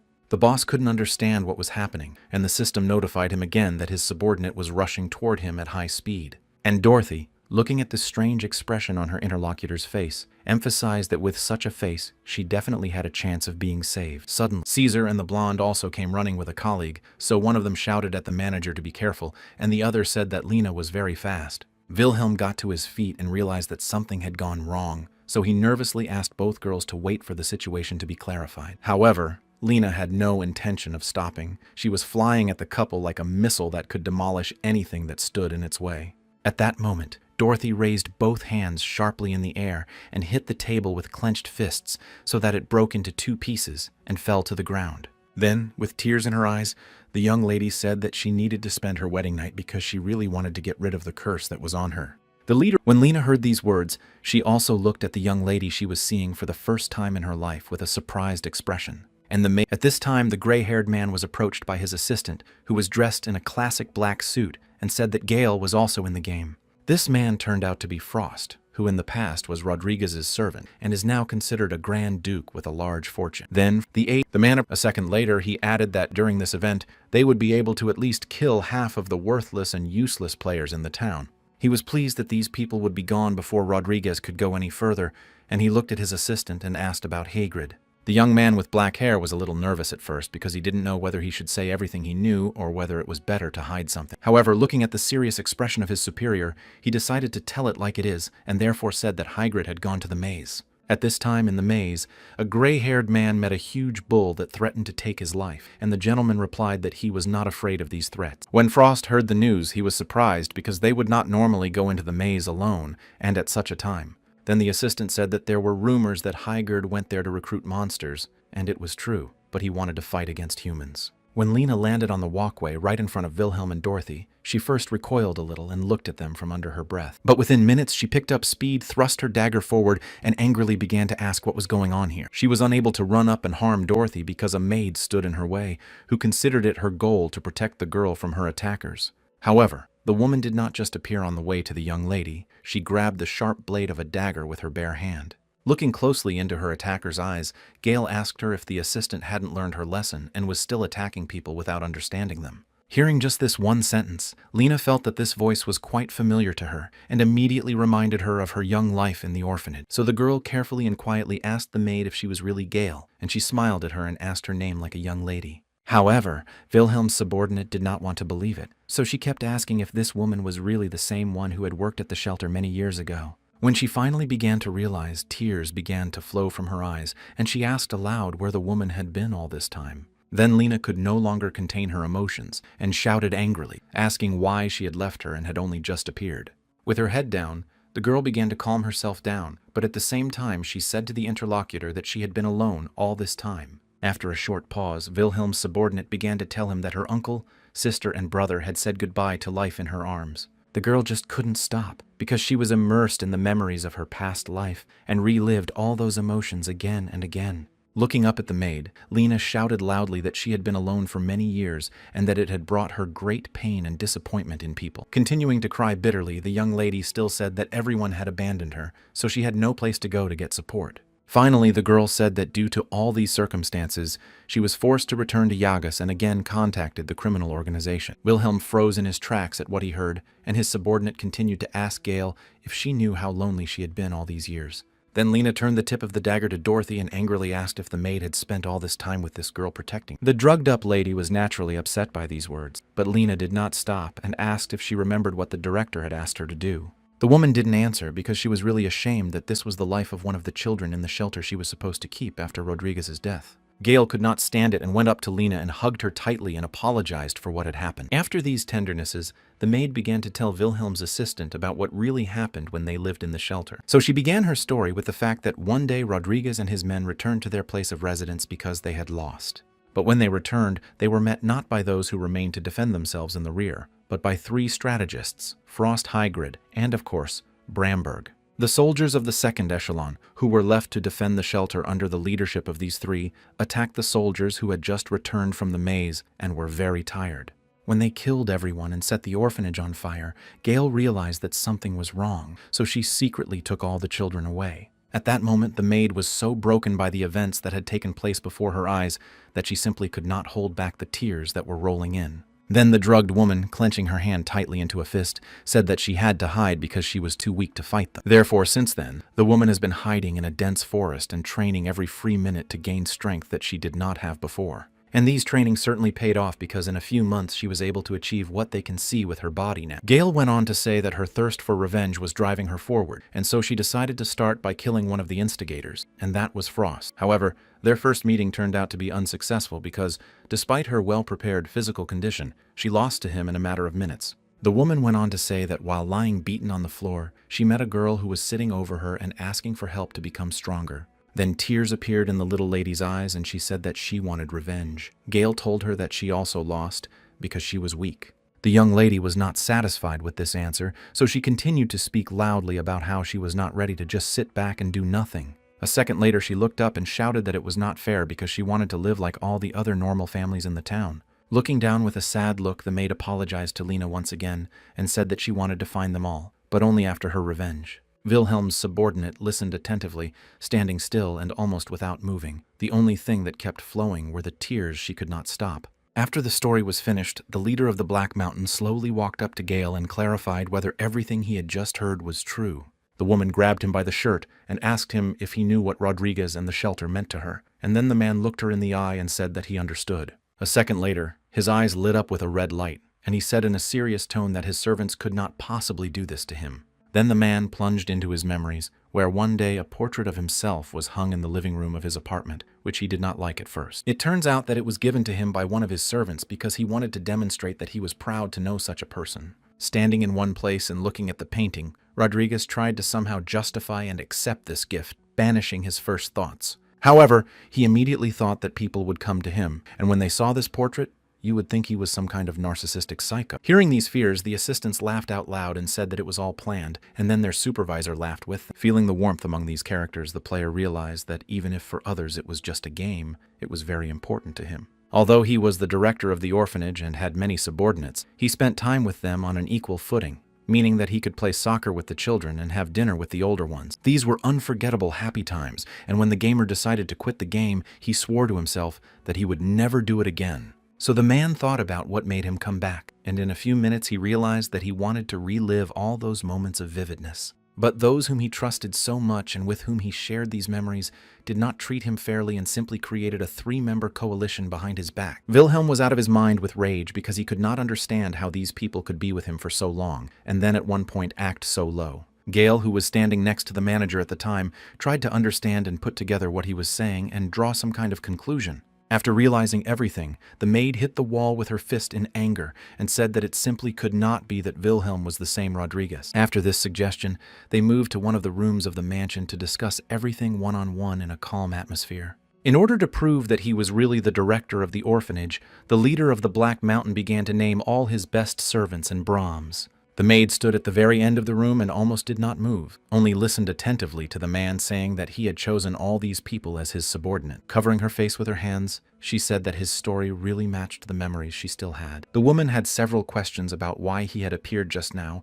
and why he appeared in this form and not in his previous guise. Wilhelm looked down and did not know what to say to these questions because he did not want to lose the good communication that had developed between them. And at the same time, thoughts were raging in his head that he himself did not know that everything would happen like this, because at that moment he was very hot and said too much. He didn't even know that things could go so far, and he had only one solution in mind, to live and not think about the consequences of his actions. Then Wilhelm saw him pointing his finger at the maid, furious, reproaching her for knowing him many years ago and for understanding everything better than anyone else. The pause between them was broken by Gale, who said that if he was really Rodriguez, he hadn't thought about anything like that because he was like that all the time. Then the woman approached the interlocutor with slow but steady steps and put her hands on both shoulders, which frightened him. And with a serious expression on her face, the lady said that if her husband had a bit of responsibility left in him, like Rodriguez, he should not leave Lena. The leader of Chornahora replied that he would never do this, and it was clear from the way he looked that he was very tired of the recent events. At that time, on the street, a pixelated blonde and Dorothy tried to calm the subordinate down, who, although not friends with her, showed their compassion. And the maid, continuing to hold the boss by the shoulders, emphasized that Lena had suffered so much in her life, but still managed to find a person she could trust. Wilhelm said that he understood all this, and then Gale let him go and immediately asked him questions to find out what he would do next. At first, the leader of the Black Mountain thought he could hold on, but all the fatigue and excitement took its toll, so he put his head down and said that everything needed to be fixed. Then the man smiled broadly and told the maid that she was like a father to the children, and this joke made the interlocutor quite angry. But after a minute, Gay began to smile, emphasizing that such jokes are very similar to Rodriguez's, so she would not be offended. Immediately after the conversation, the manager began to move slowly toward the door, saying that he would fix everything in the near future. Pausing on the porch, Wilhelm looked carefully ahead, thinking that he would do it in a new way because he had already gained a lot of experience here. Then the boss went out to the lawn and approached Caesar, who was standing next to Dorothy, and addressed his subordinate to tell him his plan. And the first thing he asked surprised the assistant so much that he even asked again, and the meaning of the question was whether Caesar was ready to become part of the criminal world. Wilhelm made a serious expression on his face and said that he was not joking at all, and asked again if the subordinate was ready to join the army of the Demon King.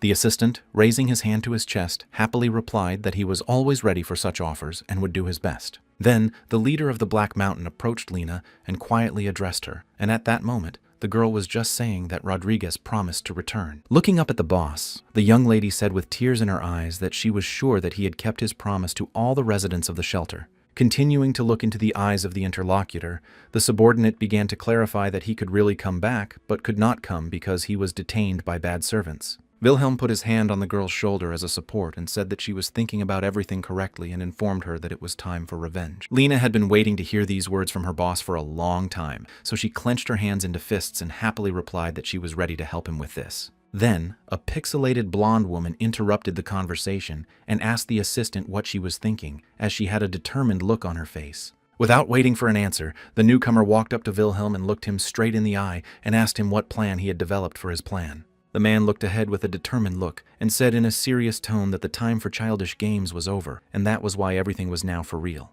After all this, the boss turned his head sharply to Dorothy, who did not expect it, and immediately asked her what part she played in his plan of revenge.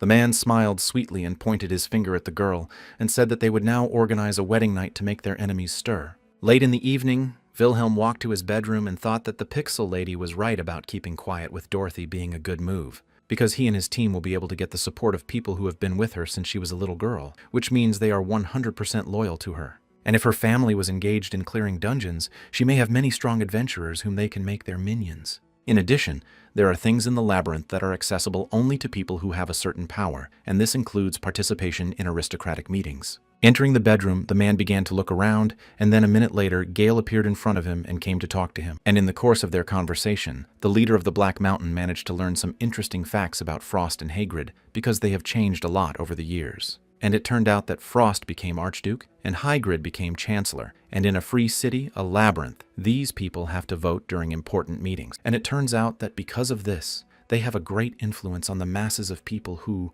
without knowing their true identities, admire them and want to be their assistants. So it became clear that they would not be able to defeat them by force, but Caesar still needed to become stronger and find another way to defeat them. The only positive thing in this story is that William got engaged to Dorothy because it gives him a chance to become the head of a noble family called the Edgison. Even though it may not look very normal at first glance, it will still give them a way to get closer to people who commit such crimes against their comrade. Thinking about what might happen, Wilhelm was a little upset because he would have to work hard to get a good result. But one thing he knew for sure was that he was ready to show his future minions how a true strategist like him works. At this time, Dorothy had already come to the bedroom door and bowed her head, stopping at the very entrance, and William, seeing her, invited her in. So he began to reject all the unnecessary thoughts that came into his head, because now he had to focus completely on this girl and how to spend time with her. Sitting down on the bed, the man reasoned that because his synchronization with the player was not so high, he would hardly be able to feel anything, but this was an important stage. Without sitting down, the leader of the Black Mountain continued to stand and folded his arms across his chest, and it was noticeable how his expression changed to a very strange one. The girl shyly said that she was ready to start, and after receiving a positive answer in a minute, she jumped up, waving her right hand.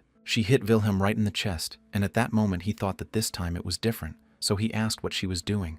Dorothy, holding onto her dress, began to spin slightly, lowering her shy gaze and emphasizing that the gentleman looked very innocent. In a second, her emotional and physical state changed dramatically, and she raised her hands, clenched into a fist, to attack again. The attack was about to take place in a second, but this time she failed to hit the target because Wilhelm managed to dodge and the attacker hit the wall. After that, she calmed down a bit again and folded her arms as if in prayer, saying that the maid had told her what the husband and wife do at night.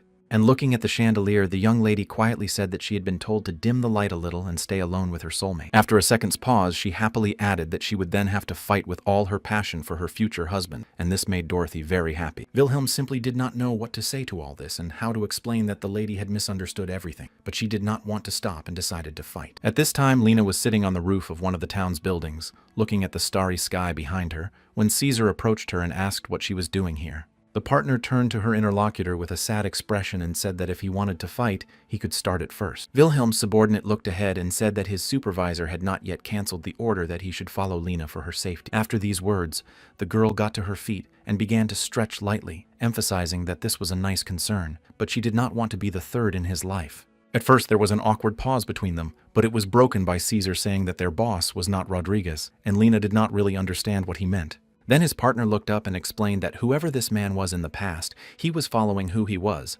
namely Wilhelm, the leader of the Black Mountain. Having said these facts, the giant offered to choose Lena, who she worked with, and of course such words could not but upset the girl, so she remained silent. Without waiting for an answer, Caesar turned around to go down from the roof and added that their leader was following the path of evil and that she needed to choose as well. For a few minutes, the young lady stood silently looking after her partner, but then she realized that this was definitely not her path. But the only thing she knows for herself is that these bastards destroyed her home, and she is ready to take revenge on them, but only together with her stubborn boss. The next morning, Wilhelm received the coat of arms of the Image family, but he was not very happy with this gift because he had had a terrible night. The system informed him that the event called the wedding night was over, and this brought him more joy because Dorothy was just beating him all the time. When the maid came into the bedroom and saw what the leader of the Black Mountain looked like, she sarcastically said that she hoped nothing serious had happened. With a sad expression on his face, the man asked if the woman could not see for herself that he had almost died that night. Gail didn't react to this situation the way I wanted her to. She just turned around and said that it didn't concern her. A few hours later, all the bruises and beatings disappeared and Lonnie appeared and asked her supervisor what she should do next. Then she pulled out her dagger and demonstrated it again, asking who should be killed next, and the leader asked her to wait a bit longer. His subordinate's mood immediately deteriorated, and in order to keep the relationship good, Wilhelm put his hand on her head to let her know that she was important. Then he turned sharply toward the exit and said, smiling broadly, that first they would return to their homes, and then they would begin to act. The system reported that the leader of the Black Mountain had turned on the hardcore mode when he came to his people, and they were very happy that he had returned. But he didn't come alone. He came with his chosen one, who watched him from the side and checked with the maid to see if this was her new home. Gail replied that the girl understood everything correctly and was admiring the picture herself, watching Wilhelm and his friends. After all, looking at this, she gets the feeling that everything has returned to its place where they all lived their best life in the orphanage. Suddenly, the leader of the Black Mountain turned to his assistants and drew their attention to the maid and the girl next to her and said that these were their new comrades. When no one said anything about it, the man said that on the right side was a maid named Gail and on the left was a young lady named Dorothy Ades. Hearing her name made her a little embarrassed, and in order to calm down, she closed her eyes and began to breathe deeply. But Wilhelm did not know how to break the news properly, so he decided to say it straight and shouted that he and this girl were going to get married. Immediately after he said this, the manager began to look at his assistants to see their reaction to this development. Turning to the blonde rave, the boss asked him if the boy was not surprised at all, and he replied that the man always knew how to surprise. Then the young man pointed to his head and added that the leader of the Black Mountain was constantly taking control of everything, so he was not very surprised by such events. A second later, Rave confessed that he had overheard Wilhelm and the waitress discussing a wedding with a young lady named Dorothy. The manager was surprised by this confession and thought that the young man was not afraid to say it, and that he was asking about what would happen to them. After this question, there was an awkward pause in the room because some people were standing and waiting for an answer, but Wilhelm stood there and did not know exactly what to say to him. But then he decided not to make anything up and said, smiling broadly, that it was time to talk about it while everyone was there. In a matter of minutes, everyone was seated so that they could clearly see the head and his closest assistants, and the head was looking at everyone carefully. The man went on to say that from now on they would be switching to the American system of government, and Caesar would be the commander of the 1st Legion. Lena will command the 2nd Legion and will have a criminal group under her command with which she will carry out the tasks. Wilhelm then turned to Rave and said that the young man would be his advisor, a position that the boy liked so much that he even let the steam out of his ears. After all the distributions, the leader of the Black Mountains spread his arms to the sides and looked at everyone at the same time, and said that he would now explain why such a system was necessary. But before telling everything, the man lowered his head and apologized for everything to the guys whose group is called the 100 Steps. All those present were shocked that the boss was capable of such a thing, and he continued to say that he was sorry that he had devoted so little time to them. Then, looking up at his assistants, Wilhelm put his hand on his heart and said that now they would never lose their comrades again.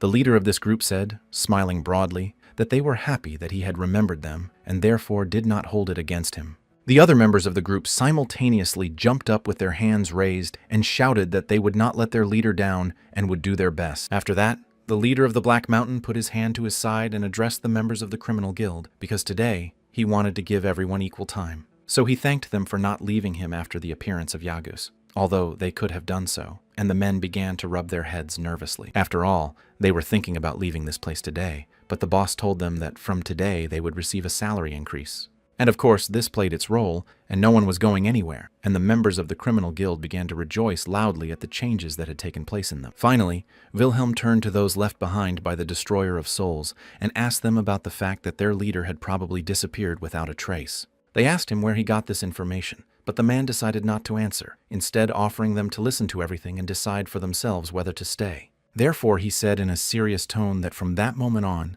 the Chornahora Association would reject all doubts and become the complete embodiment of evil in the town. After all, they have a new goal, which is to destroy the rotten center of the maze. Lena was happy that she could take revenge for everything. After these words, the system issued a message that Wilhelm had activated a characteristic called the Owner, and the big target order was in effect. Further, there were reports that all the servants of the Black Mountain leader would follow one goal, which was to destroy the city of Brahma.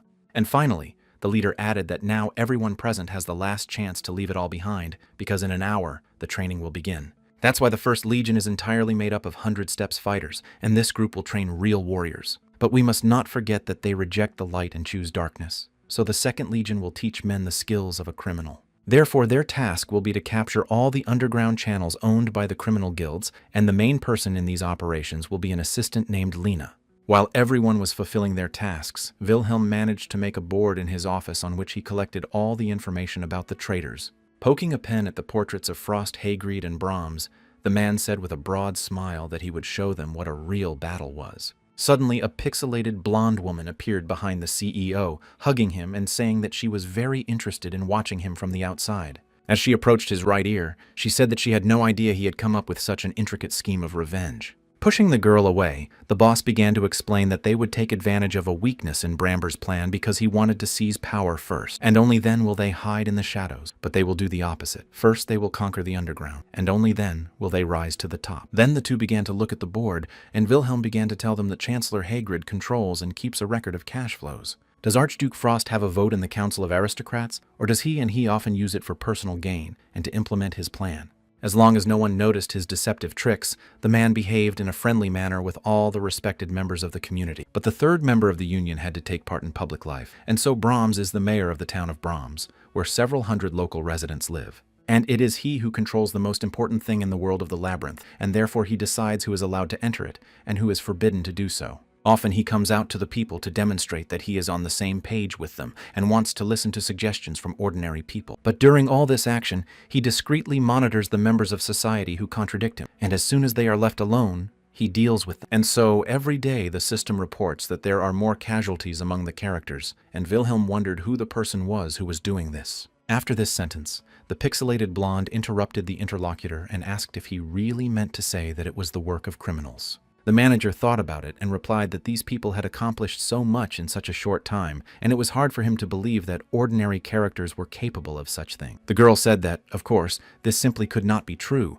because in her opinion, a mercenary was involved in such a dirty business. But in the maze, everything is different, because there are many more characters than players, and they are so developed that it is difficult to distinguish them from ordinary people. Then the two decided to leave the room for fresh air, and passing through the door, Wilhelm emphasized that these characters were taking advantage of their advantage. Walking down the corridor, the boss continued to suggest that since players can set the rules in the game, characters after evolution can probably do it too. Suddenly, Wilhelm stopped in one place and raised his index finger up, saying that it looked like they wanted to create a world to their liking. After that, the pixelated blonde hugged her waist and suggested that the characters would need a whole army of warriors for this very purpose. Turning to the window, the leader of the Black Mountain also said that the guest of the generals are most likely the people who command this army. It was because of this that the black market was created and those 6 generals. After saying the last sentence, the man fell silent and quietly looked at the city through the window. But a few minutes later, the manager spoke again and reported the problem, which was that someone had appeared who had united the 6, and he is called the Destroyer of Souls.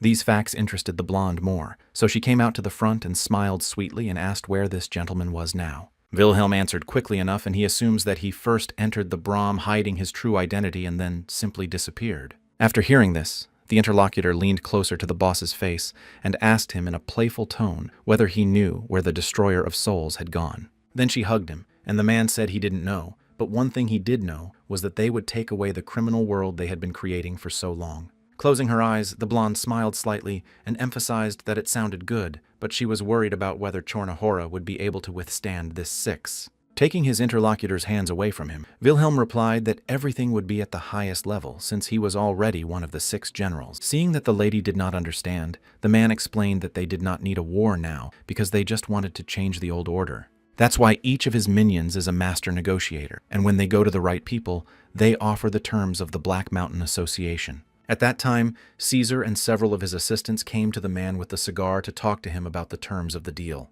A slightly beaten man lying on the floor carefully examined Wilhelm's subordinate and asked how he could get so strong in such a short time. However, the attacker was not going to answer this. Instead, he took out a small white sheet and said that he would now pass on a message from the head. Before anything started, the gentleman with the cigar asked if Caesar thought he could attack a member of the 6 and get away with it. The black-haired partner turned to Wilhelm's subordinate and suggested that these words made it clear that the man was not ready to talk. As soon as Caesar began to reach for his sword, which was behind him, the victim kneeling down said that he was ready to listen carefully. The giant heard these words and smiled broadly and said that it was more like what they had come here for at such a late hour. But despite this, the man decided to use his weapon and swung it from behind, shouting loudly with all his might. The gentleman with the cigar was very frightened and instinctively fell to the ground, covering his head. But when it was over before it started, he looked up. And I saw how this last blow fell on an assistant who jumped in front to protect his leader because it was his duty. Caesar continued to read a message from William, where he officially stated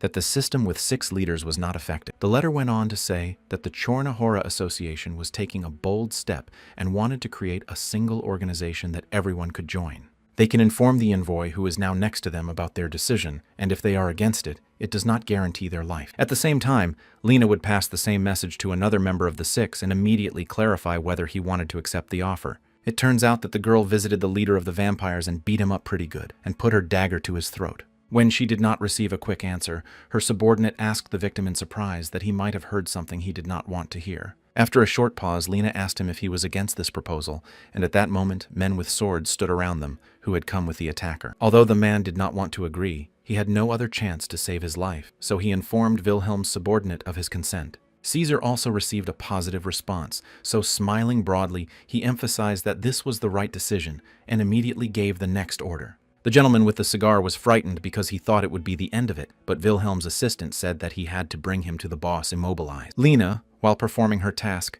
also informed the detainee about it, and in order to do so, she raised the dagger high up.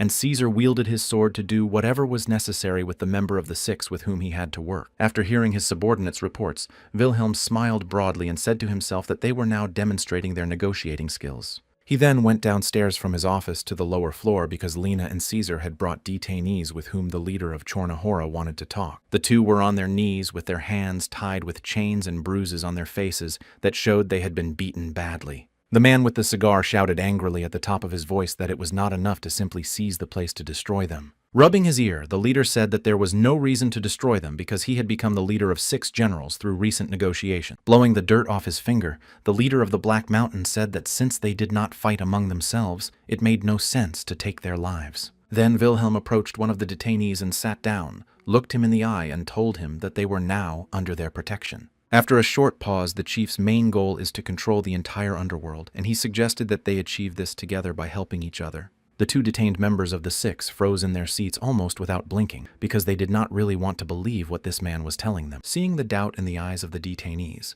Wilhelm said that if they wanted to, his people would share the secrets of their power in order to grow together. The gentleman with the cigar immediately asked whether these words were spoken with serious intent, but the vampire leader said he simply did not believe it. A second later, he explained that before talking about such things, they had used force against them, and this indicates some personal interests. After listening carefully, Wilhelm began to laugh out loud, while clapping his hands and calling the creature a smart man who had not lived in vain for so many years. Then he knelt down in front of them and grabbed her by the head and pulled her to him to form a circle in which he would tell them something important. A second later, his expression changed dramatically, and he said with a sneering smile that they should give his organization all the money they had. After all, the world of the maze is a notorious game where everyone is forced to spend money in order to buy coins for real money from the real world. Therefore, William began to demand a weekly tribute, which he converted into charisma points, and he spent them on the luxurious life of the people who served him. The rumors of this life reached the other players, and when Wilhelm and Pixel walked down the main street, people looked at them strangely. However, they did not pay attention to them because the blonde woman wanted to clarify whether she could also consider herself a member of the Chornahora Association under Wilhelm's leadership. The manager said that of course she was a member of his team, and then told her that he would first deal with Kaveh and then go straight to ramen. Before leaving for the mission, Wilhelm warned Rave, who was sitting behind the paperwork, that he would be in charge while he was away. Then the leader of the Black Mountain pointed at the pixelated blonde and said that she should do Grid and Frost because it would be her theme. The girl did not like her task very much, so she immediately showed her dissatisfaction and asked why the supervisor did not assign this task to the criminals. At first, Wilhelm did not want to make changes to his plan, so he emphasized that she could handle it best, but then he told her not to. Hearing these words, the girl smiled sweetly and playfully asked what she should do next when her errand was taken away from her. The leader of the Black Mountain turned his back on her and said that as soon as they conquered the 6 generals and the entire underworld, Bram would contact her. Stretching, the head said that they had one problem, and it was that they had no information about the whereabouts of Hagrid and Frost. Continuing to stand in the same position, the man said that the blonde woman should try to find out about their housing and what they wanted to do. Quietly coming up behind Wilhelm, the girl rubbing her chin thoughtfully said that she would try to find out everything she could. Then she abruptly hugged Wilhelm from behind and said that for the charisma he gave her, she could not let her boss down. After all this, the girl turned in the opposite direction and began to walk quickly because she was ready to fulfill the task she had been assigned. At that time, Caesar was in his room and was just honing new techniques that he was going to teach his students at the evening training session. The leader of Chornahora had to shout his subordinate's name loudly to attract attention because he did not even hear someone enter his room. As soon as the assistant turned his attention to the boss, he said with his hands to the sides that it was strange for him to see Caesar training on his own. The giant did not react to these words, but instead looked directly into the eyes of the leader and asked what had happened to him to come to him. Without giving an answer, Caesar smiled broadly and emphasized that there was a moment when he had already begun to lose faith in his boss. But the latter actions amused him greatly and forced him to act, because he is close to the idea of destroying the weak so that the strongest can survive. Wilhelm listened with pleasure to all the words that his subordinate spoke, but the thought flashed through his mind that this idea was simply crazy. Suddenly, these reflections were interrupted by an assistant who asked in a serious tone what the boss was going to do after taking over the criminal world and what his plans were. These questions took Wilhelm by surprise because he had never heard such questions from a subordinate, so now it sounded like a bolt from the blue to him. The only thing he definitely did not want to tell Caesar about all his intentions for the future, so he said that the weaklings should be attacked. But he said one thing, and that was that an army of the Demon King could be created to attack. Then the emotions of the subordinate overwhelmed him, and he leaped up once and raised his weapon above him and shouted that it would become the sword of William himself. At this point, the system informed the leader of the Black Mountain that the level of the minions' loyalty was increasing, and that every step on the path of evil was raising the level. After reading this information, the manager turned his gaze to the assistant and, smiling broadly, realized that he could give him any order. So the man turned to leave and told Caesar that he would now be his faithful servant and told him to follow him. The subordinate asked where they were going, and then Wilhelm said that Ramen had not yet surrendered, and that he needed to talk to him. While they were walking to their destination, Caesar happily said that the Chornahora Association had grown a lot, and that the number of members had increased. The manager stopped and looked at the other man and asked him if he was jealous, and the giant replied that, of course not, because he just admired him. Wilhelm then put his hands to his sides and said with a big smile that he was able to organize this, probably because of his extensive experience from the past. As the characters were leaving,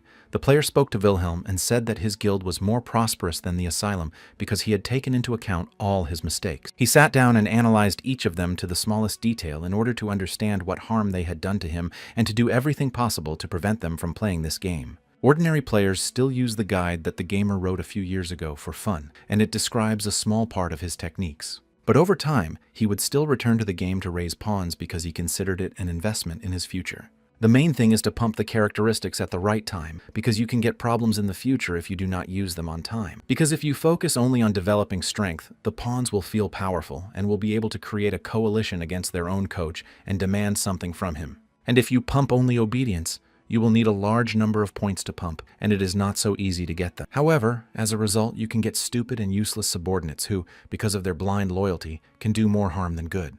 Wilhelm then moved to the balcony from where he could watch his subordinates train, but with a new and improved approach. Therefore, assistants who are in the training stage receive standard remuneration in order to have a goal to continue to grow and develop. Over time, when they reach a certain level, they are immediately sent to a task that they have to complete as a control exam. The leader of Chornahora selects tasks for each person according to their strength, so that they feel satisfied with the work done and strive for development themselves. And when they cope with the next task, they donate the resources to the Chornahora Association so that they can live in prosperity. After that, they receive points for upgrading that correspond to the value of the donation, and of course, Wilhelm takes 10% of this amount for himself. However, no one cares, because nowhere else can you achieve such rapid growth and development of your strengths and capabilities. And these pawns can also use the upgrade points for their own self-development, so they think carefully about how to use them. They even share tips with each other on how to distribute the leveling points, which means that they are very interested in the system that Wilhelm has created. On top of all this, he introduced a rating system,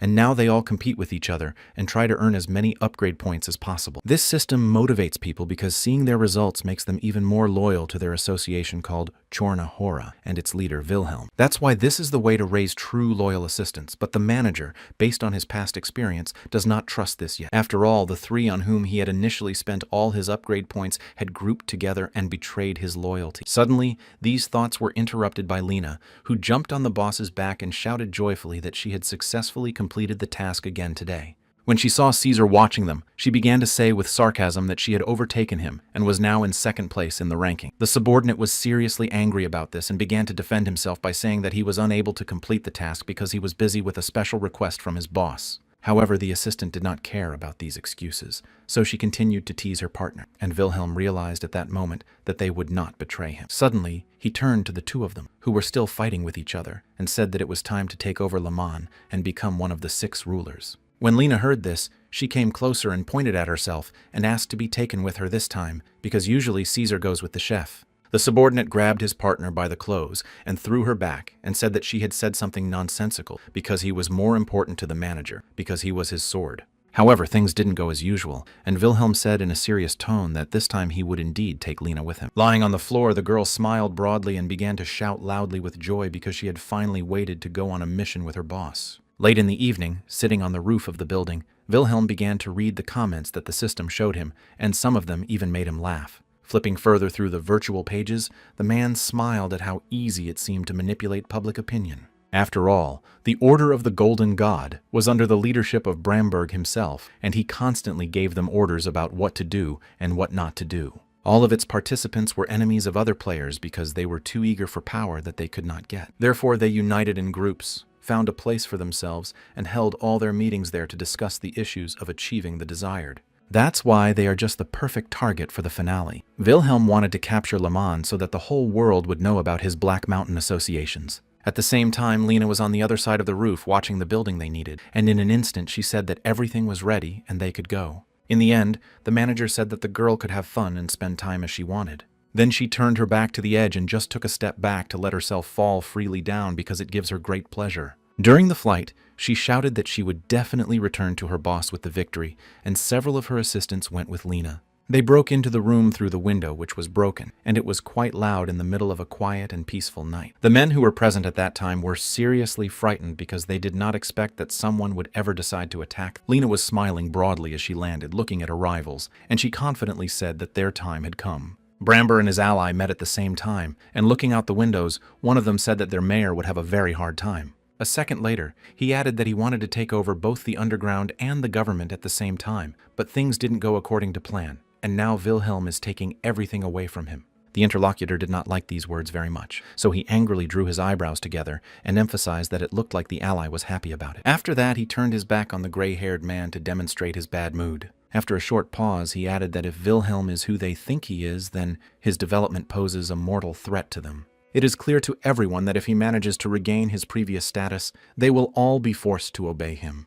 And it became clear that all their plans would simply collapse, but the interlocutor did not understand why they needed to worry about it so early, because he did not understand at all how these developments related to his personal army of fighters. The long-haired gentleman was surprised by this confession, and the interlocutor continued to say that he should not have gone to the black market at all. Bramberg's emotions simply overwhelmed him, and he quickly approached his ally and grabbed him by the clothes, and the latter told him directly that he had crossed all the boundaries. Then the man, smiling broadly, recalled that yesterday the gentleman had told him that the Archduke should not interfere in his personal affairs, and advised instead to engage in the affairs of the aristocracy. After the last sentence, the ally looked at Bramberg with some arrogance. He was out of his mind with rage, but the interlocutor continued to escalate the situation by saying that he would have to watch the actions of his old friend. The man then emphasized that it was important that their plan come true, because if they had to fight the whole world because of Bram's mistakes, it would be a loss. And then the mayor's dream of the end of the world will never come true. After all that, the man poured his orange-colored drink on the floor. Bramber, not paying attention to this, emphasized that for some reason he thought that Mr. Daly did not want to be in the same boat with them and wanted to leave them halfway. The gray-haired interlocutor held his hands out to the side and said that no one should worry because their alliance was strong and he was not going to let anyone down. Then he looked up at his friend and asked him to be a little smarter and to calculate his actions a few steps ahead. After that, the gentleman called his guards and told them that it was time to see the guest off because he had already stayed longer than he should have. Two young men who came running grabbed Bramberg by the arms and began to guide him to the exit when their leader told them to be careful. After a pause that lasted a few seconds, the ally suddenly said that he wanted to add something else to the end, and everyone stopped abruptly to listen. But he didn't say anything important. Instead, he waved his hand and said that his friend could go and do his own thing. Bramberg did not like this attitude, so he quickly broke away from the movement of guards because he believed that it humiliated. With slow steps, he approached his ally and pointed his index finger at him, saying that he would remember this insult for a long time and that he would remember it. Immediately after saying this, the man turned to the exit and began to walk quickly to leave the place where he was humiliated. And his friend, looking after him, smiling, wondered why he hadn't been told that Hygrid had gone to the labyrinth himself. Then, rubbing his chin, the gentleman suggested that his ally might not know about it at all, so he decided not to say anything to him so as not to upset him even more. Watching Bramberg leave the estate, the man mentally asked him to forgive him for what was about to happen to him. After all, he got everything many years ago, and his comrades remained in the middle of nowhere, but now these people also want to feel a little bit of that glory. When the mayor returned to his apartment, he was still furious that the plan had changed, so he ordered Lidolov to be called immediately. The next morning, Frost watched the men of his army being brought to the clearing to see their skills and training. The two boys fought so hard and so focused that it was impossible to take your eyes off their fight without missing something. The man was very pleased with what he and his team had done to reach a new level and no longer be afraid of anyone. Then the gray-haired man folded his arms across his chest and smilingly told his interlocutor that he was a genius because with these fighters, they no longer had to bow to Bramberg. And a second later he thanked me, turning his gaze to the young girl standing next to him, dressed in black clothes that merged with her hair. During the first few minutes of watching the battle, the girl just stood there with her eyes wide open and hardly blinked for fear of missing something. She then asked Frost why he wanted to take the lives of his friends, and he immediately clarified for her whether they could really be considered friends. After all, Bramber is obsessed with power and does everything for it, and Hygrid is infinitely in love with his ego, which he tries to improve every day. And at the end of the sentence, the man said that he was the only one left in his right mind, and raised his head high and began to laugh loudly. Having calmed down a bit, Frost put his hands to his sides and said that he had to act before these two tried to spoil anything for him. The girl emphasized that the interlocutor was talking about all this so easily, and he asked what was wrong with that, because it was obvious. After saying this, he reached out and began to stroke the young lady's cheek slowly and gently, and this gesture made the young lady freeze in place. And the man, still smiling broadly, asked her what she could do on her own, knowing all these unpleasant facts about the Allies. The girl decided to agree to this and quickly turned to the mansion and said that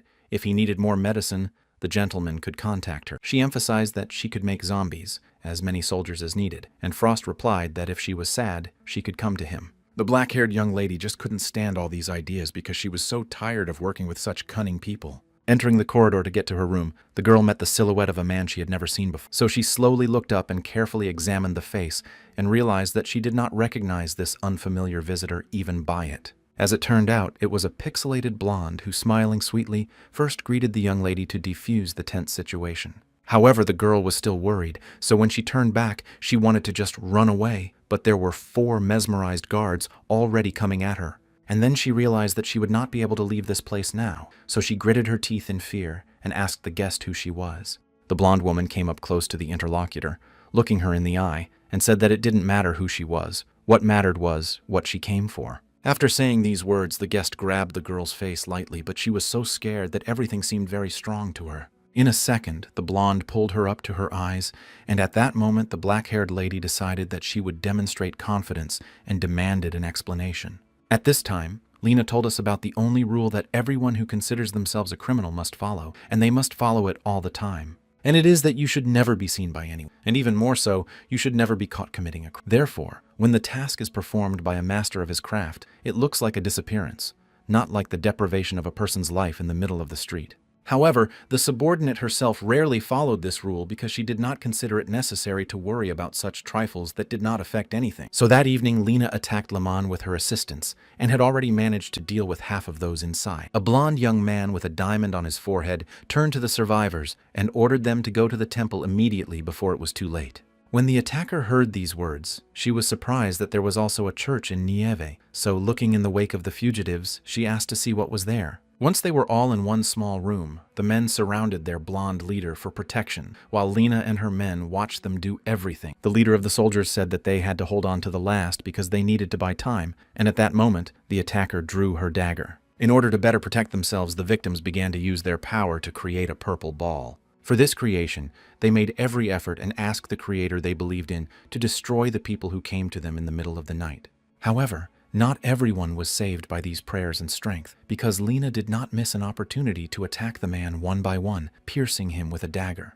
When she landed on the floor after another jump, she asked if they really thought she would just sit idly by. Next, the subordinate's attention was drawn to a blond young man who was sitting in a lotus position and using force to recite a spell to make them feel pain. She froze in her tracks because the guy's appearance was changing every second, and in a moment he was right in front of her face. In order to dodge the blow that the opponent wanted to strike her, the young lady had to jump back a few steps and then return to the same place. The blonde guy was seriously angry that he couldn't get into this impudent girl the first time, so he angrily told her that he hadn't finished his plan yet. As soon as he spoke the last word, he immediately rushed at Lena and her assistants in order to destroy them all in one fell swoop. Looking at the attacker, Wilhelm's red-headed subordinate asked her men if they were all ready to repel this attack and if everyone had their weapons out. When I received a positive answer, I shouted loudly that they would not defend themselves, but would launch an attack that could be launched right now. The leader of the laymen, waving his stick from side to side, managed to wound several attackers and throw them back. Lena realized that it was not the best option to fight in the air, so she slowly and carefully landed on the floor a few meters away from her opponent. Then, each of them tried to strike in order to wound, and this would have reduced the momentum and strength of the attack. At some point, the girl managed to cut the blonde boy's stomach, and this really made him slow down for a few minutes. And at that moment, one of Lena's assistants appeared behind him and immediately struck him on the back, and it was so strong that the victim spat out blood. After that, all the people who came with Wilhelm's subordinate positioned themselves around the leader of Lamon in turn and struck him with their swords. Lena was no exception, but it was her punch that was the last because she was in the most advantageous position right in front of the guy's face. All this time, Wilhelm stood on the other side of the gate, arms folded across his chest, waiting for the assistant to come out and inform him of the completed assignment. After a few minutes, the girl opened the gate wide and greeted her supervisor loudly and joyfully, showing her satisfaction. The leader of the Black Mountain first praised the young lady and then asked her if it was difficult for her to perform this task because he needed to know about it for the future. Lena began to smile broadly and then jumped up to the boss and hugged him, saying that she felt very light and free now. Wilhelm just laughed in response and looked away, realizing that he had done the right thing by investing heavily in reflexes. The girl was so pleased with what happened to her that she could not contain her emotions, so she emphasized that she felt as if she could fly. When Lena was able to calm down, they began to look around the room they had taken over, and the leader said it was time to show themselves to the world. After a short pause, the man turned to his companion with a joyful expression and asked if she wanted to watch the fireworks. At this time, Rave appeared behind them and said that they had bought a festive fireworks display, with the explosion of which you can write any word in the sky. Wilhelm was a little worried that they would spend money on some items that would just explode in a few minutes, and that would be it. In the morning, they placed 10,000 fireworks near the building, but realized that this would not be enough to blow it up. Rave didn't care because he was very tired from the work he had been given, so he asked sadly what his boss was going to write in the sky. The leader of the Black Mountain, on the contrary, felt a surge of energy and adrenaline, so he said with a wide smile that the young man would see when everything would explode. That's why that night the association gathered all the local residents near the Le Mans building, and the people who came did not understand why they were there. One of the men suggested that perhaps these people want to boast that they were able to defeat the sect and appropriate all their property. At that time, Wilhelm and Caesar were already standing near the place that was supposed to start the chain of explosions, so the leader asked his subordinate if he was ready. When he received the sign of readiness, the leader of the Black Mountain raised his right hand and shouted loudly that it was time to start the show. So a minute later, the subordinate raised his sword high up and, shouting loudly, hit the box that was supposed to trigger the explosion mechanism. Immediately after that, one after another, fireworks began to fly and explode into the sky,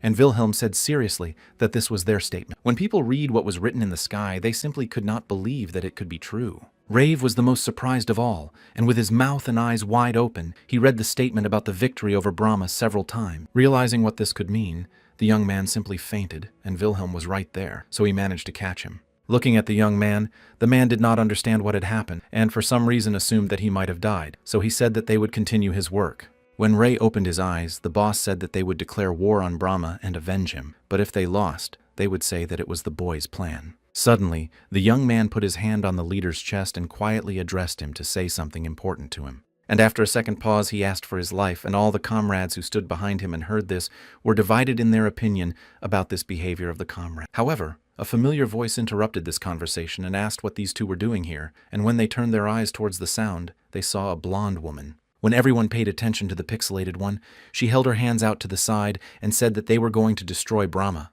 not put on a show. Wilhelm released Ray from his arms and jumped up and said he was glad to have her back, and immediately asked if she had found anything. The blonde woman picked up on her boss's mood and jumped up and down, smiling broadly and saying that she had brought someone very useful. After that, she took a step to the side and pointed to a young girl who was dressed in black and clothes and introduced her as Panan by the blonde woman. When the leader of the Black Mountain saw this young girl, he froze with his mouth wide open and asked her what she was doing here. Everyone decided to go indoors to find out, not outside, and as soon as they were seated on the sofas, Wilhelm repeated the question. After taking one sip of tea, Panan began to tell us that she wanted to take revenge on the 6 masters who had once taken her father's life. Then she began to emphasize that she had been training for a long time to destroy them all one day, and one day Frost showed up at her door. And that day, he told her that in fact the 6 masters and the black market were run by the mayor of the city of Brahm, and his name was Bramberg.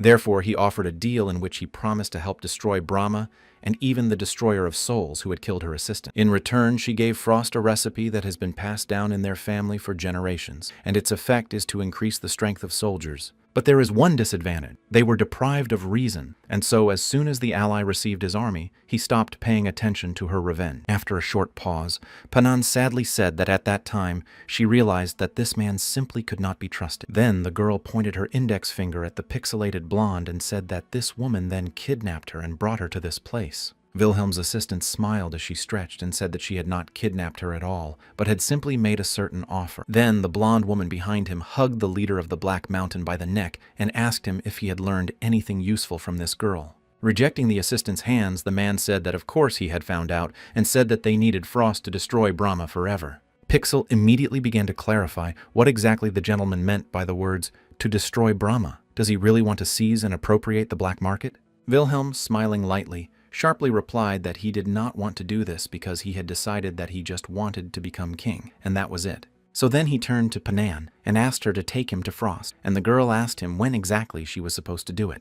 The interlocutor replied that he would now, and added that even if those drugged fighters were strong, they would not be worthy opponents for them because they were stronger. At that time, Frost was having a quiet time in his office and did not even suspect anything when an assistant suddenly burst in saying that something was wrong.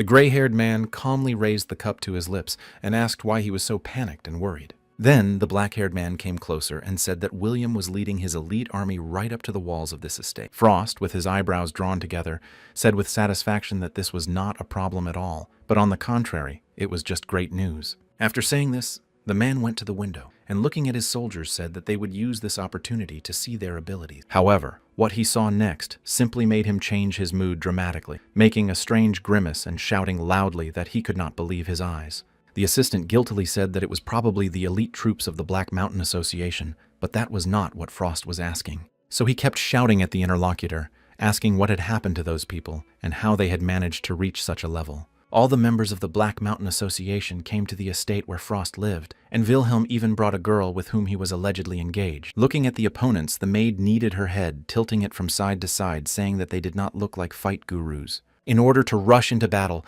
the woman decided to warm up all the important parts of her body first, so she began to slowly lunge on each leg. A second after these exercises, the woman rushed forward, ready to be the first to pave the way for Wilhelm to pass freely. The maid coped quite well with several opponents who decided to attack her in order to destroy her together. Watching this, Frost could not understand how the Black Mountain leader's men could become so strong, and suggested that the maid might have given him a potion. Then Caesar reached for his sword, which was on his back, and smiling broadly, he emphasized that one cannot stand idly by. A few seconds after he said that, the giant rushed onto the battlefield, and it happened so quickly and abruptly that he left a strong stream of air behind him. Wilhelm stood there contentedly watching as his assistants dealt quite well with the warriors who had gained their superpowers through potions. Next, Frost's attention was drawn to the mansion's window, where he stood with a bewildered expression, watching what was happening outside. Wilhelm smiled sarcastically and said to himself that they had not seen this traitorous man for quite some time. Then he abruptly changed his expression to one of gloating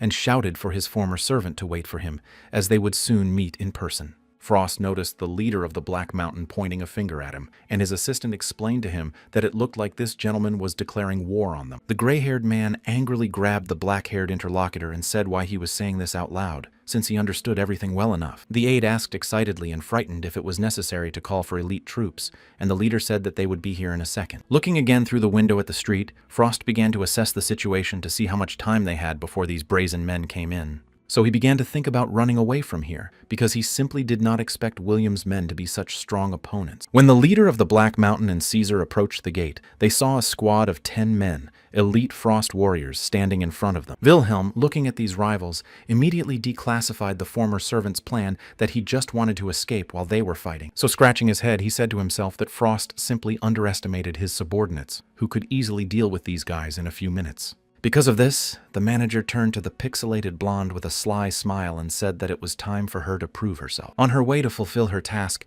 the girl stopped for a second and reproached her boss for not being his servant. As soon as she approached the elite warriors, they immediately put their swords in front of her, making it clear that they were serious. The pixel lady decided not to hesitate, so she began to use her charm to reduce the anger of these guys. And in a matter of seconds, they stood there as if mesmerized, so they slowly began to lower their swords to the ground and their eyes glowed pink. Rubbing her face, the blonde smiled sweetly and said that she wanted to be among those who would be the strongest among them. In a second, she asked who wanted to be the sole owner of her love and the one who could spend the rest of his life with. And at the same moment, all the boys began to look at each other and then started attacking each other, fighting for victory. This fight allowed Wilhelm to enter the building through the main gate without any problems or obstacles. Having tied Frost up, the leader of the Black Mountain sat down next to him and emphasized that for a traitor who organized such a plot, the gentleman did not look very convincing. The gray-haired hostage began to scream loudly in frustration because he now realized that he should have immediately escaped to avoid being in this situation. The manager, rubbing his head, said that he constantly heard the same scenario and was tired of listening to it. So the boss decided to get down to business and said that he would need his help in the future. The detainee made a strange expression on his face and asked how he could hope for consent after that. Wilhelm immediately got to his feet, and his eyes glowing red, seriously asked if he really thought he would have another option. And after a second pause, he said the words, "medicine," and out of nowhere, Panan appeared and began to dispel the potion she had developed in the air. Then the leader of the Black Mountain began to tell which people he could use to get what he needed from Frost. The first one he called was a pixelated blonde who could use magic. Then he said that if she failed, he would ask Caesar and the maid to do the job. Finally, Wilhelm emphasized that a hostage can choose both options if he is confident in his patience. Imagining everything that could happen to him after meeting with these people, Frost shouted loudly that he would do whatever the leader of the Black Mountain wanted.